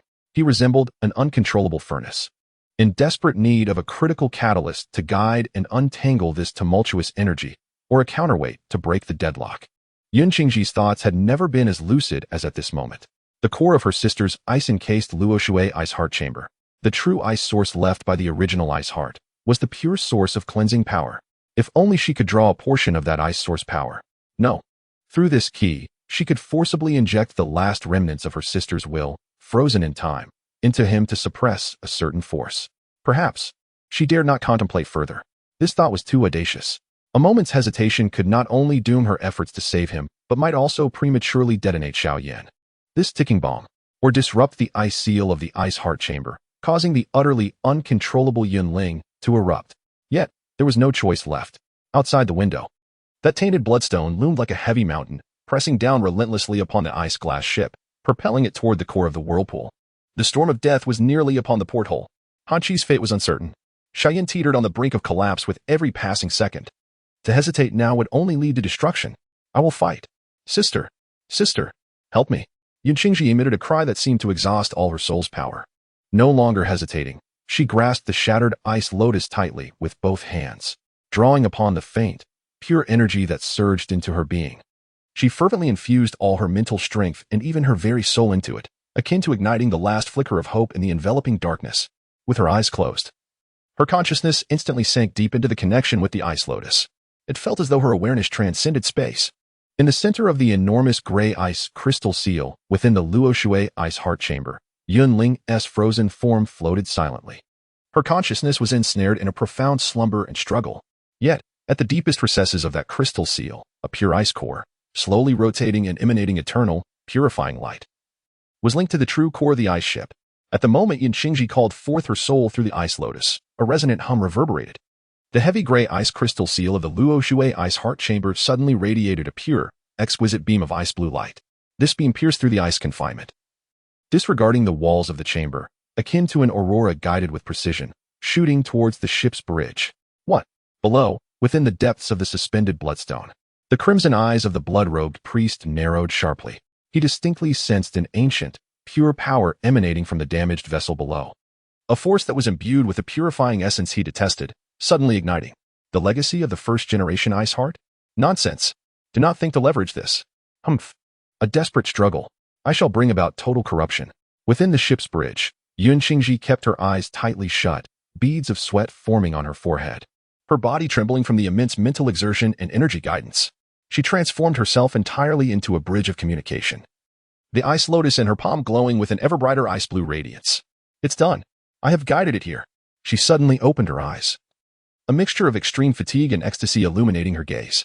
Before her, a deep blue beam, the thickness of an arm, radiating an astonishing chill and purifying aura, penetrated the alloy walls of the bridge, appearing with divine precision above Xiao Yan's body like a celestial light breaking through realms. Without a trace of hesitation, a resolute gleam flashed in Yun Qingji's eyes as she embraced the ice lotus, channeling the vast power of the ice core that had been summoned, directing it towards the center of the chaotic energy swirling in Xiao Yan's heart. With my body as the key, I shall open the door to a pure world. Ice core, restrain. She poured forth her entire will, forcefully guiding the concentrated beam of ice core energy to strike the chaotic vortex of four conflicting powers within Xiao Yan's heart. Pure, vast, and frigid. Imbued with the will of the first-generation ice heart. This purifying power collided violently with the four chaotic and destructive fragments of energy filling Xiao Yan's body, the source of heavenly calamity, gray-white. The deathly aura of ice, ice blue, the vengeful malice, dark green, and the blood sacrifice curse forcefully implanted by the priest, dark red. It was as if ice plunged into a molten lake of magma. The deafening sound of annihilating energy reverberated through the bridge. Terrifying icy currents and shockwaves of chaotic destruction erupted suddenly. Xiao Yan's body arched violently, akin to a shrimp, emitting a roar of agony that tore at his throat. The wounds on his body instantaneously crystallized into thick, deep blue ice. Yet within, the four chaotic forces seemed to be ignited like oil cast into an icy sea. And the conflict suddenly escalated to its utmost limit. Shades of ash gray, ice blue, dark cyan, and deep crimson flickered and clashed wildly beneath his skin. As it was incessantly torn apart and frozen, the entire being resembled a humanoid ice storm on the brink of explosion, radiating a bizarre luminescence. Yun Qingji was violently hurled away by this terrifying backlash, crashing against the control panel, blood spilling from her mouth, and the ice lotus in her hand rolling to the ground, its brilliance dimming. She gazed at Xiao Yan's plight, her heart twisted with anguish. Overwhelming dread engulfing her in an instant. Xiao Yan, brother. No, it is I who have caused you harm. Have we truly failed? In the corner, the previously unconscious Han, she was jolted awake by this violent surge of energy. Struggling to lift her head, she witnessed the terrifying spectacle of Xiao Yan's uncontrolled energy explosion. Alongside Yun Qingji's face marred by regretful tears. Qingji, what have you done? Her voice was weak and filled with shock. Just as nearly everyone anticipated an even more horrifying explosion, an anomaly occurred anew. The vast and pure power of the pure ice spirit, forcibly injected into Xiao Yan's being, was not merely an attack or freezing force. Rather, under the guidance of the original Ice Heart's will, it revealed its true essence, purity. It sorted and suppressed, like an enormous, frigid web of order. It did not seek to obliterate any particular force, but instantaneously partitioned the most intensely conflicting regions within Xiao Yan's chaotic core. It forcibly gathered the ash-gray toxic power, representing the same source purity, with the pristine deep blue ice essence, temporarily suppressing and freezing them in a corner with absolute icy will. The entanglement of ash-gray and deep blue resembled two venomous serpents forcibly thrust into a frozen state. Although they continued to clash violently, their destructive conflict was restrained. This moment of suppression and isolation granted the ashen-gray chaotic remnants, long tormented by the four forces to their limits, an unprecedented opportunity to breathe. Like a spring repressed to its utmost, it lost the most ferocious pressures. Hiss. The faintly obscured grayish-blue glow suddenly erupted with unprecedented sharpness. It was not passively enduring but actively devouring. Its target was the fragments of the dark cyan resentment and dark red curse powers, still rampaging outside the suppressed isolation zone. With the interference of the ash-gray and deep blue powers eliminated, facing the relatively weaker forces of resentment and curse, now isolated and defenseless due to suppression, that faint grayish-blue chaotic remnant lunged forth like a ferocious tiger pouncing on its prey. An unmatched and domineering primal will of plunder surged forth from that minuscule core. Bring it forth. Chapter 33. The backlash of chaos like the roar of a starving beast in a desperate situation. A primal and overwhelming intent erupted from the nearly extinguished grayish core, locking onto the dark cyan resentment and dark red curse that had just lost the restraint of the ash-gray and deep blue forces. The terrifying suction instantly ensnared the two fragments of energy, akin to wild horses breaking free. Hiss. As if an invisible abyss had opened its gaping maw. Two torrents of vile and tumultuous energy were forcefully dragged forth, violently inundating the core, shrouded in dust. The intense impact caused the chaotic core's radiance to twist, flicker, and compress to its utmost limits, as if it were on the verge of being utterly obliterated. In this life and death moment, the indomitable will, deeply imprinted within the core and intrinsic to chaos itself, was thoroughly incited. It was not a matter of absorption, but of pulverization. The ash-gray core transformed into a frenzied, spinning chaos mill, ruthlessly dragging the infused malevolent energy and bloody curses into the vortex's eye. The harsh grinding sound resonated deep within the pulse of existence. The dark azure and deep crimson energies, akin to inferior toxic iron cast into a furnace, were stripped of their savage essence under the relentless chaos grind, subsequently forcefully absorbed and melded by the core. Each instance of this grinding and devouring rendered the core increasingly solid and more ferocious, the cost being an immense backlash. At that moment, Xiao Yan's body reached the pinnacle of collapse. His wounds erupted violently. A chaotic fountain of dark red and dark azure mingled with grayish-white, icy blue energy erupted uncontrollably. A blood mist and chaotic aura engulfing him entirely. Big Brother Xiao Yan, Yun Qingji, witnessing the self-destructive spectacle, emitted a heart-wrenching wail, overwhelmed by profound despair and regret. Hani struggled to rise but fell weakly, coughing up blood. It was done. Within the colossal shadow of the tainted stone, the blood-robed priest sensed the tumultuous aura of chaos erupting and let out a cold, triumphant sound, intensifying the intent to direct the ice glass towards the vortex. However, at the heart of that storm of destructive energy, deep within the swirling chaos of dark red and dark azure, the grayish-green core, though flickering in the midst of the energy clash and teetering on the brink, surprisingly did not diminish in size. Instead, in the frenzy of devouring and backlash, it became even more compact and resilient, resembling a metal sphere forged through relentless hammering. The vast primordial ice spirit power summoned by Yun Qingji, embodying purity and suppressive will, had not dissipated. It anchored the isolated vortex of grayish-white and deep blue energies, ensuring it did not collapse entirely, indirectly safeguarding the frantic alchemical process teetering on the edge of life and death. The grinding and devouring sounds persisted, gradually transforming from arduous to fluid. The dark red and dark azure energy streams that erupted underwent an eerie transformation, the dark red shedding some of its filth, while the dark azure lost some of its malice, subtly acquiring a hue reminiscent of the chaotic core. Finally, as the immense shadow of the tainted stone nearly enveloped the shattered ice glass, and the external storm of destruction loomed ominously close, even the blood-robed priest believed the end was nigh, when suddenly, a deep and resonant hum emerged, akin to the breath of an ancient behemoth awakening from slumber, resonating from the very heart of Xiao Yan's energy tempest. In an instant, it drowned out all alarms and the howling of the storm. The wildly surging dark azure and dark red energy streams abruptly halted. With a rush, the energy storm receded like a tide, revealing Xiao Yan's form. Still fierce and drenched in blood, new flesh sprouted peculiarly around the edges of the wounds. The charred curses and decayed gray spots faded significantly. And beneath the skin flowed not chaotic energy, but a profound and heavy glow, reminiscent of the strange, bluish-gray hue of primordial earth solidifying. It was no longer the dying embers of existence, but a nascent core, exuding an untamed vitality. It pulsed. With each beat, it sent forth ripples of chaotic energy that trembled the very fabric of space, imbued with a primal hunger and a fierce will to consume, shatter, and recreate. The ship was suddenly struck by a terrifying impact, the entire bridge feeling as if it had been struck by a colossal hammer. The sound of metal fracturing pierced the air. Amidst the vast expanse of tainted blood and stone, two crimson pupils fixated intently on the figure within the bridge. Now coalescing with a terrifying aura, the blood-robed priest's thoughts were filled with incredulous rage and a hint of apprehension that even he had yet to recognize. Akin to a venomous serpent whose tail had been stepped on, how dare one forcibly refine the curse of my altaress essence? A reverse abomination. It must not be spared. For the first time, the voice filled with malice lost its absolute control, becoming sharp and frenzied. From the depths of the tainted stone, an unprecedented surge of foul bloodlight erupted, as if some entity within its core had been thoroughly provoked. A colossal, terrifying shadow of a bloodclaw, entwined with endless chains of vengeful souls, surged forth with the power to collapse space itself, tearing through the storm barrier, and ruthlessly clawing towards the faltering core of the ice-glass vessel, poised to shatter it along with the struggling abomination aboard, within this vortex of death. Xiao Yan's eyelashes trembled faintly under the oppressive presence of the claw's shadow, which could crush stars. Beneath the skin, the pulse of the newly formed chaotic core quickened abruptly. The thunderous rumble resonated as Hani supported herself against the wall, struggling to raise her head, her mouth stained with blood, her hair disheveled against her pale, paper-like face. Gazing at the shadow capable of annihilating all, and at the rapidly enlarging whirlpool core swirling with crimson storms outside the window. A profound sorrow and unwillingness swept across her eyes. Years of plotting, the Han family's blood feud unresolved, and now she was to be buried in this chaotic abyss. She could not accept it. Yun Qingji lay on the ground beside Xiao Yan, the immense shadow of the claw cast over her tear-streaked face.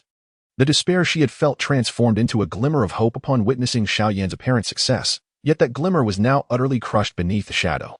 "Are we all to perish here?" she murmured, her voice hollow and numb.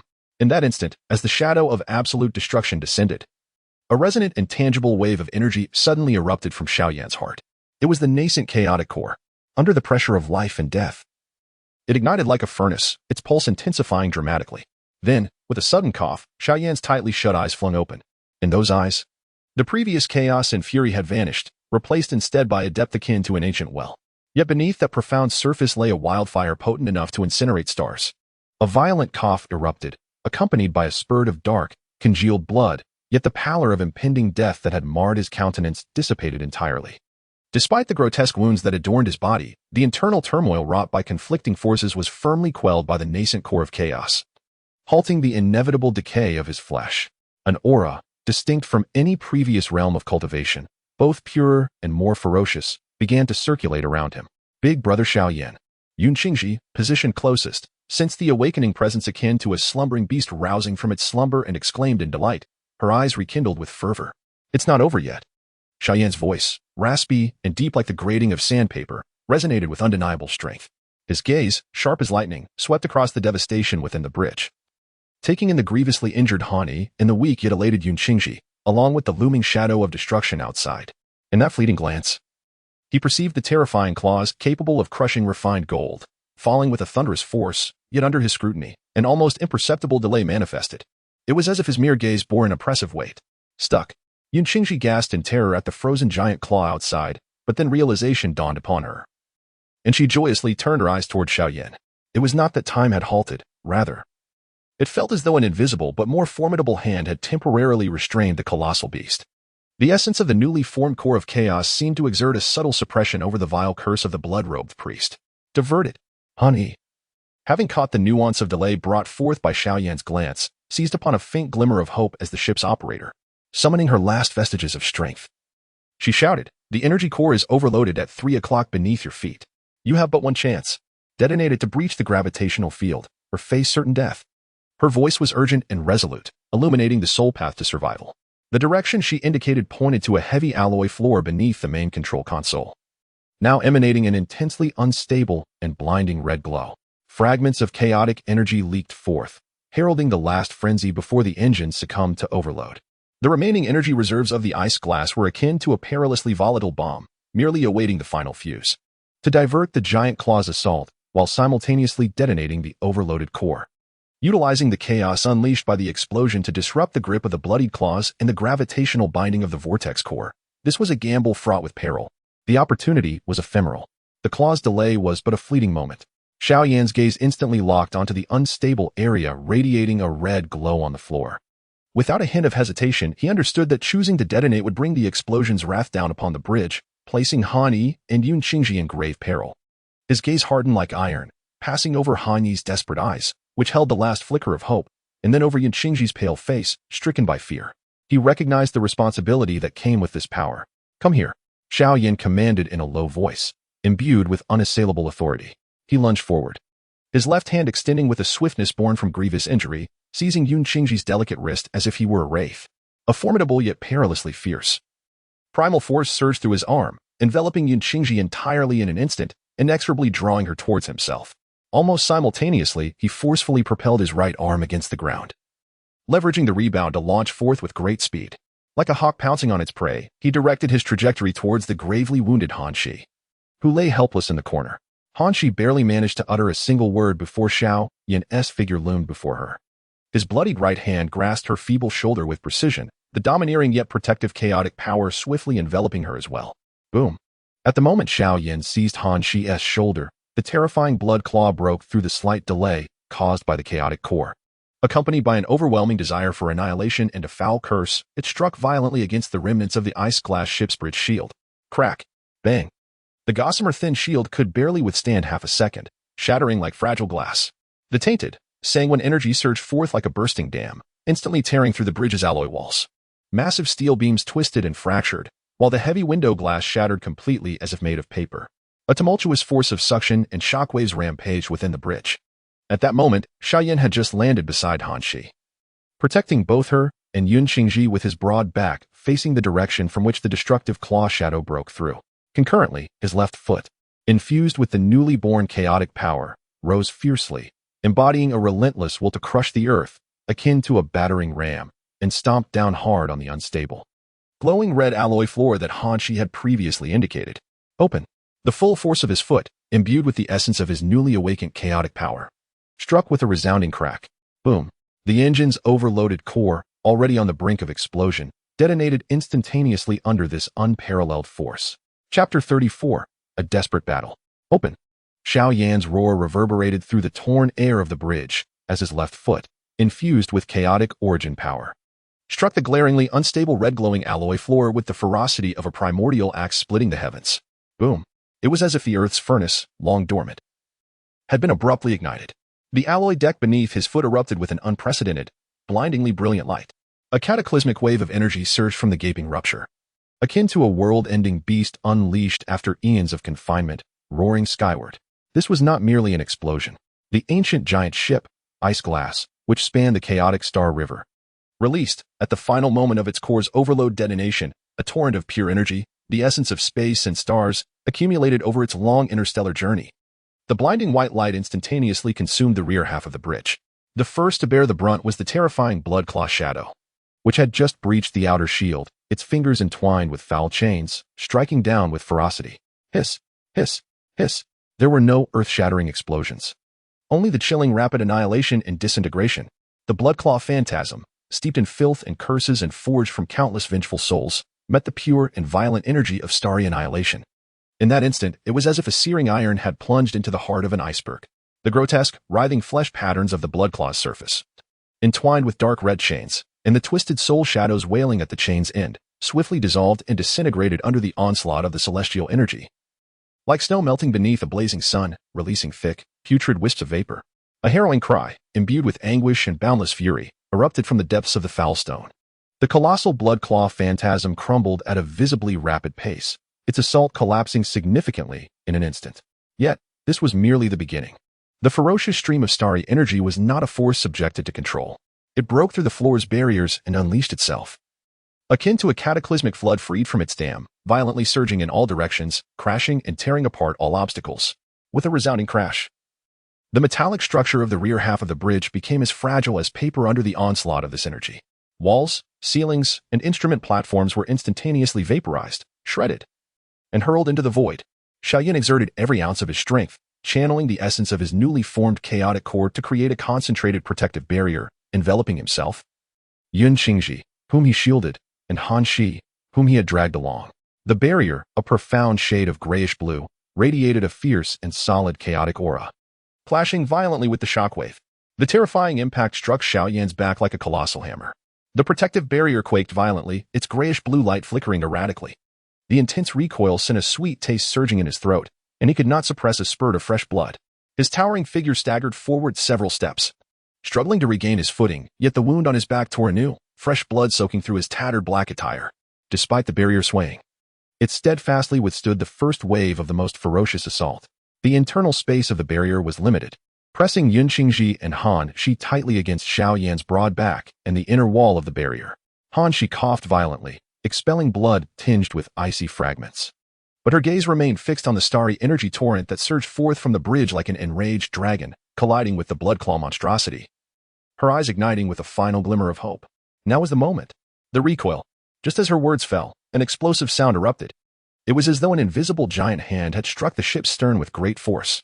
The ice-glass ship, being relentlessly dragged toward the vortex core by the blood-claw monstrosity, abruptly tilted sharply upward at the rear with no warning.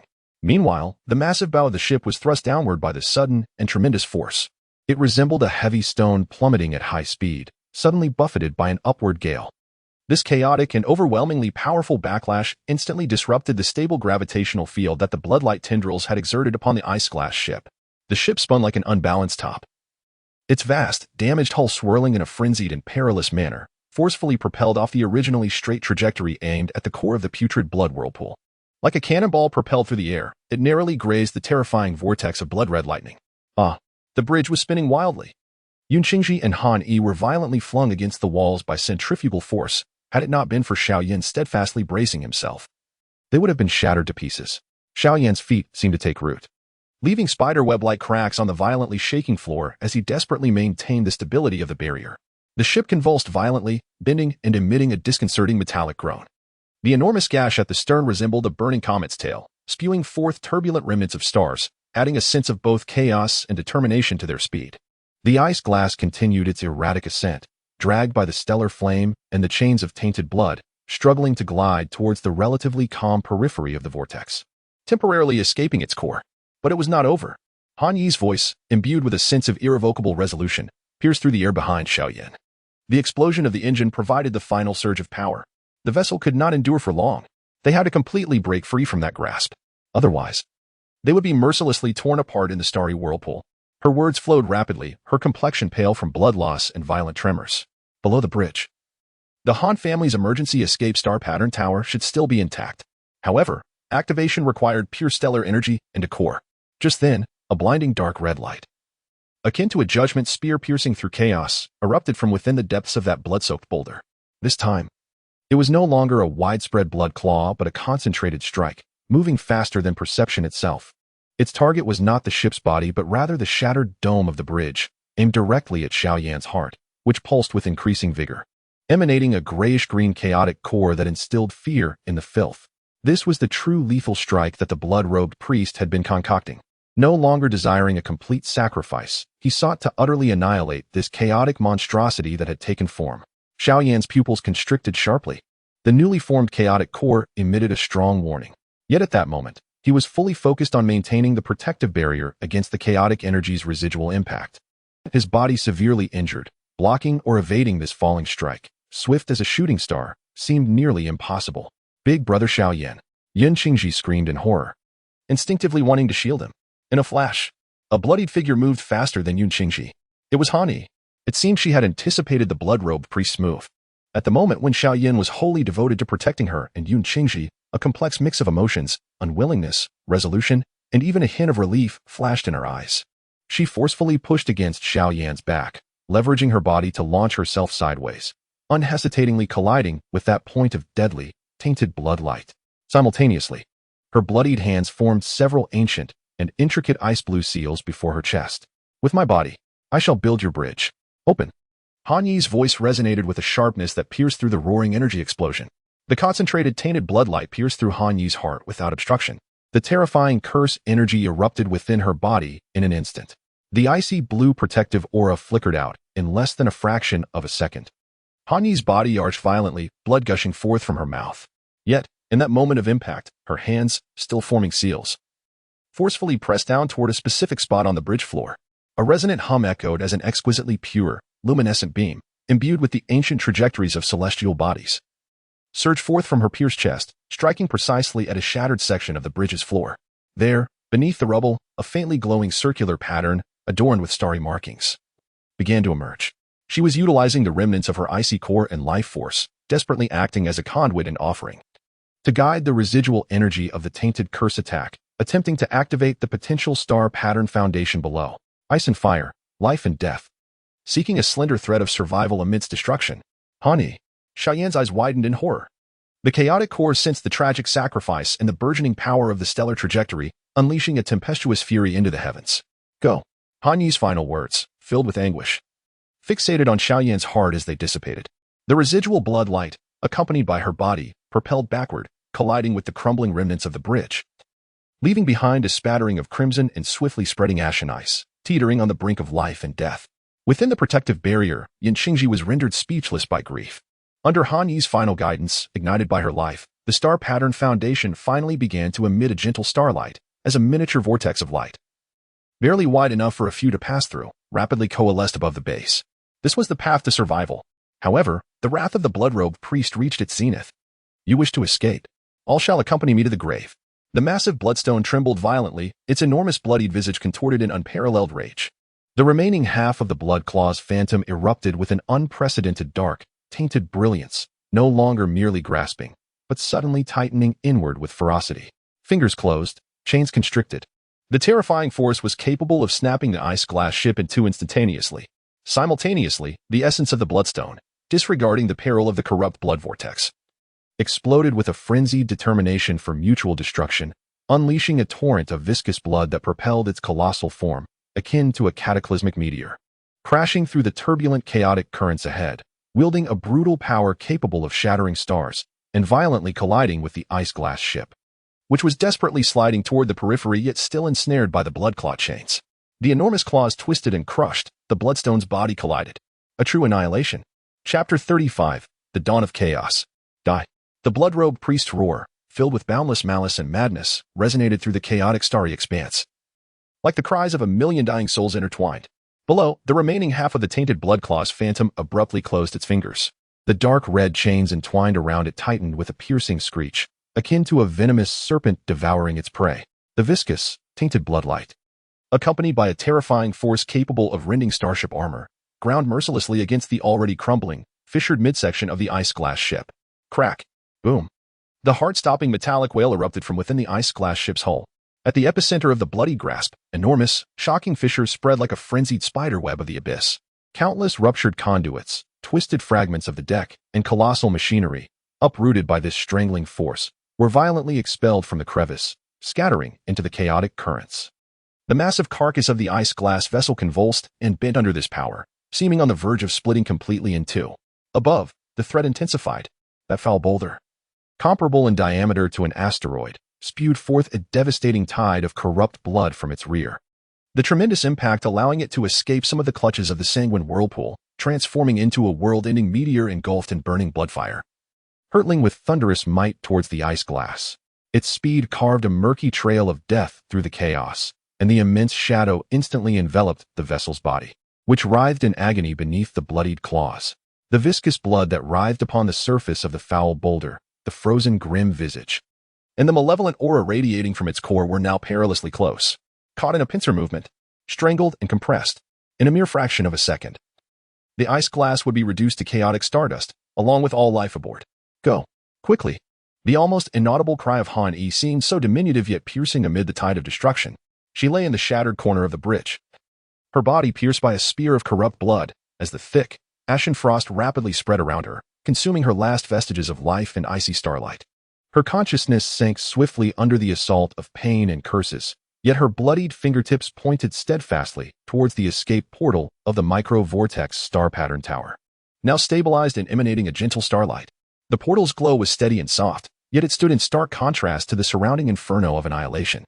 It hovered above the base of the star-pattern tower, radiating a breath of life, the sole beacon of hope amid despair. However, it was far too small and unstable. The passage, ignited by Han E's sacrifice, began to tremble violently under the oppressive force of the foul boulder and the bloodied claws. With the edges of the portal starting to ripple and even taint with a nauseating hue of corrupted blood. Take her away. Xiao Yan's roar drowned out the cacophony of destruction, akin to the growl of a wounded chaotic beast. His eyes fixated on the stargate that might extinguish at any moment, then swiftly scanned over Han E, sprawled in a pool of blood, her fate uncertain, before finally resting on Yun Qingji, who stood beside him, pale and trembling, yet resolutely biting her lip and refusing to retreat. In that infinitesimal moment, all thoughts were compressed, exploded, and crystallized by the rapid rotation of the chaotic core. There could be no retreat. If they fell back, Han Yi's final sacrifice would be in vain. If they retreated, all would perish. They must sever the bridge. They must obstruct. They must buy time for that portal. Without the barrier's protection, the bridge trembled violently. The metallic wails and the terrifying sonic booms created by the compressed air struck their bodies. Yun Qingji was forcefully thrown into the air. Qingji, get inside. Without a glance back, Xiao Yan struck with his palm. A resilient yet irresistible force enveloped Yun Qingji's body in an instant, hurling her with precision towards the swirling stargate vortex. Simultaneously, Xiao Yan had long been suppressing the overwhelming force emanating from the depths of the chaotic core within him. A force so tyrannical and unmatched that it seemed poised to reshape the very fabric of existence. At this moment, it erupted for the first time without reservation. Completely out of control. Boom. The space surrounding Xiao Yan, within several feet, suddenly collapsed. No longer was there the azure glow of energy being harnessed. Instead, a profound darkness, so deep it threatened to devour all, emerged, akin to the primordial singularity of the universe. This darkness instantaneously expanded, forming a miniature chaotic vortex nearly 3 meters in diameter. Its center pulsating with an ever-quickening rhythm like a dark sun, the chaotic core at the heart of Xiao Yan. Within the vortex, the attributes were no longer singular. Destruction, savagery, consumption, and an infinitesimally weak yet undeniable will of creation intermingled, tearing apart and intertwining with the fundamental laws of the universe. This created an absolute chaotic force field. The light, sound, and even the stability of space within the bridge were violently distorted, torn, and consumed the instant the miniature chaotic vortex appeared. The shattered remnants of alloy were crushed and annihilated before they could even approach the vortex, obliterated by the tumultuous primordial power. The destructive pressure from the tainted bloodstone was also forcefully obstructed as it reached the edge of this chaotic vortex, dissipating part of its might. This marked the true awakening of Xiao Yan's chaotic core, an unprecedented release of its inherent chaotic essence, an overpowering force that defied rules, shattered conventions, and embodied its own dominion. The cost was immense. Gasp. Xiao Yan's entire body was taut with bulging veins, resembling a coiling dragon. Every pore exuded blood infused with a grayish-blue, chaotic aura. His bones groaned under the intolerable pressure. He felt as though his very soul was on the verge of being torn apart and incinerated by the torrent of primordial energy unleashed from the core. This power far exceeded the limits of his current physical form. Yet the effect was palpable. The destructive force descending from above was momentarily impeded by the forcibly expanded chaotic vortex. Space was briefly distorted and delayed. In that fleeting moment, Xiao Yan, brother. Yun Qingji's cry, tinged with desperation, caused her to collide uncontrollably with the stargate's luminous vortex, vanishing amidst the gentle starlight. Xiao Yan had no time to contemplate the outcome. Above, the immense shadow of the tainted stone loomed over the entire bridge. It carried the momentum capable of shattering stars, mere moments away from impact. The filthy blood light descended like a tangible barrier, crashing down with ferocity. Below, the phantom claws of blood reached their utmost limit. The ice-glass ship's keel emitted a spine-chilling sound of fracture. With a tremendous roar, the midsection of the vessel finally succumbed to the burden. Exploding open with a colossal gash, the entire ship began to slowly break apart from the center. Xiao Yan's vision was engulfed by the tainted bloodlight. He could feel the chill of death freezing his very soul. Without hesitation, a fierce madness flickered in his eyes. He forcibly gathered the self-tearing torrent of chaotic primordial energy within him, along with the miniature vortex itself, into his arms. His claws, originally covered in grayish-blue scales, now radiated a dark brilliance as if they could pierce through chaos itself. Break for me. He let out a thunderous roar, his arms resembling 2 colossal axes of chaos. no longer in a defensive stance, but driven by an indomitable will to annihilate, fiercely plunging into the murky, grasping phantom of blood that was tightening its grip on the ship. Silence enveloped the scene, interrupted only by the extreme annihilation of energy and the clash of laws. The primordial force of the chaotic core pierced through like a red-hot iron thrust into solid ice. Xiao Yan's arms delved deep into the heart of the phantom formed from the tainted curse and the vengeful power of myriad souls. The violent force of chaos surged, eroding inwards and explosively bursting outwards.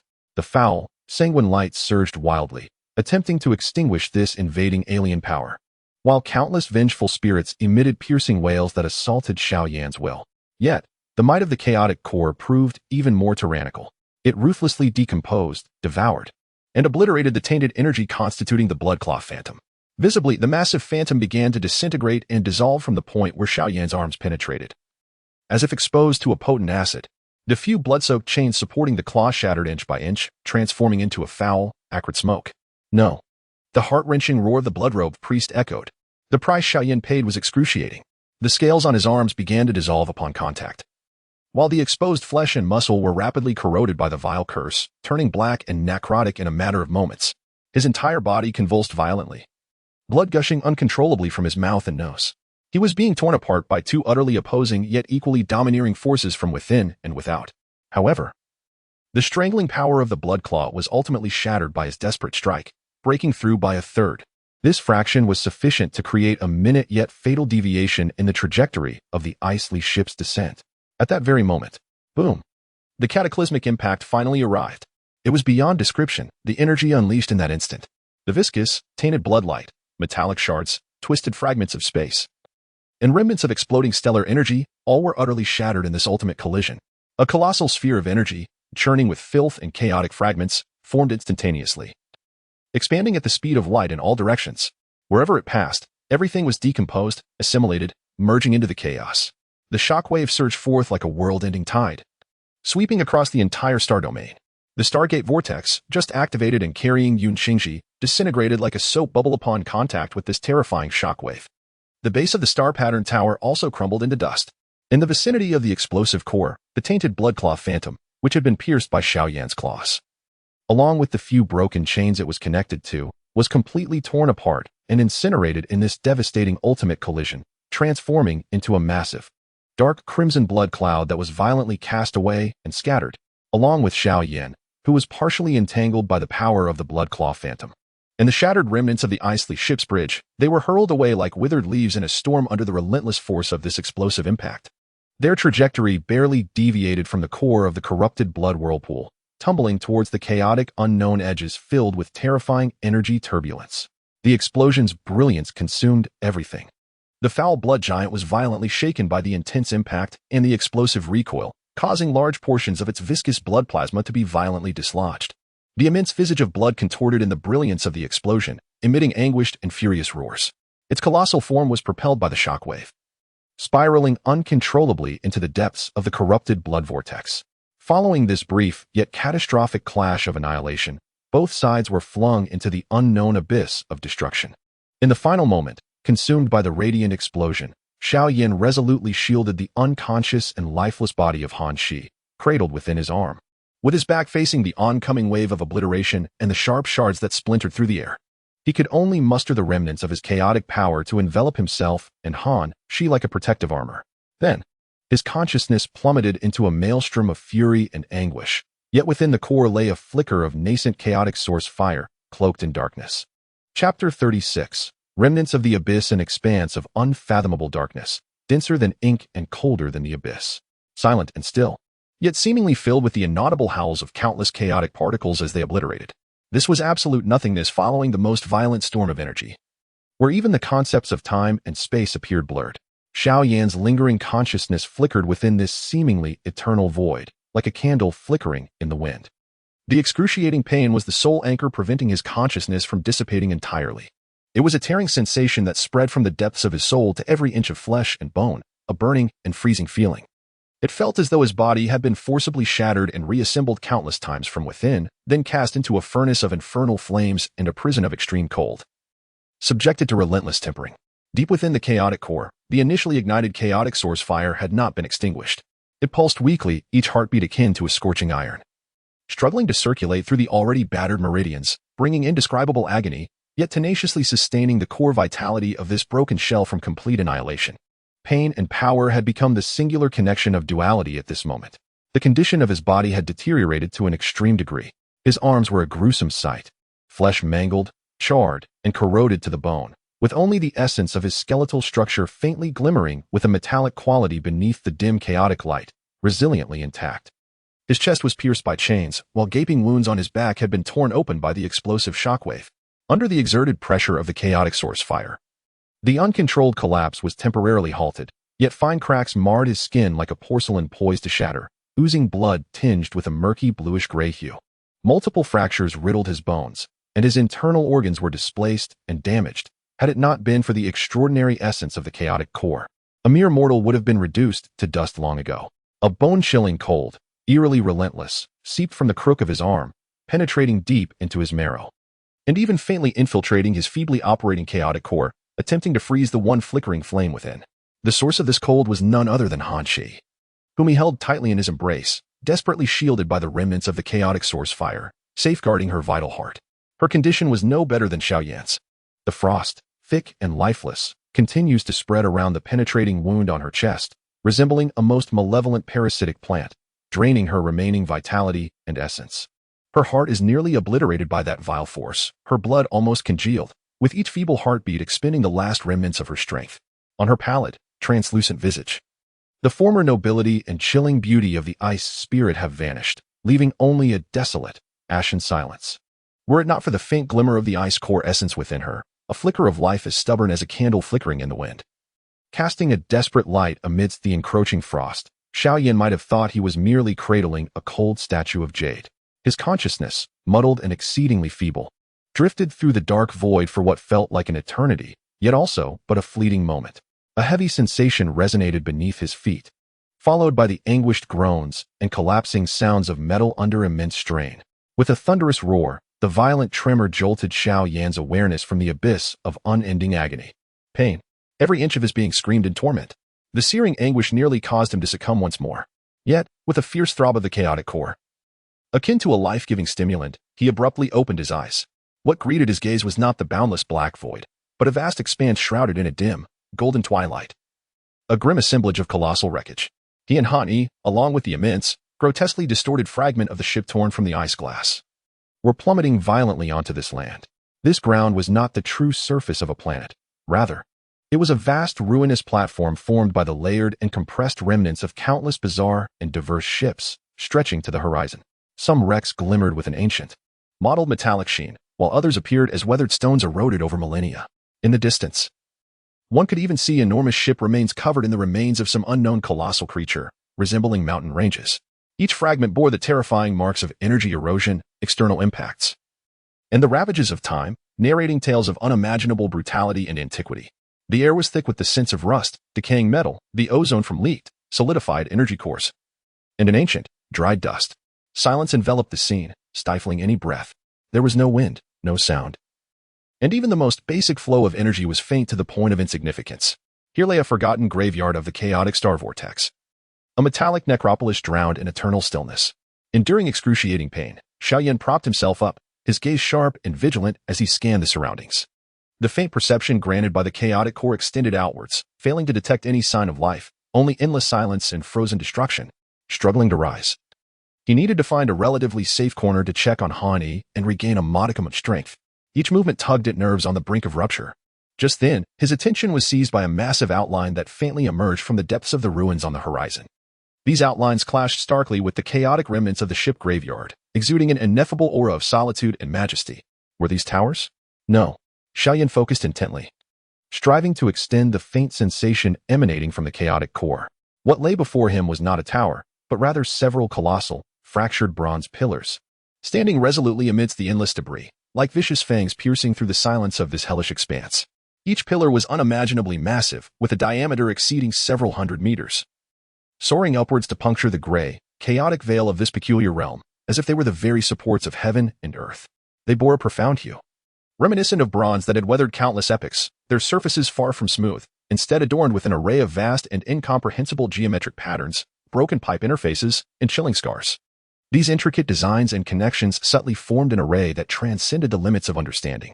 Most of the patterns had dimmed, damaged, and fragmented, akin to the extinguished veins of celestial bodies. Yet, in a few areas, under the dim, golden light of an eternal twilight sky, an exceedingly faint, flowing dark golden luminescence flickered. It was as though an ancient engine, long dormant, was relying on the last vestiges of residual energy to operate at the barest minimum. This residual flowing dark golden light was one of the sources of the twilight-like dim golden illumination that enveloped the ruins. The bronze pillars themselves were far from intact. Some were cleaved in the middle, with terrifyingly jagged edges. Others bore deep, twisted indentations as if struck by an unfathomable force. And one of the most robust pillars exhibited a massive, diagonal gash, nearly severing it from its base. Ancient, grand, incomplete, and silent, yet imbued with a lingering chill of a civilization whose embers had not entirely extinguished. The overwhelming presence of such unimaginable constructs evoked a profound sense of insignificance and a suffocating pressure from the very depths of the soul in any witness. Xiao Yan forcibly suppressed his shock and confusion. The immediate priority was to tend to Han Yi. He glanced down at the frail woman nestled in his arm, her life fire flickering weakly, her body incessantly eroded by a deathly gray frost. No, he must find a safe haven to alleviate her injuries at once. Just as this thought arose, a low, almost imperceptible vibration, resonating directly within the soul, emanated unexpectedly from the direction of the fractured bronze pillars. This vibration was exceedingly subtle, yet it carried a unique frequency. At the moment this frequency emerged, the encroaching gray frost at Han Yi's chest, which had been steadily consuming her vitality, suddenly fractured at its edge, transforming into a murky vapor that dissipated instantaneously. Almost simultaneously, the ice essence within Han Yi, akin to a candle flickering in the wind, which had been firmly suppressed deep within her core, almost extinguished, exhibited an exceedingly faint pulse without any external stimulus. This minuscule movement was nearly negligible, akin to the last unconscious gasp of air from a drowning soul. Yet, this almost imperceptible reaction struck like a feeble lightning bolt, piercing through the heavy gloom of despair that shrouded Xiao Yan's heart. Was it somehow connected to the peculiar, faint vibration frequency emanating from the fractured bronze pillars? This revelation sent Xiao Yan's heart racing. The excruciating pain from the pulsating chaos core seemed to momentarily subside. Deep within the bronze pillars, something was at play, influencing the deadly taint of the curse within Han Yi, or perhaps awakening her icy essence. A glimmer of hope amidst despair. Xiao Yan abruptly lifted his gaze, his bloodied eyes fixated intently on the few bronze pillars standing like silent relics of a bygone era within the ruins. The oppressive stillness, tinged with an aura of cold civilization, now radiated an inexplicable possibility. There was no time for hesitation. This place, though seemingly lifeless, likely concealed an unfathomable terror. Procrastination would lead only to doom. Gritting his teeth, Xiao Yan's raspy voice echoed like metal scraping against metal as he tightened his arms, drawing upon the nearly severed chaos source chi, and resolutely moved forward with legs heavy as if laden with lead. Each step left deep imprints and bloodstains as he trudged deeper into the ruins, where the fractured bronze pillars loomed, stepping upon an endless expanse of metallic graves. Determined and unwavering, beneath the bronze pillars lay the only path to survival, yet it could also lead to a more profound demise. Chapter 37. The bronze ancient hall in the desolate ruins. Beneath the shadows of the bronze pillars, he finally stepped into the vast darkness cast by the nearest pillar. The shadow severed the eternal, dim light of day, and the chilling, silent atmosphere felt as if it could freeze time itself. Xiao Yan carefully placed Han Yi upon the smooth metallic surface, forged by the intense heat of the pillar's base. Her complexion had nearly turned to ash, her chest mostly covered in the tainted frost of death, each faint pulse of her essence more labored than the last. Now was the moment. Buzz. The colossal bronze pillar behind him trembled violently. This tremor was even more intense and refined, mingled with a disjointed whisper that seemed to originate from eons past. Cold and filled with an eerie sense of order, sweeping over him like a tide. The deathly frost spreading across Han Yi's chest momentarily showed a slight thaw. Hold on. Xiao Yan roared within, disregarding the agonizing cries of his meridians as he sat cross-legged. He forcibly summoned the chaos source fire within him, now flickering like a candle in the wind, condensing his will into a needle, cautiously guiding the violent yet constrained flicker of chaos source fire through his palm, piercing toward the core of the curse's frost upon Han Yi's chest. Heat and frost clashed violently within a confined space. Han Yi convulsed uncontrollably, her body arching and collapsing, her disheveled silver hair swirling as if caught in a tempest. The taint and the icy blue essence clashed fiercely deep within her chest. The frost sizzling as it was scorched, releasing waves of foul, murky energy. The overwhelming force of the chaos source fire assaulted her frail form. Each second a precarious balancing act upon a razor's edge. Buzz. Buzz. The stubborn curse within Han Yi retaliated violently, as if an invisible hammer struck at its core. It faltered suddenly, leading to a large-scale, uncontrollable disintegration. An opportunity. A fierce glint flashed in Xiao Yan's eyes. He unleashed the last remnants of his power without reservation. The chaotic source of fire within the palm no longer radiated a gentle warmth. Rather, it transformed into a roaring miniature dragon of wrath. Fiercely crashing into the depths of the frost curse's origin through the fissures opened by the bronze power. Awaken, accompanied by the desperate roar that emanated from Xiao Yan's throat. Reminiscent of a wild beast, and the sudden elevation of the colossal pillar behind him to its zenith, akin to the reverberation and whisper of an ancient horn. A tremendous explosion resounded. A wave of ice-blue light, far more intense than before, erupted from Han Yi's chest. It was no longer the silent grayish-black but a pure, bone-chilling light of the ice essence. This radiance burst forth as if a billion-year-old ice storm had been unleashed, sweeping in all directions. The remnants of the dead gray frost that enveloped Han Yi's chest disintegrated like fragile parchment, torn asunder by the cataclysmic eruption of pure ice essence, shattered, and then utterly dispersed by the ensuing shockwave. A formidable circular wave of cold energy radiated from Han Yi, violently propelling the unsuspecting Xiao Yan away. Thud. Xiao Yan collided painfully against the cold bronze base behind him, the excruciating agony in his back dimming his vision, causing him to spout blood once more. Yet, he paid no heed to his suffering, his gaze fixated on the epicenter of the shockwave. The swirling debris of filthy ice particles dissipated like the final farewell of a funeral. More importantly, her body, rigid as if encased in ice, trembled violently. Beneath the frost-laden eyelids, her dense silver eyelashes quivered fervently. Suddenly, a pair of ice-blue eyes, seemingly holding the depths of an ancient abyss, flung open, filled with boundless confusion. Alarm, and a profound sense of emptiness after breaking free from the brink of death.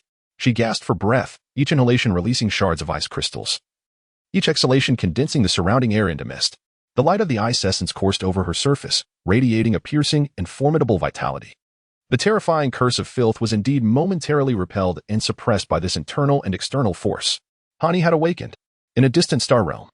Deep within the ancient holy city, chaos reigned within the old stone palace, the inner sanctum littered with the remnants of lost runes. The acrid scent of energy collision still lingered, with shattered energy crystal fragments strewn across the floor. At the center of the altar, a girl clad in blue trembled slightly. Her sweat soaking the edges of her hair. She was half leaning against the cold stone surface of the altar, her slender fingers deeply embedded in its crevices. Her fingertips pale from exertion. On her slightly raised, still frightened face, traces of lingering pain had yet to fully dissipate, yet the previous unbearable agony, as if her very soul were being torn apart, had subsided. She gasped urgently, each breath like a desperate draw of survival. The strange disruptive force had been temporarily subdued. The voice of the elder with white whiskers was hoarse, tinged with lingering disbelief. He looked down at the girl's wrist, where the peculiar patterns, once alive and protruding, shimmering with a cold aquamarine luster, had now receded like the tide. They vanished beneath her fair skin, leaving behind only faint, barely perceptible grayish-white traces. Akin to the most delicate scars, it was as if everything had merely been an illusion. Had it truly vanished? Another elder clad in black cautiously infused a gentle probing force into the girl's body, his face reflecting greater suspicion. Was there no trace? The previously domineering and frigid aura, reminiscent of the primal laws, seemed as though it had never existed. He gazed at the girl and inquired, "Miss, how do you feel?" She slowly raised her wrist, which had been marked by strange patterns, bringing it closer to her eyes. Moonlight-like gaze fell upon the barely visible grayish-white lines. The pain etched upon her delicate features gradually gave way to an overwhelming gravity and confusion. At the moment that terrifying power descended, as if a chilling hand sought to strip her of her essence, just as the agony reached its zenith and her consciousness teetered on the brink of a void, a peculiar, utterly pure, and ancient cold tempest surged forth, as if traversing infinite dimensions. It bore an ineffable sorrow and resolve, crashing violently against the frigid laws that sought to rend her apart. The tempest, though not grand in scale, resembled a precise spear imbued with the will of millennia-old ice, piercing through the gaps of the cold laws with a purity akin to mutual destruction. In that instant, the chilling force that had invaded the depths of her bloodline, attempting to distort her essence, experienced chaotic disruption and collapse. This granted her the opportunity for the Golden Emperor's flame to counterattack, suppress, and expel it. What was that? She was certain that the icy will was not directed at her, nor did it intend to aid her. It felt more like a self-actualization from the depths of despair. Was it the immense energy released from its rebirth that fortuitously struck against the frigid chains entwining her? This thought sent shivers down her spine. A line of causality, transcending her own understanding, seemed to silently entwine with her. The girl gradually lowered her wrist, taking a deep breath to quell the tumult within her heart. She lifted her head, her gaze as clear as the moonlight sweeping over the concerned elders. Her crimson lips parted slightly, her voice tinged with a raspy timbre born of survival and an unshakable cold doubt. For now, there is no harm. But we must immediately contact the Soul Envoy Hall's Mirror of Silence. She paused, as if repressing some anxious premonition stemming from her bloodline's instinct. I need to know his exact location and condition. Chapter 38. The Awakening of the Ice Soul. Cough, cough, cough. A violent fit of coughing shattered the eerie silence of the ruins, akin to a decrepit bellows gasping for breath. Han Yi curled upon the cold, molten metal ground, her body trembling violently, each breath laced with splintered shards of ice. Her ice-blue eyes had opened, yet they resembled a glacier diamond shrouded in dust, hollow and bewildered, as though her soul had become lost upon the frozen plains of death. However, the flicker of resilient icy brilliance rekindled deep within her pupils served as undeniable proof of life's return. Xiao Yan leaned against the frigid bronze pillar, gasping for air, his back torn by wounds and searing pain from the chaotic core intertwining, the edges of his vision darkening. He fixed his gaze upon Han Yi, watching as the ice-blue light, a symbol of vitality, dispelled the ashen bleakness, leaving behind a prominent dark scar upon her chest. Just hold on, he rasped, his cracked lips barely forming the words. In a state of bewilderment, Han Yi's gaze swept across the molten ground, ultimately fixing upon the towering bronze pillar behind her, which seemed to uphold the heavens. It was adorned with enigmatic, dark golden patterns, exuding a mystique that was almost incomprehensible. Her pupils constricted sharply, as if she had encountered the most terrifying nightmare, frozen in time. An overwhelming sense of dread and a primal shudder seized her, causing her to recoil instinctively. No, this cannot be. The voice that escaped her lips was as parched as the rustling leaves in the wind, infused with a profound despair and absurdity. How could the ancestral Lost Star Monument have descended to such depths?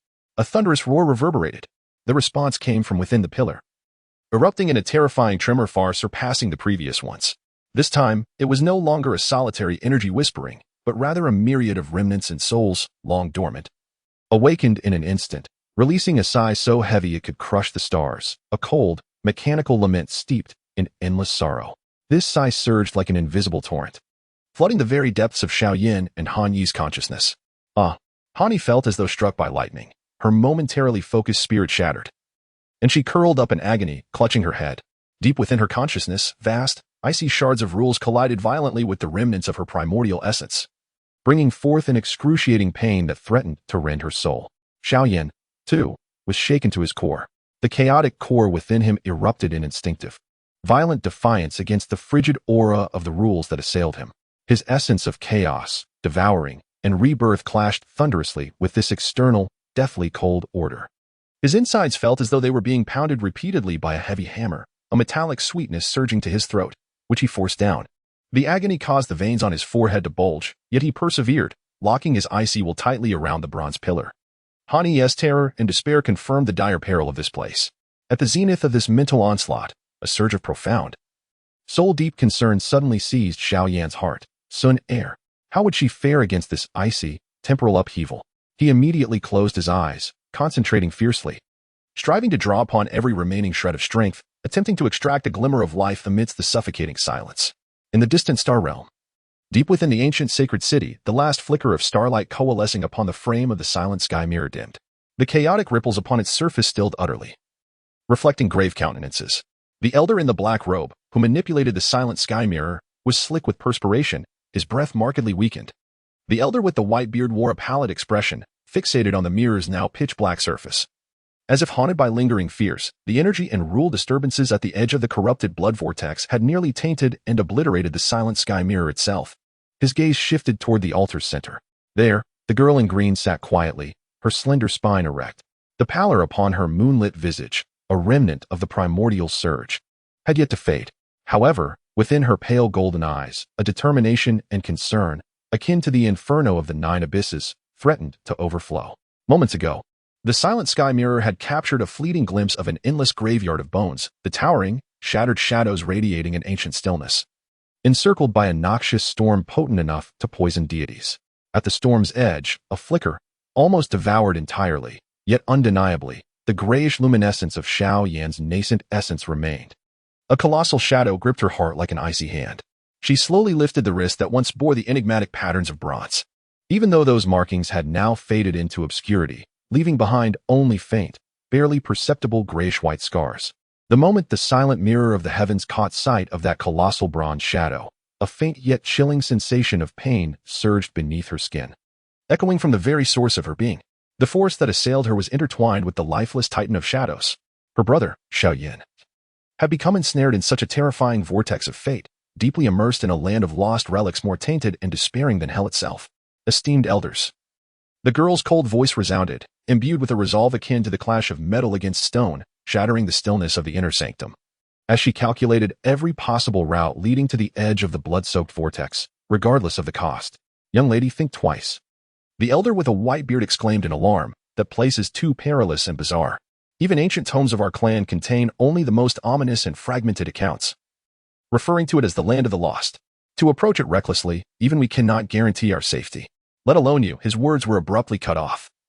For under the gaze of the girl's pale golden eyes, the flames within burned steadily, undisturbed, yet contained an absolute will potent enough to incinerate all objections. Approximately a month prior, within the nameless depths of a dark river, the turbulent waters, entwined with cold bones and silt, battered the unconscious form of a girl clad in blue. Amidst her unconsciousness, her body endured immense pressure and impact from the water. Yet just as the frigid river threatened to extinguish her final flicker of consciousness, boom, from the depths of her soul, a foreign power, perfectly fused with her essence.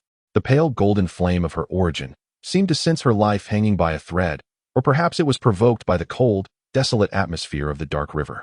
Awakening explosively for the very first time, Buzz, not a massive pillar of flame, but a slender yet exquisitely pure beam of pale golden radiance suddenly erupted from her brow. This luminescence, as sharp as a divine needle, pierced through the dense river water and rock with ease, traveling through layers of earth and void for thousands of miles in an instant.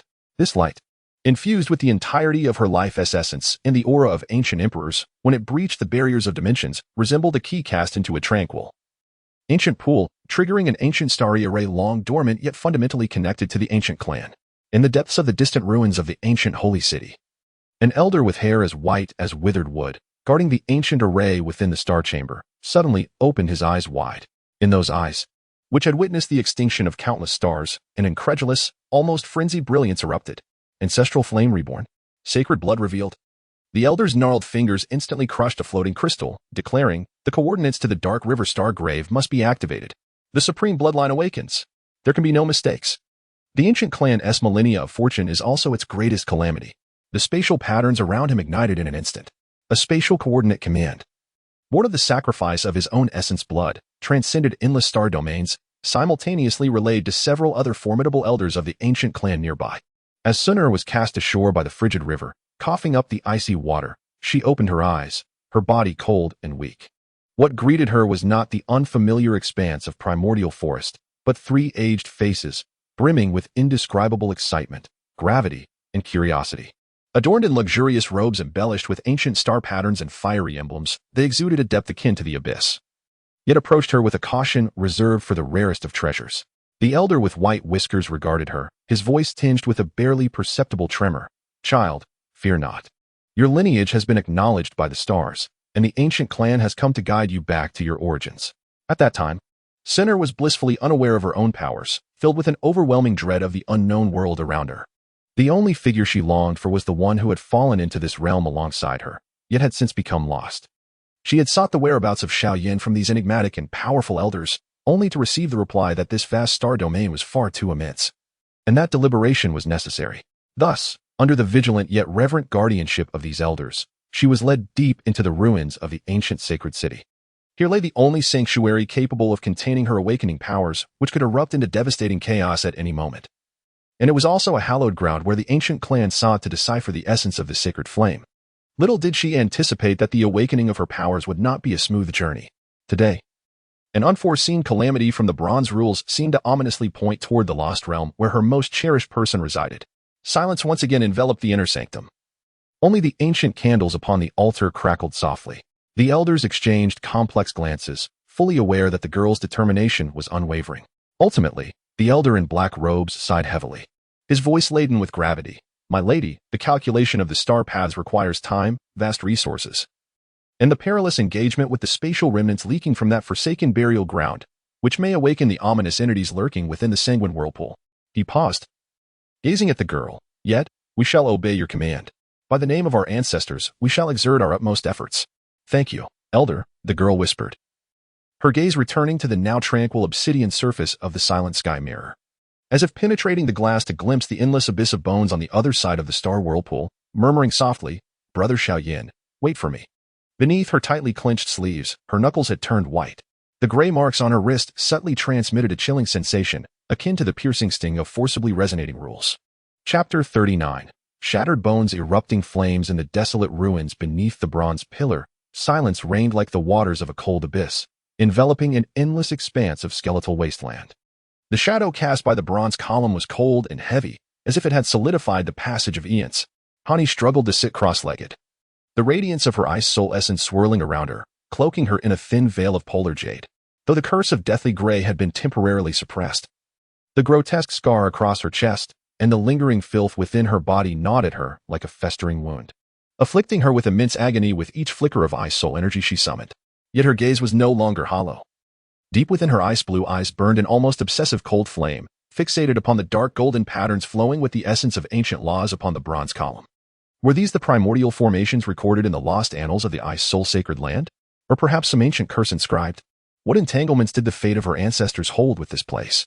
This became the sole pillar of her shattered psyche, an enigma desperately awaiting resolution. Xiao Yan resembled a charred, obstinate stone, leaning against the frigid foundation of a pillar. Agonizing pain surged like millions of searing, venomous needles, radiating from the charred, bone-exposed wounds on his arms to engulf his entire being, tearing at his precarious nerves. Each breath felt akin to swallowing molten lava, ripping through his parched throat and damaged organs. The chaotic core within his chest throbbed violently, the flicker of nascent life, symbolizing the essence of chaotic power. Akin to a trapped young beast in dire straits, emanating an insatiable desire for consumption and evolution. This hunger eclipsed the excruciating pain, clearly conveying to Xiao Yan's will, this place is not a true energy wasteland. The order power emitted by the frigid bronze pillar, along with the pure ice essence within Hani, harbored a certain higher-order innate energy trait that incited its frenzied yearning. However, the rules contained within this colossal pillar exuded an overwhelming, frigid aura, imbued with a formidable repulsion, akin to the solid ice of a 1,000-year-old cold pond. To recklessly touch it in its current state could very well lead to the chaotic core being frozen and shattered before it could even consume. The essence of Han Yi was crucial for her survival. With blood staining the corners of his mouth, Xiao Yan grinned with a feral curve, his eyes glinting with ferocity. Awaiting death? To be ground into dust by this wretched place? Not a chance. The ruthless tenacity within him erupted at this moment. His consciousness withdrew, plunging into his hellish, furnace-like body, directly locking onto the most grievous wound on his arms, where the charred, necrotic flesh concealed bones similarly tainted and riddled with spiderweb-like fissures. Awaken, burning art. He silently roared within. Boom. Deep within his meridians, the fragmentary path of the burning art, forcibly activated by his martial arts, ignited like water boiling with scorching oil, suddenly set ablaze. Yet this time, it was not the martial energy that drove it, but a faint flicker of Xiao Yan's own chaotic source fire. Sizzle. A subtle yet domineering grayish flame surged from his heart, charging forth with an unyielding ferocity towards his charred arms. Unimaginable agony erupted instantly. This suffering far exceeded the previous torment. The chaotic source fire scorched not only his decayed muscles and the foul curses clinging to them, but it also ravenously refined and purified the bones within his arms. It sought to both eradicate the filth and transmute the mortal bone into a rebirth. The bones ignited. They were being forged. What an inhumane torture. Beads of sweat mixed with blood erupted from his forehead, his teeth chattering, muscles taut as stone. But the ferocity in his eyes only intensified. There was no hint of retreat. The pathway of the burning art was forcibly transformed by the chaotic source fire, becoming more rugged, tyrannical, and direct, akin to the meridians of a primordial beast. The burning art's terrifying potential to devour myriad flames for its evolution manifested in an extreme form at this moment. What it sought to consume was no longer external flames, but rather Xiao Yan's own suffering, injuries, and the fuel imbued with ancient, foul curses.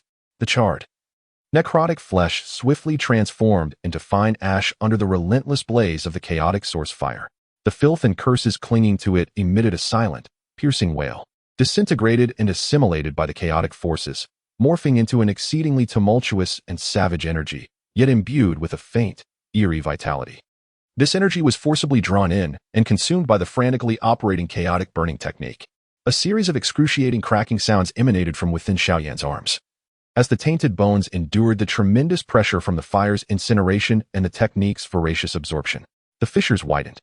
Hani was abruptly awakened by this sudden surge of malevolence, her eyes widening in astonishment at the ethereal, grayish flames rising from Xiao Yan's arms.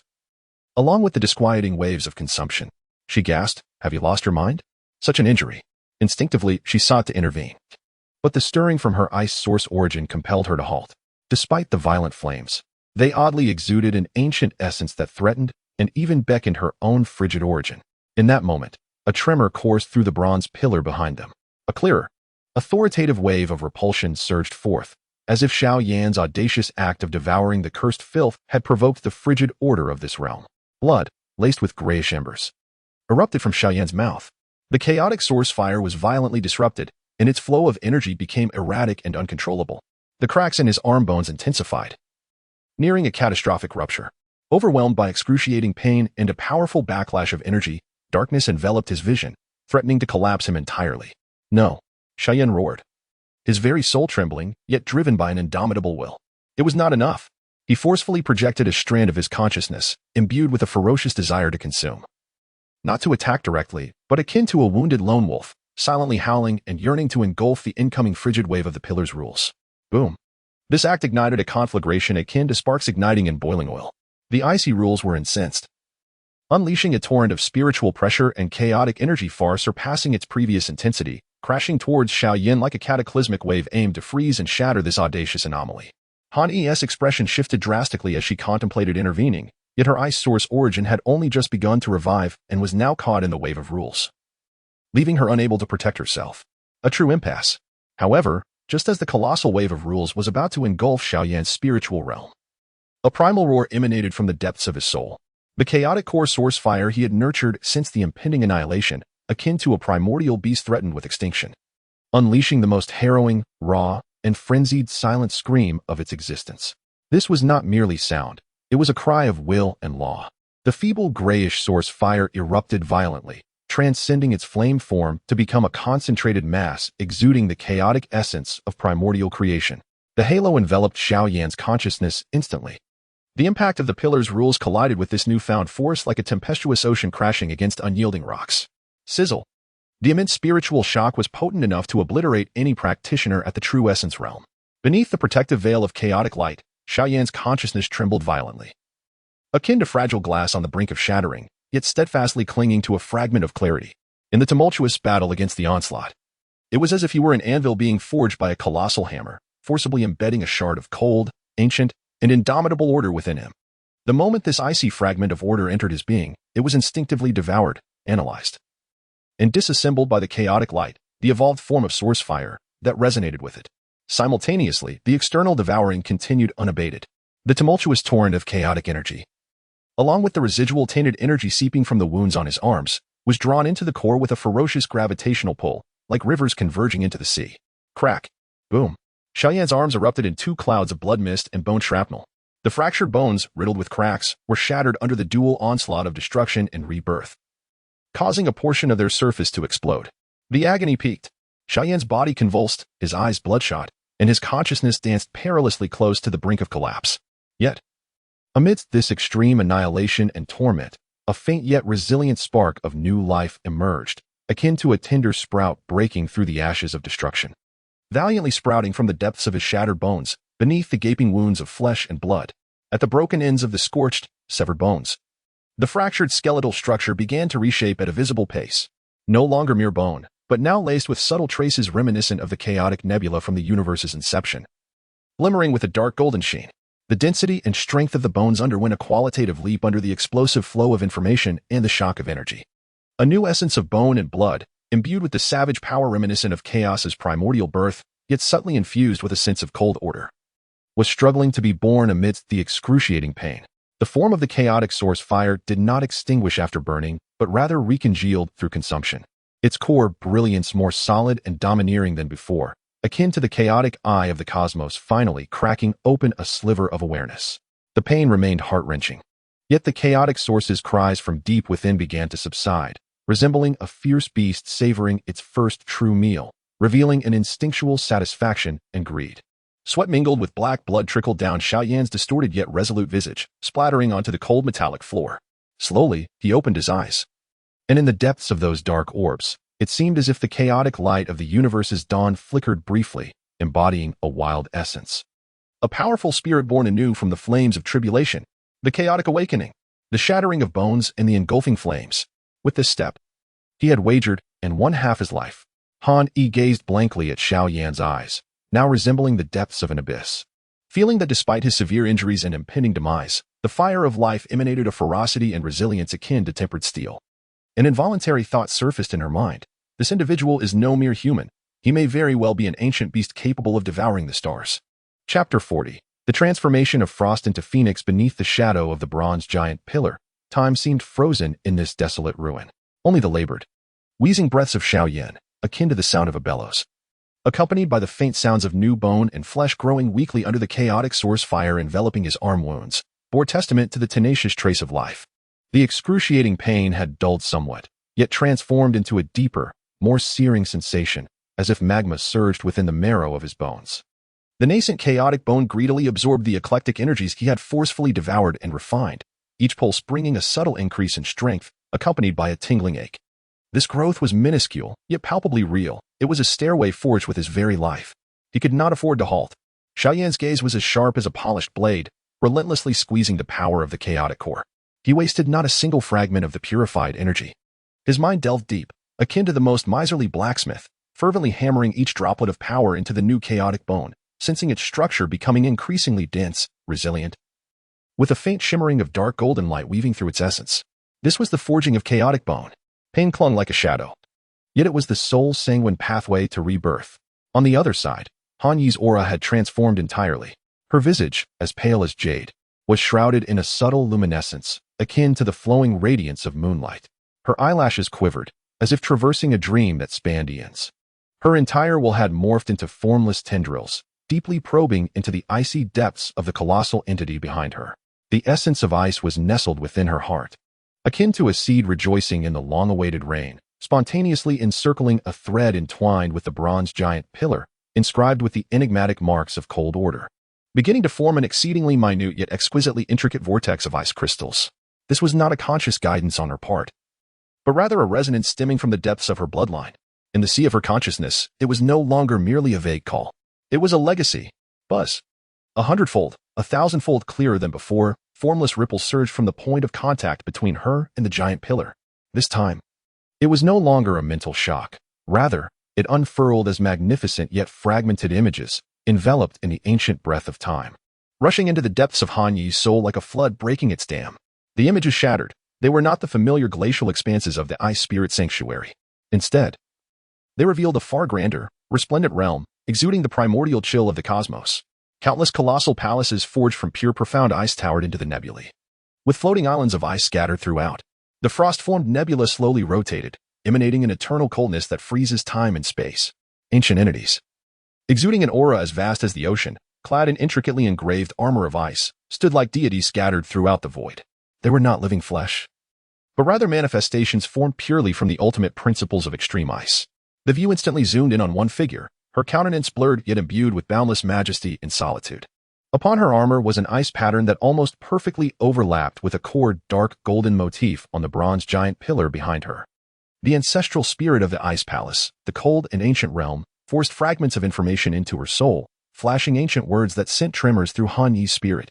Immediately afterward, the images shattered like a mirror, a searing, malevolent bloodlight, capable of tearing apart the epics and devouring the stars, descended upon a tranquil corner of this ancient ice realm, akin to the claws of a world-destroying demon. It exuded the essence of putrid blood swirling in a vortex. Yet it was more primal, more ferocious. Guarding the severed legacy was a fragment of an unyielding, mournful, and merciless will, indelibly etched into the depths of Han Yi's consciousness like a brand. Boom. The final image she beheld revealed that the bronze pillars were not merely one, but a staggering 108, forming an unparalleled grand formation that spanned the starry domain and suppressed the void. At this moment, within one corner of the great array, several pillars shattered amidst the overwhelming tide of filthy blood light and an indescribable terror, torn asunder. They were flung away by a violent force, presenting her with this scene. Hani abruptly opened her eyes. Her ice-blue pupils contracted to the size of pinpricks. As an overwhelming wave of shock, terror, and confusion mingled with an uncontrollable sorrow and desolation coursed through her veins, engulfing her like a raging tide. The essence of her icy core quivered violently in response to the tumult of emotions, causing a newly formed icy crystal whirlpool at her heart to shake violently, making her throat taste sweet as a strand of faint golden ice silk slipped from the corner of her mouth, her breath instantly waning. Yet, deep within her gaze, the cold flame blazed ever brighter. The ancestral spirit of the ice palace and the cold wilderness suppressed the source of the putrid blood, leaving her in a daze as she whispered, each word seeming to carry the weight of 1,000 mountains. It turned out that the revered legacy of the Holy Land's extreme cold was merely a few scattered remnants of the long-lost ice palace ancestral court. Those ancestors, shrouded in mystery and rumored to have vanished or become fragmented, did not simply ascend or retreat. Rather, like these towering pillars, they perished in a bid to guard a certain place against unfathomable horrors. The shattered bronze pillars bore the true and most brutal origin of the icy lineage. This truth was so burdensome that it nearly crushed the spiritual foundation she had just reconstructed. The voice of her ancestors trembled as she found herself momentarily speechless. The torn ancient domain, the broken grand formation, and the annihilation of her path were etched into the depths of her soul like a cataclysmic tapestry. Yet, when her blood-stained, yet resolutely unwavering, even tinged with a hint of madness, gaze fell once more upon the flowing dark golden patterns of the bronze pillar. A near self-destructive resolve shone in her eyes. This pillar bears the mark of the Ice Palace's legacy. Though incomplete and sealed by prohibitions, it could be drawn upon, albeit perilously. To invoke it, to obtain that incomplete, yet dangerously potent ancestral legacy, it was akin to grasping for fire among embers. The mark? The danger? Xiao Yan's gaze instantly focused on the most central arcane patterns glimmering with dark golden light upon the pillar. Within the depths of his chaotic core, a nascent transformation surged forth, seemingly capable of devouring myriad paths and laws, awakening a clearer allure and yearning for the icy order contained within those patterns. His injured body instinctively sensed that acquiring even a sliver of this source of ordered power as a template would offer incredible benefits for the restoration and evolution of his chaotic bones. Draw, Xiao Yan declared with unwavering certainty, his voice hoarse yet resolute, imbued with the unique ferocity of the master of the burning decision. Is there danger? Then let us shatter it. Power is the ultimate truth. If we do not take risks, will we simply wait here to perish? He glanced at the faint golden ice silk at the corner of Han Yi's mouth and the madness in her eyes. Do you wish to uncover the truth? To avenge someone? Leaning against the wall, tears could not possibly extinguish her anguish. The stark reality pierced through her confusion like an ice pick. Han Yi's body trembled, and the bewilderment and sorrow in her eyes swiftly transformed into an icy coldness. She raised her hand to wipe away the blood at the corner of her mouth, her nails digging deeply into her palm, the excruciating pain sharpening her focus to an extreme degree. Good, she exclaimed, the word bursting forth from between her teeth, devoid of any hesitation. To refrain from struggle meant the eternal loss of her legacy, leaving her utterly depleted. To engage in battle, perhaps she would face certain death. Yet there remained a glimmer of hope. She closed her eyes once more, reaching out to the newly awakened icy vortex within her, channeling all her will along with the trace of the order mark that resonated with the core of the colossal pillar, projecting it like a miniature key towards the most vibrant core region of that magnificent structure. Simultaneously, a fierce glint flashed in Xiao Yan's eyes. He dared not touch the core mark, for the repulsive force of the prohibitive power against his chaotic essence was overwhelmingly strong. Instead, he summoned the meager yet intensely eager source energy from his nascent chaotic bone, boldly redirecting his focus toward the edges of the mark where several lines had previously erupted. Nearly severed, their brilliance diminished to a shadowy gold. What was his intention? To pilfer, to forcibly consume the remnants of order lingering within these damaged lines. Using this meager residue as kindling, he would ignite and fuel his chaotic flames. This would prepare him for a subsequent clash with the core. Buzz. At the very moment the key of Han Yi's intent touched the luminous core mark of the colossal pillar, a tremendous force erupted. Boom. An indescribable, terrifyingly frigid will, capable of freezing the very fabric of time and space, surged forth, intermingled with an immense mental pressure potent enough to shatter the souls of true immortals. And a chilling, chain-like restrictive power that awakened like an ancient beast from a billion years of slumber, following the thread of their bloodline connection. It violently collided with the essence of Han Yi's soul. Puff. Han Yi felt as if struck by a colossal hammer. Her body convulsed violently. A radiant jet of pure essence, as brilliant as diamond ice, erupted forth. Instantly, her consciousness plunged into an absolute, frozen darkness. The core mark searing into her soul like a heated branding iron, intent on completely encasing her in ice, transforming her into a frozen statue of her legacy. The frost upon her skin swiftly turned into a lifeless, jade-like coldness, solidifying her vitality. The ancestral spirits will deliver a chilling reprimand as fragments of icy thoughts brushed against the edges of her vanishing consciousness. To unilaterally invoke the core meant death for the heir. In nearly the same breath, crack, Xiao Yan's arms, where the wounds lay, suddenly erupted with a blinding light, intermingling dark gold and ashen hues from the newly formed chaotic bone. The chosen, dim, damaged lines of the pillar abruptly fractured and shattered. Threads of nearly imperceptible yet supremely pure light, embodying an ancient order akin to the cold marrow of ice, were instantly drawn away and devoured by the savage pull emanating from the chaotic bone. Boom! Scalding, icy. Two utterly contrasting sensations exploded within Xiao Yan's body. The chaotic core, as if acquiring a precious treasure, emitted a silent, frenzied roar. The consumed remnants of order, under its unmatched power of decomposition and assimilation, were akin to the finest divine materials cast into a furnace, swiftly enveloped by chaotic source energy, melting, grinding, and branded with the chaotic seal.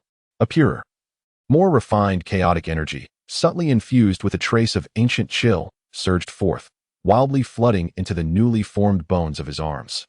The creaking of the nascent chaotic bone emitted a sound of overwhelming burden intertwined with excitement and greed. The enigmatic nebula pattern upon the bone suddenly became discernible, its density surging exponentially. An unprecedented, barbaric sense of power, imbued with the profound weight of primordial chaos and the unyielding cold of order, erupted from his arms. The pain persisted, yet the sensation of strength soared. The rate of growth of the chaotic bone doubled instantaneously. A wave of frigid, domineering pressure surged from within, charging forth for the very first time from Xiao Yan's battered body toward the relentless, chilling will of the endless frost.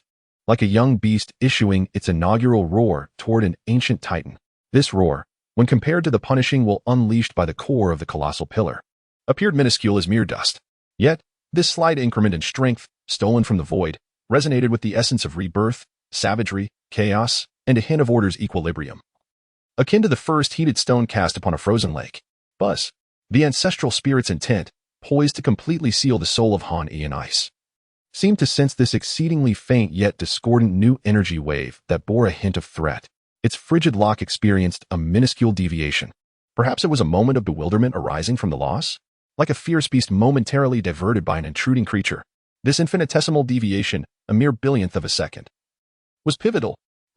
Deep within the frozen consciousness of Han Yi, the last flicker of her indomitable icy soul essence, ignited by this chaotic warmth, grasped the fleeting opportunity between life and death, unleashing a final shriek on the brink of shattering. Upon her exterior, a feeble yet distinctive glimmer of her icy soul force fiercely tore apart the pallid layer of lifeless jade surrounding her heart. This was not the ancestral spirit's order of icy essence, but rather Han Yi's own nascent flame of rebirth, the transformation of ice into phoenix. The icy jade shell-cracked, revealing a fleeting vision of a bloodied, broken yet burning with unparalleled fury and the will to survive, a miniaturized phoenix, which flickered at her heart's core. A deadlock. Upon this desolate ruin, beneath the frigid bronze giant pillar, a silent confrontation of minuscule consequence, yet pivotal in determining the fates of two dying souls, erupted in a flash of brilliance. Would Han Yi and Xiao Yan be utterly reduced to dust by the ancient constraints? Or would a glimmer of forbidden dawn emerge from the abyss? Chapter 41. Shattered Bones. Scorching heaven. The forbidden calamity begins the fleeting vision of the miniature ice phoenix at Han Yi's heart, akin to the first flicker of ghostly fire igniting within the depths of an ancient icy prison.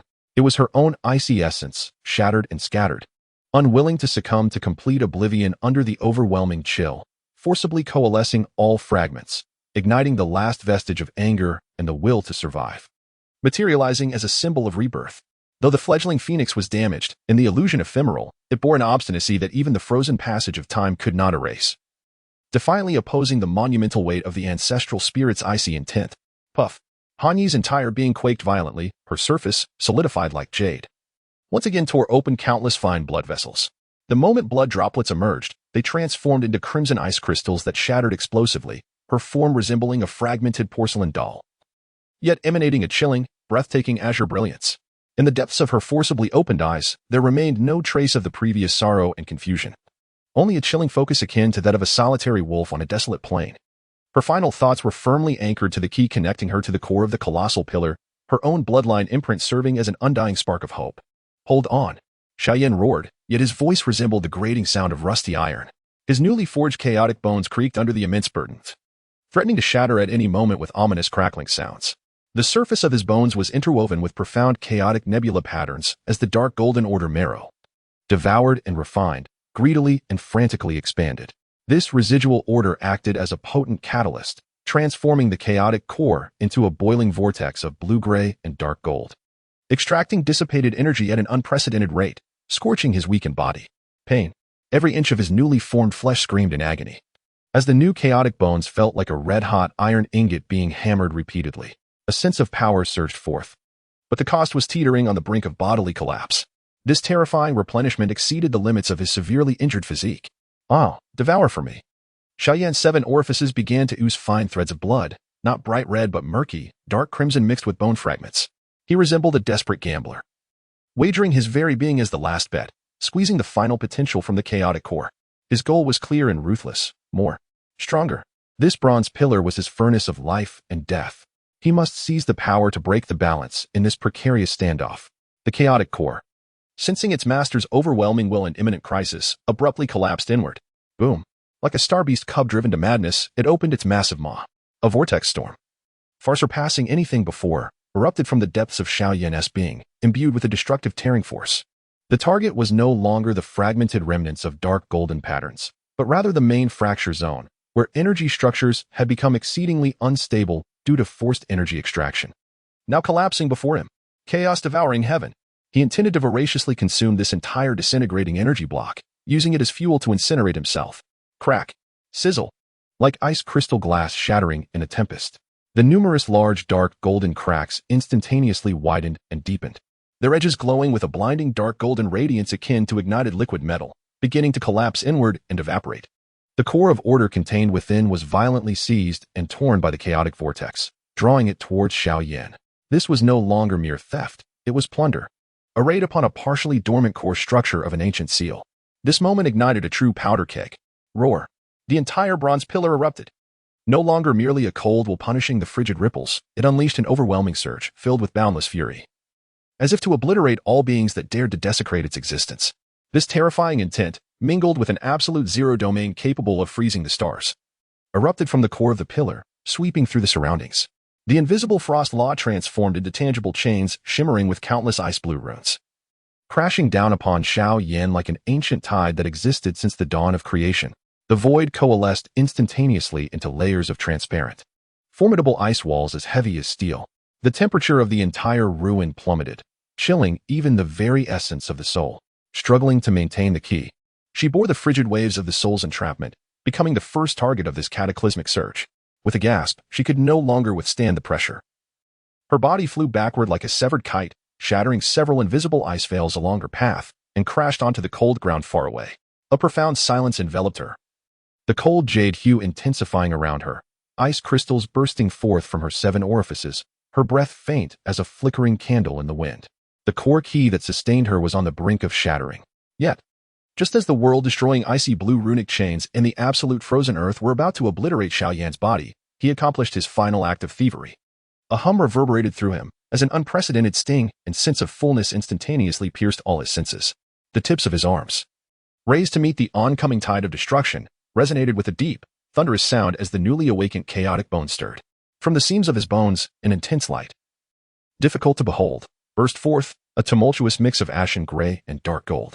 2 streams of energy, refined to their utmost, surged forth like ancient, awakened dragons, ensnaring the torn pieces of disordered fragments and charging upward. This was not merely resistance, it was ignition, with the recently seized, yet not fully tempered, immense order energy serving as fuel. The burning formula operated at an unprecedented pinnacle. The core of the chaotic vortex, akin to the extreme compression before a supernova's collapse, released. Roar. As the 2 torrents erupted forth, they visibly condensed and transformed in the very moment they burst from his arms. The torrent from the left arm, dominated by an uncontrollable, ferocious desire to devour, twisted and compressed the energy until it morphed into the ghastly visage of an ancient dragon's head. Its magape. The swirling vortex within spun wildly, intent on swallowing the descending icy blue runic chains and shards of law. The torn from the right arm. Ignited by the pain of bone forging and the ferocity of chaotic source fire, manifested into a colossal fist that could incinerate the 8 realms. Upon the surface of the fist, the unique patterns of the chaotic bone intertwined with dark golden order flowed like molten lava, crashing down upon the steel-like ice barrier. This moment of transformation encapsulated all the ferocity squeezed from Xiao Yan's dire straits, the longing of his newly born chaotic bones, and the overwhelming defiance of the burning formula in the face of heavenly suppression. Boom. With both fists unleashed, a thunderous roar shattered the silence of this desolate ruin that had been dormant for eons. The dragon's head seized the plummeting icy law chain. The ferocious force of devouring clashed violently with the law of freezing all things, cutting and grinding against each other, producing a sound that pierced the eardrums like twisted steel. Countless runes shattered and were reborn, chaotic energy shards exploding like red-hot iron filings across the sky. The fiery giant fist ruthlessly broke through layers of frozen earth barriers. The ashen gray chaotic fire detonated upon contact, scorching and melting the absolute cold. Countless shards of ice burst forth like shattered crystal glass. The giant fist pressed down with the might of a relentless force. The core area where they converged instantaneously became a realm of chaos, devouring cold and strangling order. The tumultuous energy explosion distorted into a colossal eye of the storm, with its edges resembling crumpled paper, erupting with countless dark fissures. Crack, crack. This time, the sound of shattering emanated from a different source. It was no longer the bones of Xiao Yan, but rather the cold, solid bronze pillar itself. Under the dragon's insatiable maw, amidst the fiery impact of the massive fist, especially as the internal structure succumbed to the energy extraction by Xiao Yan. The primary fissure zone finally could no longer withstand the compounded forces of dual collapse from within and without. Buzz. A blinding light erupted from the cracks of the towering pillar. Countless dark golden specks burst forth like meteors. These were the fragments of energy resulting from the core law's structure shattering. The transmission of sorrowful echoes, 1,000-fold more distinct than before. Intertwined with the fragments of despair from the broken array, mingled with the shockwave of collapsing laws, surged forth like an exploding supernova, sweeping in all directions. Boom, boom, boom. The bronze pillar trembled violently. Its majestic frame emitted a metallic groan that sent shivers down one's spine. Large, ancient bronze plates, reminiscent of shed dragon scales, began to plummet from above, bearing the burning dark golden glow and fragmented runes, crashing down towards the depths of this desolate ruin, stirring silent ripples of destruction. This eternally silent temporal prison was ruthlessly shattered by Xiao Yan's fists, fueled by the burning essence of life and conviction. The balance was irrevocably shattered. A storm of annihilating energy swept across the surroundings, with spatial cracks resembling black lightning spreading further. Xiao Yan and Han Qi were instantly hurled away by the terrifying shockwave. Beneath the chaotic eye of the storm, within the depths of the torn spatial fissures, something seemed to awaken from the violent collapse and the ancient lamentations, a nauseating stench of decay, or perhaps the long silent grievances of this forsaken ruin itself. The unknown unfurled like an abyss. The crisis had only just begun. Excruciating pain, weakness, and the chaotic void following a moment of explosive consumption enveloped Xiao Yan like a tidal wave, in the weightlessness of his body being flung backward. The last image he glimpsed was Han Qi's tattered silhouette, being torn apart by the chaotic energy, on the verge of being crushed by a rapidly collapsing massive fragment of bronze. Chapter 42. The insect beneath the ruins. The storm of destructive energy continued to boil within the spatial rift. Massive bronze fragments, entwined with dark golden patterns, plummeted like meteorites. Buzz. Just as Han Qi was swept away by the blast, on the brink of having her skull shattered by a fragment the size of a card. The last vestige of survival instinct from the Nirvana Ice Phoenix ignited within her. An instinctive chill forcibly altered her trajectory, narrowly grazing the collapsing bronze wall as she fell. Yet the cost was complete loss of control. Bang! Splat! Her body crashed violently into a heap of debris covered in thick, viscous dust, carving a deep trench. The excruciating friction nearly stripped away the flesh from her back, while the residual icy aura instantaneously congealed the bloodied wound, bursting forth like crystalline shards of ice. She emitted a muffled groan as she tumbled to the base of the accumulated bronze wreckage, her consciousness once again slipping into the abyss. Her breath faint like the last wisp of smoke from an extinguished candle. Meanwhile, at the moment the storm erupted, Xiao Yan forcefully activated the chaotic source power he had recently devoured, a force still wild and untamed, infused with the chilling essence of order. This nascent energy, rife with a violent and tearing sensation, surged through the channels of his chaotic bones, intensifying the agony beyond all previous experiences. As though countless searing blades were churning within his marrow. With a roar, he harnessed this brutal surge of power to wrench his body midair. Curling into a ball to evade several larger shards of devastation, crashing down like a cannonball into a pile of ruins composed of myriad small bronze fragments and petrified earth. With a thunderous impact, Xiao Yan cursed under his breath, straining to prop himself up with trembling hands. His gaze darting anxiously across the cloud of dust that had yet to settle. "Honey?" His voice was hoarse, tinged with an almost imperceptible urgency. As the dust began to dissipate, the scene before him caused his pupils to constrict sharply. No longer was it merely a monotonous expanse of silent bronze ruins. The area into which he had plunged appeared to be a mound of fragments from a colossal ancient pedestal. The twisted bronze metal was deeply embedded in an equally ancient, grayish-purple stony ground. At this moment, the surface, marred by verdigris and petrified slime, had cracked open, revealing countless fine, intricate fissures resembling a spider's web. From the depths of these cracks, a disturbing purplish-red viscous substance began to seep forth, exuding a potent stench of decay and foulness. Evoking a sense of familiarity that unsettled him, a buzzing, rustling sound erupted from beneath his feet, from the depths of those fissures. And from the towering heaps of rubble, a cacophony akin to millions of tiny legs scraping against rock, growing ever closer and louder. Instantly, Xiao Yan felt a chill run down his spine, his hair standing on end. He recognized this sound all too well. On the edge of that corrupted blood whirlpool. Within that flesh and blood mine were the insects, those accursed abominations. He abruptly lowered his gaze to the edge of the shallow pit he had created. Beneath several cracked, grayish-purple tiles, numerous holes resembling nests were revealed, teeming with countless shadowy forms that writhed rapidly. With a series of sharp popping sounds, the earth broke apart. And the first to emerge were a swarm of dark, metallic-hued six-legged beetles, glistening with a purplish-red sheen. They were encased in chitinous exoskeletons, their mandibles resembling sharp, curved hooks, and their crimson compound eyes devoid of any glimmer of intelligence, reflecting only pure, unbridled bloodlust and madness. Each beetle was smeared with that same purplish viscous substance, emanating a stench more potent and vibrant than the corruption lingering within the bronze pillars. They were significantly larger than the corrupted blood mosquitoes encountered outside the stone tower. Yet their speed was equally formidable. As soon as they broke the surface, they vibrated their nearly transparent wings, transforming into a foul, purplish-black whirlwind. Hurtling towards the nearest living being, Xiao Yan, with unrelenting ferocity. The sheer number was unfathomable. "Flee!" Xiao Yan bellowed, his agonized arms instinctively swinging forth. The residual chaotic azure-gray energy surged forth, accompanied by a fierce, searing heat, as a rough fist wind struck against the dark cloud of insects.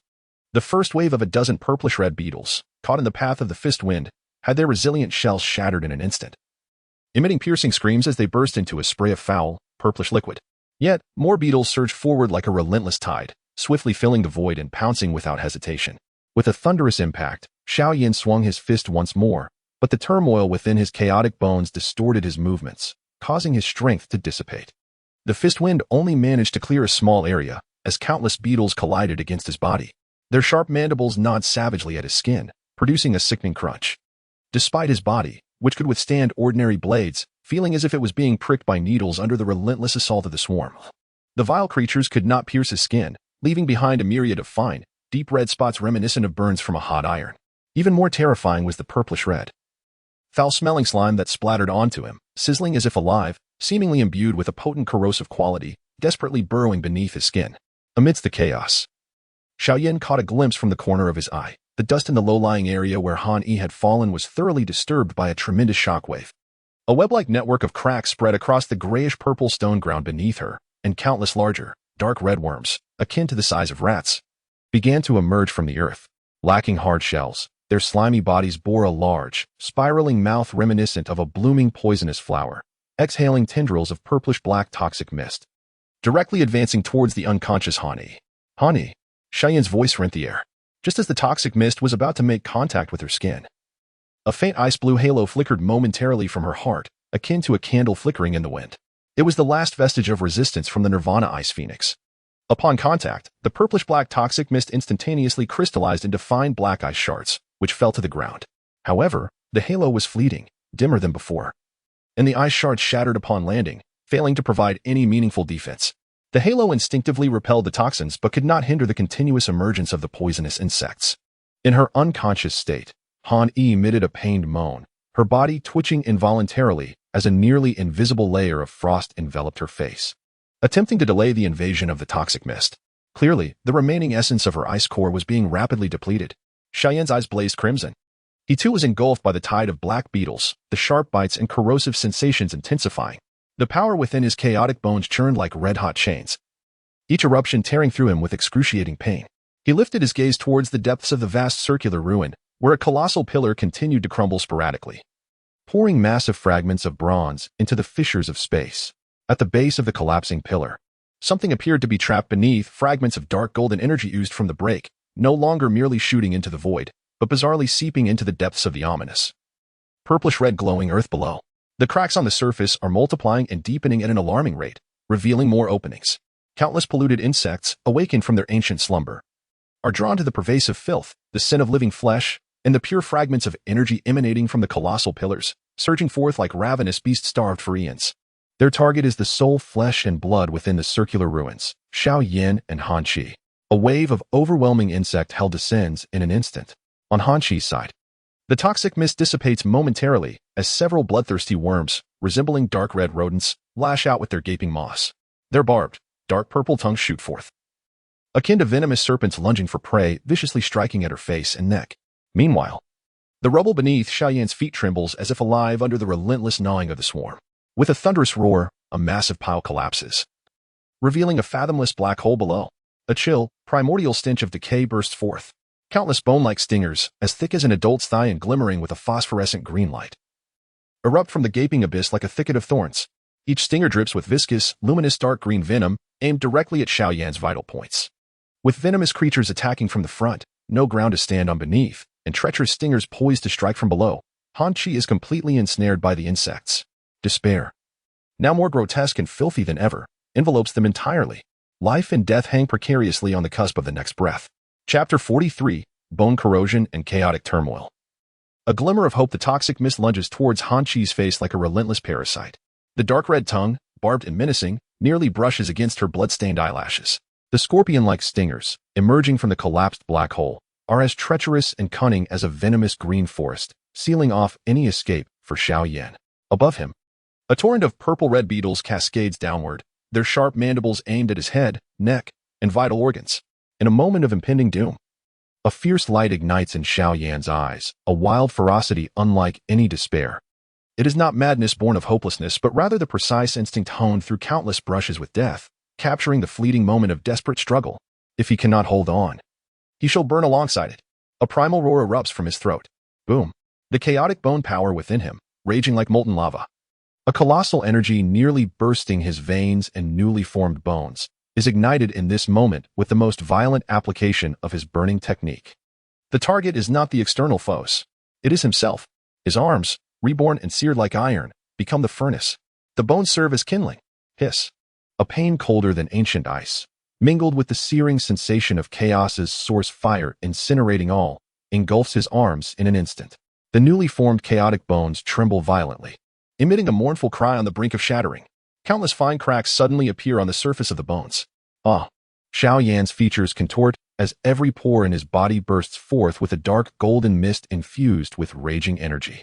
Amidst the agonizing torment that obliterates all, a thread of unprecedented authentic connection emerged between the newly born, fractured chaos bone and his own chaotic core, akin to a fledgling struggling to break free from its shell.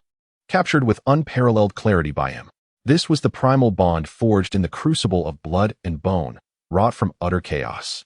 In that fleeting moment, as flesh and blood were relentlessly ravaged and forcibly assimilated by the chaotic bone strength, Xiao Yan's arms came together with fervor. He hurled the self-destructive, tumultuous energy that surged within him, akin to a slingshot, towards the ominous ground ahead, fissured and oozing with purplish-red slime and swarms of insects. Boom! A resounding roar echoed as a miniature vortex of chaos was unleashed from his arms, crashing violently onto the grayish-purple ground, marred by spiderweb-like cracks. This was not merely a technique. It was the tangible manifestation of the chaotic energy core within him, a malignant entity entwining the forcibly amalgamated essence of order. The chilling marrow of chaos, and the imminent will of destruction threatening to explode. The moment the miniature vortex solidified, it erupted silently into a cataclysmic collapse. The very fabric of space was torn asunder by the extreme chaos and devouring force, shredded to fragments. Boom! Within a Tinjong radius of the collapse point, the purplish-red, viscous earth and the surging tide of beetles were instantly pulled downward by an irresistible force, contorted in agony. The ground sank silently, as if devoured by a colossal beast, crumbling into oblivion.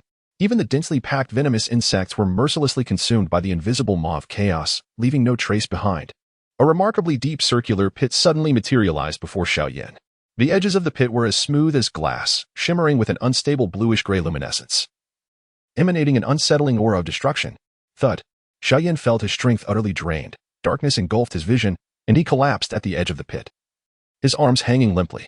The fine fissures on the newly formed chaotic bone were starkly visible. Each subtle flow of energy brought forth excruciating pain and debilitating weakness. The cost of this self-destructive strike was horrifyingly steep. His bones were nearly shattered, his chaotic core withered, and his body teetered on the brink of collapse. Yet, this self-sacrificial blow had carved out an absolute void before him. The tide of insects descending from above was swept away by the residual waves of the chaotic collapse, instantly turning to ashes. The venomous scorpion stings surging from beneath the earth seemed to collide with an invisible net of slicing force, severing silently. In that fleeting moment of hesitation, Xiao Yan valiantly summoned his waning willpower, his crimson eyes locking onto the low-lying figure of Han Yi in the distance. Almost simultaneously, a crack, the last vestige of glimmer emanating from the phoenix's rebirth, was utterly extinguished amidst the toxic mists and the gnashing of flesh. Like a candle flickering out, it dissipated into the void. Han Yi's form was fully exposed beneath the fetid miasma and the grotesque kiss of writhing worms. "Come forth!" Xiao Yan roared. His agonized right arm slammed into the ground. Not to attack the enemy, but with the last vestige of his will, he ignited the half-broken spearhead of the bone spear, embedded deep in the earth from the previous impact. Buzz! A small wave of chaotic spatial collapse rippled outward from the spear, rapidly expanding. The ground beneath Han Yi trembled violently. That force acted as a miniature launching device. Thud! The unconscious body of Han Yi was abruptly jolted by chaotic fluctuations, as if tossed by an invisible hand, veering off its trajectory just in time to narrowly evade the deadly, curling flesh tongue and the center shrouded in toxic mist. She rolled to the periphery, landing amidst a heap of rubble accumulated from the collapse of a massive pillar.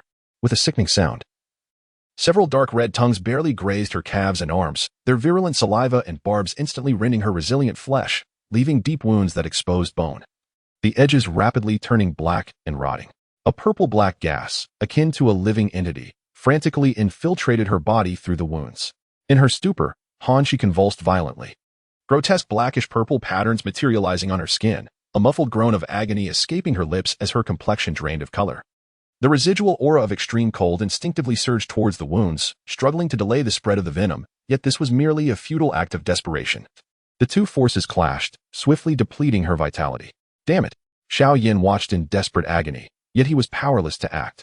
The ground beneath his knees trembled ominously once more, as the fissures at the edge of the pit devouring the swarm expanded rapidly towards his position. More purplish-red slime oozed from the cracks, accompanied by larger openings and grotesquely writhing shadows. The prior explosion seemed akin to prodding a hornet's nest. Buzz! Hiss! Several faster. Viscous purplish-red beams erupted from distant fissures in the ground, aimed directly at Xiao Yan's head. This assault was more insidious and swift than that of the beetles and worms. It was the snipers of the swarm. There was no escaping. His chaotic energy was nearly exhausted, his body heavy as lead, at the brink of life and death. Just as the purplish-red beam was about to pierce his forehead, a crack, a hiss, an extraordinary change occurred. On the newly formed chaotic bones hanging limply from Xiao Yan's arms, the deepest cracks, resembling shattered porcelain, suddenly flickered with a distinctly different, dark luminescence, akin to the rending of space. Was it the residual energy mixed with the chaotic bone wounds after forcibly consuming the intensely corrosive purplish-red slime? Or fragments of minuscule spatial structures crushed by the chaotic bones? The eerie glow flickered and faded, a peculiar, chaotic force, imbued with potent corrosive characteristics, faintly permeated around his arms. As the fatal purplish-red corrosive beams aimed at Xiao Yan's forehead entered this weak corrosive spatial field, they bizarrely deviated. As if passing through a warped prism, the beams veered off course, grazing Xiao Yan's scalp and flying past his ears, leaving behind a searing pain, before crashing into the remnants of the bronze ruins, creating several sizzling, corrosive pits. A narrow escape. A chill surged from Xiao Yan's tailbone to the crown of his head. Simultaneously, an indescribable, peculiar sensation flowed upward along his agonized arms. In that fleeting moment of life and death, the purplish-red beams, having been forcefully distorted.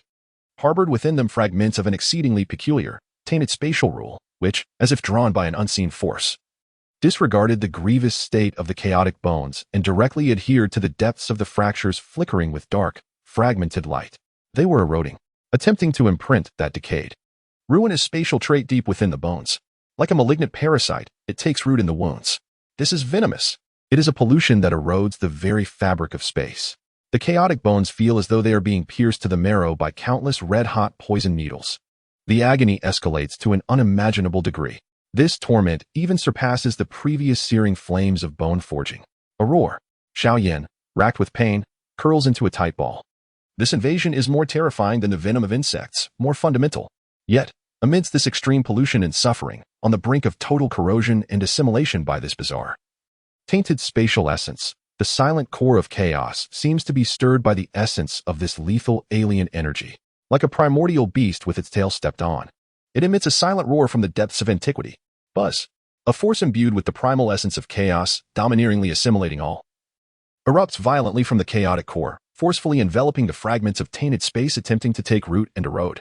Shoo, like ice water splashed into boiling oil. Two utterly distinct, yet equally domineering forces engage in a brutal tug-of-war within the deep fissures of Xiao Yan's newly forged chaotic bones. One side is the insidious and malevolent fragments of tainted rules, imbued with corrosive and destructive spatial attributes, seeking to transform Xiao Yan's arms into sources of decay. The other side, stemming from the chaotic core, embodies an instinctual drive to consume and assimilate, aiming to utterly crush and refine this invading alien energy. This process is 100-fold more torturous than the most brutal of punishments. Crack. Hiss. Xiao Yan's arm bones emit unbearable sounds under the intense internal struggle. As the fissures appear to deepen, yet, amidst this excruciating torment, a new, chaotic yet undeniably real sense of power begins to stubbornly emerge in the core of this tumultuous clash. The chaotic bone, tormented by agony, unexpectedly initiates a deeper adaptive refinement, touching upon the very essence of spatial attributes in its struggle against the corrosive onslaught of tainted space, forcibly refined by the chaotic core. A glimmer of hope is born from the desperate struggle and pollution. The price is the imminent collapse of bone and soul. Chapter 44, Bone Corrosion and Refinement. Abyss. The marrow is boiling. Countless steel needles, poisoned and glowing red, stir, pierce, and carve within the bone cavity. Each fissure torn apart by the tainted toxins on the newly formed chaotic bones becomes a battlefield of brutal intensity. The insidious fragments of tainted rules, driven by a will to decay and annihilate all, frantically erode the imprint, seeking to transform Xiao Yan's arms into sources of rot. The counterattack from the chaotic core is even more tyrannical. Under the compulsion of the burning formula, the vortex of destruction grinds in tears, forcefully assimilating and refining the invading toxic fragments, stamping upon them a mark that belongs to Xiao Yan. The pain transcends the limits of verbal description. Sweat mingles with filthy blood, soaking through Xiao Yan's tattered garments. He kneels amidst the ruins strewn with insect corpses, his body curling in response to the excruciating agony, trembling. Each spasm pulls him closer to the brink of bone fracture. However, amidst this inhuman torment, his bloodshot eyes remained fixated on the relentless tide of crimson beetles surging forth. A dark wave that consumed light. The stinger of a bone spear scorpion glimmered with a lethal, eerie green glow. Further afield, from the fissures in the ground spewing forth purplish slime, emerged monstrous creatures the size of houses, their exoskeletons twisted into grotesque visages of human faces.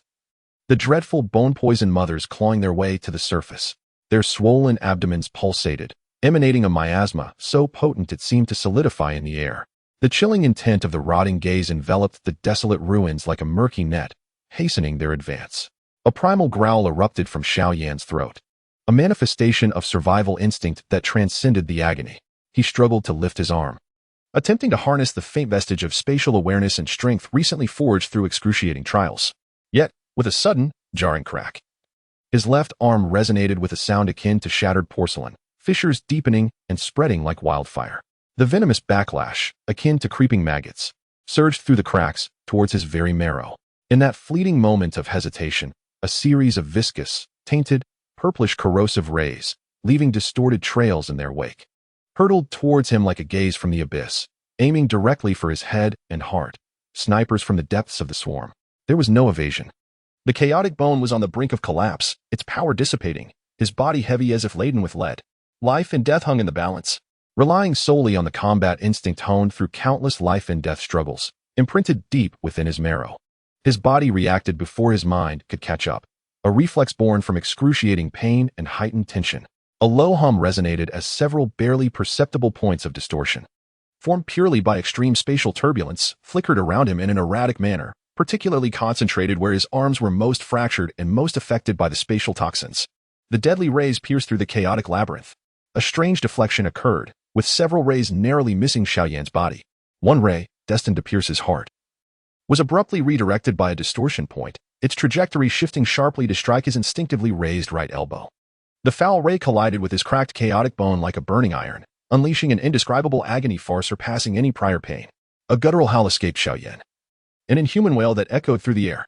His entire right arm instantaneously lost sensation, leaving only the destructive pain emanating from deep within his marrow.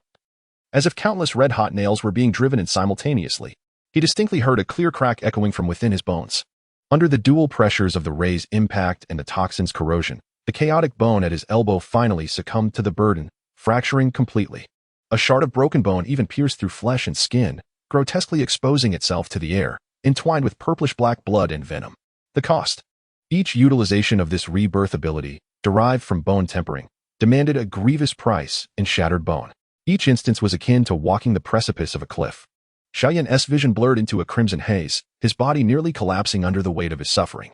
With his left hand firmly embedded in the cold metallic shards of the ground, his nails shattered and bloodied, he battled against the overwhelming desire to succumb to unconsciousness and despair with unparalleled willpower. The gruesome state of his right arm further exacerbated his already dwindling strength. The venom coursed through his shattered bones, spreading with a frantic intensity, and the scent of death hung heavily in the air, suffocating. The cold gaze of the tainted eye bore a mocking will, as though it had already anticipated the demise of this tenacious prey.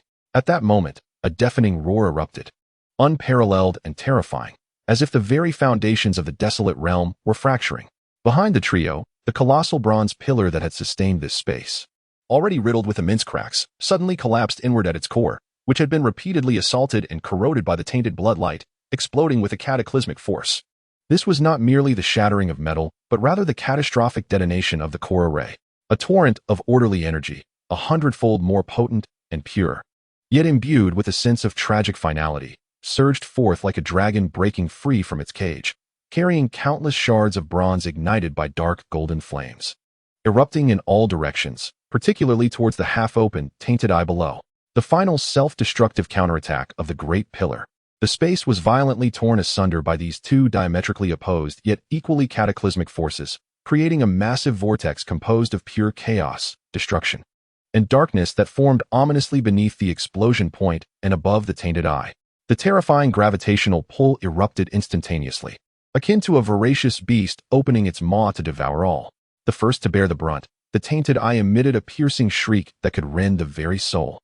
The half-open pupil was forcibly distorted and pulled by an invisible force, the tainted bloodlight quaking violently. A portion of the surging orderly torrent was consumed by the vortex. The swarm of insects was instantly engulfed, reduced to dust by the ravaging energy. The trio of Xiao Yan, relatively close to the explosion point, were swept toward the abyssal center of the vortex like leaves in a tempest, with Han Qi and the unconscious Ling being whisked away. Xiao Yan's remaining left hand clutched desperately at the edge of a massive bronze shard embedded in the ground, the jagged stone and metal biting into his flesh. He could not be swallowed by that vortex. The aura emanating from its depths was even more despair-inducing than that of the tainted eye. In the blink of an eye, Xiao Yan's gaze swept across the spot where the orderly energy torrent erupted most violently from the explosion's core. Despite the chaos, within the heart of that energy flow, flickered a few minuscule remnants of dark golden laws, radiating a pure, icy sense of order. That was the last, most essential glimmer of order from the essence of the bronze pillar. Kindling. The final kindling. It could mend his broken, dying bones. It was the sole opportunity for him and his companions to survive. An insane thought took shape in an instant. Han Qi, grab me. Xiao Yan roared with the last of his strength. With a sudden surge, he infused his remaining chaotic source energy into his left hand, the last bone of his left arm groaning under the strain, forcefully wrenching the massive bronze shard from the ground. Embracing the heavy fragment with both arms, he used it as a makeshift shield. He ceased to resist the pull. Instead, propelled by the vortex's relentless pull, he clutched the heavy bronze fragment, akin to a moth willingly flying into the flames, and charged fiercely towards the explosive core of the energy torrent, aiming for the faint remnants of the laws that flickered like dying embers. Simultaneously, He summoned the last vestiges of his will, directing the violently trembling black box in his embrace towards the vortex. The dark golden seal upon its surface, the Nirvana seal, suddenly illuminated in the face of despair, not as an act of aggression, but to transform the sealing power into a fragile veil of light, barely shielding both the bronze fragment and himself. In a tumultuous gust, Hani lunged forward. Grasping his calf, the trio, akin to stones tethered together, plunged unflinchingly into the heart of the chaotic storm, propelled by the shockwave of the explosion and the vortex's draw.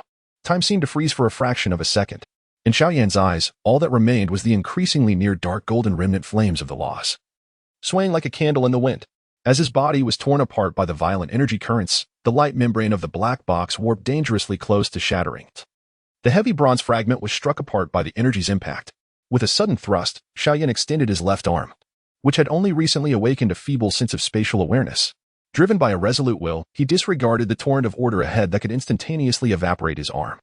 His fingers, akin to iron pincers, ablaze with the flames of his soul, lunged forcefully towards those few precious, albeit faint, remnants of law. He grasped them. The cold, utterly pure power of order seared into the flesh of his palm like a glowing brand, even scorching through the surface of his bone. The agony instantly overshadowed the pain of his collapsing right arm. Yet he clung tightly, without a moment's hesitation. Just as the bone of his left arm was on the verge of being completely consumed by the power of order, he forcefully pressed the grasped remnant flames, infused with immense order power, into the fractured, tainted, chaotic bone of his right arm. Boom! An indescribable surge of energy erupted within him. Order and chaos, laws and toxins. At the juncture of the broken bones, a violent clash of annihilation and forced fusion commenced. Xiao Yan's body straightened abruptly, his eyes unfocused, consciousness as if thrust into the core of a star. At that moment, the energy torrent from the core of the colossal pillar and the vortex's tearing force reached their zenith. Space shattered like fragile eggshell. A profound, dark passageway, exuding an endless aura of desolation and chilling toxicity, suddenly opened beneath the three. It devoured all light, engulfed the final remnants of the explosion, and instantaneously consumed the motionless Xiao Yan and his companions. Only the ruins behind them remained, the corrupted eyes filled with unyielding rage and the pain of heavy wounds roaring, alongside a slowly rotating, gradually converging scar of space. Descent into the abyss. Chapter 45. The toxic melting furnace. Absolute darkness, a suffocating thickness, mingled with an even more primordial and desolate will than the corrupted eyes, fell upon the trio like a heavy leaden curtain. The sensation of weightlessness vanished, replaced by a terrifying tug from the depths of the abyss, pulling them faster towards the poisonous core of the earth. A chilling sigh escaped Han Qi, as the previously stable essence of the ice soul trembled violently under the crushing weight of a terrifying will. Akin to a candle flickering on the brink of extinction amidst a tempest, blood seeped from her 7 orifices, its crimson hue swiftly tainted by the surrounding miasma, transforming into an eerie shade of dark green before it could even drip. She clutched Xiao Yan tightly, channeling her dwindling strength into a feeble icy shield that enveloped the unconscious Ling. Xiao Yan's predicament grew increasingly perilous. The searing agony from the shattered marrow of his right arm intertwined with the excruciating burn of the chaotic flame imprint searing his left arm, threatening to tear asunder his very consciousness. Meanwhile, the cold, desolate will emanating from the abyss felt like countless icy needles piercing deep into his tormented soul, provoking an unprecedented rebellion from the chaotic core within him. Yet, in that moment, he could afford no thought to such matters. His sole awareness was the chaotic flame he had forcibly pressed into the gaping wound of his fractured right arm. This frigid fire, pure to the utmost and teeming with tremendous energy, was locked in a cataclysmic struggle against the vile toxins rampaging through his shattered bone and the chaotic energy contained within it. A confrontation destined to be extraordinarily brutal. A battle of life and death. As the chaotic flame made contact with the marrow saturated in the miasma of decay, it was akin to scorching oil poured onto a millennium-old ice, or ice plunging into a hell of molten lava. The clash of these two extreme forces erupted violently at the narrow fissure in his bone, resulting in an explosive reaction. The remaining skeletal structure of his right arm emitted a heart-wrenching groan, unable to withstand the burden. The intricate energy veins within his bone shattered inch by inch, burning, decaying, tearing, and ultimately annihilating. A roar erupted from Xiao Yan, as if his soul were cast into the primordial furnace of chaos, enduring both freezing and fiery torment. Every nerve in his body ignited instantaneously, his vision swallowed by blinding white light and a foul, murky green. His body convulsed uncontrollably. Waves of metallic sweetness surged up his throat for the 3rd time, yet even the strength to expel it was crushed beneath the overwhelming pain. This agony, emanating from his marrow was potent enough to obliterate the will of any saint. However, in the throes of stimulation to the utmost and the burning decision operating at its zenith, Xiao Yan's will ignited with a final frenzy on the brink of destruction. Burning decision, consuming myriad fires, refining all things, even the most venomous poisons, even the chaotic flames of laws. Refinement. His will surged like a roaring volcanic magma, forcefully plunging into the vortex of destruction within his right arm. The domineering, unparalleled energy characteristic of the burning decision was fully unleashed. It no longer passively defended nor distinguished friend from foe. Instead, it resembled the most avaricious and ferocious beast of chaos. Opening its maw to ravenously engulf the tumultuous core of colliding energies, which were collapsing and mutually annihilating. It sought to forcibly consume the chaos. Characterized by an extreme amalgamation of energies, intertwined with a hint of the primordial essence of new and old, and swallow it whole. To absorb this chaos into his shattered bone. To utilize this turmoil as sustenance, reconstructing the ruined bone of his arm. Boom. The remnants of his right arm's bones transformed into a miniature purgatory, refining all that it touched. The burning technique entwines with the primal force of the chaotic bones, crafting a viscous vortex imbued with the essence of both destruction and rebirth, tightly encasing the core of the remnants of law and the toxins of corruption. An enforced constraint, an enforced suppression, an enforced grinding, an enforced fusion, order and chaos, law and poison, destruction and creation. In this reformation of obliteration, all are forcibly drawn into the same crucible. The power of the burning technique is employed as raw material, initiating a brutal and harrowing refining process. Each fragment of energy generated from the struggle against annihilation is swiftly seized, decomposed, and integrated into the fragmented and chaotic structure, which appears on the verge of explosion. New, finer, and more resilient bone patterns, shimmering with an extraordinary chaotic luster, grow wildly at a visible pace across the shattered remnants of bone. Simultaneously, within the nascent bone patterns, unique spatial imprints emerge, bearing the sharp sensation of confrontation between the order of law and the toxins of corruption. The excruciating pain has transcended all limits. Xiao Yan's body has become utterly numb, with only the final vestige of frantic willpower sustaining the devouring and refining of the burning technique. His right arm, its tattered sleeve reduced to ash, reveals the exposed fragments of bone and flesh, now writhing violently as if animated. Countless minuscule bone particles proliferate madly, coalescing and connecting like the most tenacious seeds, catalyzed by the chaotic energy. The broken bone ends stretch inward, reconstructing new bone structures amidst agony and chaos. The entire forearm is enveloped in a swirling haze of grayish-green, dark gold, and ominous purple-black, resembling the murky flames of a furnace designed for forging divine weapons. In the moment that Xiao Yan, teetering on the brink of life and death, savagely refines his bones, a cataclysmic wave of toxic miasma rushes forth from below. A viscous amalgamation of dark green venom and toxic mist, akin to a deathly river formed by countless vengeful spirits, carries the scent of decay that erodes all, crashing violently against the three as they plummet. Bang! Like a monstrous wave crashing against the rocks, Han Yi's ice shield, summoned with all her might, crumbles before this terrifying miasma capable of corroding ancestral wills, as fragile as parchment. It barely withstands a breath before shattering. Pff. Hani spews forth a mouthful of blood, which is instantly tainted by the toxic tide, her icy essence dimming to its nadir. The poison rapidly invades her body, grotesque dark green patterns emerging upon her skin. The unconscious Ling suffers even worse, engulfed by the toxic wave, rolling amidst it like a drifting reed. Only Xiao Yan remains. At the moment the deadly river of poison encroaches upon him, he instinctively relies on the response of the skeletal structure of his right arm, immersed in the refining storm. Buzz! The tricolored chaotic flames at the forefront of his right arm, akin to a hellish furnace, pulse violently. A peculiar, chaotic force field, imbued with intense spatial distortion and corrosive destruction, erupts suddenly from the center of his reforging right forearm. This force field is not powerful, its range merely extending half a foot in front of his body. In this moment of excruciating tribulation, amidst the tumultuous clash of the laws of order, vile toxins, and the nascent chaotic forces, a natural turbulence emerged, straddling the line between defense and assault. It was this faint yet distinctly chaotic stance that, in an instant, preserved his life. The sound was akin to strong acid splashing into boiling oil. As the surging tide of venomous energy collided with this chaotic force field, the purifying poison, potent enough to corrode space itself, seemed to become ensnared in an extraordinarily disordered and distorted grinding domain. A portion of the toxic energy was bizarrely deflected, sliding past his body, while the majority, under the chaotic force field's interference, collided with an invisible, high-velocity chaotic rasp, being violently torn apart and eroded into finer particles of rapidly diminishing energy levels. Even more astonishingly, the tricolored chaotic flames at the core of this distorted force field, akin to the most gluttonous maw of an abyss, ravenously devoured the poisonous particles that had been ground down and dispersed, intermixed with the residual flames of the laws.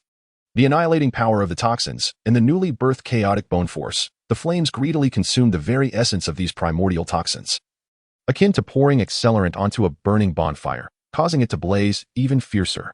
This also accelerated the process of reconstituting his right arm. With a grunt, Xiao Yan was jolted by the violent impact, every bone in his body groaning in protest, blood surging once more in his throat. Yet, fortuitously, he withstood the onslaught and was not instantaneously dissolved. Gritting his teeth, he harnessed the momentum of the toxic tide, drawing in a breath with all his remaining strength. And thrusting his surviving left arm forward, he seized hold of the drifting Han Yi, whose form was being eroded by the toxins, much like a weightless water plant amidst the swirling venomous flood. With all his might, his left arm erupted with the last vestiges of strength as he yanked fiercely. Simultaneously, he propelled his center of gravity downward, hurtling forward with both the unconscious Han Yi and the equally swept-up Ling, like a meteor ablaze with murky flames, crashing into the toxic mist-shrouded area below, targeting a colossal cliff-like island formed from the petrified remnants of what was once a massive root, now nearly decayed. Boom. The three of them plummeted onto the cliff top, which was encrusted with viscous toxic moss and decaying roots, akin to a sack of broken straw. The force of the impact nearly rendered Xiao Yan unconscious. A sharp pain surged through his left arm, as if cracks had appeared in his shoulder blade. Han Yi and Ling tumbled beside him, splattering a foul, black sludge. Safe? Temporarily. Xiao Yan gasped for breath, each inhalation akin to pulling from a dilapidated bellows. The air saturated with a pungent, toxic miasma that scorched his lungs. The agony persisted as the reconstruction of his right arm, enveloped in chaotic flames, continued its relentless course, akin to countless red-hot iron rods stirring within the seams of his bones. Yet, a more lethal threat loomed from the depths of the abyss beneath. Thud! The tremor that had incited the frenzied toxic tide reverberated once more, clearer and heavier, as if a slumbering giant were awakening its deathly gaze. The toxic tide, previously diminished by Xiao Yan's bizarre force field, showed no signs of abating. After colliding with the cliff face, it roared with a dull, tempestuous growl, as if provoked to fury, surging upward with even greater ferocity. It mingled with the corrosive sludge that had splattered down from the eroded cliff, resembling a cataclysmic tide, crashing mercilessly upon this fragile all once more. Simultaneously, an icy, desolate will, capable of freezing souls, unfurled like an unseen giant eye, slowly opening. Its frigid gaze pierced through the layers of toxic miasma, akin to tangible ice spikes, instantly locking onto the three insignificant beings upon the island. Particularly the one who had just devoured its toxic particles, Xiao Yan, whose right arm blazed with chaotic flames. The true will of the abyssal sovereign. The remnant of the toxic deity Tai Yi finally focused its attention upon them, as if a deity were surveying mere ants. Chapter 46. Ice devouring the abyss boom. It was as if the entire abyss lamented. That heavy, desolate heartbeat resonated like the death knell, striking the very membranes of their souls. A more intense gravitational force erupted from the depths of the abyss, tugging at the solitary stone island, causing it to teeter precariously. The chilling will ensnared Xiao Yan. Not through direct oppression, but with an overwhelming dominance over life and death, casting a gaze of cruel curiosity, as if assessing an intriguing plaything. The tangible wave of toxic miasma, torn and eroded by the chaotic force Xiao Yan had stirred, did not dissipate. Instead, it surged forth like an affronted primordial beast.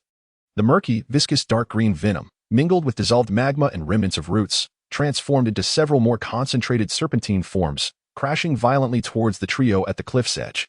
Wherever they passed, even the very fabric of space bore the marks of their corrosive touch. Han Yi had been assaulted by the deadly toxins, her consciousness fading, instinctively curling up her body, while the remaining icy brilliance stubbornly delayed the spread of the poison. Ling was oblivious to the balance of life and death.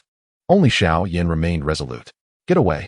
What erupted from his throat was no longer a human voice, but a roar of a chaotic beast cornered to the brink of despair. Half kneeling upon the ground, his recently remade right arm shot up with sudden intensity. Buzz! The layer of murky chaotic flames, entwined in hues of bluish-gray, dark gold, and purplish-black, enveloped the area of his broken bones, suddenly surged violently. It had condensed 100-fold compared to before. More crucially, the edges of the flames exhibited pronounced spatial distortions, resembling a naturally formed armor of fire forged from chaotic laws. destroy, devour. The will of the incineration sutra thundered within Xiao Yan's mind. The newly formed bones of his right arm sensed the threat of the toxins. And under the pull of the chaotic flames, the fragments of spatial laws forcibly imprinted deep within his marrow ignited at that moment, merging with the vile properties of the poison. Puff! The first giant serpent of toxic miasma collided with the roiling chaotic flames. Sizzle! There was no cataclysmic clash. Only the excruciating sound of corrosive slicing, akin to a hot knife cutting through grease, yet reminiscent of acid splattering upon a branding iron. Upon contact with the chaotic flames, the forefront of the toxic serpent was violently torn apart by the chaotic and intricate spatial turbulence, disintegrating. A vast expanse of viscous toxic energy was ground into a state of free-floating minuscule particles. This time, the pulsating, blazing chaotic flame exhibited an unprecedented greed and dominance. No longer passively enduring erosion, it lunged outward with ferocity, akin to a famished beast. It voraciously consumed the toxic particles, forcefully ground to an energy form. Infused with the essence of the deathly poison abyss, these particles became the fuel for the tricolored chaotic flame, igniting it with even greater intensity and ferocity. Roar! The chaotic flame surged dramatically. Within its fiery embrace, indistinct yet menacing silhouettes of chaotic beasts emerged, ravenously gnawing at the pure source of toxicity. The efficiency of the flame's erosion and consumption of the toxic miasma escalated abruptly. The second and third serpentine waves of poison could not escape their grim fate. They collided with the chaotic flame, which seemed to devour all, being torn apart, eroded, and consumed. As the flame grew stronger by absorbing the toxic energy, it, in turn, accelerated its capacity to erode and devour even more. A perilous yet terrifying feedback loop emerged in this dire situation. Xiao Yan's body trembled violently, sweat cascading down like rivulets, washing away the tainted blood and viscous filth. Controlling this nascent toxic flame of demise, each act of erosion and consumption felt like a brutal excision from his very marrow. The forcibly melded principles and toxins clashed within his veins, inflicting agony 100-fold greater than before. Yet, his eyes burned red as fire, resolutely maintaining his grip. He was forging himself into a crucible, refining new bones with the abyssal poison, while simultaneously using this newfound power to counterattack the depths of the abyss. The cold will at the abyss's bottom seemed to ripple with a faint tremor, as if curious about this insignificant ant that dared to consume its power, much like a beast observing an ant that nibbled at its claws. However, this curiosity was swiftly overshadowed by an even more potent will of annihilation. Buzz! Deep within the viscous, inky miasma beneath the solitary cliff, 2 points of darkness ignited. So profound they seemed capable of devouring light. This was the manifestation of that frigid will. An even more terrifying force, seemingly born from the cosmic void, erupted. No longer a surging tide, it resembled an absolute gravitational field akin to the collapse of space, centered around those 2 points of dark luminescence too deep. Dark green vortices of toxic energy formed. The terrifying pull instantly enveloped the solitary island, especially ensnaring Xiao Yan. Crack! Crack! The rocky strata beneath Xiao Yan groaned under the immense pressure, vast boulders being stripped away and drawn towards the toxic whirlpool below. He struggled against this overwhelming gravitational pull, which far surpassed anything experienced before. The toxic flame in his right arm was nearly wrenched from his control. Han Qi and Ling were suddenly yanked off the ground, sliding towards the abyss. Seizing the moment, Xiao Yan's left arm bulged with veins as he forcefully unleashed a thin thread of fighting spirit to ensnare both of them, while his right arm's toxic flame blazed fiercely against the pull. It was futile. He could not hold on. Han Qi coughed up dark green blood, her voice hoarse. She suddenly looked up at Xiao Yan's right arm, engulfed in tumultuous flames, and then at the terrifying, desolate gravitational core below. A resolute madness, born from the depths of her icy bloodline, ignited within her gaze. The faintly flickering source of her icy essence within her body suddenly blazed with its final glimmer of ice. She opened her mouth, yet no sound emerged. A faint, yet piercing thought surged into Xiao Yan's chaotic consciousness, detonated. Target the essence of the abyss. With the last remnants of my icy soul, I will freeze it in that fleeting moment and face annihilation together. Han Qi's intent was unmistakably clear, using the last vestige of her icy essence as a catalyst. She forcibly sought to freeze the core of that chilling will in an instant. Simultaneously, she urged Xiao Yan to ignite the newly birthed, tumultuous energies of the poisonous calamity, flame emanating from his right arm, directly assault the core of that will. Even if the outcome meant both would be obliterated by that annihilating intent. Just as Han Qi transmitted her thought, an even colder, more viscous sense of fixation emanated from the 2 glimmers at the abyss's depth. That desolate will seemed to sense the impending resistance, its icy eyes locked onto Han Qi. who was preparing to unleash her final essence. It appeared intent on extinguishing this rebellious insect first. A force of pure and absolute annihilation silently surged towards Han Qi. It was a chilling judgment that erased both space and life. Han Qi's complexion turned as pale as parchment. The flicker of her icy essence trembled violently, the suffocating grip of death tightening around her throat. Her thoughts of resistance seemed on the verge of freezing. She cast one last glance at Xiao Yan, her eyes flashing with a final, frenzied determination. However, at that critical juncture, a faint yet peculiar resonance of energy suddenly surged from beside Xiao Yan. It was Ling. The unconscious Ling convulsed violently. The terrifying poison energy that had accumulated within her since being inundated by the toxic tide, not yet fully transformed by the ashen white light, along with the primal power of the heavenly calamity stirred deep within her, erupted like a dormant volcano under the stimulus of that ultimate desolate wolf from the abyss, especially igniting the icy essence point that Han Qi sought to unleash. The newly awakened poisonous calamity flame surged forth. With a sudden explosion, a gray-white flame, seemingly condensed from millennia of toxic stillness, erupted from the location of Ling's heart without warning. This poisonous flame bore no heat, only a chilling essence that withered all life and extinguished vitality. It instantly enveloped Ling's entire being. Even more astonishingly, as soon as this gray-white poisonous flame emerged, it seemed to sense a kinship, lunging towards the tricolor chaotic, fervently burning poisonous calamity flame on Xiao Yan's right arm. Boom. The two energies, both imbued with potent destructive, toxic, and annihilating properties, collided violently before Xiao Yan's right arm, merging together. The gray-white flame carried the purest essence of deathly stillness, while the poisonous calamity flame contained the chaotic devouring force, the erosion of space, and the tumult of order and chaos.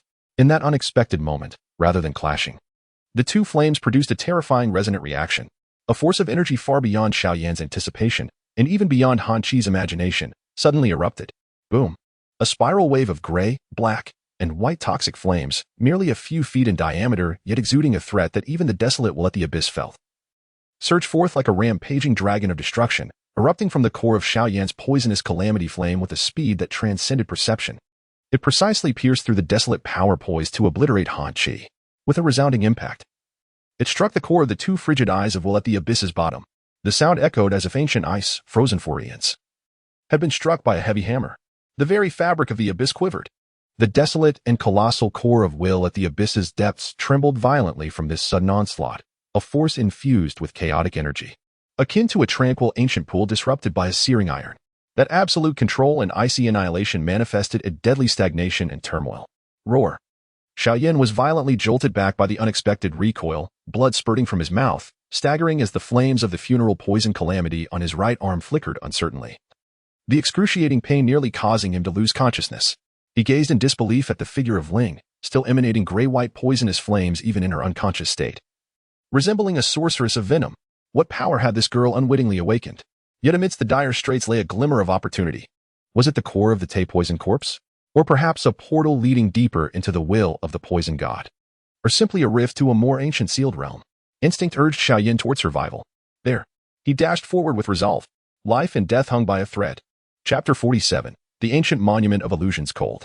Not the biting chill that pierces the bones, but a desolation that drains all sound, heat, and vitality. Directionless, weightless. Even the sensation of falling had vanished. The three hovered in this realm of pure, shadowy void, as if they had become specimens forgotten beyond the passage of time. The funeral poison calamity on Xiao Yan's right arm, upon entry, seemed extinguished by an invisible force, leaving only a faint, viscous, bluish-gray halo enveloping his forearm, emanating a weary warmth and searing pain. Ling, nestled in his embrace, had her gray-white poisonous flames silently extinguished, curling into him, her breath faint yet oddly steady, as if the raging power within her had been frozen by the absolute stillness of this space. Han Yi leaned against his back, her icy body still chilling to the touch, the toxic green veins lurking beneath her skin like a coiled serpent. Exhaustion seeped through him like a leaden weight from the depths of his soul, filling his limbs and bones. The fierce battle and frantic struggle just endured had nearly drained all strength and willpower. In that moment, the taut nerves suddenly relaxed, an irresistible lethargy pulling him down into the softest of marshes, dragging his consciousness into a quagmire of despair. A silence akin to death enveloped them. No heartbeat, no breath, even his own seemed imperceptible, no airflow, only the eternal illusion of time frozen. The darkness was thick, impenetrable, as if even perception itself had been devoured by it. Xiao Yan experienced a fleeting moment of disorientation, questioning whether he had truly descended into the realm of death. Struggling to keep his eyelids from melding together, he attempted to summon the faintest trace of mental energy to explore this bizarre expanse. Buzz. At the instant his thoughts stirred, something deep within the unfathomable darkness flickered with a faint light. It was not the brilliance of stars, but an exceptionally dim, yet discernible hue, reminiscent of a bronze vessel left untouched in the void for millennia, now tinged with a touch of rust green, imbued with an ancient and desolate chill. The faint glimmer resembled a stone cast into the tranquil surface of a lake, creating delicate ripples. The dark canvas appeared to quiver momentarily. In the area of the glimmer, the light was not entirely consumed. A more obscure, distorted silhouette slowly emerged beyond the rust-green radiance. Was it the foundation of a monumental structure? A colossal, frigid base stone, defined by harsh lines devoid of curvature? As one gazed closer, that rust-green sheen appeared to be no isolated point, but rather a source of illumination reflecting upon something immensely vast and distant. As thoughts swirled, the glimmer suddenly sharpened, or perhaps their distance from it had been imperceptibly diminished. At the center of vision, the position of the rust-green cold light revealed a massive, indistinct shadow that abruptly came into focus. It was a monument, an enormous bronze tablet, unimaginably grand. Its material mirrored that of the colossal bronze pillars above the ruins, equally ancient and mottled, bearing the marks of time and some peculiar force as erosion. However, it was not a standing column, but lay almost flat, like a door lost to the ancient deities, spanning the boundless void. Most of the tablet was submerged in profound darkness, with only an endless distant point of strange rust-green light illuminating its exposed massive arc, as if deliberately outlining its frigid contours.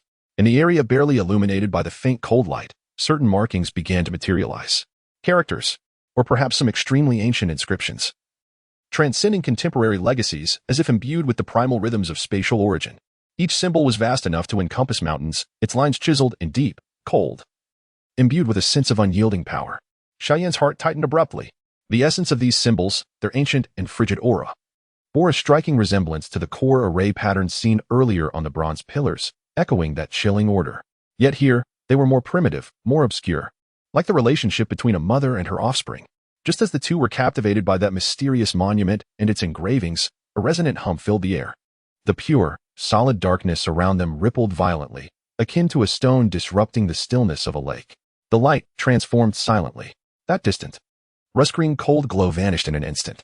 In its place, an entirely different scene emerged without warning, as if an ancient scroll unfurled before their eyes, a grand hall, constructed from countless massive, cold bronze blocks, so sharply defined it took one's breath away, materialized around them. Towering bronze pillars soared into the void, supporting a roof beyond sight. The cold, hard, gray-white metallic floor gleamed like a mirror, reflecting the dark golden array of glimmers flowing across the surface of the pillars. The air was suffused with a sense of time frozen in order and absolute cleanliness, devoid of dust, yet permeated by an icy stillness that penetrated to the bone. Vastness. An expanse of unimaginable proportions. In the center of the gray-white metallic floor directly ahead, a massive circular obsidian altar stood tall. Upon the altar, there was no scene of bloody sacrifice. Rather, it resembled a precise laboratory. Countless artifacts, each uniquely shaped and forged from dark, cold metal, are drawn by an invisible force, suspended in midair, slowly rotating, disassembling, and reassembling. The metallic components that comprise them are illuminated by circuits of dark gold light, akin to the blood vessels and nerves of a living being, flickering with a chilling, orderly radiance. A figure stands with her back to them. Poised beneath the halo at the center of the altar, a slender silhouette. Her waist-length, deep blue hair cascades like a frozen waterfall, draping over a pure white ceremonial robe intricately embroidered with complex silver patterns. The lines of the robe are stark and unyielding, save for the flowing nebula patterns at the cuffs and hem, which exude an otherworldly divinity. She tilts her head slightly, seemingly gazing into the void above. Her hands, delicate and pale as if sculpted from ice and snow, move with a speed that transcends visual perception, manipulating a colossal array of suspended light and shadow before her. Each gentle touch of her fingertips, tapping, gliding, and beckoning induces astonishingly precise transformations and responses from the cold, floating artifacts within the vast altar. Order, absolute order, and an exquisite precision that is chilling to the core. The scene is strikingly vivid, yet devoid of sound, reminiscent of witnessing an ancient ink-washed silent film. An intangible force, surpassing comprehension, exudes a sensation as though it governs the very laws of creation, enveloping him. Xiao Yan's spirit jolts violently. This image, this familiarity of the figure, mirrors fragmented memories that arose in his consciousness when the colossal pillar's rule struck him, coinciding with the moment when Han Yi was infused with ancestral power by the Bronze Force. It is one of the fleeting visions shared in their depths, the blue-haired woman who commands the birth and demise of all things. Suddenly, an anomaly arises. Buzz. The image trembles violently, distorting, like a tranquil surface of water shattered by a tempest. Beyond the altar, the cold, smooth gray-white metal floor unexpectedly fissures, revealing a dark crevice that slices through the very fabric of vision. Deep within the chasm lies not the imagined molten lava and darkness, but a writhing viscosity of filth, seemingly composed of countless tiny eyes and worms. There is no deafening tide, only a pure, soul-freezing torrent of screams emerging from the abyss of darkness. It embodies despair, madness, hunger, hatred, and a profound loathing for all order, light, and existence. The once precisely rotating cold artifacts instantly scatter like a startled swarm of bees. Colliding chaotically, sparks flying. The light and shadow array controlled by the blue-haired woman at the center of the altar shatters like fragile glass. She turns abruptly. A fleeting glimpse. Xiao Yan's heart nearly ceases. He beholds a face, a visage strikingly similar to Han Yi's, yet colder, more perfect than mere mortals. Bearing the weight of ancient time and haunting terror, her ice-blue pupils contract to the utmost. Yet, the shock is but a fleeting moment, swiftly replaced by a chilling, resolute madness imbued with compassion. She has no time for words, her hands dramatically spread open, pressing down fiercely upon the altar beneath her and the very core of the entire hall.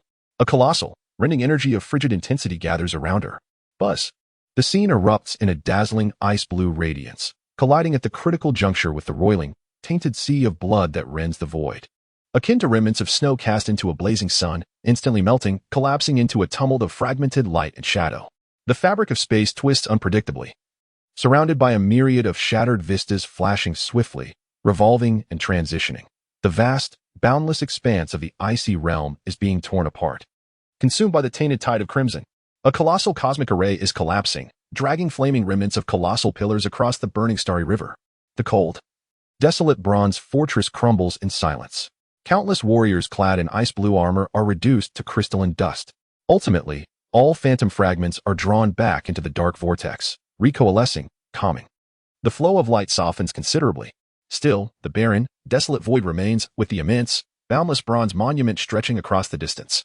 Yet, beneath the monument's feet, less than 100 paces away from Xiao Yan and his companions, a corner of darkness is dispelled by a dim, almost sedimented glow, as if it had accumulated the dust of eons.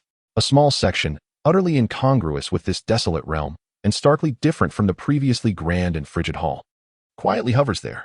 It appears to be a corner of some ancient library or scripture repository. The walls are constructed from a warm, jade-like stone of bluish gray, smoothed by time, devoid of any visible cracks or stains. In the corner stands a row of scroll racks, seemingly crafted from some peculiar purple wood, their surfaces adorned with intricately formed dark golden wood grain. Neatly arranged upon the racks are dozens of scrolls of varied materials, their colors faded, exuding a faint, peculiar aroma reminiscent of ancient paper mingled with rare herbs. On the floor before the bookshelves rests a stone table of remarkably simple design, yet imbued with an ancient, rustic rhythm. The table's surface is bare, smooth as a mirror. Most striking is the object leaning against the wall beside the stone table. It is not grand, standing only half the height of a person. Entirely sculpted from a warm, pure white jade, its texture is exquisite, radiating a lifelike warmth that starkly contrasts with the atmosphere of the ruins. Its form resembles a massive droplet of water, frozen in the moment just before falling, with a rounded base firmly resting on the ground and the top tapering gracefully to one side. At the waist, an exceedingly slender and mysterious dark golden pattern pulses with a gentle glow, as if infusing this pure vessel with the essence of ancient laws. Is it a white jade purity vase? Or perhaps a peculiar container? The surface of the vase is immaculate, untouched by a speck of dust, its mouth slightly ajar. Yet not a single particle descends. On the blank white jade wall opposite Xiao Yan and his companions, 3 ancient characters are inscribed in bold strokes, vibrant yet tinged with a lingering sense of urgency and sorrow. The feeling resonates like a mother at the precipice of despair, uttering her final blood-soaked entreaty to her newborn. The emotion mirrors a deity betrayed by the pantheon, carving the last stroke of legacy into their own lineage as they plummet into eternal torment. This is the legacy of a death-defying moment, the spark of civilization, the glimmer of hope amid despair, the sacred vessel of purity. Amidst the desolate depths of the burial abyss holds the promise of a new path. Her voice resonated with profound shock and an ineffable sorrow, as if it had touched upon the most forbidden secrets of an ancient lineage. In response to her interpretation, the intricate dark golden patterns swirling around the waist of the white jade vessel suddenly brightened, akin to a celestial gem awakened, radiating a soft yet undeniable warmth. This luminous halo enveloped the stone table, the bookshelf, and this small, cozy corner, creating an intimate cocoon that isolated it from the surrounding endless, desolate darkness. The contrast between the soothing aura within and the absolute silence beyond the walls was strikingly eerie, resembling a solitary island of light amidst an abyss of despair. At the edge of this gentle, eggshell-like glow, less than 3 feet from Xiao Yan, a series of dark red footprints, akin to congealed blood, were starkly imprinted upon the cold, smooth gray stone floor. Though small, the footprints appeared fresh, with blood crusts still faintly oozing at the edges. It seemed that not long before, perhaps at the very instant the illusion shattered, someone or some entity had just stepped out from this sanctum of light. A chill, without warning, began to creep up her spine. The warm halo now resembled the gaping maw of a ferocious beast, enticing yet foreboding. Chapter 48. Echoes of the sacred vessel. The solidified darkness was torn apart by the gentle glow emanating from the white jade vessel. The light was not blinding. Rather, it was somewhat hazy, yet it curiously dispelled the suffocating sense of desolation that hung over the 3 souls. It enveloped a corner of the study, tenderly wrapping the stone table, bookshelf, document rack, and the white jade vessel itself in a warm cocoon, merely a few yards in diameter. The warmth flowed like a gentle stream, soothing the frayed nerves that had been numbed by the abyss's relentless silence, even momentarily quelling the ceaseless burning and splitting pain that dwelled deep within. However, at the edge of the halo, the cold gray stone floor bore witness to those dark red footprints, fresh as if stamped by the very core of the earth, mocking this illusory tranquility like the opening of another eye of the abyss. Han Yi's breath grew heavier, the lingering toxins within her body clashing against her icy essence.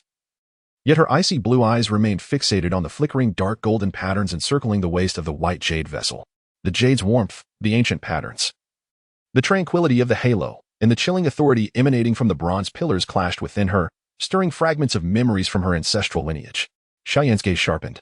He did not immediately approach the warm cocoon. Rather, like a wounded lone wolf that had just escaped the pack, he cautiously surveyed every inch of the luminous cocoon. From the document rack in the corner to the empty stone table, and finally to the white jade vessel itself, glowing with warmth.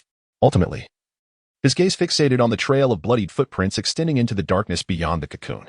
The direction of the footprints is unmistakably clear, leading outward from within the luminous cocoon. The edges of the last bloodstains still exhibit a faint, sticky sensation, suggesting that time has not elapsed for long. What entity or individual could have departed this sanctuary just moments before their fall into this void, perhaps even at the very instant the illusion shattered? Or does it currently lurk beyond the halo, hidden in an unfathomable abyss of darkness, coldly observing? In the tranquil study, the warm, gentle light now emanates an overwhelming sense of silent pressure. Suddenly, the black box nestled in Xiao Yan's embrace, which had remained eerily silent, trembled unexpectedly. The intricate dark golden seal patterns on its surface shimmered with an almost imperceptible glow, as if the feather of the 9 heavens profound phoenix contained within was stirred by an exceedingly faint, resonant essence. The source seemed to emanate from the jade purity vial. At this moment, Ling emitted a muffled groan of pain. The grayish-white toxic patterns on her body flickered briefly as they approached the halo of the vial, only to quickly dim and return to silence. The violent essence of the heavenly calamity poison within her seemed to be soothed by this warm and harmonious light, retreating deep within her being. This subtle shift sent a shiver through Xiao Yan. This place exuded an unfathomable mystique. He cast a glance at the gravely injured Han Qi and the unconscious Ling in his arms, and felt the exhaustion draining his own vitality. The darkness beyond the cocoon loomed like a beast ready to pounce, shrouded in uncertainty. In this desperate situation, choices were scarce. Let us proceed. Xiao Yan's voice was dry and hoarse yet resolute. He gestured for Han Qi to follow while carefully shielding Ling in front of him, tentatively taking the first step into the fringes of the halo. As his body fully crossed into the realm of the halo, a pure and gentle aura enveloped him, reminiscent of a healing force. It felt as if he were submerged in a warm spring of life, every pore instinctively expanding. The excruciating pain that felt like countless poisonous needles piercing his marrow was instantly alleviated. The toxins swirling deep within his bones seemed to halt their tumult, subdued by an invisible power. The tricolored murky flames in the reconstruction area of his right arm calmed, leaving only the lingering soreness of reshaping his bones. The fractures in his left shoulder and the myriad hidden injuries were soothed by waves of warmth and comfort. This luminescence possessed an extraordinary purifying and healing prowess. Moreover, It appeared remarkably effective against the suppression of decay and toxins. Upon entering, Han Qi also felt a surge of vitality. The dark green venomous marks on her face visibly faded. Instinctively, she settled into a meditative posture, channeling her feeble ice essence to expel the toxins that had taken residence within her, aided by this gentle purifying force. Xiao Yan gently placed Ling at the center of the halo, ensuring her curled form was entirely enveloped by the warm light. He crouched down, meticulously inspecting this small space. The stone table was smooth and cool to the touch, devoid of any energy reaction. The bookshelf is crafted from a unique purple wood, exuding a subtle, calming fragrance that soothes the spirit. The scrolls resting upon it are made of various materials, including animal hides, jade slabs, and even translucent metallic sheets. Each scroll is inscribed with vast and archaic cuneiform characters, utterly indecipherable. There are no mechanisms, no traps. It feels as though this is a study existing solely for the purpose of awaiting readers. His gaze eventually settles upon a quiet white jade vase standing against the wall. The smooth jade reflects a gentle warmth in the halo of light surrounding it. The vase's mouth is slightly ajar, obscuring the interior. An enigmatic dark golden pattern coils around its waist, flickering like the breath of an ancient dragon in slumber. He takes a step closer. The vase itself exudes no aura of danger. Rather, the soft radiance emanates from its own faint glow. Upon the blank jade surface near the inner side of the stone wall, aside from 3 ancient characters rendered with iron strokes and silver hooks, there are no further markings. Xiao Yan's gaze follows the empty stone ground beneath the vase, leading to a trail of bloodstains extending into the darkness beyond the halo. The footprints point directly towards a corner of the desk, as if marking a significant spot. A thought strikes him, and he crouches down at the desk's edge. Near the stone table, closely examining that area, it is devoid of anything. Wait. As his gaze sweeps across the space beneath the table corner at a nearly level angle, an indescribable intuition compels him to extend his unblemished left hand, tentatively brushing against the seemingly vacant area beneath the table corner where the light appears slightly aberrant. His fingertip encounters an exceedingly faint, almost imperceptible energy membrane. Almost instantaneously upon contact with the barrier, a buzzing sound erupts. A flurry of tiny golden sparks explodes at the point where the light membrane was touched. The sparks leap and coalesce into the outline of a key, no larger than a fingertip, entirely composed of golden energy. This diminutive golden key flickers into existence and vanishes as swiftly as a drop of ink dissolving in clear water, as if it had never been. Yet, Xiao Yan's finger, which had made contact with the light membrane, feels as though it has been instantly branded. The information is not a complete map but resembles a temporary authorization permit for unlocking certain privileges. Concurrently, on the smooth surface of the stone table, at the corresponding point where Xiao Yan had touched, a line of cuneiform characters composed of minute golden specks silently emerges, flickering in and out of existence. The essence of these characters bears an uncanny resemblance to the 3 symbols on the jade surface of the vase. Hani suddenly opens her eyes wide, fixating on the fleeting golden script, exclaiming, "The initial authorization leading to the courtyard of unlocking the doors. This is indeed the authentication for activating the beacon." Her voice is laced with profound astonishment and disbelief. The sacred essence of the vase has preserved the temporary key to the core channel. This should have been utterly destroyed when the cold wasteland shattered. A beacon? A key? The courtyard of unlocking doors? Xiao Yan furrows his brow, though the specifics elude him. It undeniably points to the next destination. Moreover, this authentication has been directly imprinted into his new bones. Could this be what is referred to as a permit? Yet, at the very moment the radiance vanished, a sudden puff echoed as the flowing dark golden mystical patterns around the waist of the pristine vessel seemed to exhaust a power accumulated over countless eons, causing the light to abruptly dim. It resembled a flickering candle in the wind, nearly extinguished. The halo swiftly contracted by over a foot, barely managing to encompass the desk, bookshelf, and the modest area surrounding the vessel, almost pushing the unconscious Ling out of its luminous embrace. A chilling pressure, as if darkness were lurking, silently enveloped the 3. The activation of this temporary certification had evidently accelerated the depletion of the vessel's strength to maintain the luminous cocoon. Time was running short. They had to leave this place before that unknown entity returned, guided by the vessel's halo and the remaining beacon of light. Xiao Yan abruptly turned towards the darkness beyond the glow. His gaze, piercing and resolute, followed the trail of bloodstains into the thick void. There, as if guided by an invisible force, the space revealed a faintly unnatural distortion, akin to ripples spreading across water, deep within his right arm. The newly branded beacon mark emitted a weak yet distinct sensation of heat. It was there. Let us go. Without further ado, he swiftly lifted the still unconscious Ling, whose poisoned body was momentarily stabilized by the halo, and urged her onward. Han Yi, recognizing the imminent danger, suppressed her injuries and rose to her feet. The trio stepped out of the protective glow, re-entering the unyielding cold darkness. Yet this time, before them lay not the boundless void. The fresh blood footprints extended a few paces into the darkness, only to vanish completely at the edge of the stone surface they stood upon, a narrow passageway. Similarly suspended in darkness, paved with rough and ancient bluish-gray stone slabs. As their footsteps echoed on the stone, the traces of the vanished footprints were accompanied only by splatters of fresh dark red blood, resembling a path leading to the underworld. At the end of the passage, it pointed towards the immense bronze monument, its colossal shadow growing clearer amidst the darkness. Chapter 49. The blood path beneath the monument. The ancient bluish-gray stone slabs underfoot felt rough and cold, as if they had absorbed all warmth. The residual warmth from the vessel's halo was swiftly consumed by the boundless darkness behind them. An absolute desolation and emptiness once again tightened around their throats, leaving only the heavy breaths of the three and the occasional pained groans from Ling tearing through the stagnant void. Beneath them lay a solidified abyss of darkness, while above stretched an endless expanse of ink. The suspended stone pathway resembled a forgotten bridge leading to a lost divine realm, extending solitary towards the horizon, where the immense bronze monument cast an indescribable, overwhelming shadow.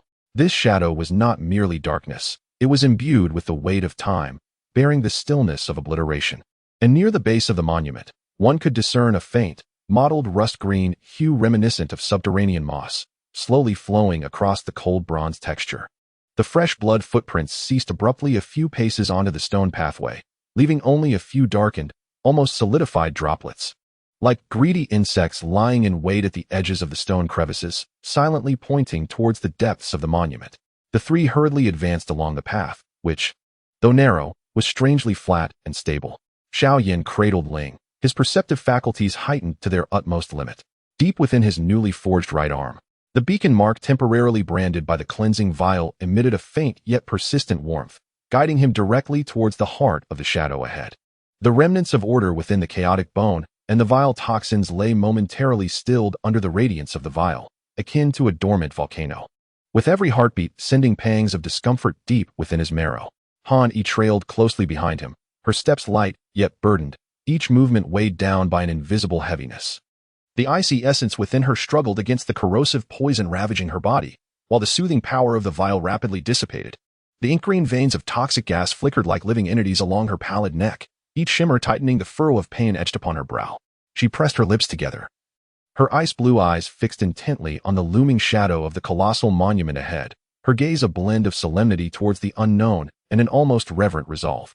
The bronze ancestral monument bears the abyss. Her voice emerged, low and raspy, like a battered bellows. Fragmented phrases laboriously escaping as if they were wrestling against the tumultuous poison within her, unearthing the most weathered fragments of memories buried deep in her bloodline. The resting place of the ancestral spirit stood as the final bastion, and the air hung thick and heavy. The closer they approached the shadow of the gigantic monument, the more palpable the oppressive stillness became. The darkness flanking the suspended corridor was no longer mere emptiness. It resembled a viscous, gelatinous substance, radiating a suffocating sense of resistance. As if an unseen force impeded their progress. Buzz. Xiao Yan's steps halted abruptly. The view ahead suddenly expanded. The floating stone path reached its terminus. The lower edge of the monument loomed before them like a shattered celestial ring, vast beyond description. It appeared to be a bronze celestial barrier forged from the very essence of darkness, cold, weighty, extending infinitely in all directions. The rusted green glow on the monument's surface became more pronounced and mottled here, reminiscent of ancient bloodstains seeping from a colossal wound. The end of the stone path did not lead directly to the surface of the bronze monument, but rather to the remnants of a massive plaza suspended in the space beneath the monument. Countless enormous slabs of ancient stone, similarly of a grayish hue, and the fractured remains of grand columns floated chaotically above the thick darkness beneath the monument. They varied in form, some as large as hills, others scarcely accommodating a single footfall. Their spacing was erratic, with most areas plunging into unfathomable depths. Broken or leaning colossal pillars resembled the shattered bones of giants, jutting into the sky or disappearing into the shadows. The original grandeur of the plaza had long since crumbled, leaving only this deathly labyrinth of immense fragments suspended above the abyss. At the terminus of the stone path, a vast platform, roughly 10 zhang square, emerged from the void. Was there something upon the platform? Thud. The three stepped onto the edge of the platform. The frigid stone surface absorbed the last vestiges of warmth from their bodies. In the center of the platform, the ground was not flat but rather a conspicuous depression, circular in shape. Surrounding this hollow area stood several strangely shaped bases. As if a fusion of mechanical constructs and ancient totemic pillars, their forms incomplete and enigmatic. These pedestals tower several meters high. Crafted from a material akin to the colossal stone tablets, their surfaces marred by the ravages of time and the erosion of enigmatic forces. Most have crumbled significantly, reduced to mere remnants, while some relatively intact pedestals spiral or ascend in a tiered fashion. The apex, which should have housed some central component, is now left with only fractured metallic ports and scorched, distorted interfaces, as if some immense mechanism had been brutally wrenched from its place. The surfaces of these pedestals are adorned with profound, icy wedge-shaped symbols and intricate patterns, now dulled and lacking luster. At the very heart of the platform lies a recessed area, which should serve as the core of the pedestal-esque guardians, now dominated by 7 figures. No, they are not human. Their forms are grotesque, approximately twice the size of a human. Their bodies are not composed of ordinary stone or bronze, but rather a peculiar crystal that is dark and exudes a metallic sheen, yet possesses a semblance of biological texture. They exhibit varied postures. Some roar skyward as if preparing to throw, others crouch low in a stance reminiscent of a predator, and some kneel on one knee, as if in prayer, exuding a primal, untamed strength, yet their materiality renders them cold and rigid, imbued with an eerie quality that belies any semblance of life. Even more unsettling are their faces, 7 identical visages, all grotesquely distorted, stretched, and twisted beyond recognition. They are neither human nor beast, neither ape nor animal. Their protruding maws are agape, revealing sharp fangs, while the hollows where eyes should reside are filled with a viscous, dark crimson crystal. This crystal resembles congealed filth, glimmering with an unsettlingly faint light, emanating an aura of brutality, corruption, and chaos, far purer than the miasma of decay that clings to the surface of the ruins. These 7 beastly crystalline figures are not lifeless. The dark red blood crystals flowing from their vacant eye sockets move slowly, akin to viscous plasma, while thin, hair-like tendrils of bizarre energy drift from the crystals, writhing and twisting in the air, extending slowly yet unable to escape their immediate vicinity, as if bound by some invisible shackles. However, at this moment, with the arrival of 3 individuals, one of the long-still crystalline beast figures, poised in a diving grasp, closest to the edge of the platform, saw the dark red blood crystal within its hollow eyes accelerate dramatically in its flow. The viscous crimson crystal, akin to awakening magma, suddenly shimmered with a vibrant, otherworldly brilliance. Simultaneously, a chilling, sticky wind, reeking of a nauseating metallic scent, surged forth unexpectedly from the dense darkness above the floating stone platform. The wind was not strong, yet it carried the fetid odor reminiscent of a decaying beast's breath.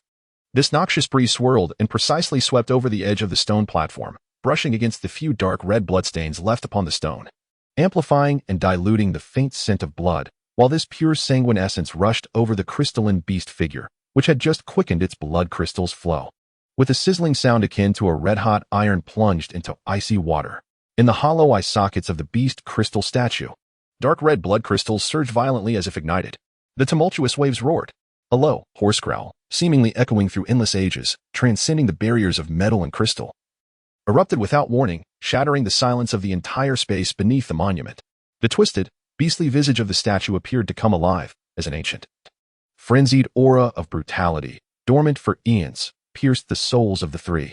Crack, crack, crack. It was awakening. From a crystal skeleton shackled by chains, it transformed into a sentient guardian, exuding an endless, vicious aura, or perhaps a predator. Chapter 50, Blood Blossoms on Ice. The solidified beast roar sounded like a death knell, shattering the last fragile layer of ice in the monument's depths. Buzz, the beast crystal statue, awakened by the recent scent of flesh and blood, erupted with a blinding dark red light from its hollow eye sockets. The impure blood crystals within it boiled over completely, resembling ignited lava, akin to millions of awakened bloodthirsty insects. Roar. Boom. The platform trembled. Debris flew. The horrifying crystal beast, imprisoned for countless eons and yearning for the scent of flesh, lunged at the 2 living beings, Han Shi and the unconscious Xiao Yan. Like a prehistoric tyrant ready to hunt, the foul, violent aura surged forth like a tangible tide, instantly engulfing the 3. This was no mere infestation of the ruins. It bore the mark of the abyssal poison, a guardian filled with an instinct for destruction from the depths of their souls. The speed was blinding. The force was akin to a landslide. The nauseating, rancid aura even prompted a momentary resonance within the toxins coiled inside Han Shi. Retreat. Xiao Yan's pupils constricted sharply as he clutched Ling and attempted to retreat urgently. Yet, his severely injured and exhausted body appeared laughably feeble before such overwhelming power and speed. Hanshi was in the line of fire. The essence of the ice soul instinctively activated, forming a delicate, gossamer blue ice barrier before her. But this defense was as thin as parchment against the oncoming crystal beast. In a critical moment, cough, Ling, who had been curled in Xiao Yan's arms and unconscious, seemed to be forcibly awakened by this pure source of corruption. She suddenly coughed up a small mouthful of viscous, gray-black poisonous blood, and her tightly closed eyes cracked open slightly. Her gray-white pupils were hollow and unfocused, her cheeks, marred by gray-black poison patterns, twitched uncontrollably. Her consciousness had not fully returned. Yet the instinctive fear and rejection stemming from the tainted origin compelled the suppressed gray-white halo to flicker erratically. Buzz! The gray-white poisonous flames erupted from her chest without warning, piercing forth like thorns toward the charging crystal beast. There was no direct collision. The moment the gray-white flames penetrated the beast's surrounding miasma, it was as if oil and water had violently mixed. It was ignited with a forceful intensity. Poof! A strange gray flame suddenly blazed before the colossal head of the crystal beast, halting its charge momentarily.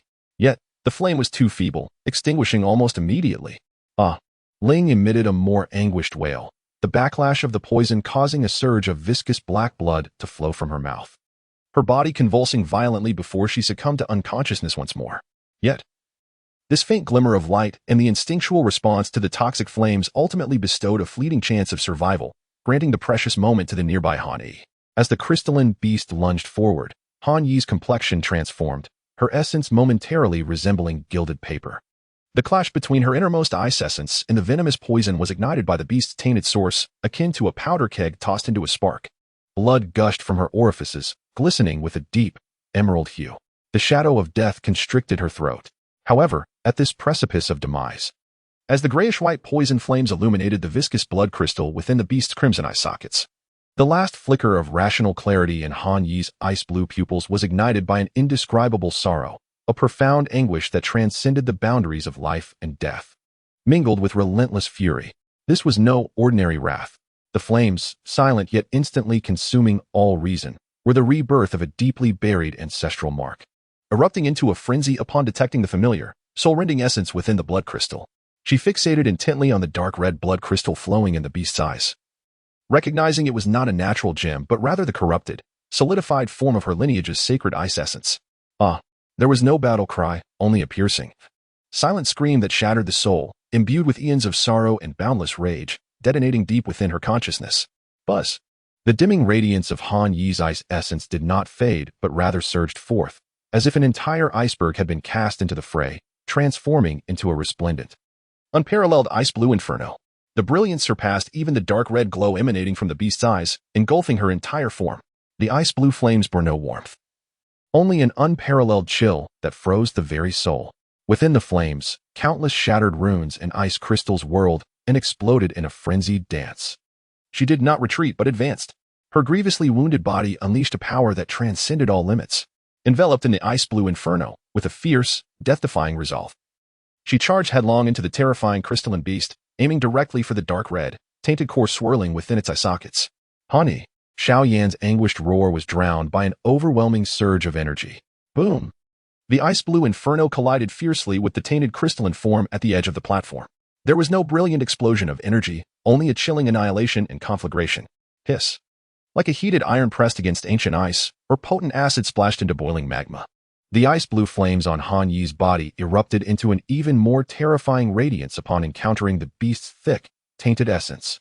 Her singularly intact left arm, which radiated all the icy azure brilliance, resembled the sharpest blade of judgment, forcefully tearing through the viscous and tainted energy field enveloping the crystal beast, piercing fiercely into the hollow eye socket.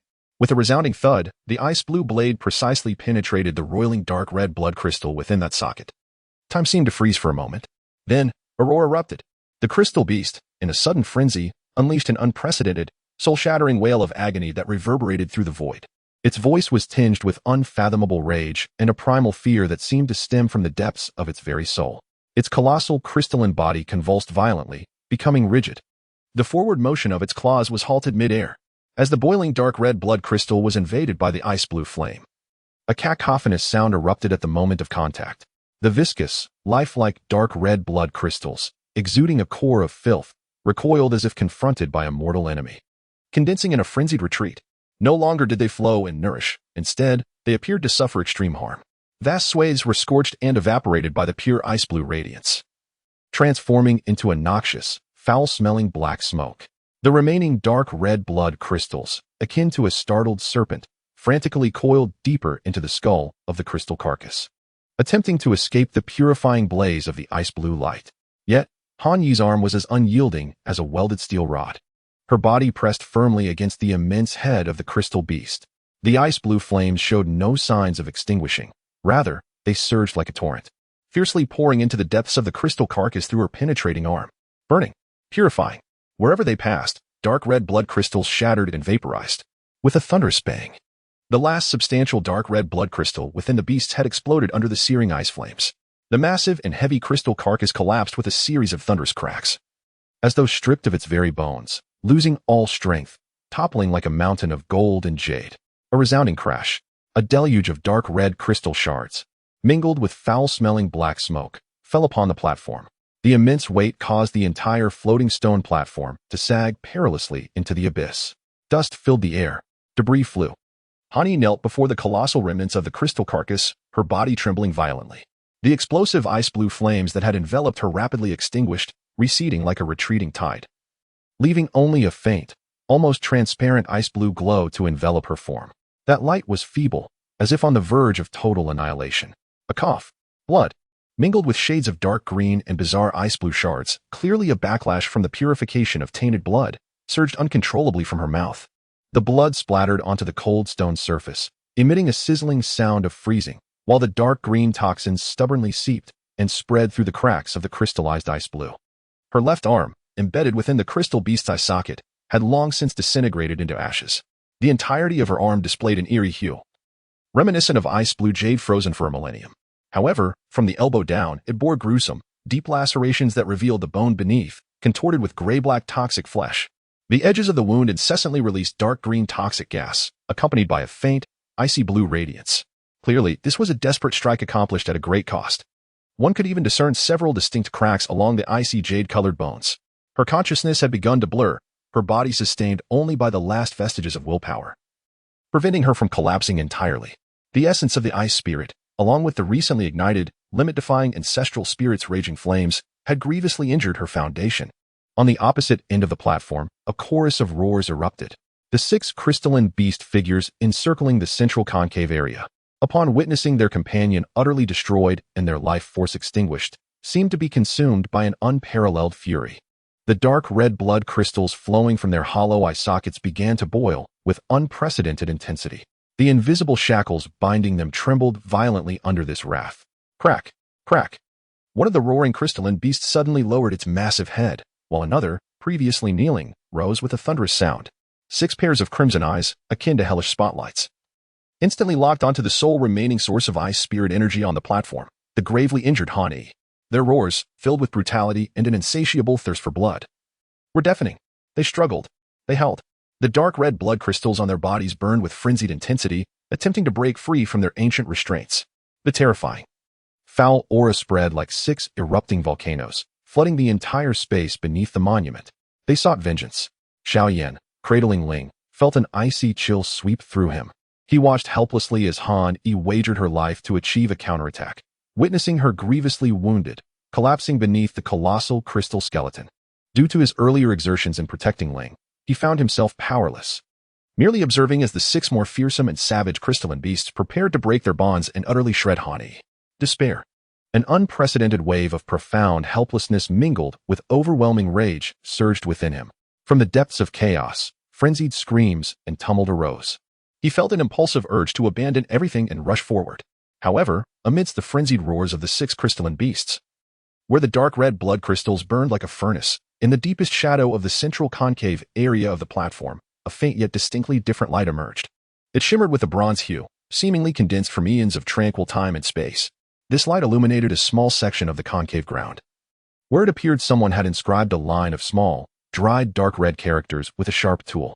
The color of the inscription matched that of the fresh blood footprints along the stone path's edge. The inscription seemed to consist of 2 words: absolute poison, absolute life. The cold bronze light flickered for but an instant before being dimmed by the rising aura of the 6 savage crystalline beasts. much like the flickering icy blue glow on Han Yi, which seemed on the verge of being completely engulfed.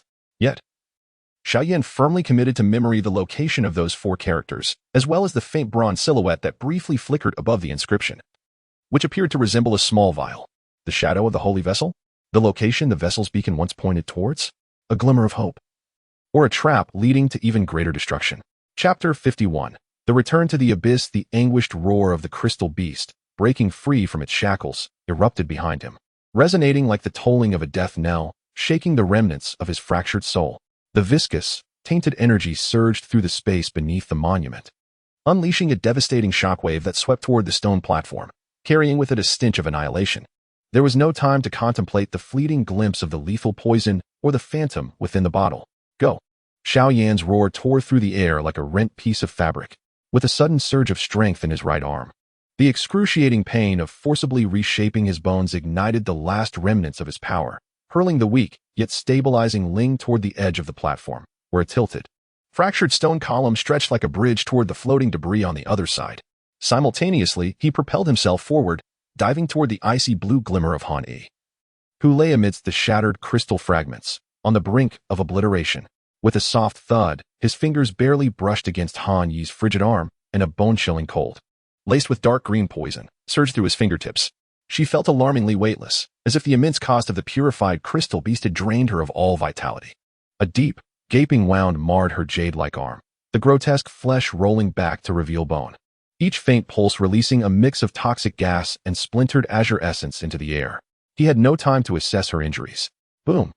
A more violent roar emanated from the edge of the stone platform, followed by the explosive shattering of crystal fragments, mingled with the ferocious howls of the other 6 crystal beasts. The dark red light of the blood crystals on their bodies surged skyward. The invisible shackles binding them emitted a cacophony of metallic fractures under the strain. The rampant, tainted energy field pulverized the nearby broken stone columns into dust. The shockwave, laden with the stench of poison, slammed against Xiao Yan's back. He let out a muffled groan, the metallic taste of blood filling his throat as he clutched Han Yi, swept like a severed kite toward the tilted stone column. Bang! Bang! They crashed heavily against the cold, moss-covered surface of the fractured column. The tremendous impact nearly shattered Xiao Yan's spine. He clung tightly to Han Yi, allowing the force of the impact to drive down their bodies along the stone column. Beneath them lay a sea of rubble and an abyss of uncertainty.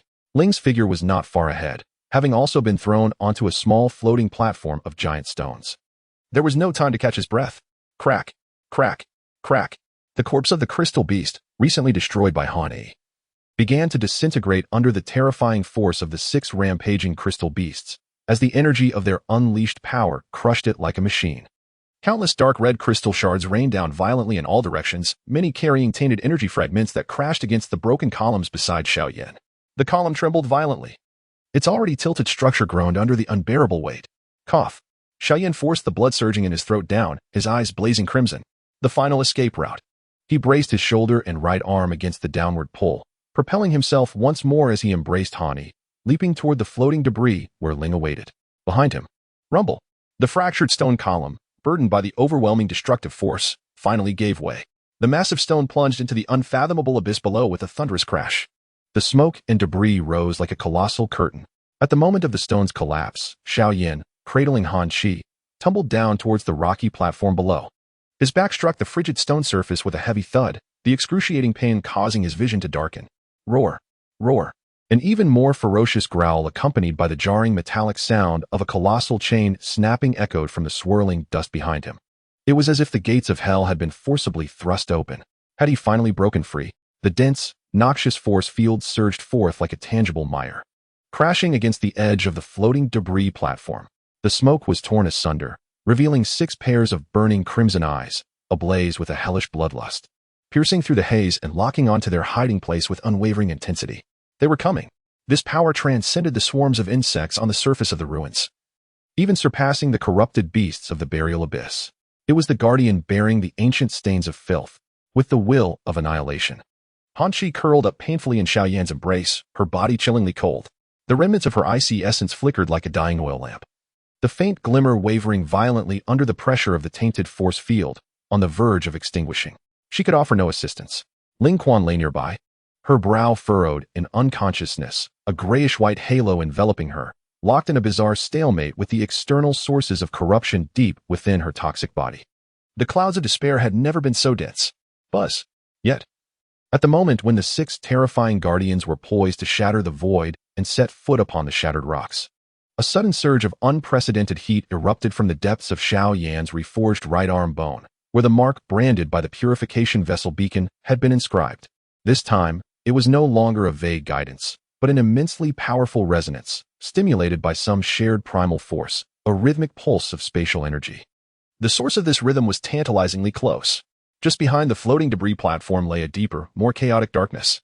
His gaze pierced through the tainted force field and swirling smoke, following the direction of the searing rhythm. There lay a mass of rock debris far larger than the previous platform, suspended in even deeper depths. Or rather, it was not natural rock at all. The surface of the debris was covered in a bizarre metallic barrier, charred, twisted, and entirely carbonized. The obsidian, contorted metal resembled cooled lava, adorned with jagged, broken fangs. Vast structures exhibited the form of molten matter that had solidified. In the core region of this melted and twisted metallic wreckage, remnants resembling the charred interiors of enormous biological cavities presented an odd honeycomb structure. Enormous, twisted pipelines coiled like serpents, their mouths frozen with black sludge and crystallized substances. More crucially, in one corner of this immense wreckage remained a relatively intact area. It was neither an altar nor a grand hall. Instead, it was several chambers sealed with high-strength alloy armor plates. The armor plates themselves were scorched and deformed by extreme heat. Yet the sealed structure seemed to persist with unwavering tenacity. One of the armored doors retained its fundamental frame shape, albeit severely twisted and deformed. The gaps of the door were sealed tightly by molten metal and some viscous, tar-like black substance, leaving only a few minute crevices. From one of the distorted, sealed doors, a powerful, resonating wave of the same origin as the beacon continuously seeped through, exuding a fragile yet indomitable essence of life that had not been extinguished even in destruction. There was also an exceedingly faint, familiar power of purification and solace. Was it derived from the? That was the last vestige of vitality, even if it were but a thread. It was a glimmer of hope. Xiao Yan summoned every ounce of strength to roar, attempting to rise with one hand propped against the ground. He wrapped his left arm around Han Yi and reached with his right hand towards the unconscious Ling beside him. He needed to act swiftly, to reach that hope before the 6 world-destroying sentinels could fully set foot in this place. However, a thunderous rumble erupted from the direction of the suspended stone platform, reverberating like the beat of a colossal drum. 6 terrifying, foul auras were alarmingly close. The rubble at the platform's edge was crushed under an invisible force, the dust completely torn apart. A colossal claw of a crystalline beast, entwined with writhing, dark red, corrupted blood crystal tendrils, suddenly emerged from the haze, viciously grasping at Xiao Yan's right hand, which had just reached for Ling's arm. The claw pierced through the air, leaving a foul, distorted trail in its wake, moving with a speed that defied reaction. There was no escaping it. A chill of impending death coursed through him. In that fleeting moment, the gray-white halo that had been quietly guarding Ling quivered abruptly, not in a display of aggression, but as if startled. It contracted towards the twisted remnants of the molten ruins behind the platform. This contraction was fleeting, lasting less than half a second. Yet it seemed to carry an extraordinary pulling force. The claw of the crystalline beast, entwined with the corrupted blood crystal, tore through the afterimage and brutally seized the spot where Ling had just lain. The solid, bluish-gray boulder was pierced, ripped apart, and crushed as if it were mere tofu. Xiao Yan's outstretched hand grasped only a fragment of torn air and the stench of corruption. Ling. Xiao Yan's heart stopped. The massive crystal claw suddenly withdrew from the rubble, sending a cascade of debris into the air. In that moment of chaos, Xiao Yan's peripheral vision caught a heart-stopping sight, a frail silhouette of a woman, also marred with stains of corruption and darkened blood. Just after the claw had shattered the stones, she appeared as if conjured from the void, her tattered robe stained black and gray by smoke and filth, flailing as she staggered from the edge of the explosion, moving with a desperate yet swift grace. In a near-collapsing roll, she narrowly evaded the claw capable of rending metal. Her target was none other than the unconscious Ling, who had been bizarrely pulled to the edge of the platform by the gray-white halo. Her timing was exquisite, perfectly calculated. Amidst the chaos of the claw's miss and the ensuing tremors and dust, as Xiao Yan's focus was distorted by shock and rage, and Han Yi's grievous condition weighed upon his attention, she executed her daring rescue. Her hands, smeared with the dried remnants of blood, moved with a sense of urgent rescue, yet executed with striking precision, imbued with an indescribable sense of control. In a sudden motion, she reached out and grasped the arm of Ling, who had just tumbled and now precariously curled at the very edge of the platform. "Stop!" Xiao Yan bellowed, his eyes wide with desperation, yearning to rush forward. He was utterly oblivious to whether this woman was human or specter. However, judging by her uncanny agility and speed in evading the guard's attacks, she was undoubtedly formidable. But it was too late. After seizing Ling's arm, the woman showed no signs of hesitation, not even casting a glance at Xiao Yan or the guards behind him. With a sudden surge of strength, she dragged the unconscious girl away, resembling a live yet disheveled shadow that leaped toward the depths of the molten ruins. Littered with twisted metal and the remnants of hives, her speed was astonishing, and in the blink of an eye, she vanished into the intricate shadows of the ruined landscape. The entire sequence, from evading the claws to the leap and the escape, was seamless and fluid, as swift as lightning. Roar! The crystalline beast guard, having missed its strike, was engulfed in a rage. Its massive crystalline head emerged from the clouds of dust, 6 burning crimson eyes locking onto Xiao Yan and the vulnerable Han Chi sheltered. A colossal claw, capable of crushing mountains, descended with a dark red gleam, aimed directly at him. Meanwhile, 5 other grotesquely foul auras surged forth almost simultaneously, piercing through the haze like 5 mountains of tainted blood, utterly shattering the spatial barriers surrounding the rocky platform. 6 ancient guardians, all stepped into the realm of debris. The intent to kill was palpable, a true dead end. Ugh! A desperate roar erupted from Xiao Yan's throat. Han Chi's cold and precarious body lay in his arms, while before him loomed the overshadowing claw of filth. Behind him lay the inescapable remnants of destruction. All he could do was muster every ounce of strength to shield Han Chi in the deepest recesses behind him before the impending annihilation struck. Then, boom! The anticipated cataclysmic blow and excruciating pain did not arrive. The descending claw abruptly halted just shy of 3 feet above Xiao Yan's head. In that instant, all the chaotic roars, the boiling energies of filth, and the guard's liberated breaths within the space beneath the monument seemed to be pressed into a pause by an incomprehensible, invisible force. Time appeared to have frozen. The crystalline beast guard, poised to strike, remained suspended in midair, while the other 5 colossal beasts, having just crossed into the debris zone, seemed to be frozen in their stride. The swirling, burning filth within their eyes bizarrely solidified, their brutal wills captured at the cusp of eruption, leaving only an unspeakable bewilderment. Even the horrific field of corruption that permeated the entire space fell into a deathly stillness. Silence. An absolute, profound silence. Only the depths of the stone monument seemed to flow slowly through time and space. A barely perceptible, yet strikingly clear ancient voice echoed in Xiao Yan's ear, as if it had transcended endless darkness and temporal barriers, coldly declaring, "Life signal confirmed. Ice spirit source point matched." Initiating the return to the ruins protocol, the voice abruptly directed towards the newly formed bone on Xiao Yan's right arm, where the beacon of the clean bottle was marked. Locking mechanism disengaged. At the very moment the final word was uttered, the once solid space suddenly regained its fluidity. Yet, it did not resume its assault. A resonating hum filled the air.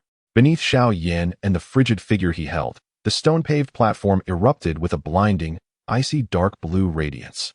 This brilliance was not merely light, but a pure distortion of spatial waves. Without warning, an exquisitely structured circular teleportation array was activated. Xiao Yan felt the ground vanish beneath him. An irresistible force of pure spatial displacement abruptly engulfed him, and the cold figure he fiercely protected. The radiance flickered and vanished. All that remained was the purified circular mark upon the stone platform, alongside 6 fearsome crystalline beasts, their solidified blood ignited. Left in a state of utter bewilderment as their prey had suddenly vanished. In the depths of the molten ruins, within a narrow corner obscured by a twisted metallic structure, a pair of cold eyes fixated on the spot where the teleportation light had disappeared, peering through the burning crevices. Those eyes betrayed no relief or anxiety over surviving the ordeal. They emanated an unsettling calmness, as still as stagnant water. Deeper still, the essence of ice returned to its rightful place. Target locked. Protocol continued execution. The cold whisper dissipated into the silent depths of the ruins.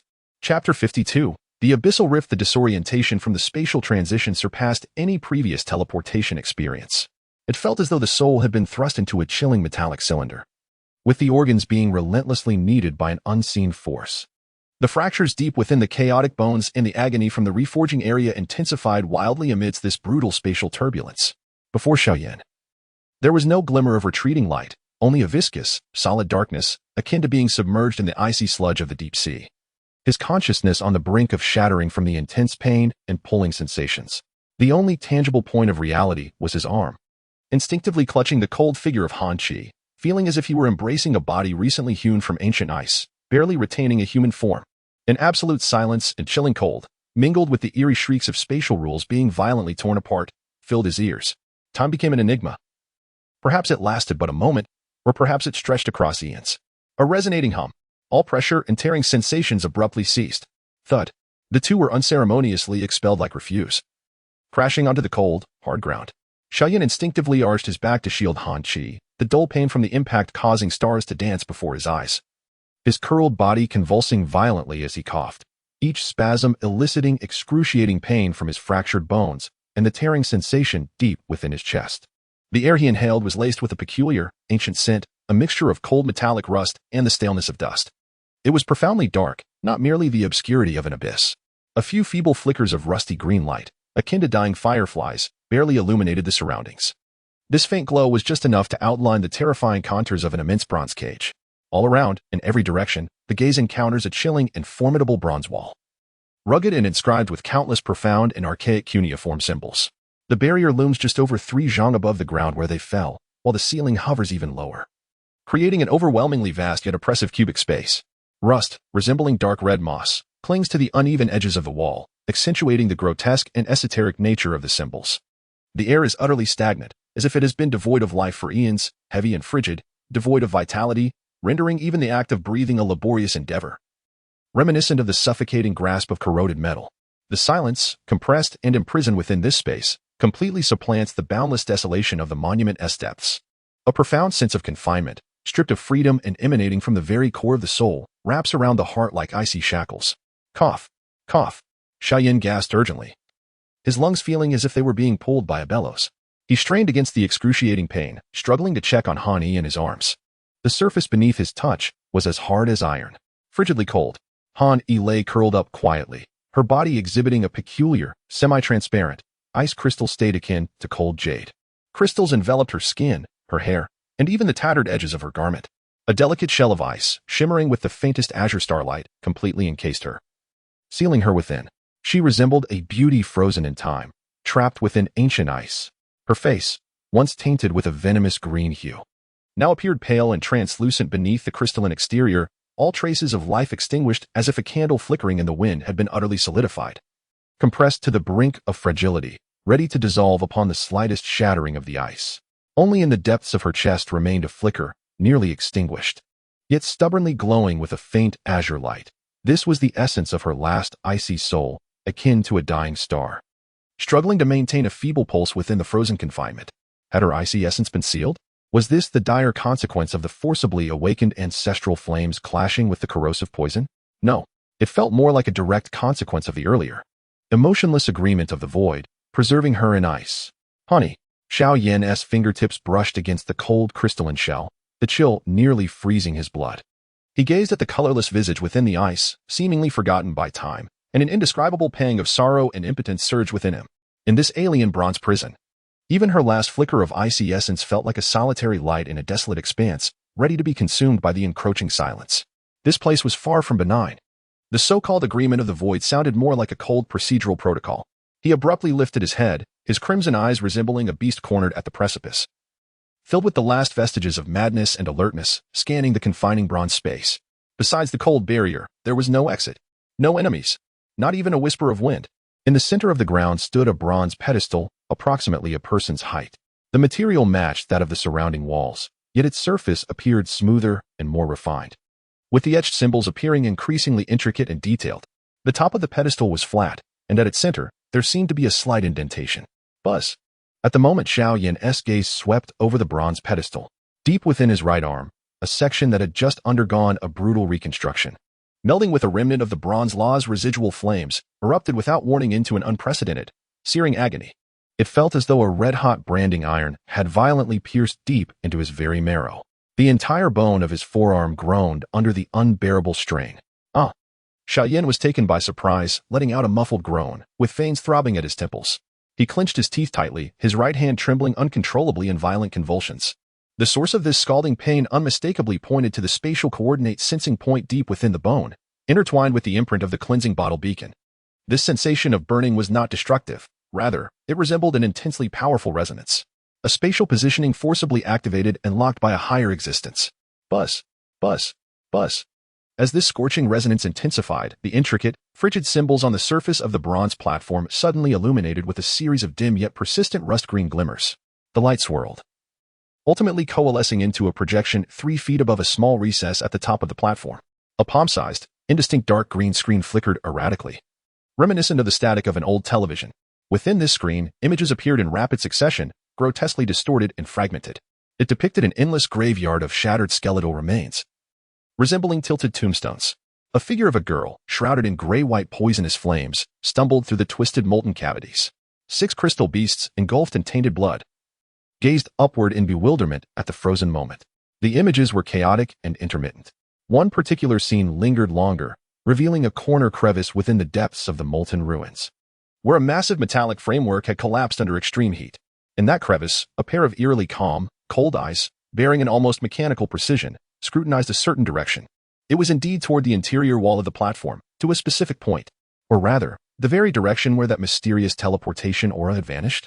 Was it the woman who had taken Ling away? Was she spying? A chill instantly raced down Xiao Yan's spine. The tranquility in those eyes was utterly chilling. It was neither indifference nor hatred, but a detachment from all emotions, leaving only the coldness of a pure mission objective. Buzz. The projection on the platform suddenly flickered and blurred, as if the signal were being severely disrupted, just as the screen was on the verge of completely distorting and dissipating. A more shattered and distant image flashed through the myriad of static snowflakes. There were no concrete visuals, only an extremely faint gray-white point of light. The image vanished. The projection screen was entirely enveloped in chaotic dark green static, before it dimmed completely. Only the surface of the bronze platform continued to pulse with a muted rust-green luminescence. The excruciating pain receded like a tide, leaving only the lingering tremors deep within his marrow. Xiao Yan collapsed to the ground, gasping for breath, cold sweat soaking his tattered garments. Ling. The light point represented Ling. She was in the depths of the molten ruins, and that mysterious woman seemed to be taking her somewhere. This was unlike the corrupted gaze of the black flame eye at the base of the monument. It was colder, more pure. What manner of being was that woman, whose unsettling calmness was terrifying? Where was she leading Ling? What deeply unsettled him was the chilling revelation that the core source of the transmitted message aligned perfectly with his suspicions. The mission was to persist? He cast a glance at the glacial figure of Han Yi, encased within the crystalline jade. Was it her icy essence that had awakened this sinister place? And was this so-called return to the abyss agreement intended to eliminate her entirely? Just as that frigid whisper suggested, eradication was of paramount priority. He abruptly turned his gaze towards the silent bronze pedestal. Was it a key? A control core? Or perhaps an instrument of torture? He stifled the dual agony of fractured bones and profound fatigue, gradually rising to his feet and staggering towards the enigmatic bronze pedestal. He must seek understanding. Even if it meant traversing a perilous path, he would carve out a sliver of insight. However, just as his foot was about to step onto the pedestal's base, his fingers nearly grazing the frigid surface, a faint, almost imperceptible sound, like the muted buzz of a mosquito, suddenly emanated from above, where a heavy bronze barrier shrouded the prison's dome. Chapter 53. Withered traces and shadows. The barely audible sound from the dome, akin to a pebble dropped into a still, ancient pond, sent ripples through the stagnant air of the bronze prison. Xiao Yan abruptly craned his neck, nearly straining it, his crimson eyes fixated on the oppressive bronze dome overhead. As impenetrable as a lead curtain, aside from the deeply etched, frigid wedge-shaped runes and the dark red moss of time's corrosion, the scene was devoid of any signs of tangible existence. An illusion? Yet, the instinctive awareness that arose from his very marrow, honed through countless life and death struggles, assured him otherwise. He forcibly suppressed the urge to lunge towards the bronze pedestal, lowering his body slightly, like a crouching beast in ambush, gently leaning Han Yi against the cold barrier beneath. Her form remained frigid, her crystalline visage pale and translucent, yet a faint ice-blue pulse flickered stubbornly within her heart. That glimmer, against the endless backdrop of rusted darkness, appeared as fragile as a solitary candle flickering in a tempest. She must not be exposed. He could not allow the unknown presence within the dome to perceive her last flicker of life. Xiao Yan inhaled the chilling air, tainted with the metallic scent of rust and stale dust, forcing the nearly depleted energy of his spiraling force to circulate laboriously through his meridians, gradually mending his injuries. Tightening his state to the utmost, his gaze no longer met the dome directly. Instead, he allowed his peripheral vision to scan the surface of the vast barrier with the sharpness of a falcon, searching for any signs of disturbance. Time flowed like frozen ice, slowly meandering through silence and stagnation. Each heartbeat resonated, echoing against his taut nerves. After an indeterminate span, a delicate chime, a minuscule flake of rusted bronze dislodging from a great height, clinking against the barrier's edges, broke the stillness. The sound, though faint, was distinctly discernible amidst the silence. Immediately thereafter, a rustling sound, a cascade of smaller fragments shedding, akin to gentle winds brushing over arid sand, began to emerge from several different angles of the dome. At an excruciatingly slow pace. It was no illusion. Something was in motion, and it was drawing closer to the very area of the pedestal where they stood. Xiao Yan's heart raced, suspended in his throat as he held his breath, his body maintaining a posture of vigilant alertness, even his fingertips trembling no more. The cold bronze altar loomed before him, less than 3 steps away, radiating an unspoken threat. Yet he understood that any movement towards it at this moment could spell disaster. The rustling sound grew increasingly clear and closer.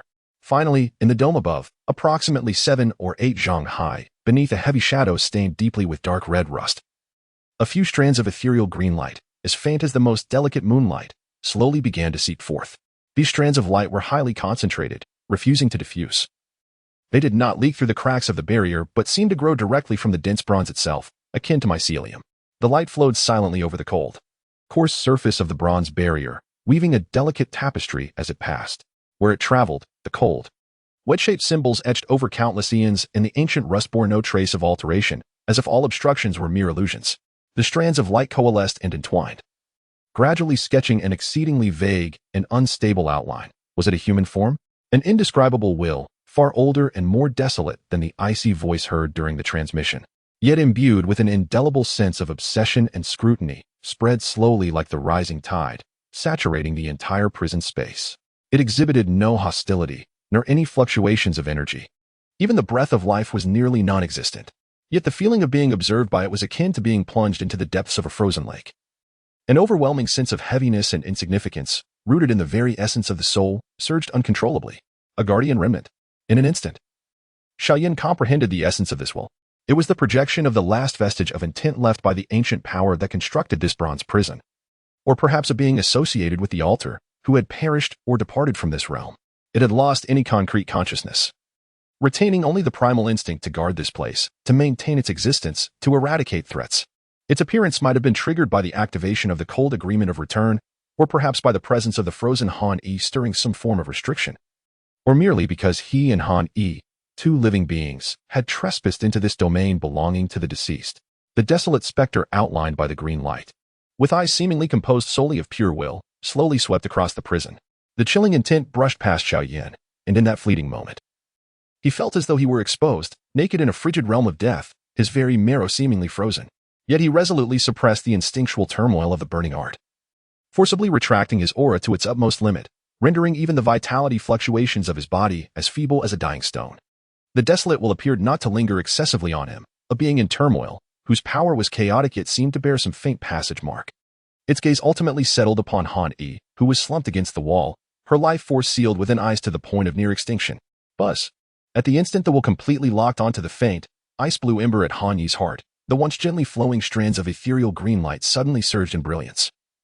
Intensifying severfold, countless finer strands of emerald light emerged from the depths of the barrier, fervently coalescing.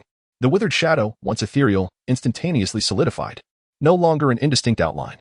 That illusory, profound gaze pierced through the spatial confines with chilling intensity, directly affixed upon the faint, icy blue glow upon Han Yi's chest. A pure, untainted erasure, as if sweeping away dust from a table, as if clearing away a stone obstructing the path. There was no fury, no hatred. Only a resolute will arising from an absolute instinct of enforcement. Its nebulous arm, formed from the converged emerald strands, gently lifted, silently directing itself toward the frozen Han Yi below. No brilliance erupted, no energy surged, yet the entirety of the bronze prison, encapsulating eons of lifeless air, seemed as though it had been plunged into the deepest abyss of cold. An indescribable, utterly frigid force, penetrating the very essence of the soul, descended like the silent breath of death's decree, unimpeded by any physical loss. The target was the last flicker of light within Han Yi's heart, a pure obliteration, extinguishing that spark at the level of rules, executing its final instinct to eradicate all intruders. The speed transcended perception. At the moment of the arm's elevation, Xiao Yan felt his vision blur with desperation. He yearned to leap forward, to shield with his body. Yet his form was as if ensnared in a binding spell. He could not even twitch a finger. He could only watch in horror as that intangible, formless force, representing absolute finality, sliced toward the faint icy blue core deep within Han Yi's chest like the most precise scalpel. Whoosh! A faint, nearly imperceptible beam, yet embodying the purest essence of ice spirit power, erupted from the icy blue spark in Han Yi's chest, triggered to its utmost limit by the impending calamity. This thread-thin icy blue essence did not attack the formless force of desolation, nor did it attempt to defend. Instead, it struck true, swift as thunder, colliding fiercely with the small indentation at the apex of the bronze pedestal standing resolutely in the center of the prison.